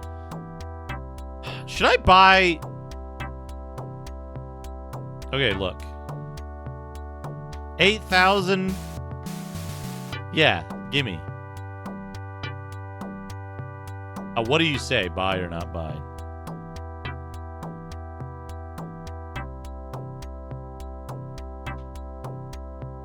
Yeah, give me the, yellow and the blue elixirs. Who knows what they do?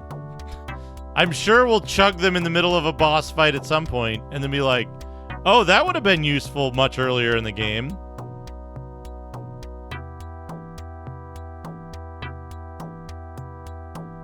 I've been buying the wrong fucking thing. I didn't even realize it starts at 0. Horrifying strange drugs.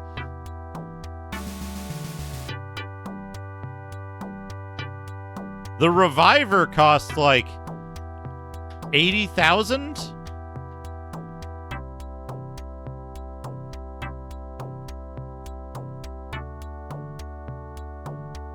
Or something? The last one on the list?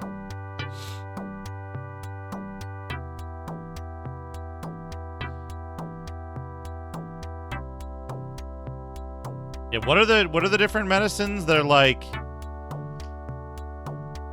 yellow, blue, red, white, and green.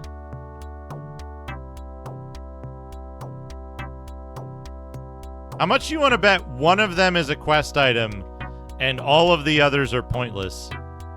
And I'm just wasting money on them. On the plus side, I bought a bunch of antidotes that I didn't mean to, but that's fine.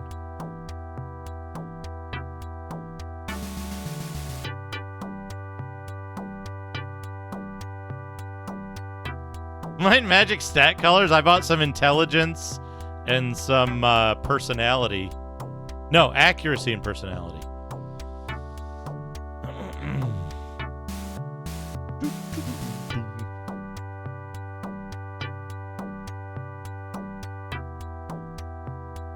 Make a Might and Magic game and then just like start including other colors in the liquid colors.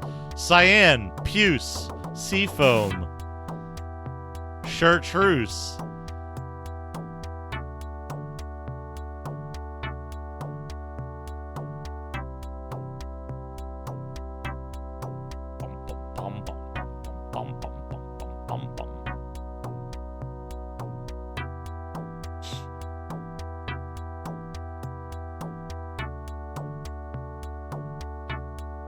MP shop.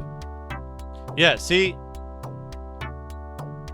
You have to have been standing on the ground for a while to get it to work. I'll be right back. I'll use the restroom.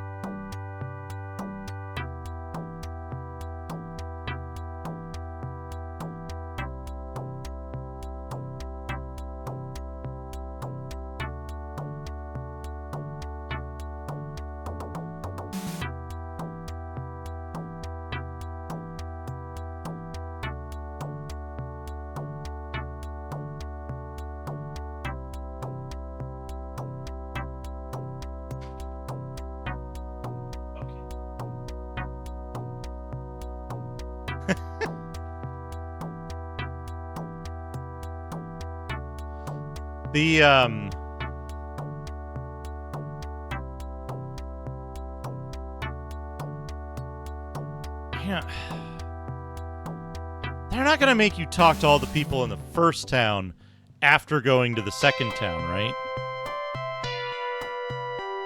No, they wouldn't do that. We need to...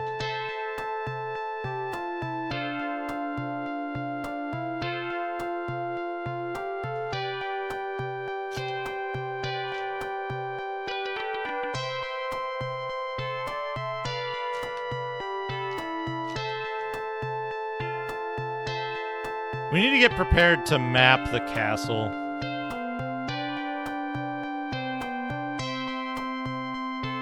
Because...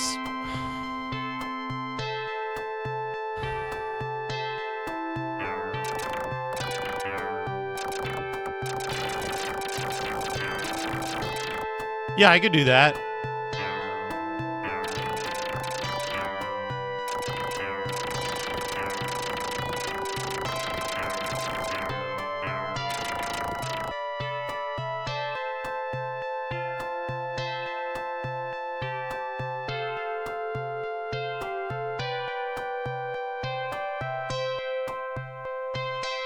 Good idea to save anyway with all the purchases I did, because that takes so long to do. Plus, I got more MP back than I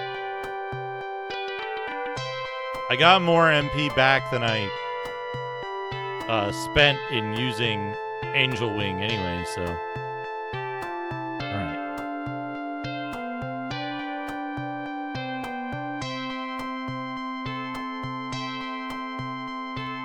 Alright. use. You're probably going to need to read this message because it's going to auto-clear pretty fast. Oh no. It didn't do anything. I couldn't use it. I bet I'm like 25% certain that you're supposed to show the drugs to somebody. Like, put the drug in your hand and show it to somebody who needs it. And only one of them is the right one. And, like, you can't figure it out until you, like, talk to the doctor or something.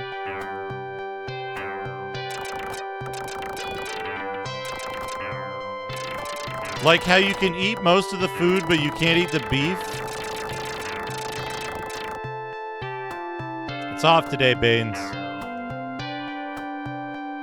Off today.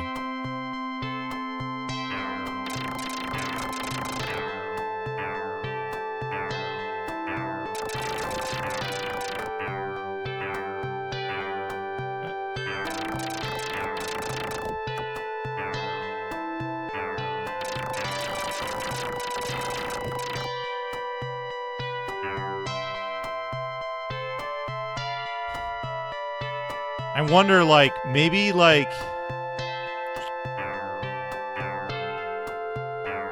Don't worry, it'll be back.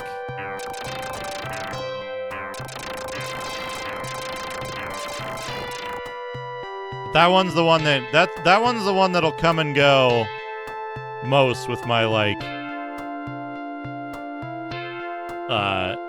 condition and mood. I'm guessing that, like, the doctor is going to tell you which one he needs, and then you have to go hand it to him, and then you'll get the medicine for the girl with the cough. That's my guess. Throwing that out there right now. But I bet you can't get that until until the children are returned. And I'm pretty sure I talked to everybody in the other town. So now it's just up to mapping the castle. The two doors here...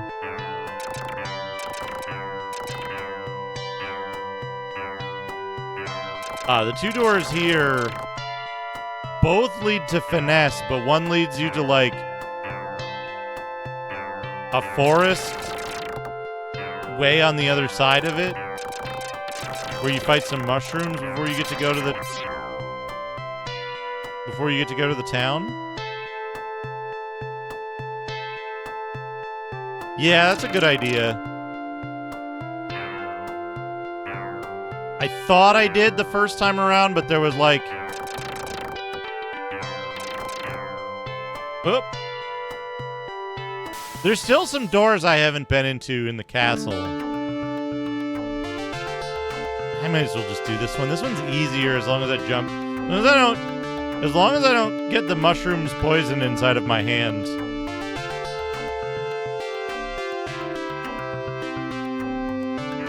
I like this music better, too. Yeah, I can kill them before they can fire a second time, which is good.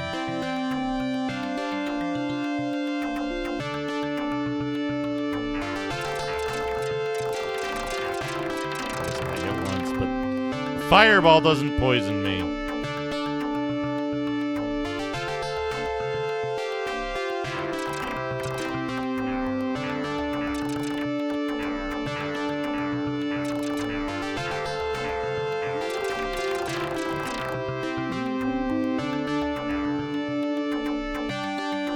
This music's good. It's much more melodic and pleasant than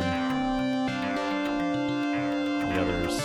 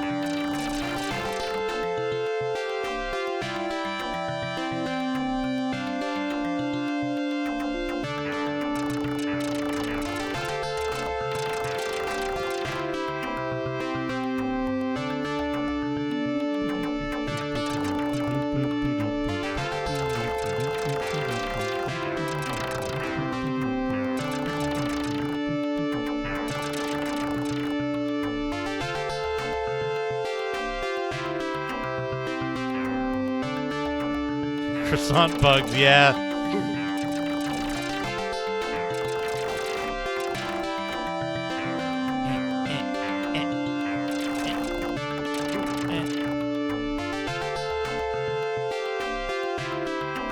You might be able to glean more information about what the townspeople are saying than Google Translate. Oh, the world is terrible. He's repeating himself.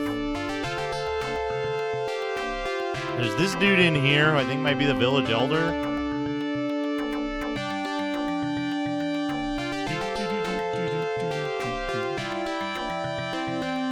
Yeah.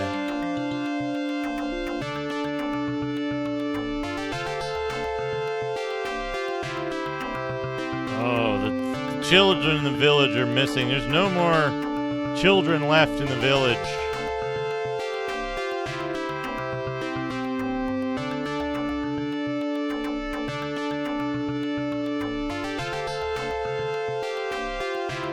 There doesn't seem to be any clue here, right? Just that the children are missing. Yeah, something mysterious. The children are missing. All my children gone.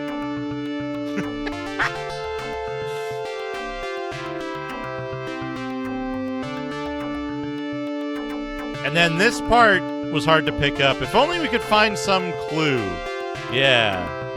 And then he says the same thing.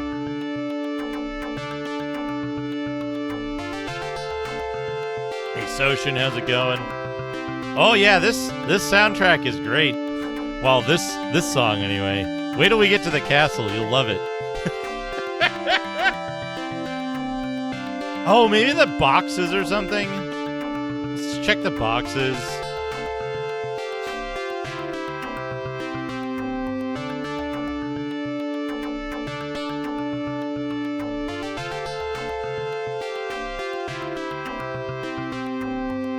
Doesn't appear to be anything. Pressing down doesn't make you crawl anymore, according to the manual errata.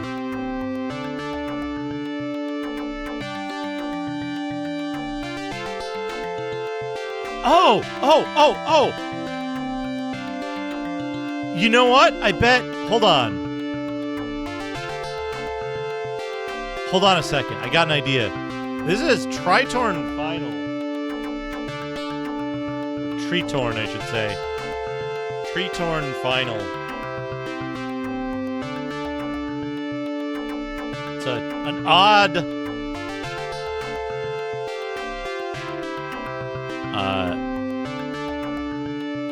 an odd Zeinsoft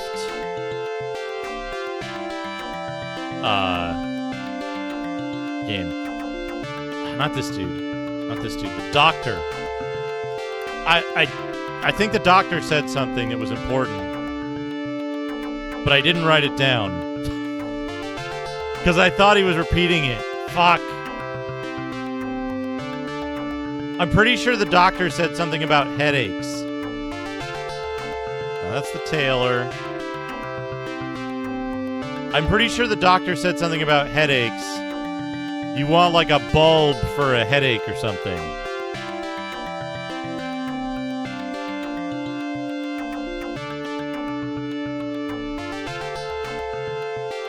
Yeah. That's it. That's the dude, Chubo. All right. What does this say? He says he's the best junk doctor in the country. Right? That's what Google thinks he says anyway. I'm the best Dr. Junk in this country.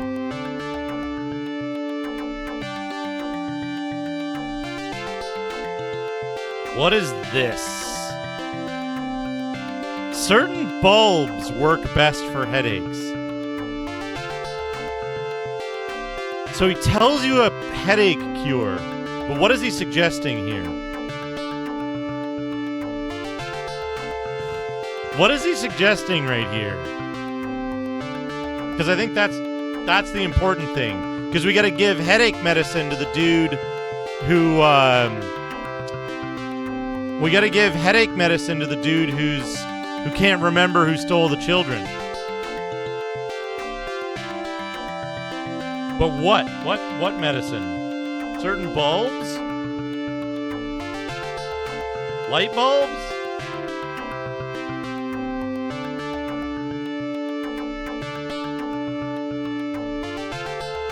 Oh, maybe I can show him the drugs.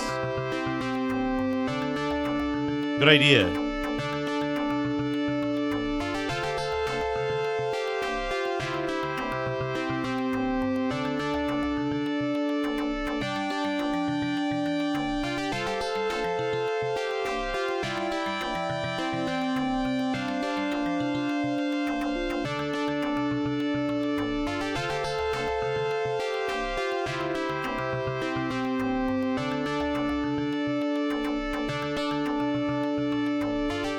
This looks like it's the same.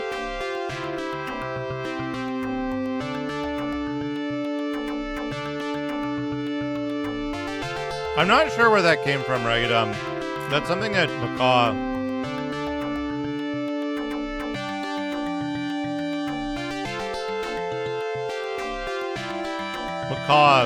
knows about.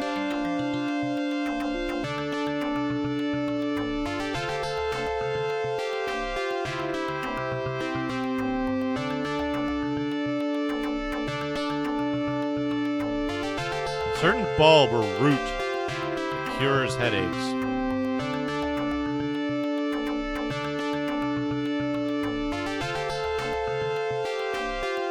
Oh, do we have to like fucking search the forest or something for it? 'Cause where is the dude? This dude?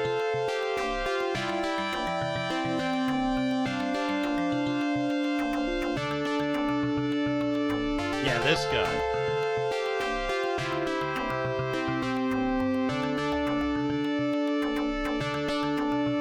When we talked to that guy earlier, he was like,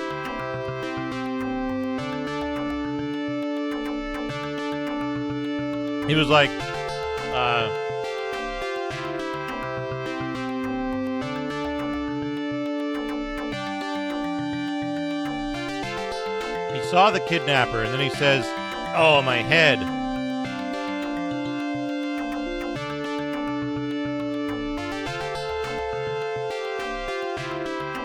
This guy's...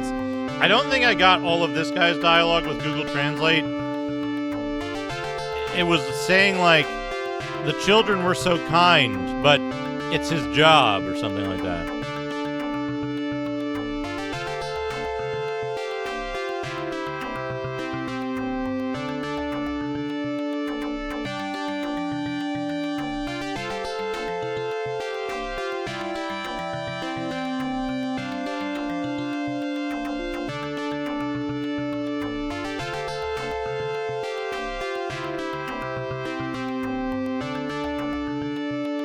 Got to have been that guy. Gotcha. Like, we all know that fucking Jarsh or whatever, Josh's army is the one. I should not be jumping. I should be walking everywhere. It's his doing.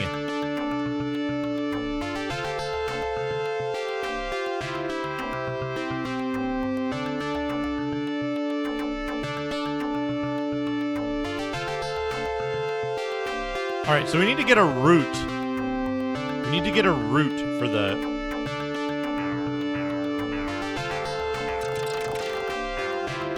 headache guy.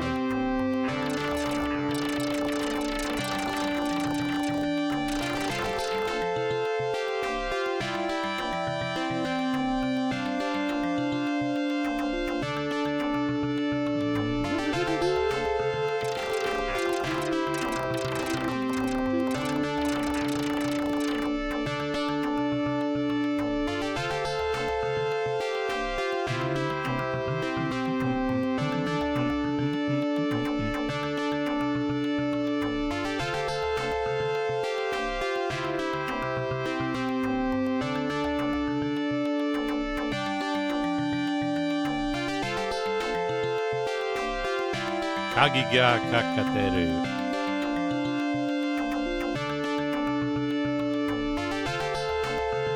check the other side of this forest.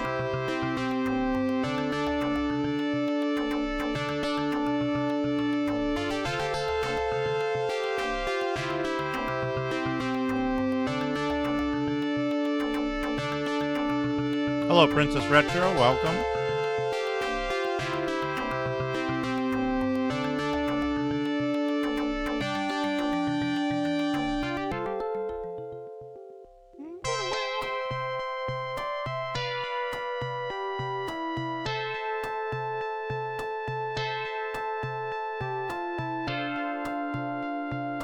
Alright, we gonna... Oh! You spawn on top of this dude.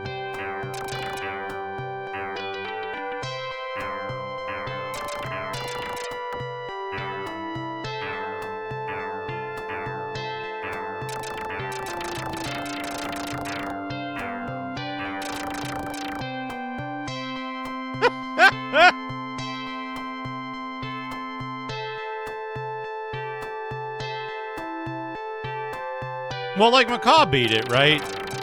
Can't be that hard.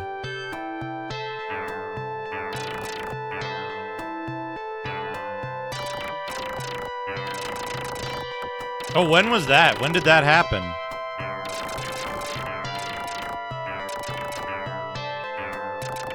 Was that like in like 2019 or something? After Macaw finished the game?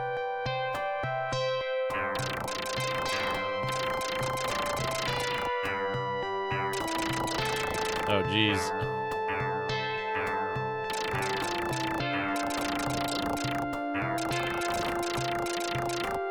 Yeah.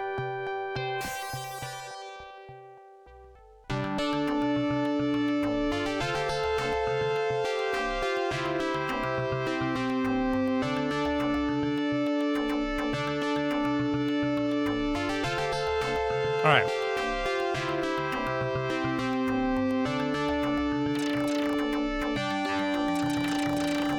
Oops.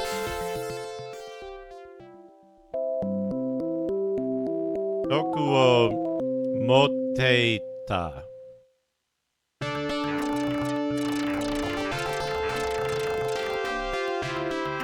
So what is...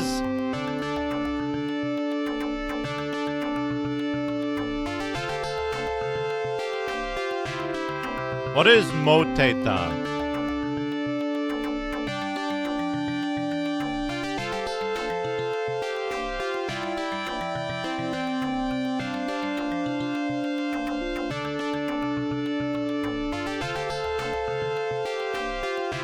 Okay, so like Dokuo Moteta would be like poison was carried.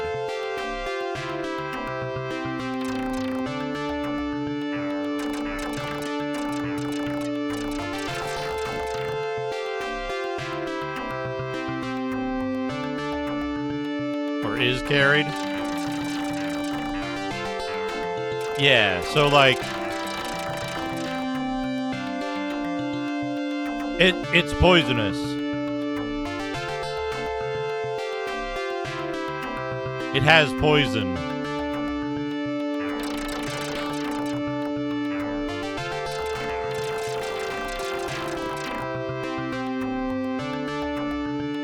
I'll make sure to walk over all the ground here.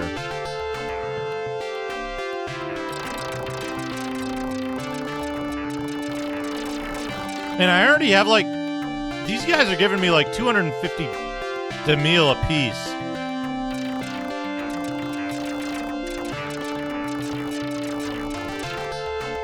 I could check the stores again, I guess, to see if they have like...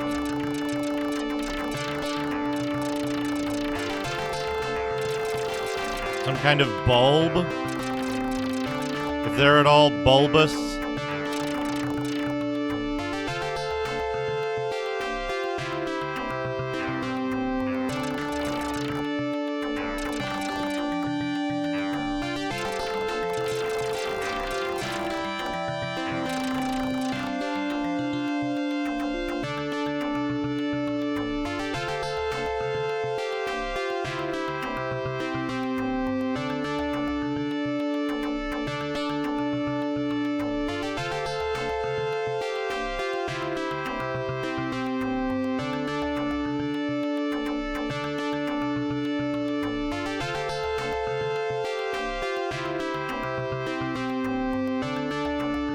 let's go check the stores in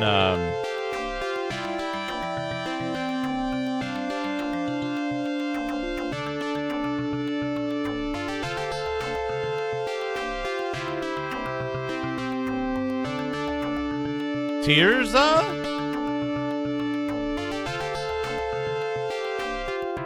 Tirza?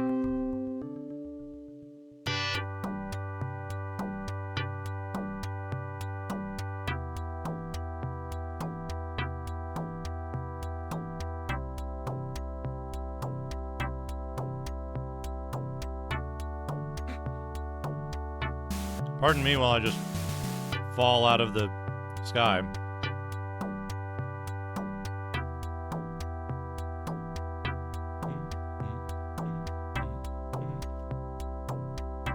Rest first.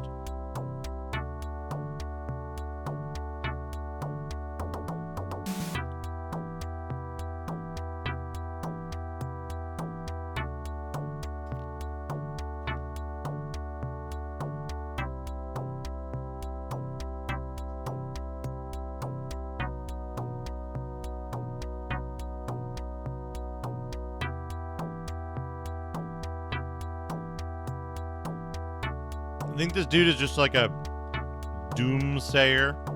I don't think he says anything new.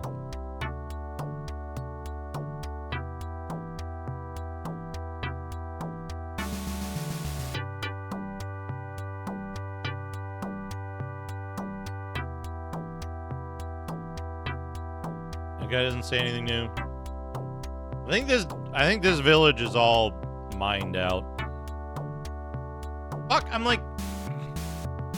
fucking like 50 XP off.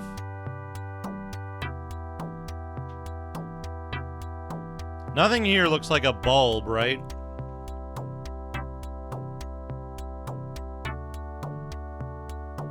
No bulbous items.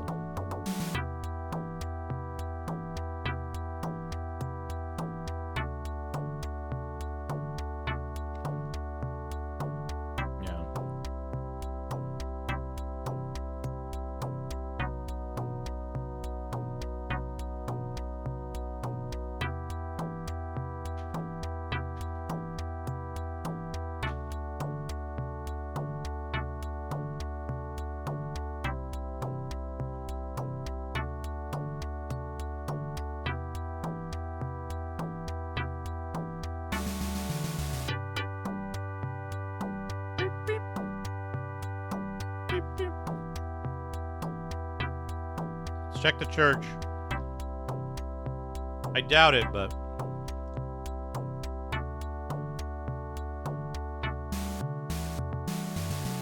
Get our daily insult.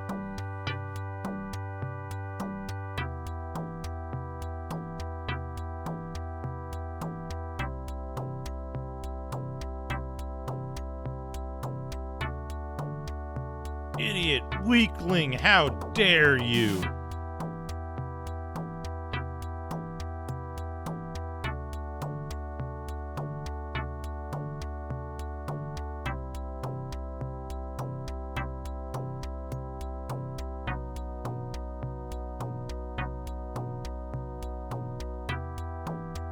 That's a lot of text. Am I certain that I've read this one before?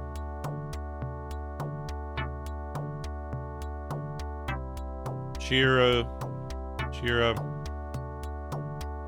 Amershiga Castle.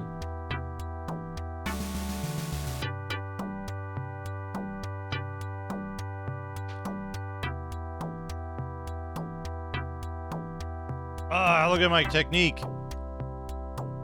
Hey! Ah, ta, ta, ta, ta, ta, ta, ta, ta.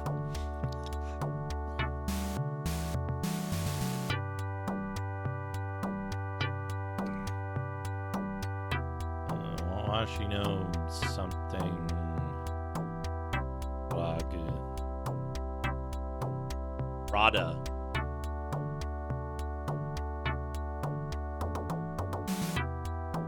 Yarb.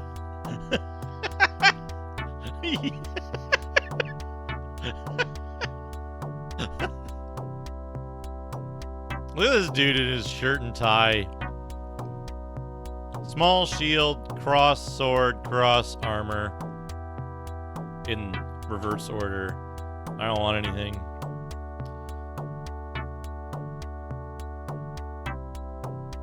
So that cycle was I went to Rada. I gave Rada a vitamin drink. Then Rada was like, "Hey, I found this thing, but I need explosives. I need to like blast this rock." And then I went and talked to the explosives dude who was like, "If you kill the boar, I'll give you these explosives." And then I killed the boar, gave him the boar tusk, got the explosives, gave the explosives to Rada, and then Rada was like, "Okay, we're gonna blast it." "Oh, it's just some stick." I took the stick to that dude, and then he was like, "Oh yeah, of course.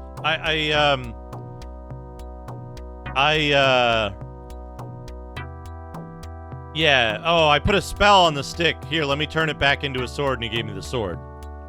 And then I got the armor from the dragon. What do we got here? Food, vitamin drink, Chinoko, and tasty beef, Thanks. right? Please call again.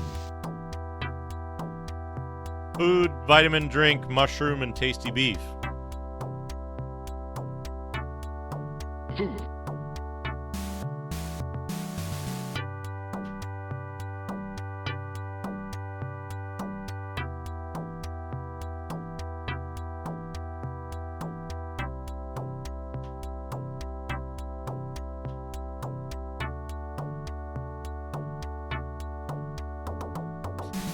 Yeah, it costs 500 gold to leave the store. Yeah. I'm pretty sure a couple of the shopkeepers just like get really insulting if you don't buy anything before leaving the store. Just like the priest. They're like, "You cheapskate, you absolute fucker, scum of the earth." Also, hello, dedicated lurking 9 to 5. You're our dead.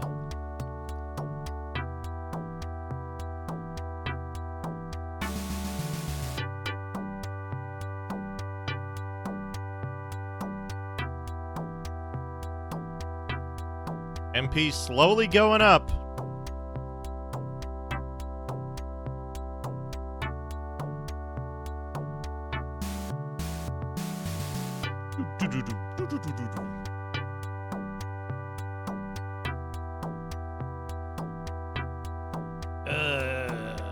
This dude.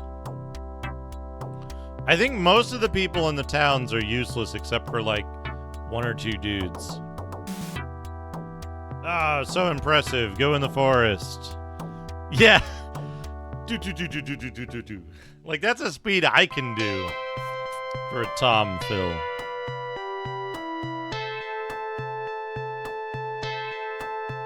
So where the fuck are we gonna get a bulb?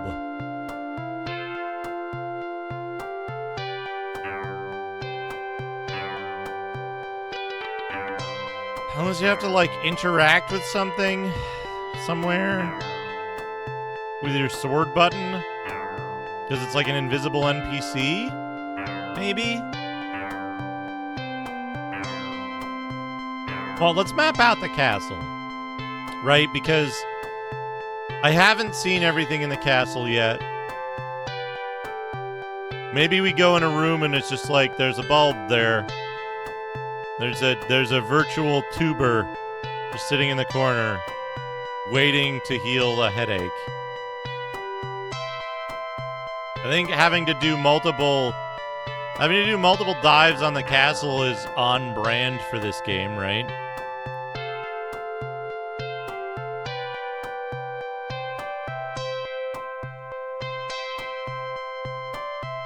I love that you can like see him up in the sky when he climbs up the ladder. There. Like, worst case... Wait. I just thought of something really bad. Because my backup strategy, if I get stuck in this game, might not pan out. Did Macaw save his VOD of this? Did Macaw actually save his VOD of Tritorn Final? Because my backup plan is like, oh yeah, if I get really stuck, if I get really, really stuck, I'll just go see what Macaw did. But that might not be an option if Macaw didn't save his VOD, as he often doesn't do.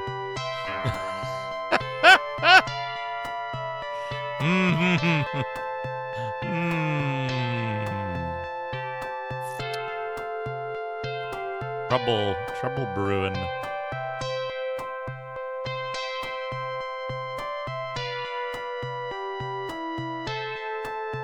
Okay, so where do we need to go, though, in the castle? Oh, you're a dude.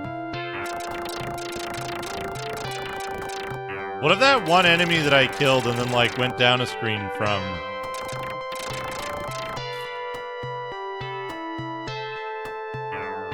BNU, it wasn't on top of the like, bridge dam thing, was it? When I killed one of those flying snakes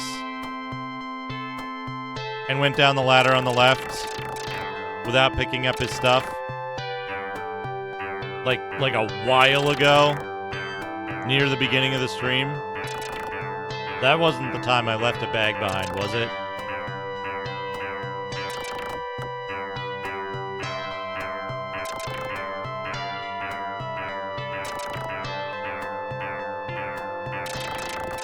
My gold was almost a funny number.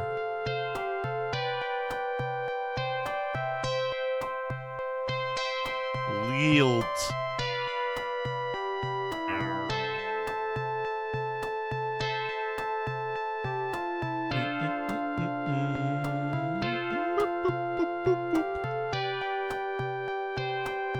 So the way we're gonna have to do it is we're gonna have to do...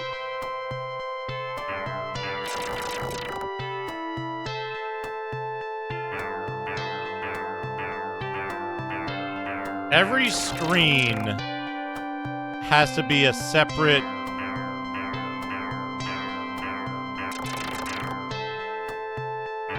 Every screen has to be a separate zone. And then each zone goes to... has a, like, exit to a different zone on it. For each ladder and for each door.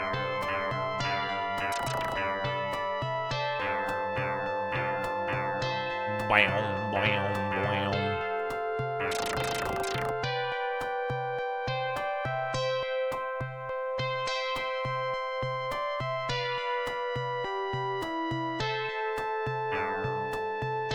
Okay, here we go. Soshin, I hope you're still here to enjoy the music. Isn't that the computer that Isn't that the computer that the original Alien survival horror game was on? Okay, so we've got... There's something over there, but I don't know what it is.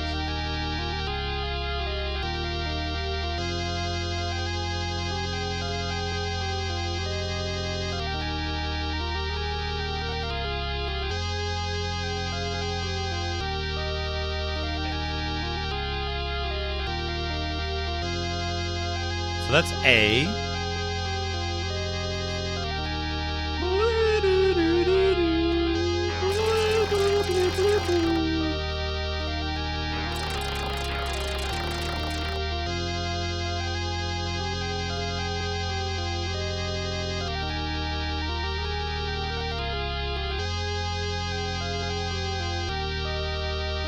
We got B.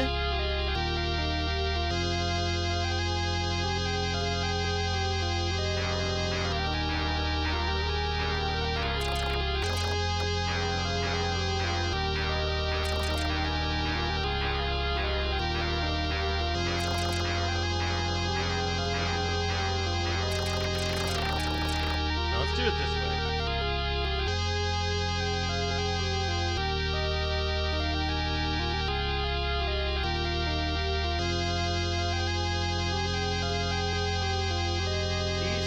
D, and this is A.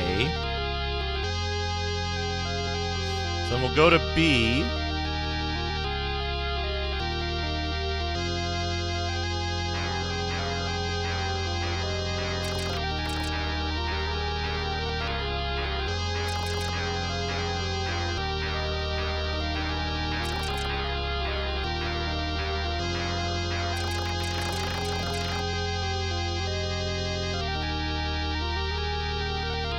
Go up the ladder to B.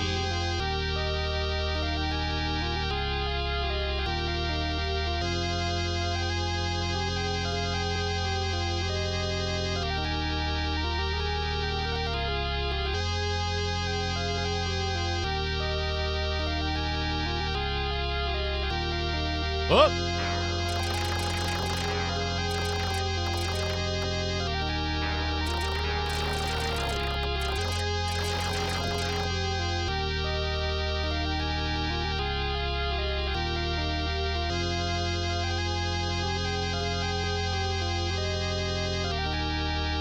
Door to E.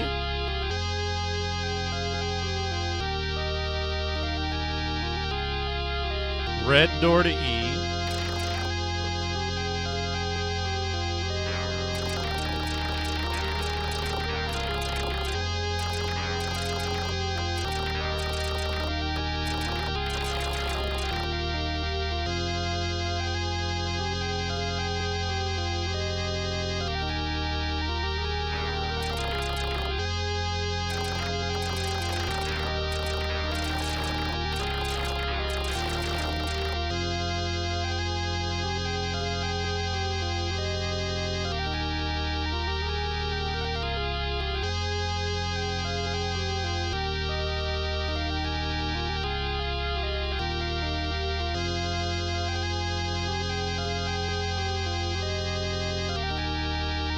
I want to make sure this is what I think it is with this loop.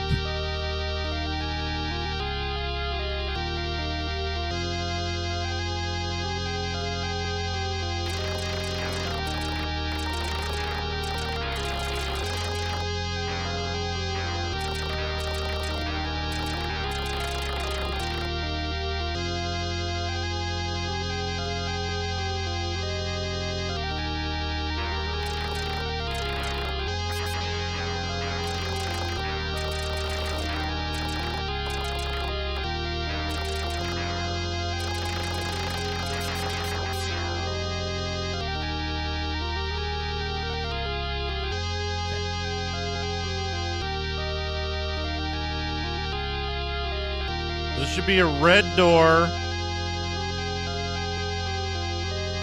here. And if I go down the thing to the left, it should take me back to A.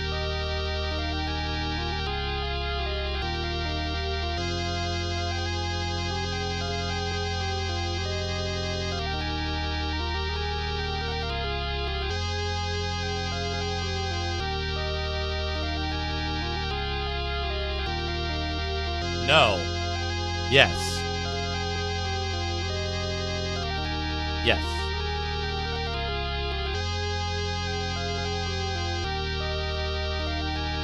That's entirely pointless.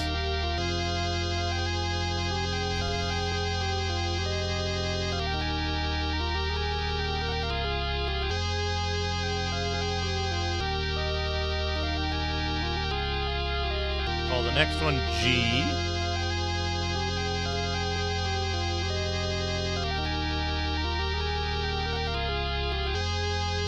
And so the problem here is that, like, you walk across here and exit C isn't here, but you have this exit to G all the way over here. Also, I like those weird green pixels in the background tiles sometimes that look like errors.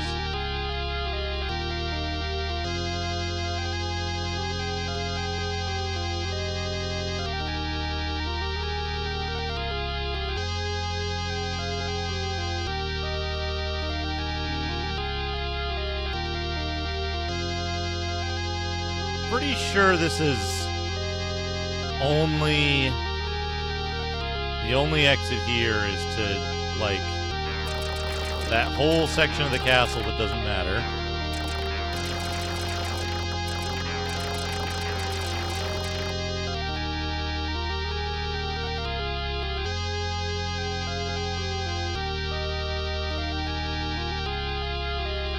Right, and this is just a dead end, yeah.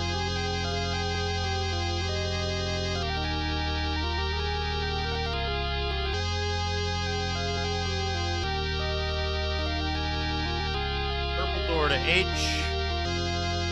and then we're probably gonna stop off of H for now.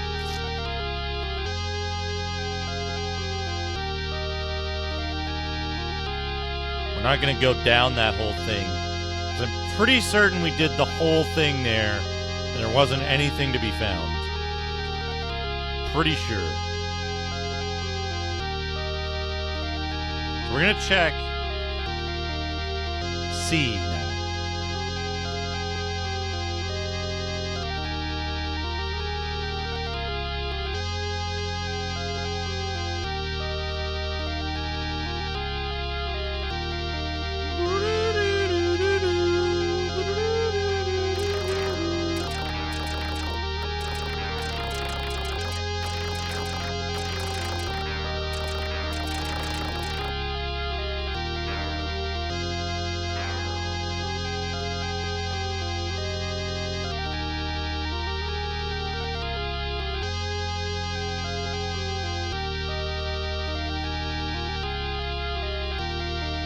Dudes are back.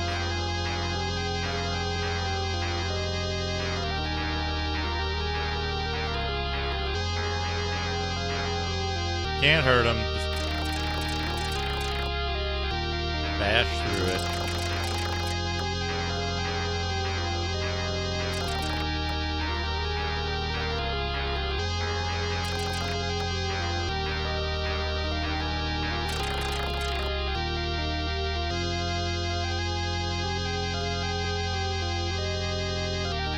Onward we go.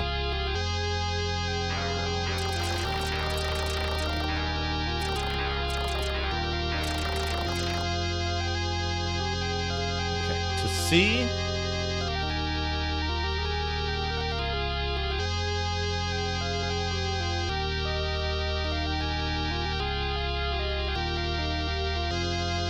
C is here.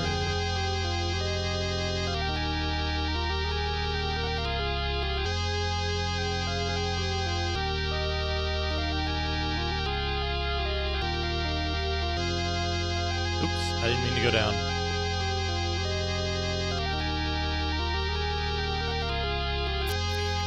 I think C loops back around to A eventually. There's some series of rooms here.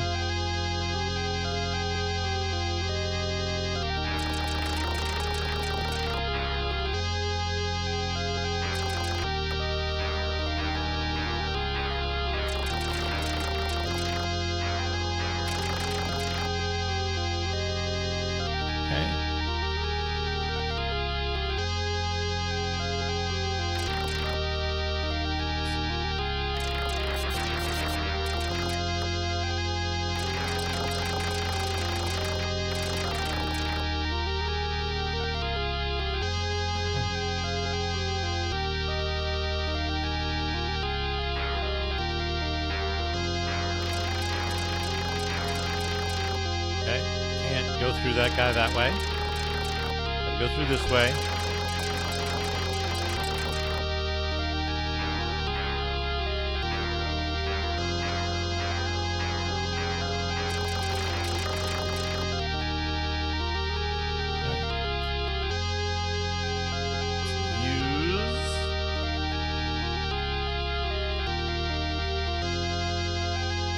Stimulant.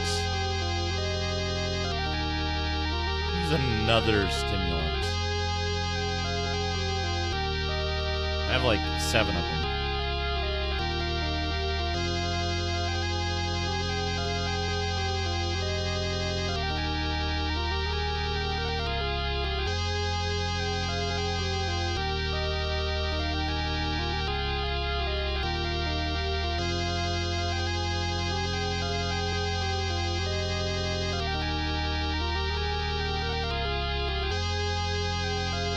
what if we go in here?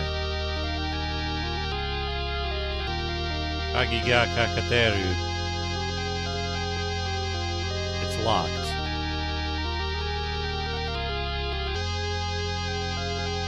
Locked.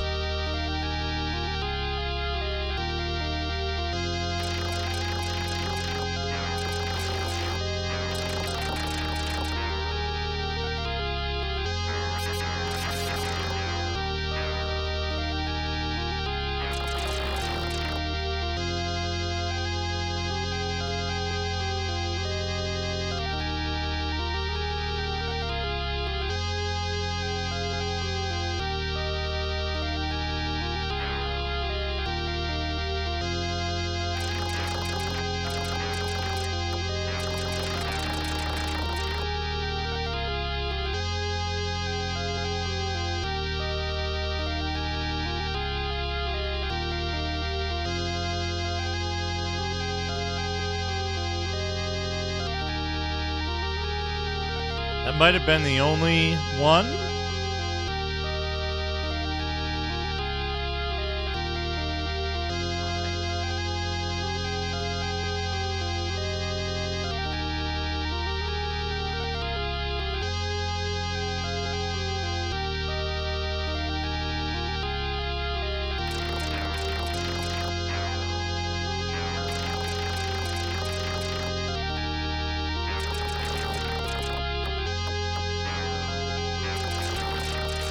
This is high res. Hello, car tube. According to the box, this is 512 by 512. 256 colors. Beautiful gaming happening right here. Runs like it, too.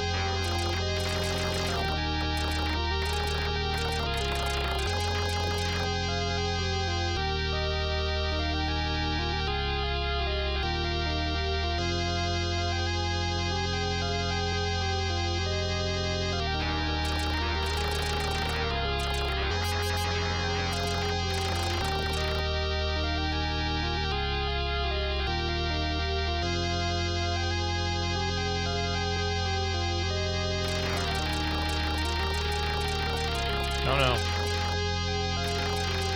Nope.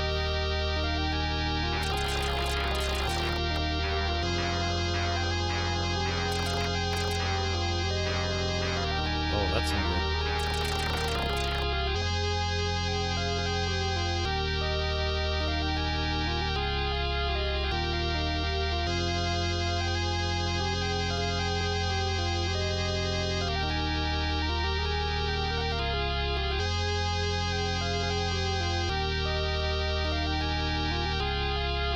That's not that many. Not that many, believe me.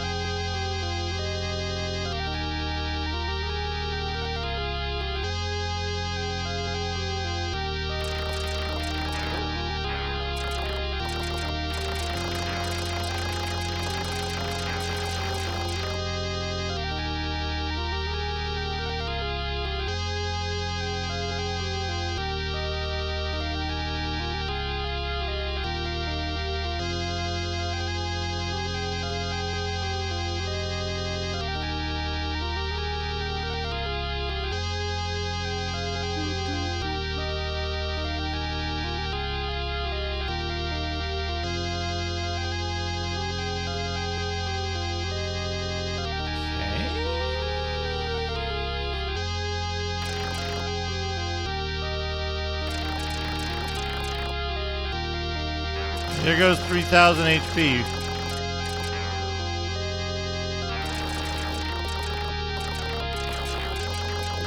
You can't hit people who are to your left. Also, did I mention that?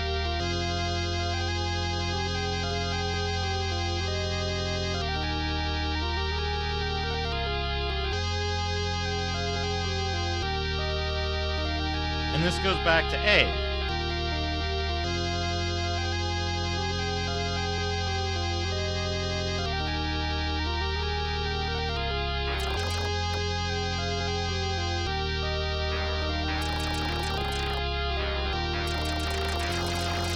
Oh, car. This game does all kinds of fun stuff. All kinds of fun stuff. Okay, so this is out, right?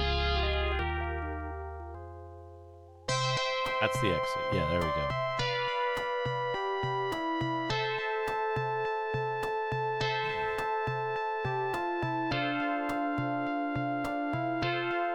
Some of the stuff this game does is designed that way, and you go, what the fuck? Some of it is unintentional, and you go, what the fuck? It's a game. It surely is a game.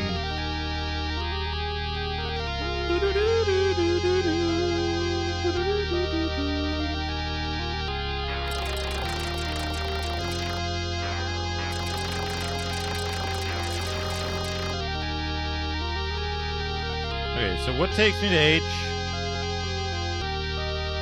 B. B, G.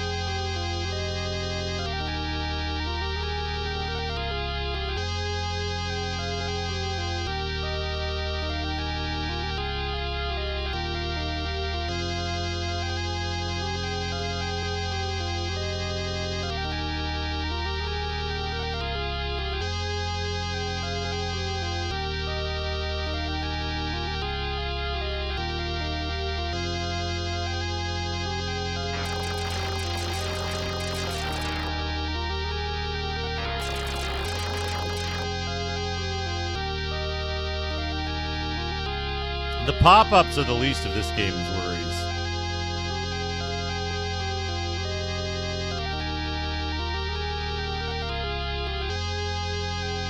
Yep.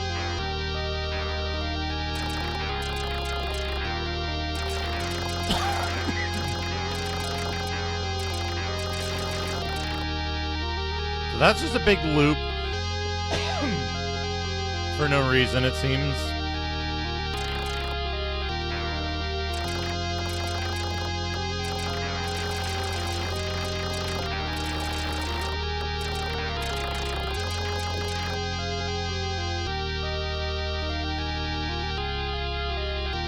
Imagine if the poison bulb was dropped by one of the enemies that I killed and like left behind the bag because I missed it.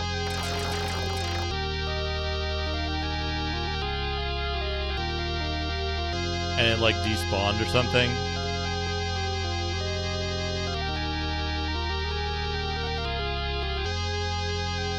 Because like I can't fucking guarantee this game doesn't do that.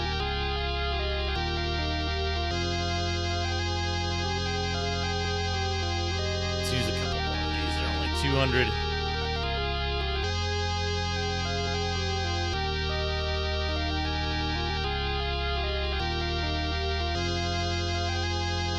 They're only $200, and I can get them when I go back to. It's just a matter of time spent.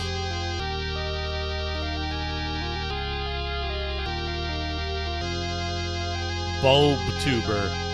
Is there a VTuber who has a light bulb as their avatar? A bulb tuber?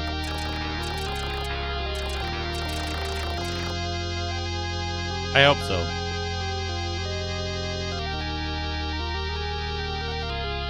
Okay, so this takes me to H. Onion Knight. This takes me to H.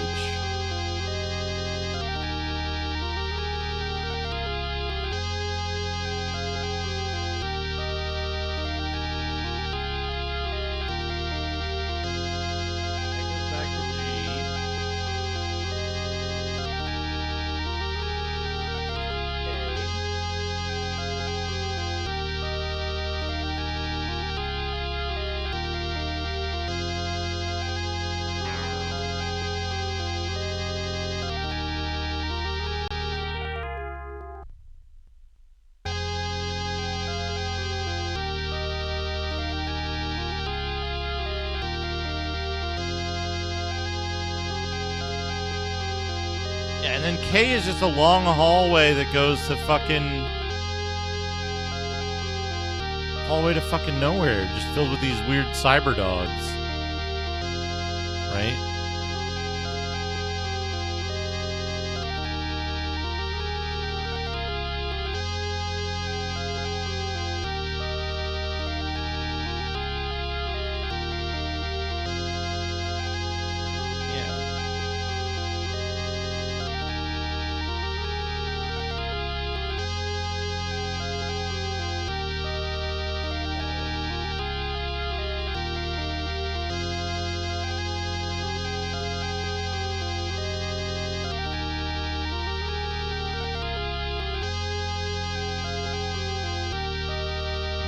L has, I think,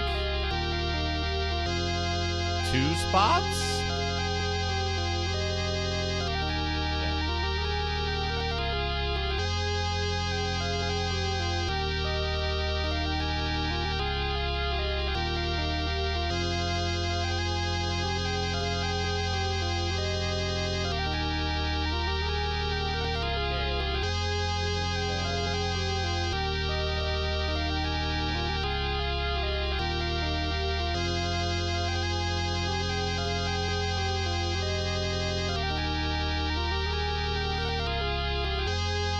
Oh, by the way, Car, you're going to enjoy this. You notice how there was a ladder on the left of the lower screen? So now I'm on the upper... I'm one screen above where I was in the bottom part. And... I've moved to the left, but I'm not in the space occupied by that ladder. So it's a side-scrolling game with not physically consistent... not physically consistent geometry.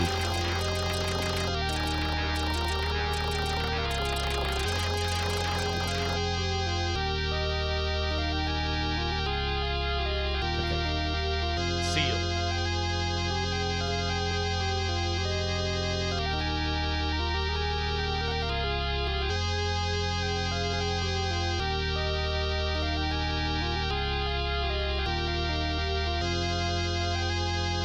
I'll show you what my map looks like. Hold on. I'll show you what my map looks like for this. Because of that quirk, my map looks like this. Lettered corridor numbers, lettered corridors, and then lists of which corridor they connect to. For each of the exits. Because that's how you have to do it, right? That's how you have to make a map. If your map is physically inconsistent, right? Like, the same exits always go to the same corridors, but they don't occupy the same space. So you can't just make a map. You have to link each corridor separately. So now we're on to M. Oh, these guys are back for some reason.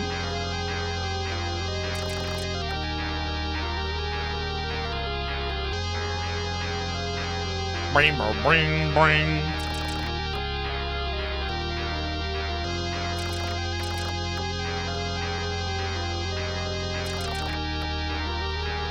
And this might be fruitless because it might not be the thing that I need to do after all, right? We might have to talk to all the townspeople again and see if any of them know about tubers.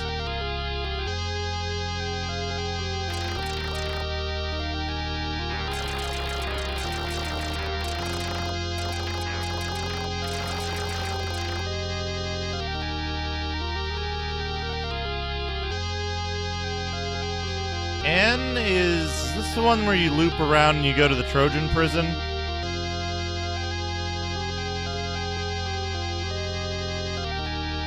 Yes.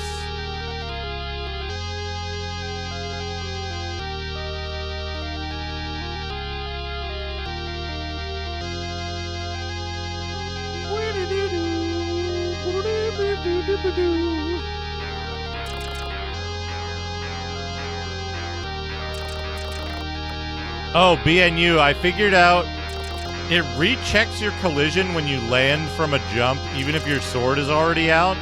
So you can get 4 hits in if you land right as your sword is changing position.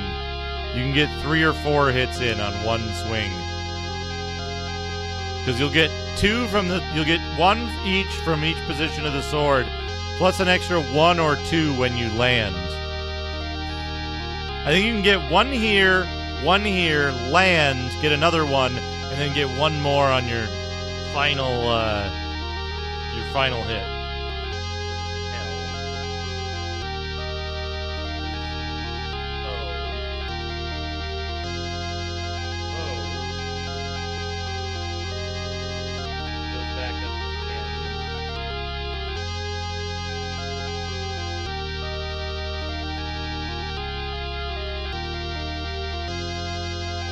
Trojan prison sewer.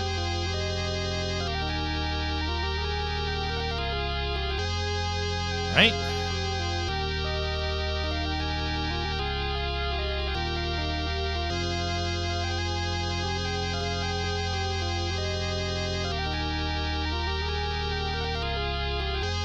I'm pretty sure all of this stuff is a dead end. I'm like 99% certain.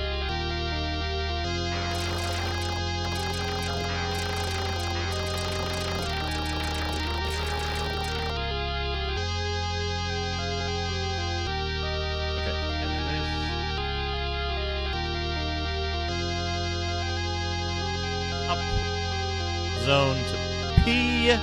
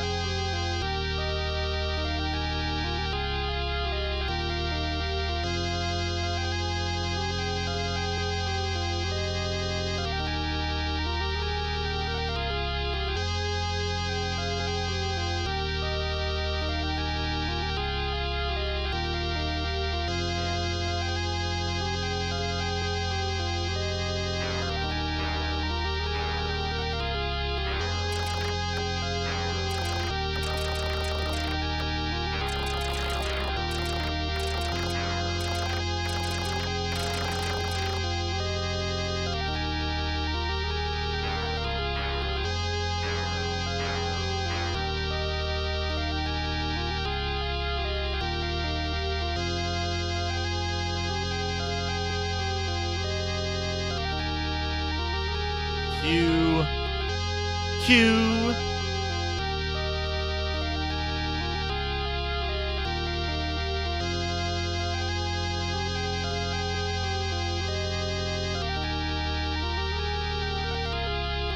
I mean, are those tubers down there? Can I get any of those tubers?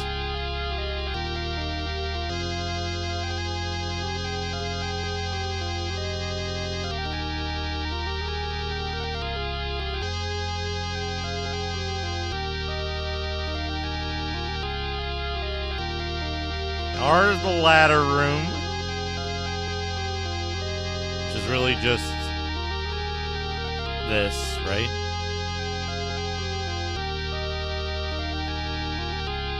Oh, I see a nice young man has come to visit us. Would you mind running the camera for a minute? My wife had to milk. I think I'm being followed. What could they want from me? Macaw! Macaw, how's it going? I think I'm being followed. Thank you for the raid. What they want from me? Hal Dream, Mecha Maniac. Thank you for the follows. Hello, hit point. What was that? Oh, was that one of the bots? Hello, Macaw. Hello, Father Axe Keeper, JD Yamato __ A's Maker. We're mapping the castle for when I have to come back here later. That's just a dead end.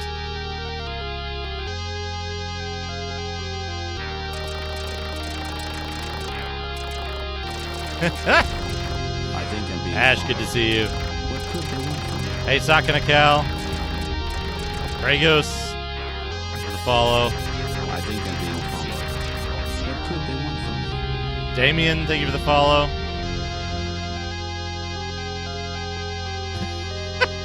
That's a good jumping sprite. Sealed. Okay, so F.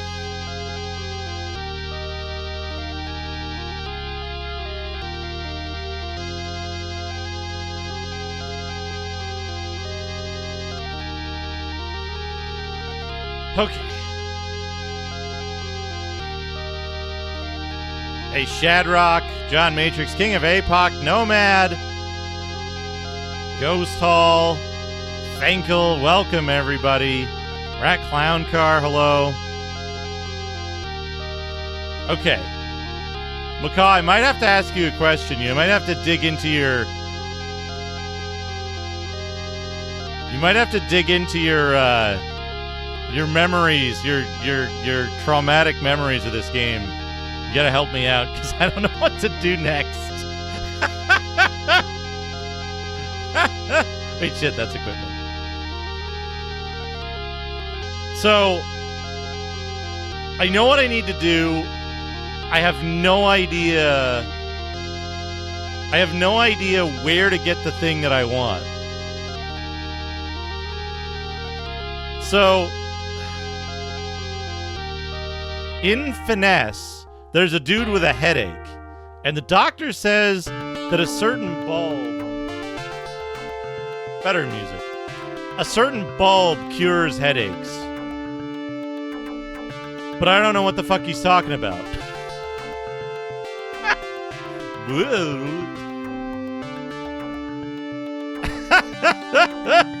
Too much beefy. Too much beefy. Or is it Bi-Fi? Wireless fidelity. Memory erased. Yeah, this dude. This is the doctor, right?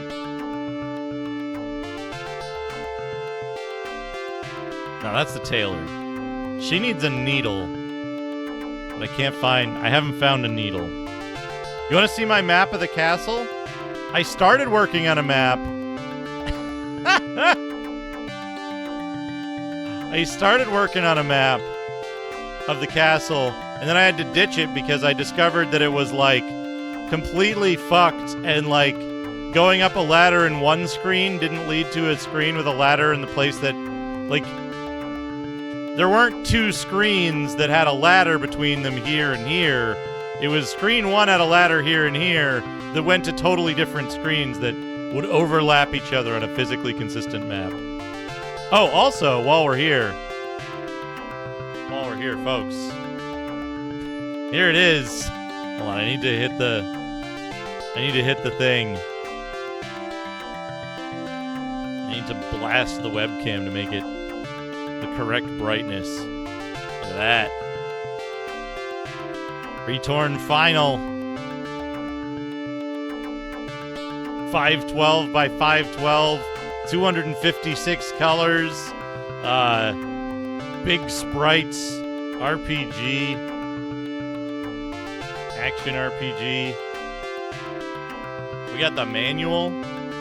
The manual's funny. Be careful not to hit that. The manual's funny because it's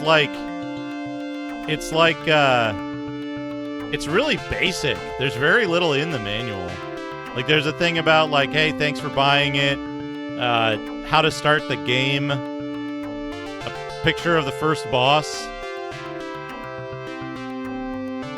Here's what your controls do. You can press down to crouch, but then there's an errata card in the manual, or in the box that tells you that, no, you can't actually crouch or crawl. All the stuff on the screen, the, like, Demille and stuff like that.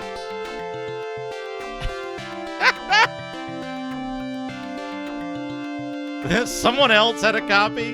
How to save and load. Here's a picture of our hero. There he is. And then some, like, item descriptions for the equipment and the items in the game. Oh, I should look. Fuck.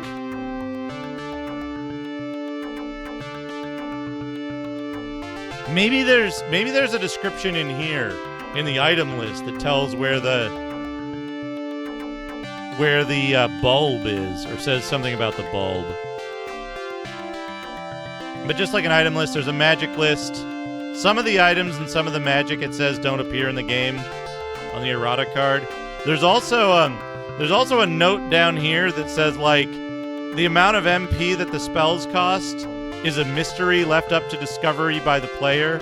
It's up to the player to discover how much the MP is, and you should note it down in the MP column in the manual, which is on black paper with silver ink. So just get out your silver pen and write on it. Then we got some basic tips like talk to everybody and stuff. Pretty simple stuff. And then we got another like little chibi illustration of the hero in the back. But yeah, the errata card from Leeway. There's a little errata card that tells you like the sorcerer's fire doesn't appear in the game. Some of the items don't appear in the game. You can't crouch. And there was one more that was like, one of the shields. I think I'm being followed. When it was At all GH over, Cross. she Hey, didn't thank behave you for the herself. follow, Angry Feats. Rear axle. One of the shields it describes as resisting magic or being like strong against magic, and they're like, oh no, that should read it was made with magic because of like dark magic. And then a bonus, look at this sweet ass sleeve art on Last Armageddon. I don't have the full copy of Last Armageddon though, just the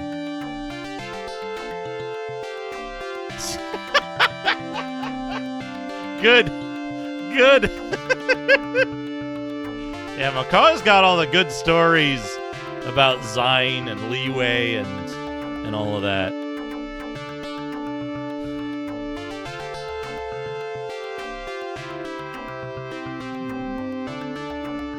But yeah, we got the... I should save it. I haven't saved it in a while.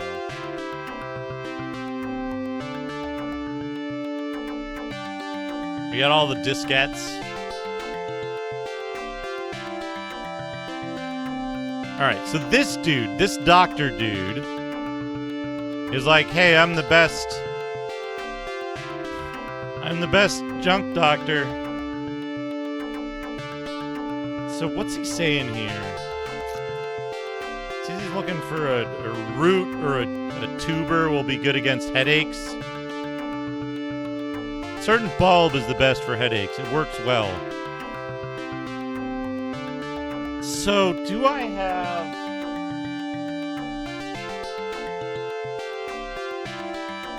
Does the manual talk about a bulb?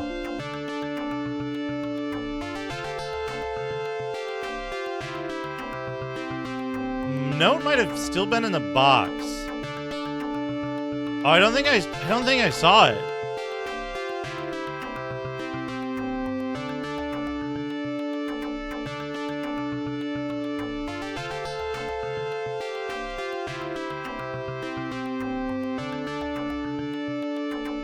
Potpourri root, a medicinal herb that is effective against headaches.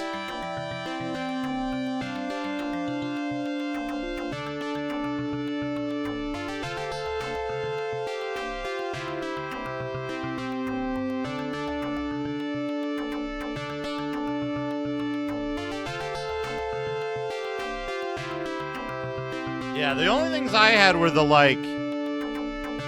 registration card, the errata sheet, and the manual. Does the errata sheet talk about the potpourri root?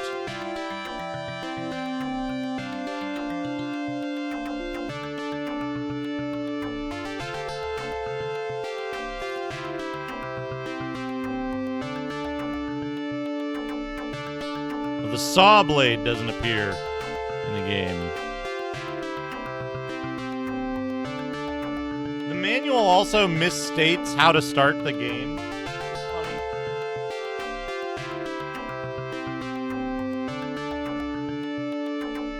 So where the fuck do I get the potpourri root?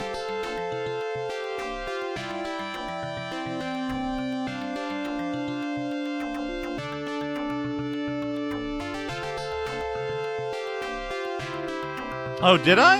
I didn't think I threw anything away. Unless it was in, like, the outer box. I thought I kept all this stuff. But no, wait. I do kind of remember. Maybe I did, because I asked you about it. I was like, what's this? And you were like, oh, that's just some joke. You can toss it. Or something like that. I think did I send you a picture of it? It might be in the old account. Hey, LDO, how's it going? Where do I find the fucking potpourri root, though?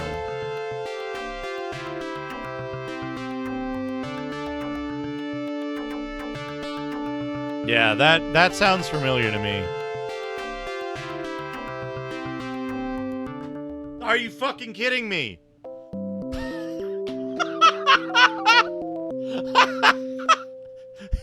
I just randomly hit the attack button in front of a random tree. No, I hit the attack button just randomly. I was like, well, whatever. You have to hit the button there, unlike all the other places. Okay, so now we gotta talk to this dude while we're holding the potpourri root. Probably. Because he can't remember where the stolen children are. That was the other thing, Macaw. When I was first playing this, I didn't know you had to hold items in your hands. I didn't know you had to hold items to talk to people, to use them. And so I was like, I've got the fucking thing. Why won't the dude, like, take my dynamite or take the boar tusk? All right, here we go. Progress. Oh, my headache's gone. Here's where the guy is gone with the children. Oh, thank you very... That's not what that says. That says more than just thank you very... No. The frustration of Google Translate sometimes.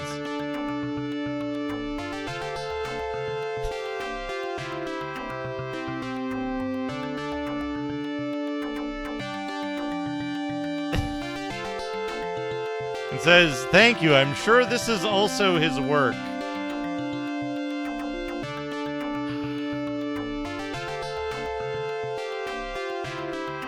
I would have died from the curse. This is probably that guy's doing. And now, thank you, BNU.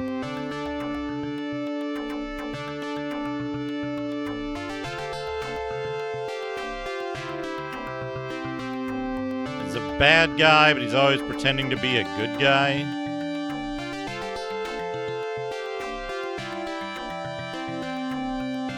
Get him out of this village as soon as possible. Yeah, but who is that guy?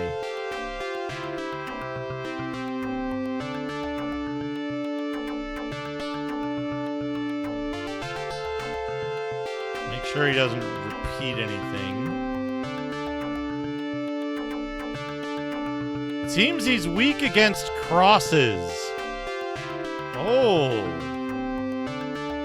You don't say crosses, huh? Well, I have some cross stuff. I also better save the game.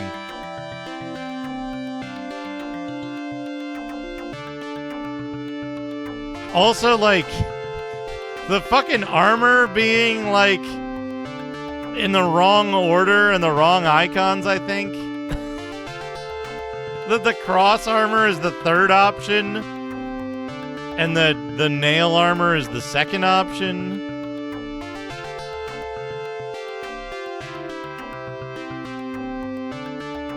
Save. Oh, you can't save in here. Uh-oh.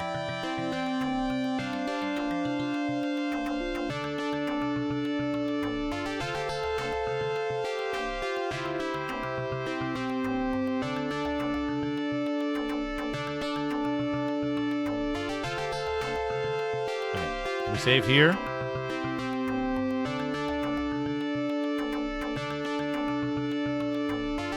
Oh. The old disc swap for saving.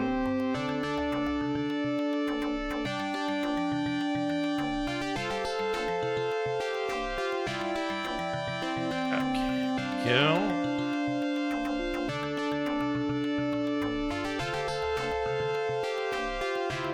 The fun of real hardware disc swaps. So is it the BNU? Does it imply that it's the doctor who is the bad dude? The junk doctor?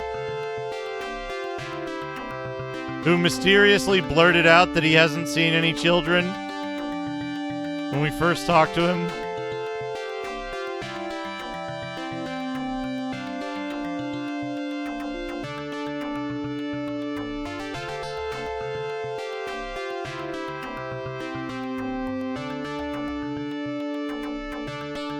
Now what is he saying?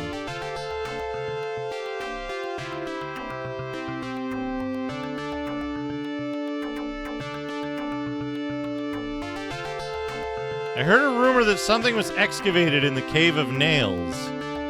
It seems that it has been done.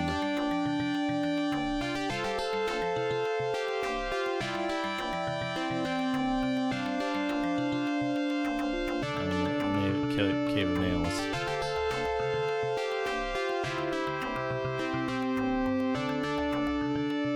Does that mean we have to go back to fucking...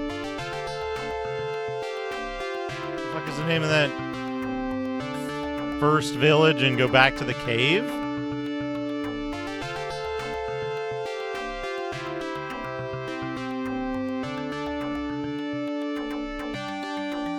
Let's put on our regular stuff again.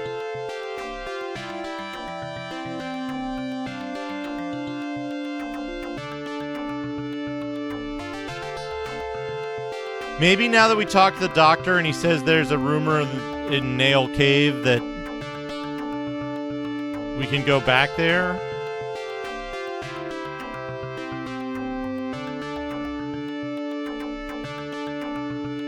We go back to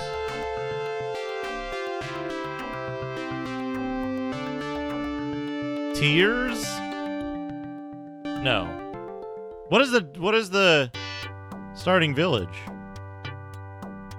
That's not a say, is it?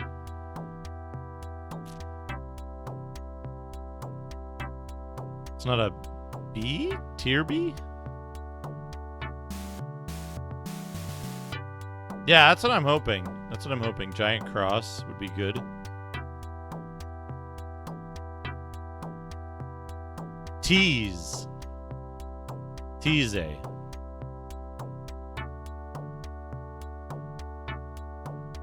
Okay. Oh!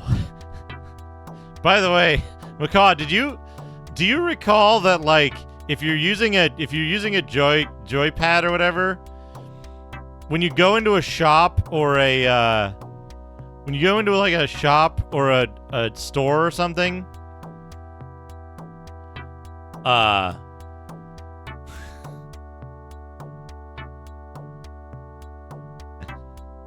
you have to press the direction of the, like, you have to press the direction of the option that you want as if it was on the keypad to get the option out.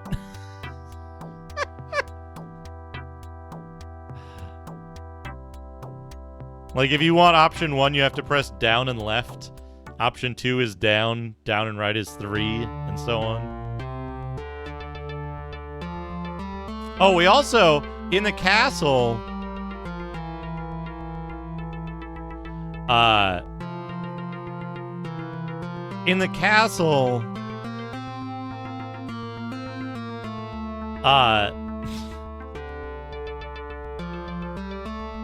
this guy,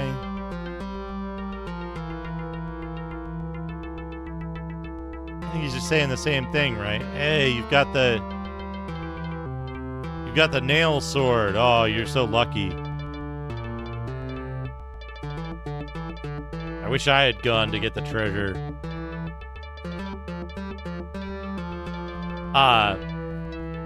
The music in the castle corrupts.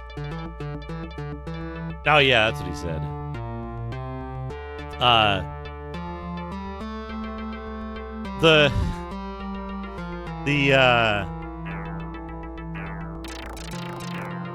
The music in the castle does corrupt on the commercial discs, on hardware. Whenever you get a pickup, it gets that high-pitched whine.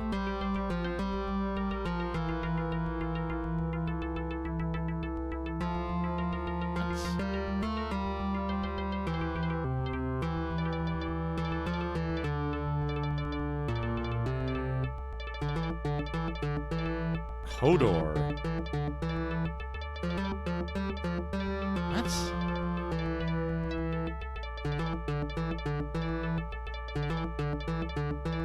Who the fuck is Kodor?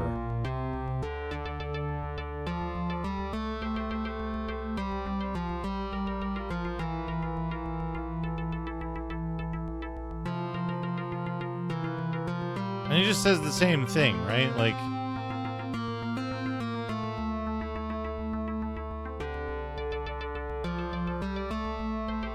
What the fuck was Kodor?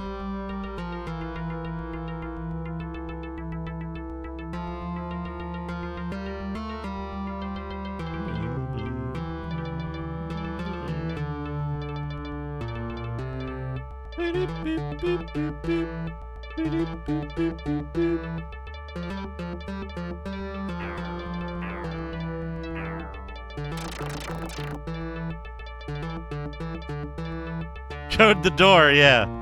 Yeah, code the door.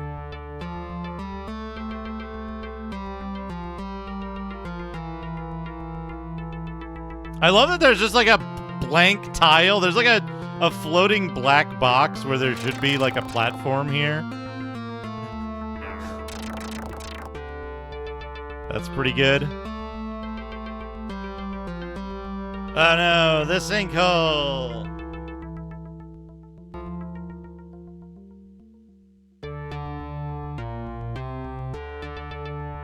Oh, we can try the church when we get out of here too.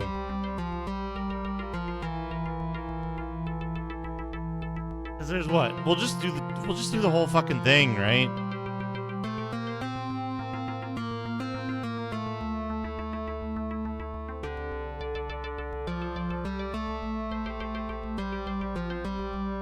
Like, if we go in the boss door here...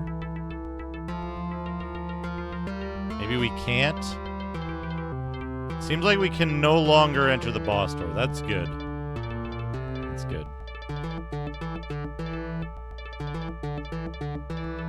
It's funny, I beat the boss here, like, super early. And... like... I was confused what the fuck you were supposed to do. And I got to the next area and I was like...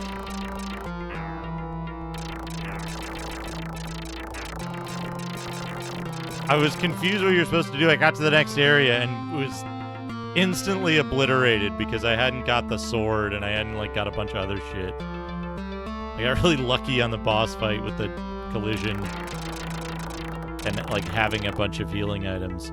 Oh, I gotta restock my healing items while I'm here.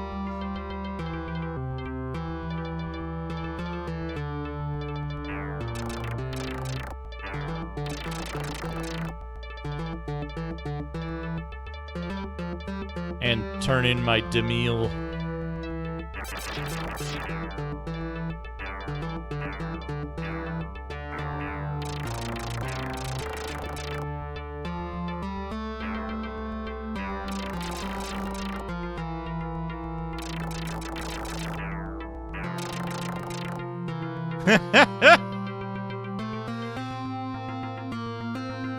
I have like 9,000.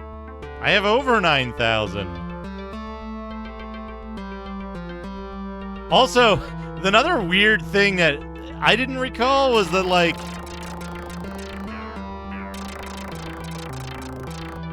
I found the boar before I got the quest to kill the boar. And so when I went to attack the boar, it said like, who the fuck are you talking to a boar? What's wrong with you? Or something like that.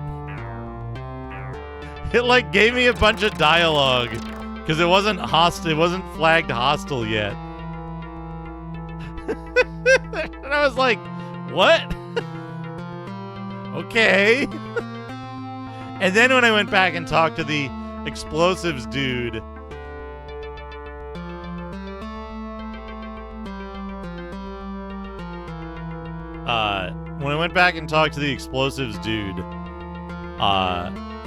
he was like, "Oh, I want you to kill that boar," and I was like, "Oh, okay." So then I went back, and the boar was actually an enemy. So weird, though. Oh, this is just an action RPG, right?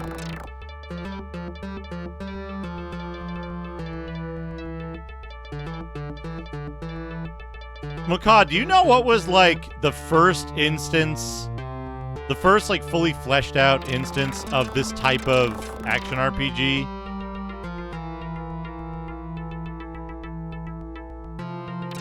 Was it a Falcom joint? Was it was it like some smaller, lesser known thing now?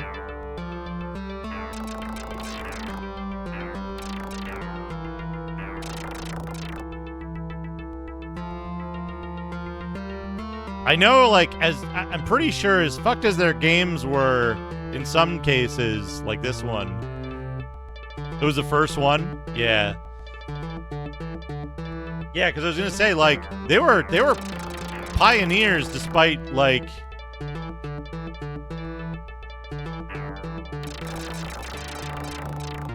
despite the quality of this game, they were, like, actually pioneers and made some wild shit beforehand. Was this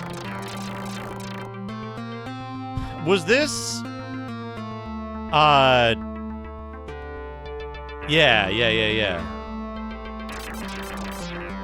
Was this one of their final games, or did they make a bunch of stuff after this one? I love this dude's face.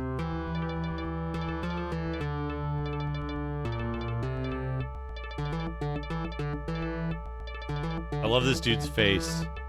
His fucking... Hold on. I gotta see this.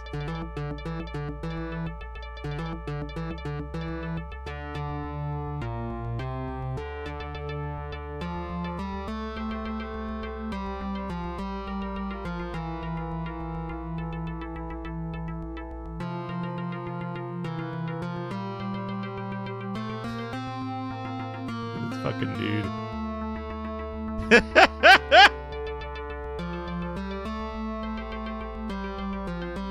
They still had a year of releases after this? Okay. That's kind of what I thought was the case, was that this wasn't like... Yeah, I was gonna say, this is a Fractal Mind Mike emote right here.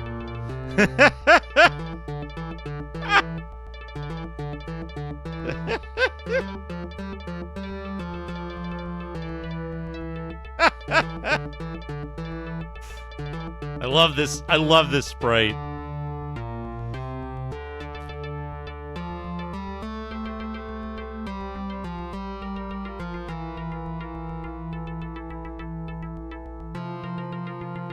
Yeah, I want to play more of that stuff.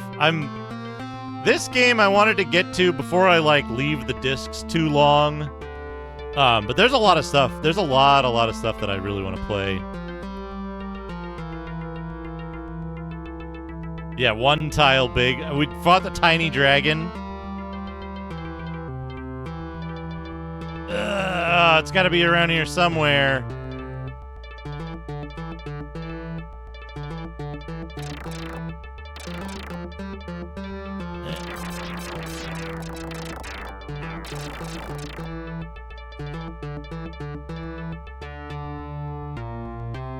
That guy's looking for sinkholes. This game seems to have, like, a pretty narrow, a pretty narrow level zone where it's like you go from getting instantly generated to being like, Valusa no Fukushi. Interesting.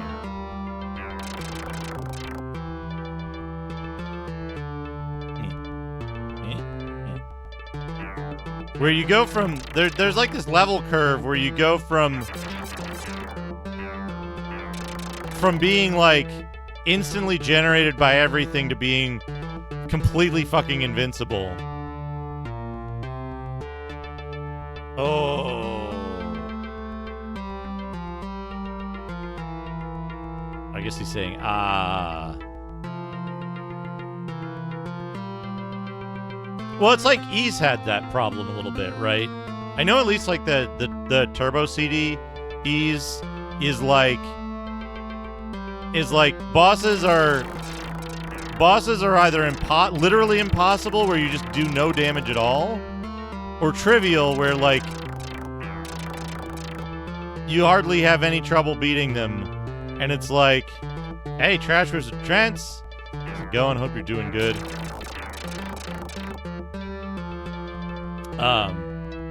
And there's like 1 or 2 levels where it's like, hey, this is really tough, but I could do this.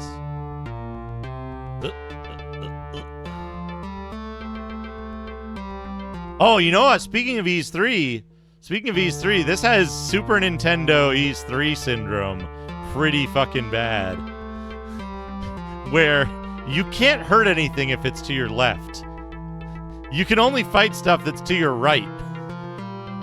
So you spend most of the time doing this and like trying to get the drop on dudes from the left.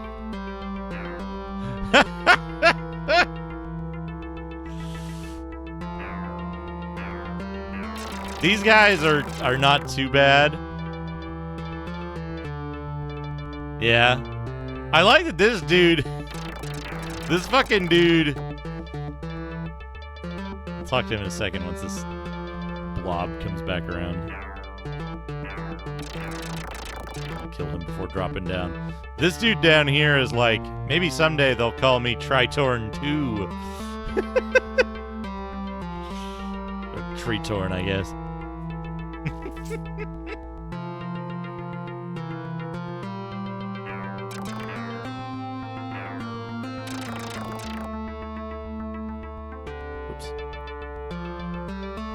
All right, so the guy who said he was helping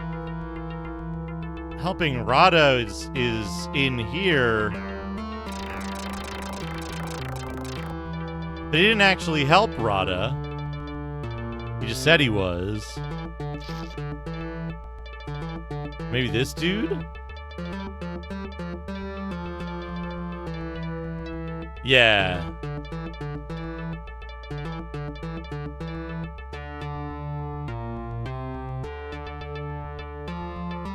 Saying now. Hey, it's been a long time. Are you here to explore this cave again? No, 20,000 is like 20,000 is like not that much. Cross? How do you know that? Wait.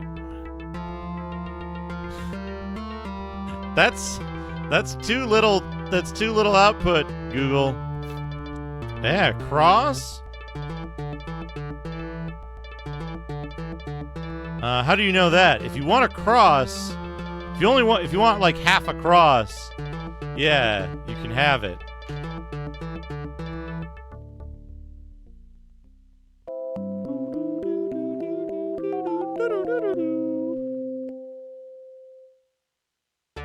You should make that your ringtone. A little jingle, the item get jingle. Okay, so he gave me a little cross. Let's put the cross into our hand.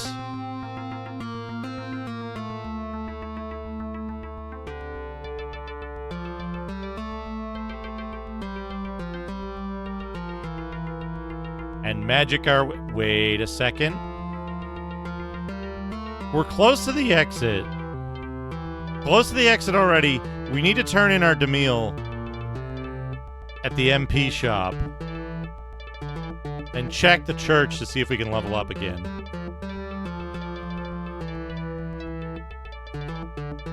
Yeah, so like I was saying, 20,000 isn't a lot of hit points because like there's no iframes, there's no like grace period or real like knockback in this. So when you get in contact with an enemy, you just start taking damage every frame. You get generated almost instantly by any enemy that isn't like right in your level range. Another thing that's much more apparent on this version, running on the Pro, is that like sometimes your sword just comes out backwards. There, it did it a little bit there. Ah!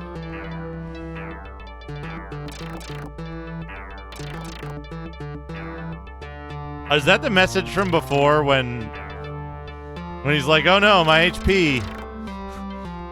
All my HP gone. There you go. Look at that hitbox.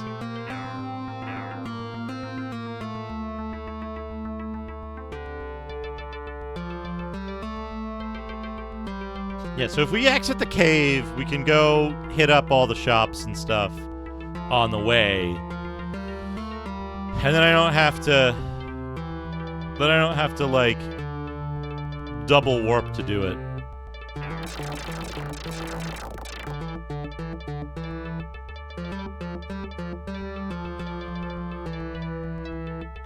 Enemies are still invisible in the like second room of the cave. Enemies are still invisible on commercial discs and real hardware.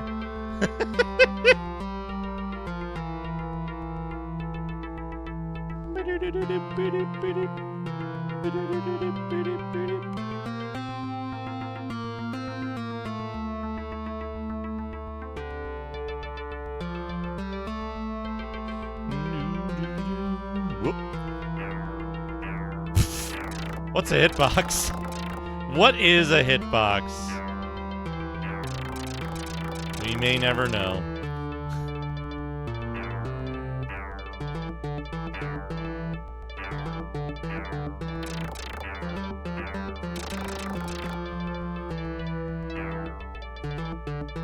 The one frame where your dude is like, where he's got the sword down, he kind of looks like, what's that dude with the, like, giant bowl haircut? He's in that, like, pseudo VNF... Not FMV, but, like...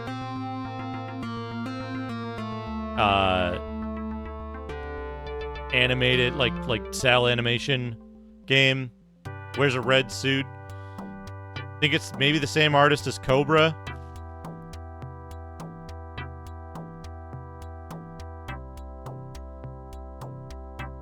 Takeru, yeah, that's the one.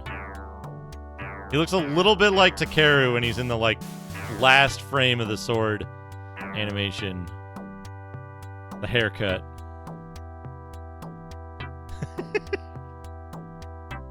You've played, there's one Takeru game, right? And then like a like not a game one. You played those recently, right?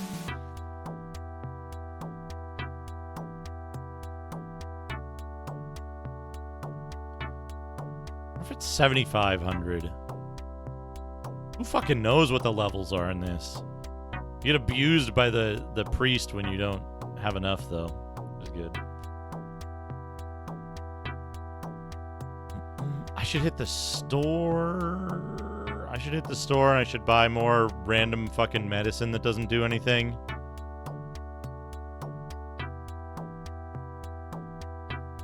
Yeah, the digital comic. Good. Good. I have no idea if this medicine does anything, but I'm just using it. I'm just using it as a, like...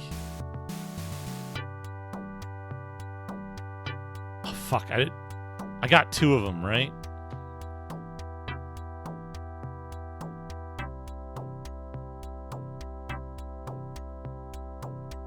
That's fine. We'll find out. Find out.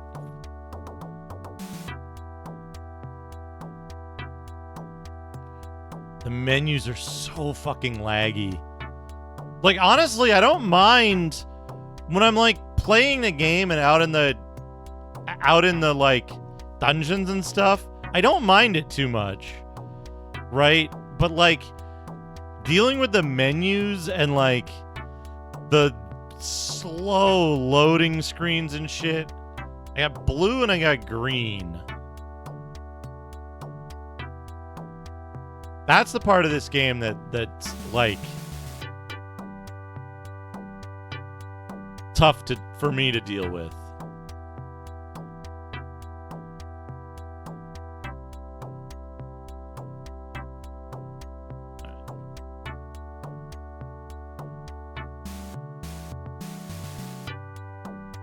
I thought I got yellow.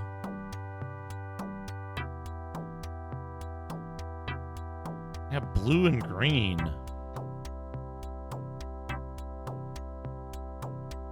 What?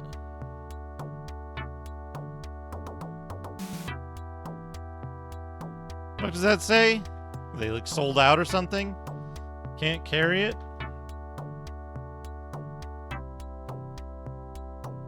Maybe that's why I didn't get yellow.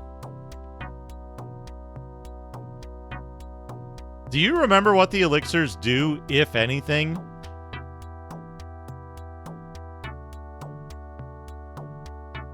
Of course. Just immediately repressed all the memories of this game. I need a bunch more of these. I have a map of the castle now, so I know where to get to the seals, but, like, I'm pretty sure I need to go to the Trojan Sewer dungeon before I fucking finish. What does this say? Sold out. Okay. So I have blue. Yellow is sold out. Red. 3,000. Yeah, gimme.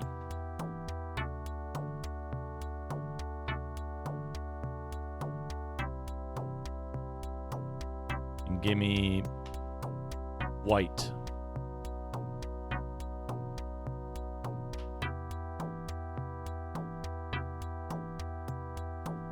I assume there's gonna be some shit where I have to, like, trek back and forth to get all the different drugs to cure fucking Maru or whatever her name is. And then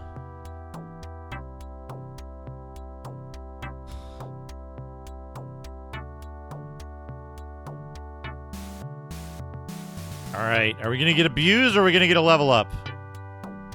Place your bets. Level up, yes! Perhaps it was 7,500. 25,000 HP.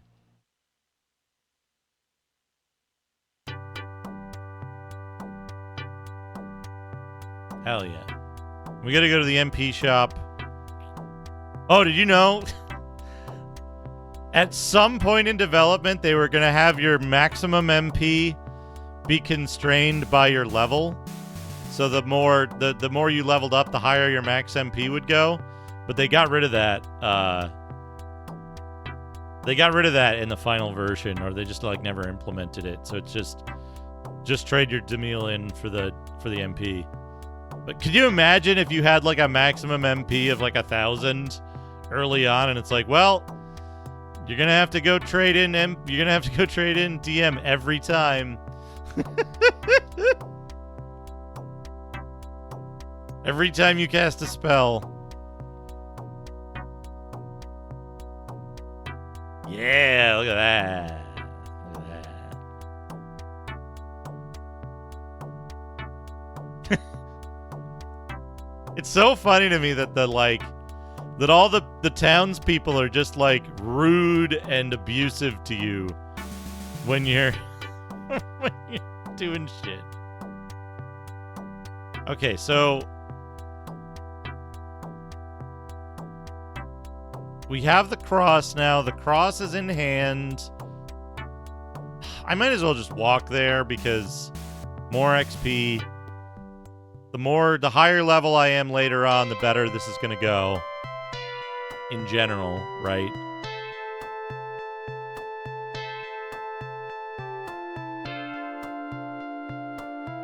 So just want to kill everything along the way. Oh, that'll also give me a chance to see if the second forest dudes, if I'm immune to them yet. 550? I think that's a bigger increase than I got last level. I think that's like 60 up or something.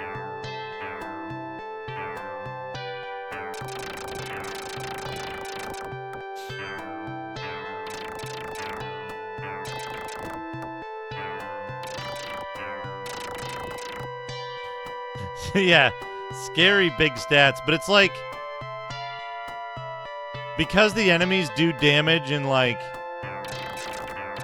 every weird little blorp and bleep you hear during a combat, that's like these are all hits. I'm just taking no damage because I'm high enough level above this dude for them to do any damage to me.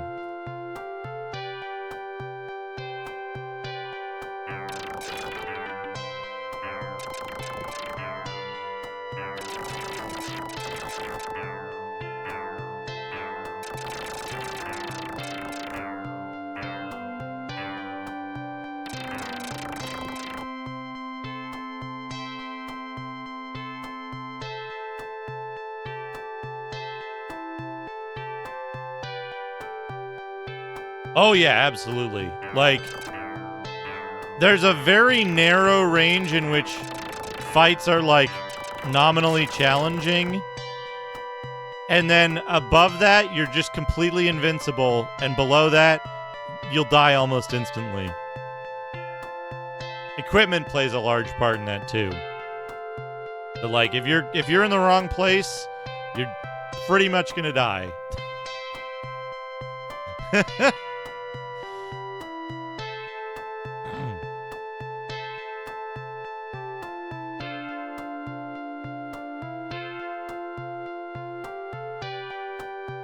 Yeah, that's true. That's true. Although I am enjoying, I will say, as jank as it is, I'm enjoying the technique of the jump attack. Oh, these guys. I'm immune to these guys now. The technique of landing a jump attack so you get 3 or 4 hits. It's harder with these guys, but you get extra hits because of the animation and the timing of when the enemy takes damage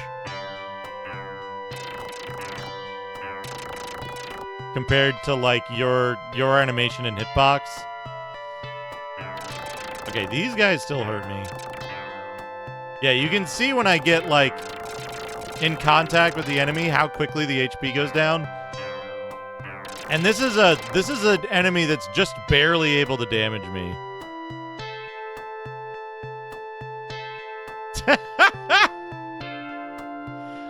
Okay. Somewhere, I don't remember where, but somewhere on the internet, back when Macaw was playing this, there was someone had a link to something that was talking about how this game might not be possible to finish on regular speed.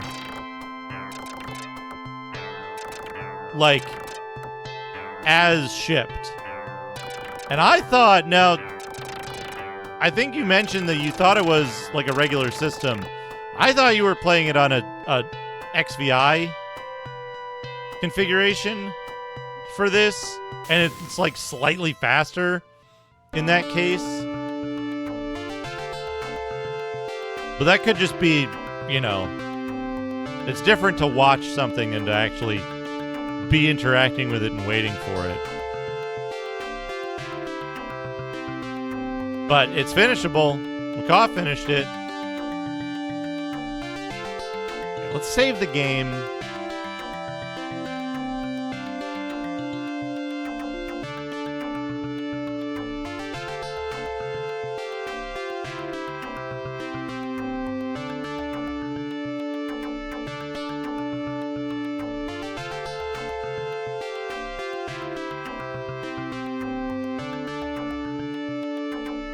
Macaw, you can lament my user disk. You can lament the loss of my user disk.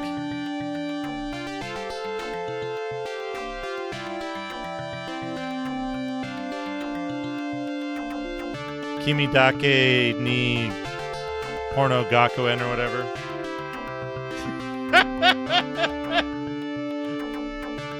It was just the first disc I could find that would format successfully.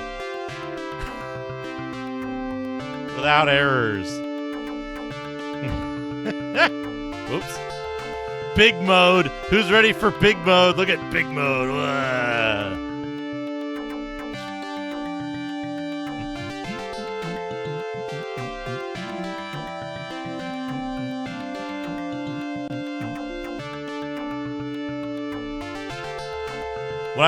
When I was messing around with Silent Morbius, oh, you can't see it there.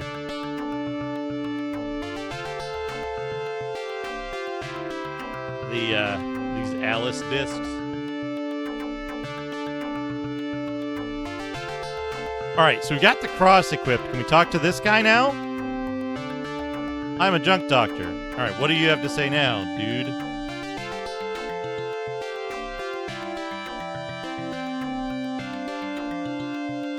He's still talking about Nail Cave.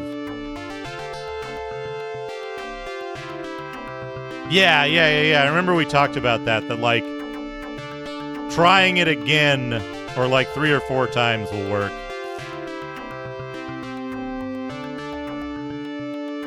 Yeah.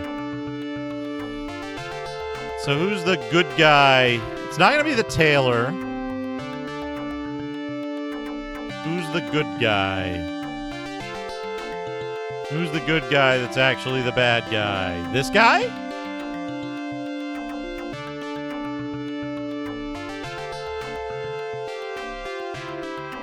The children of the village, what now?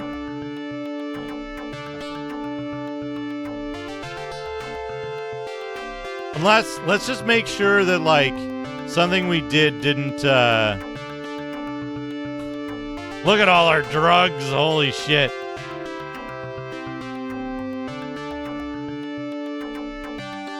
I'm sure something we did didn't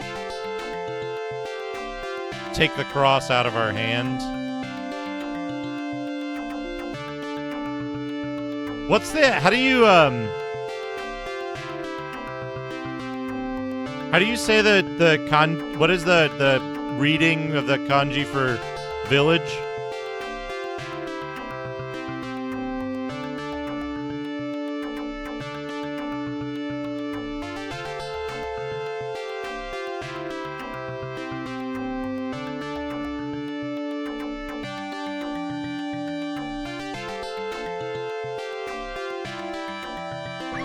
Muda. Okay, yeah. Rachel Retro, thank you for the Yonjuni months. Thank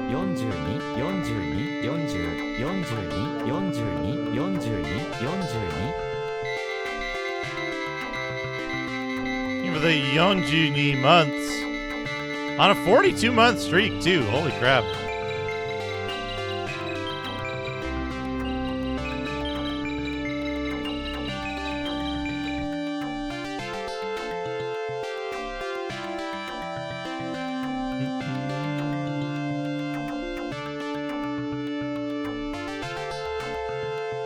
It is almost 3:30. I haven't eaten dinner yet. Blah, blah, blah, blah. Phil, where are you? Can't stop the Tritorn. I snack during a stream, so I'm in decent shape.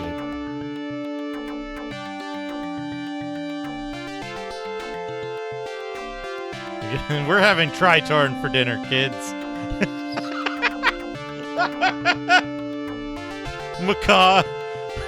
Macaw to his children. We're having Tritorn for dinner, kids. Plops a PC-88 down on the table.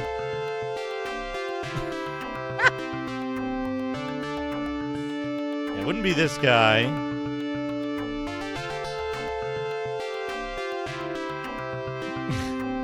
Tritorn and Hydlide. And if you behave, we'll have some Zack for dessert.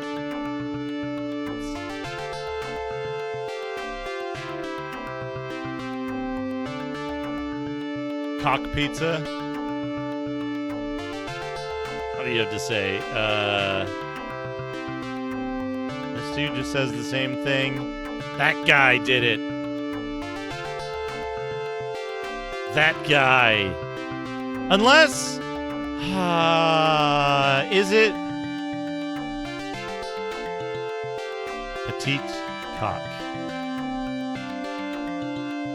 Old man.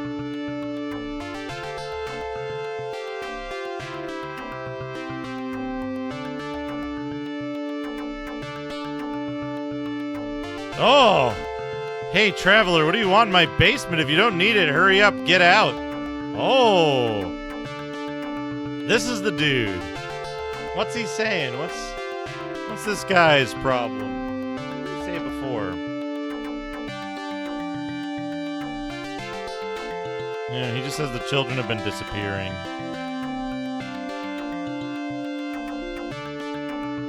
I think he's mad about my cross.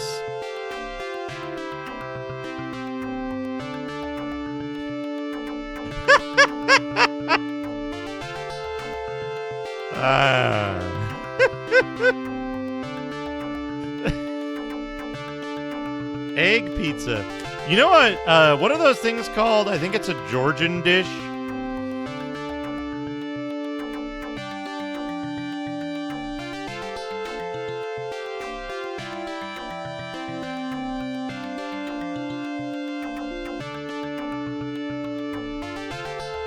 Khachapuri, yeah. I have business in your basement.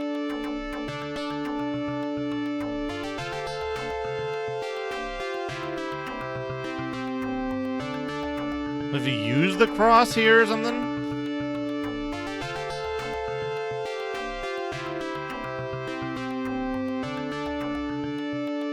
No. Do I have to put it in hand here? Does it, like, leave my hand when I transition scenes? I always wanted to get that when I was in,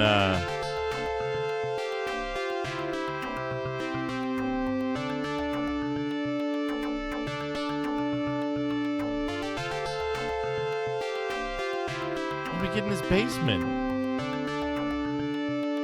Oh, what's this? That's different.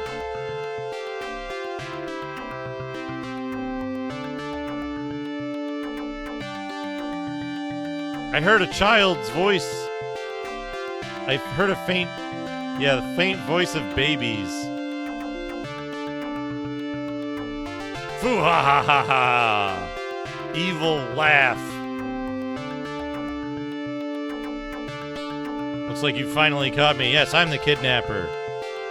The child who builds the future was there. The child who builds the future. That's deep, man.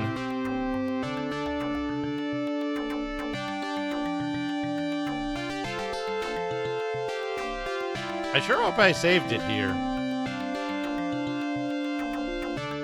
Ha! It can't be helped. Now that you know the secret, you will have to... This says UI will have to die right here, but... Yeah. Boss fight. Oops.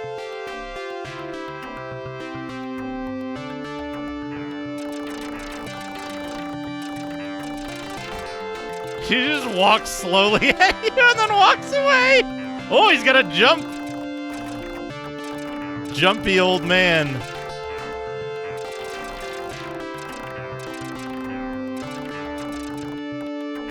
You think I need to use the cross equipment on him? I bet I don't. Oop.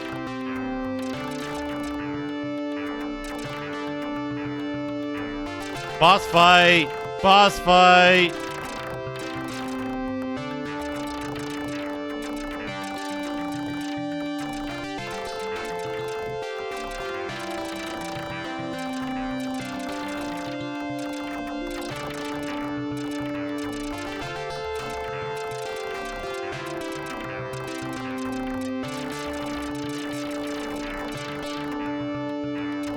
can hit him more if he's not hitting you. Yo, I got him! Got him. Children of the village have entered into my hand. Now, what does that say? Yo, quick! Got the key to the jail cell.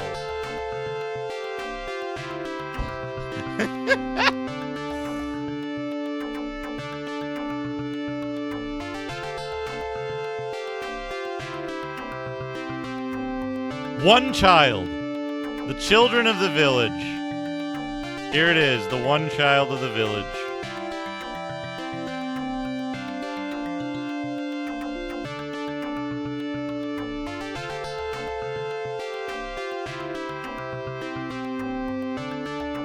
Ugh. It's had a better translation.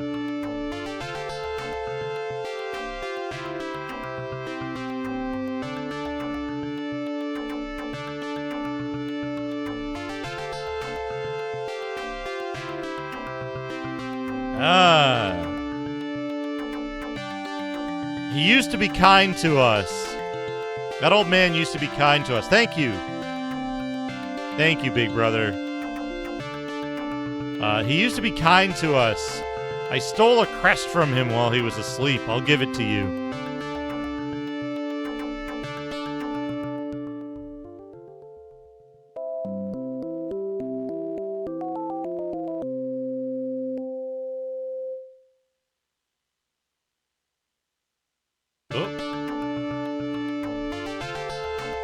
Magic spell that spreads flames around the body.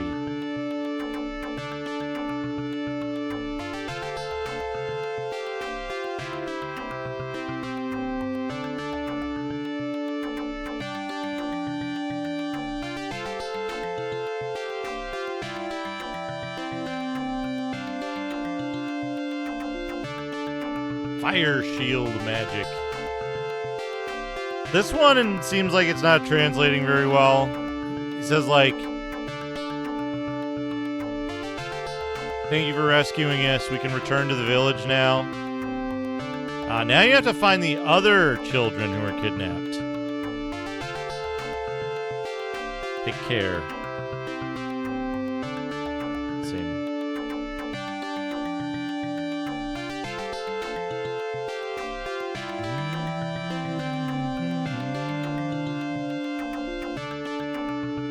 Aren't some of the kids in the, like, Tengu's house?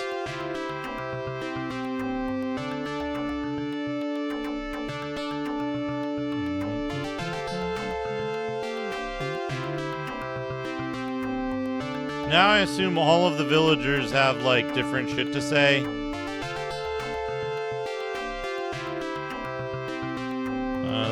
Children have been returned, but the children have been returned, but peace won't come until the emperor is defeated. I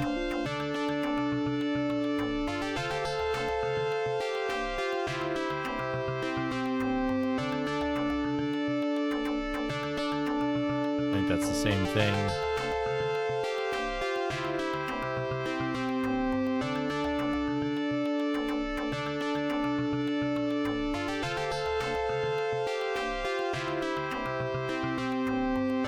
Hello, big brother. Yeah, right?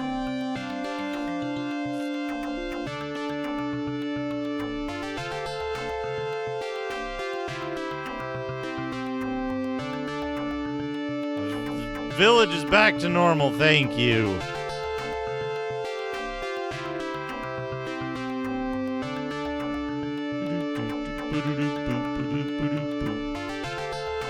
About this weirdo. Oh, he's got a lot to say.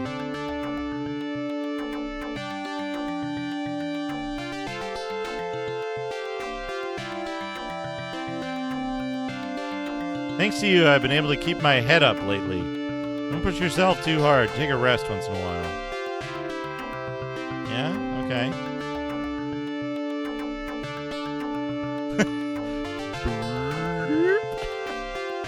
That's the way to leave a room.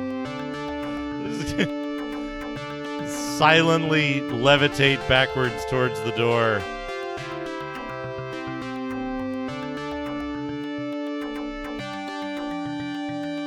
Thank you, Aiden. Okay, so Maru, who I think is this child, add in. Thank you, accessory. Blah, blah, blah, blah. Where's Big Phil?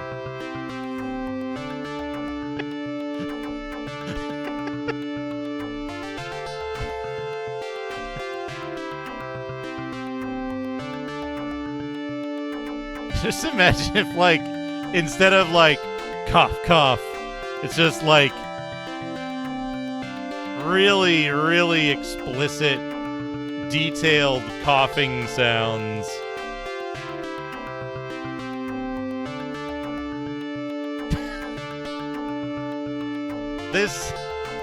This young girl is in love with us and she wants to be our wife when she grows up, which is more than a bit weird.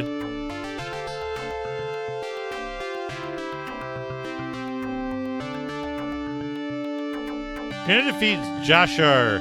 Want to pass through the castle ahead. Many monsters are lurking in front of the castle, so please be careful.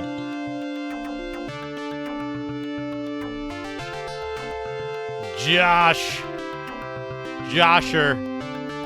Oh, Josher. Josherino.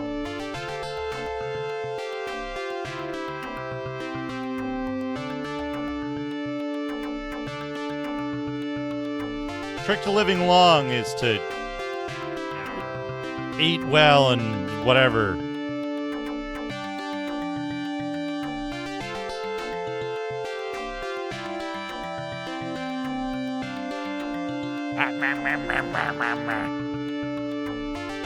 Village something, blah, blah, blah.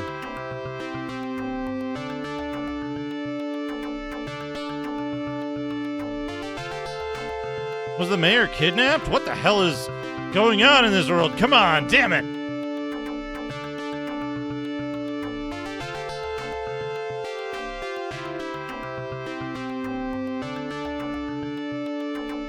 Oh yeah, thanks for helping the kids. Let me tell you something good. The other day, the children picked up something strange, it seems.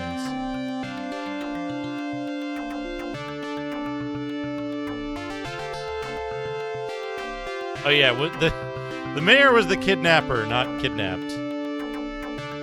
Just ask the kid in the red hat. He's my nephew. Man, this fucking language gating shit. Like totally unnecessary. The boss could just give you the item that you need. But no. Engagement.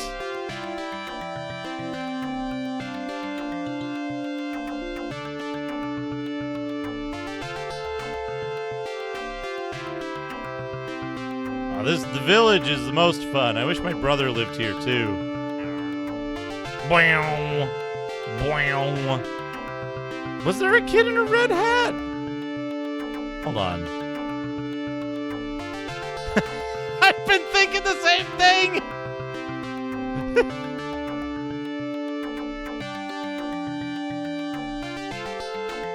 What kid in a red hat? There's no kid in a red hat.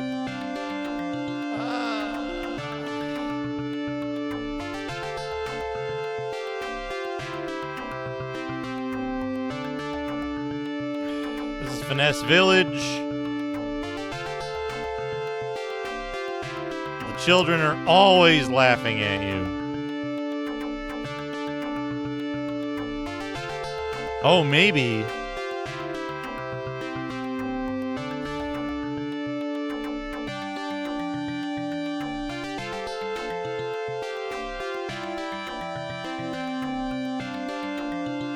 Are you gonna stay in this village?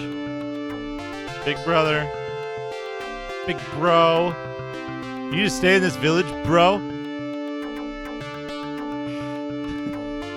Oh, I know. No, Junk Doctor doesn't have anything to say to me. Yeah, I'm just memeing. Just memeing. Yeah, the kids will laugh at you from inside the torture basement or whatever. Yellow hat.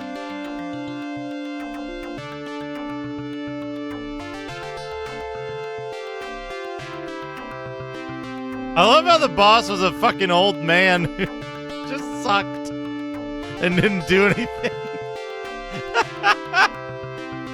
but had like 200,000 hit points. White hat. I want to say the kid in the basement had a white hat. Like it was that same kid that was outside just now.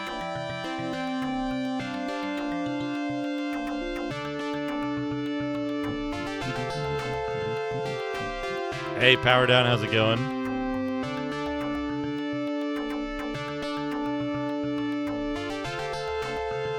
Maybe we can go back in here. Maybe he lives here now.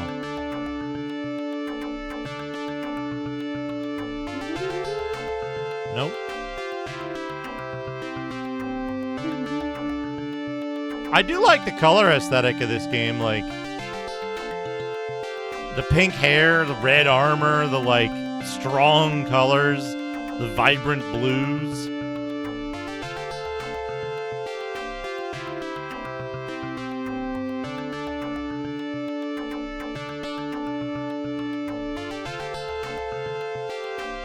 Hey, bro.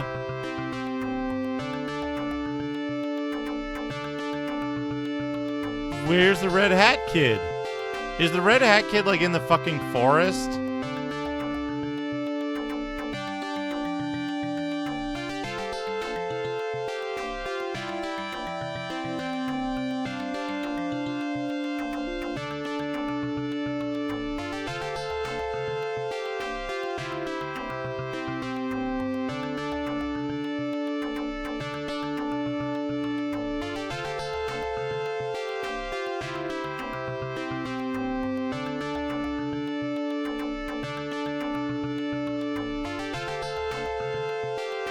Maybe in the Taylor's building?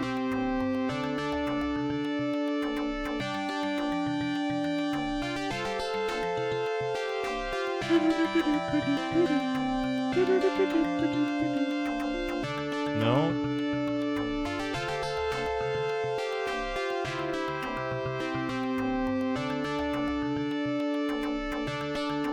Because there's that locked building all the way at the other end of the forest, but I thought that was where the fucking Tengu was. Maybe not. Maybe Red Hat Kid is out, like, in the fucking, is out in the fucking beetle jungle.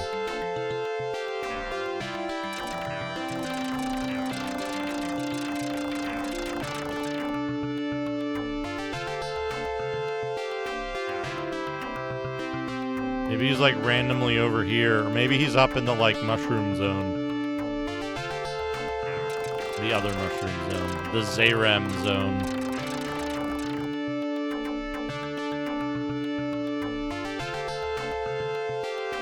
Zayram is the like one of those. Oh, there he is. There he is.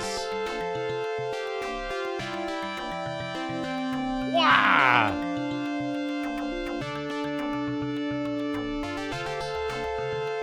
I was surprised.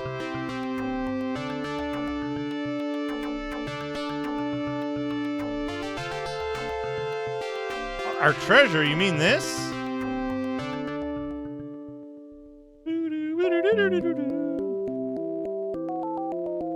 Red holy water. Shoot a fireball from your sword by holding a potion of the same color. Attack magic.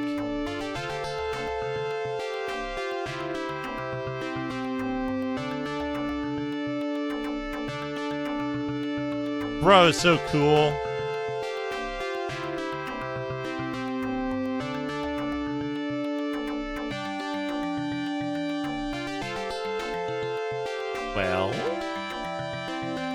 Well, I do have all the, oh, is that a key, huh? That sure looks like a key.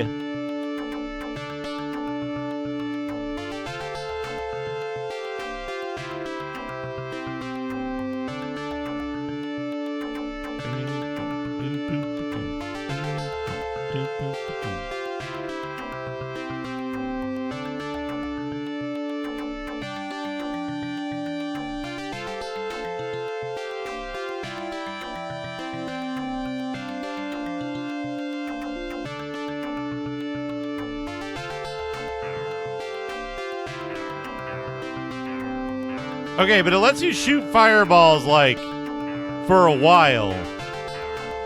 Which is pretty good. Kagiga Kakateru.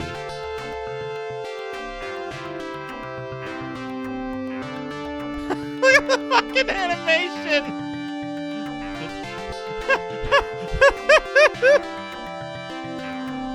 I don't think so.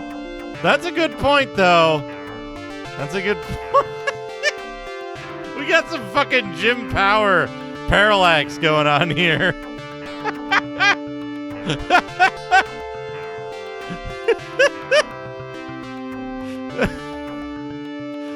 Here's some fucking Jim Power parallax.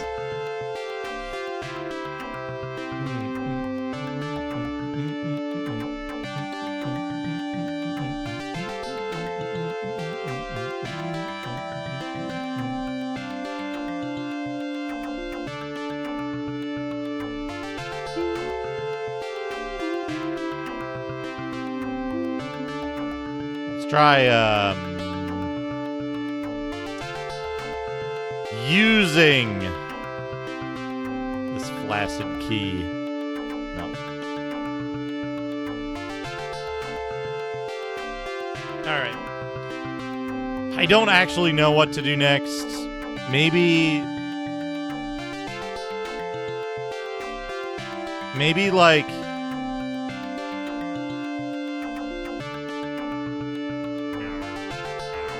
okay, we still shoot these even though we're not holding the drug anymore.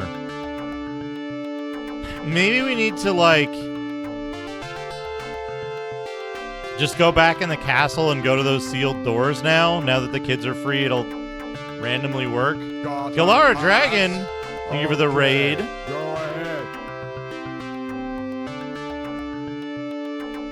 Let me get you a shout out.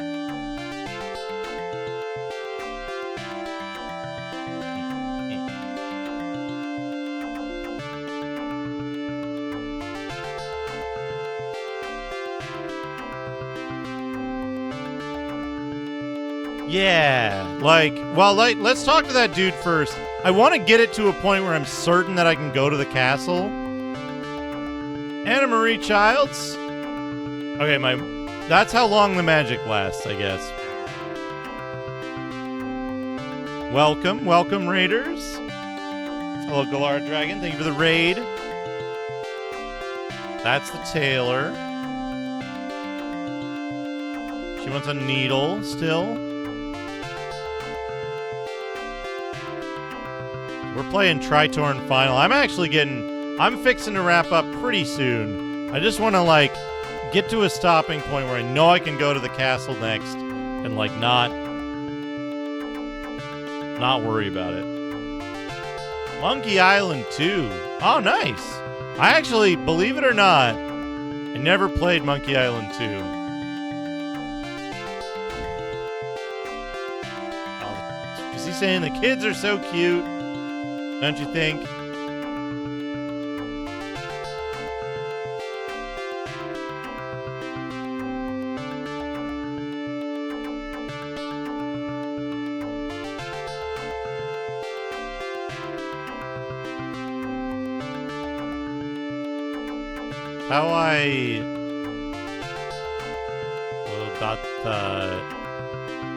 Why can't I remember what?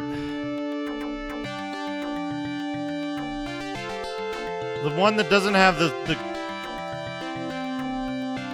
one that doesn't have the loop on the bottom.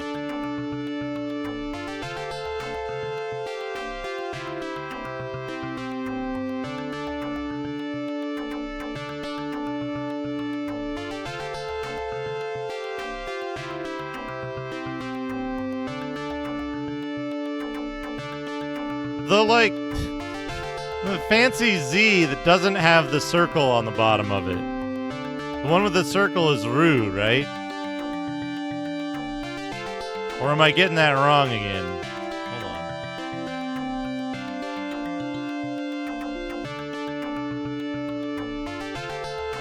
Yeah, what is the one that looks like Rue but without the loop? Without the circle? Without the ball on it?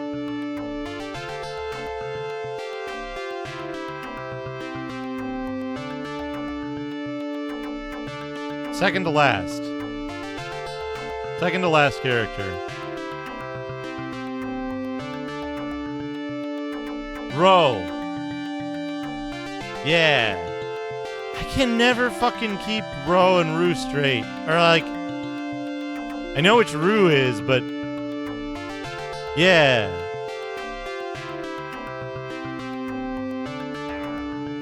I can't believe that Rue was just...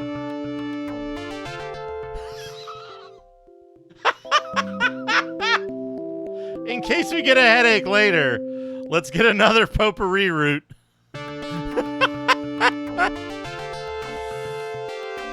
The children are back with the village, blah, blah, blah. I gotta think of something. Is there another character that looks kind of like that or not?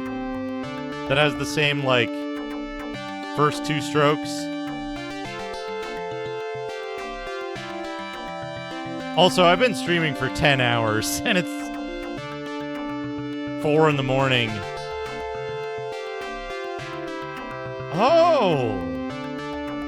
That is the same, isn't it? The same first two strokes. Huh.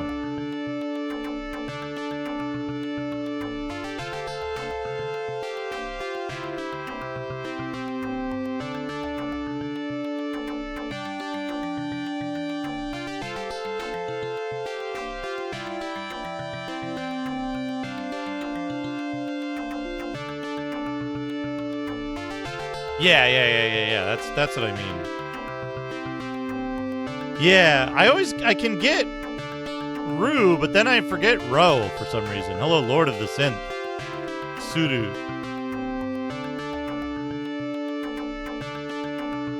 The village is back to life. Yeah, Sudu might be. What's something... I gotta think of a good word. I gotta memorize a good word that's written as kana with a rho in it. Is this the dude who's just like, hey, thanks, my headache's gone?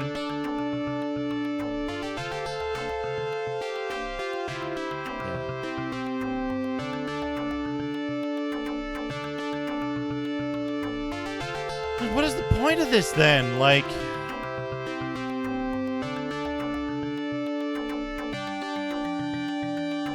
Soro?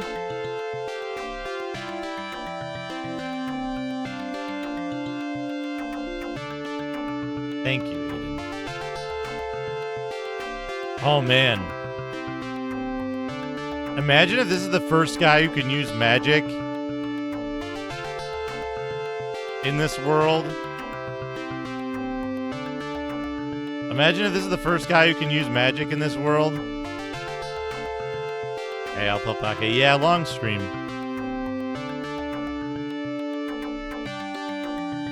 This game fascinates me.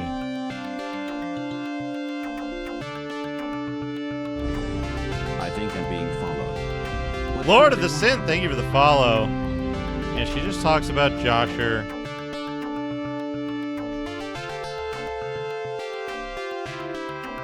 Kids are great.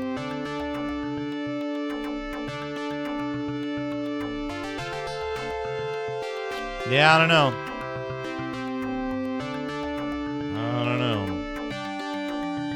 They admired Buddha.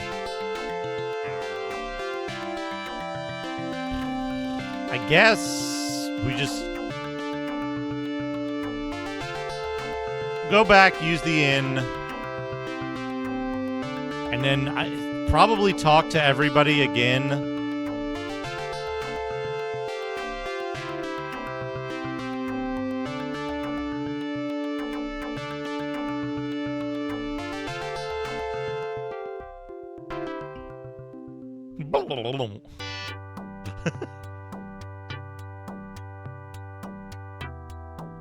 We didn't get to hear the castle music this time, but that's okay. We'll hear it next time. I'll be coming back. I'm going to use the inn, save the... It's fine. No worries about that camera work. I gotta,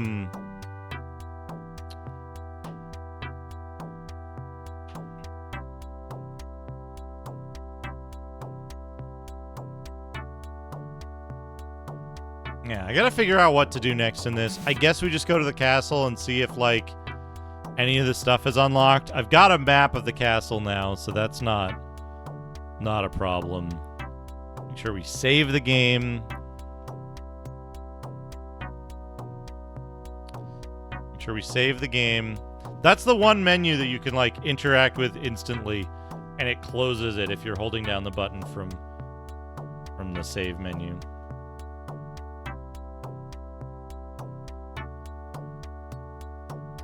All right. This back in for the moment.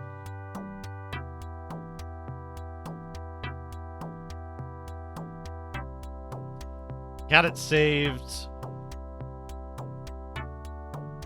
Get these discs back in there.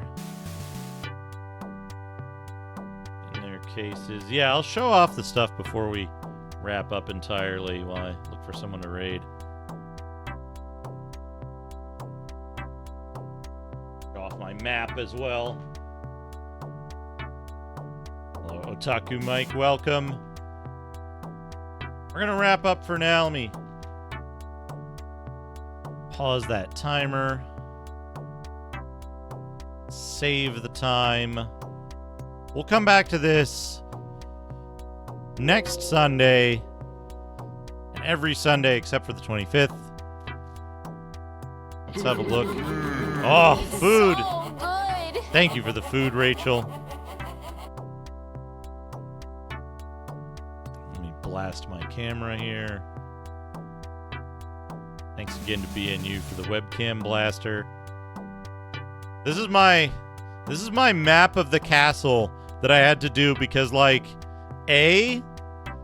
exits B and C are ladders next to each other, and they don't lead to ladders E and G in B. They go to different sections entirely. So I had to make a different section of the map for every screen so that I could connect them in completely asinine ways. But this is one of the very few games you'll see me play on real software.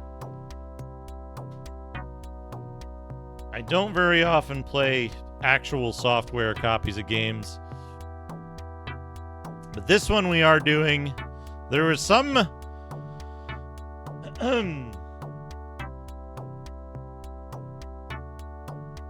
there was some question about whether this can be finished on the original commercial release discs on real hardware. We got the manual errata, the registration card. We got the manual, the proper manual itself. And of course, we've got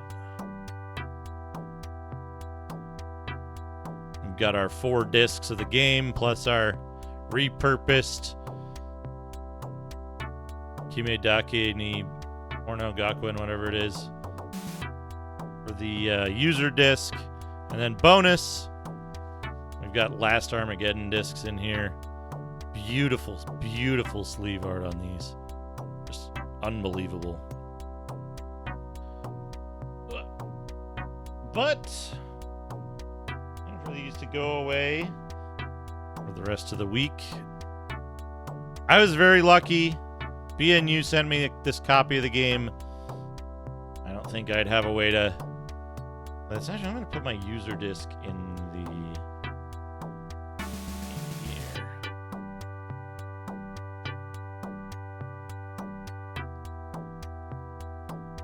But, yeah, we got... It's the real thing.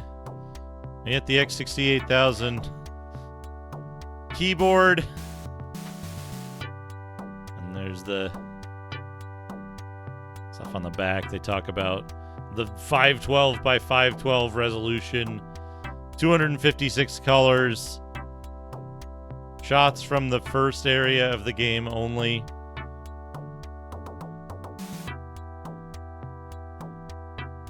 What a game. But I'm going to wrap up. Let's find someone to raid. Who's on this late? That's typing in Japanese. I think I know who we're going to raid. I think I know who's going to be on for quite some time yet. Oh, playing one of my favorites, too. We're going to raid Retro Island Gaming.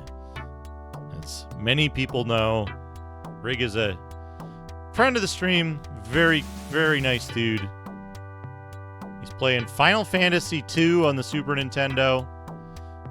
Well, his stream title says Final Fantasy IV, but I think he's probably playing 2. So let's go. Say hi to Rig. I'll be back tomorrow with Persona, Revelations Persona, and then Tuesday we got Star Ocean, which is a $15 game. I'm gonna go get some food, and then I'm gonna wind down and go to sleep. But hope you all have a wonderful night. Thank you so much for coming by. Thank you for the big raids. Thank you, Macaw, for the gigantic raid. I'm sad it didn't play the special Macaw raid alert that I set up a million years ago.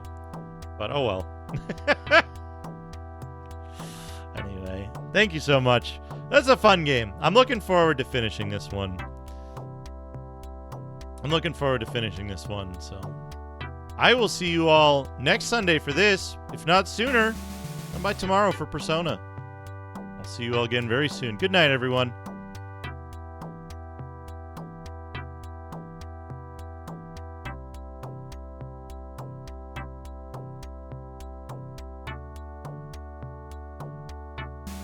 Hikes.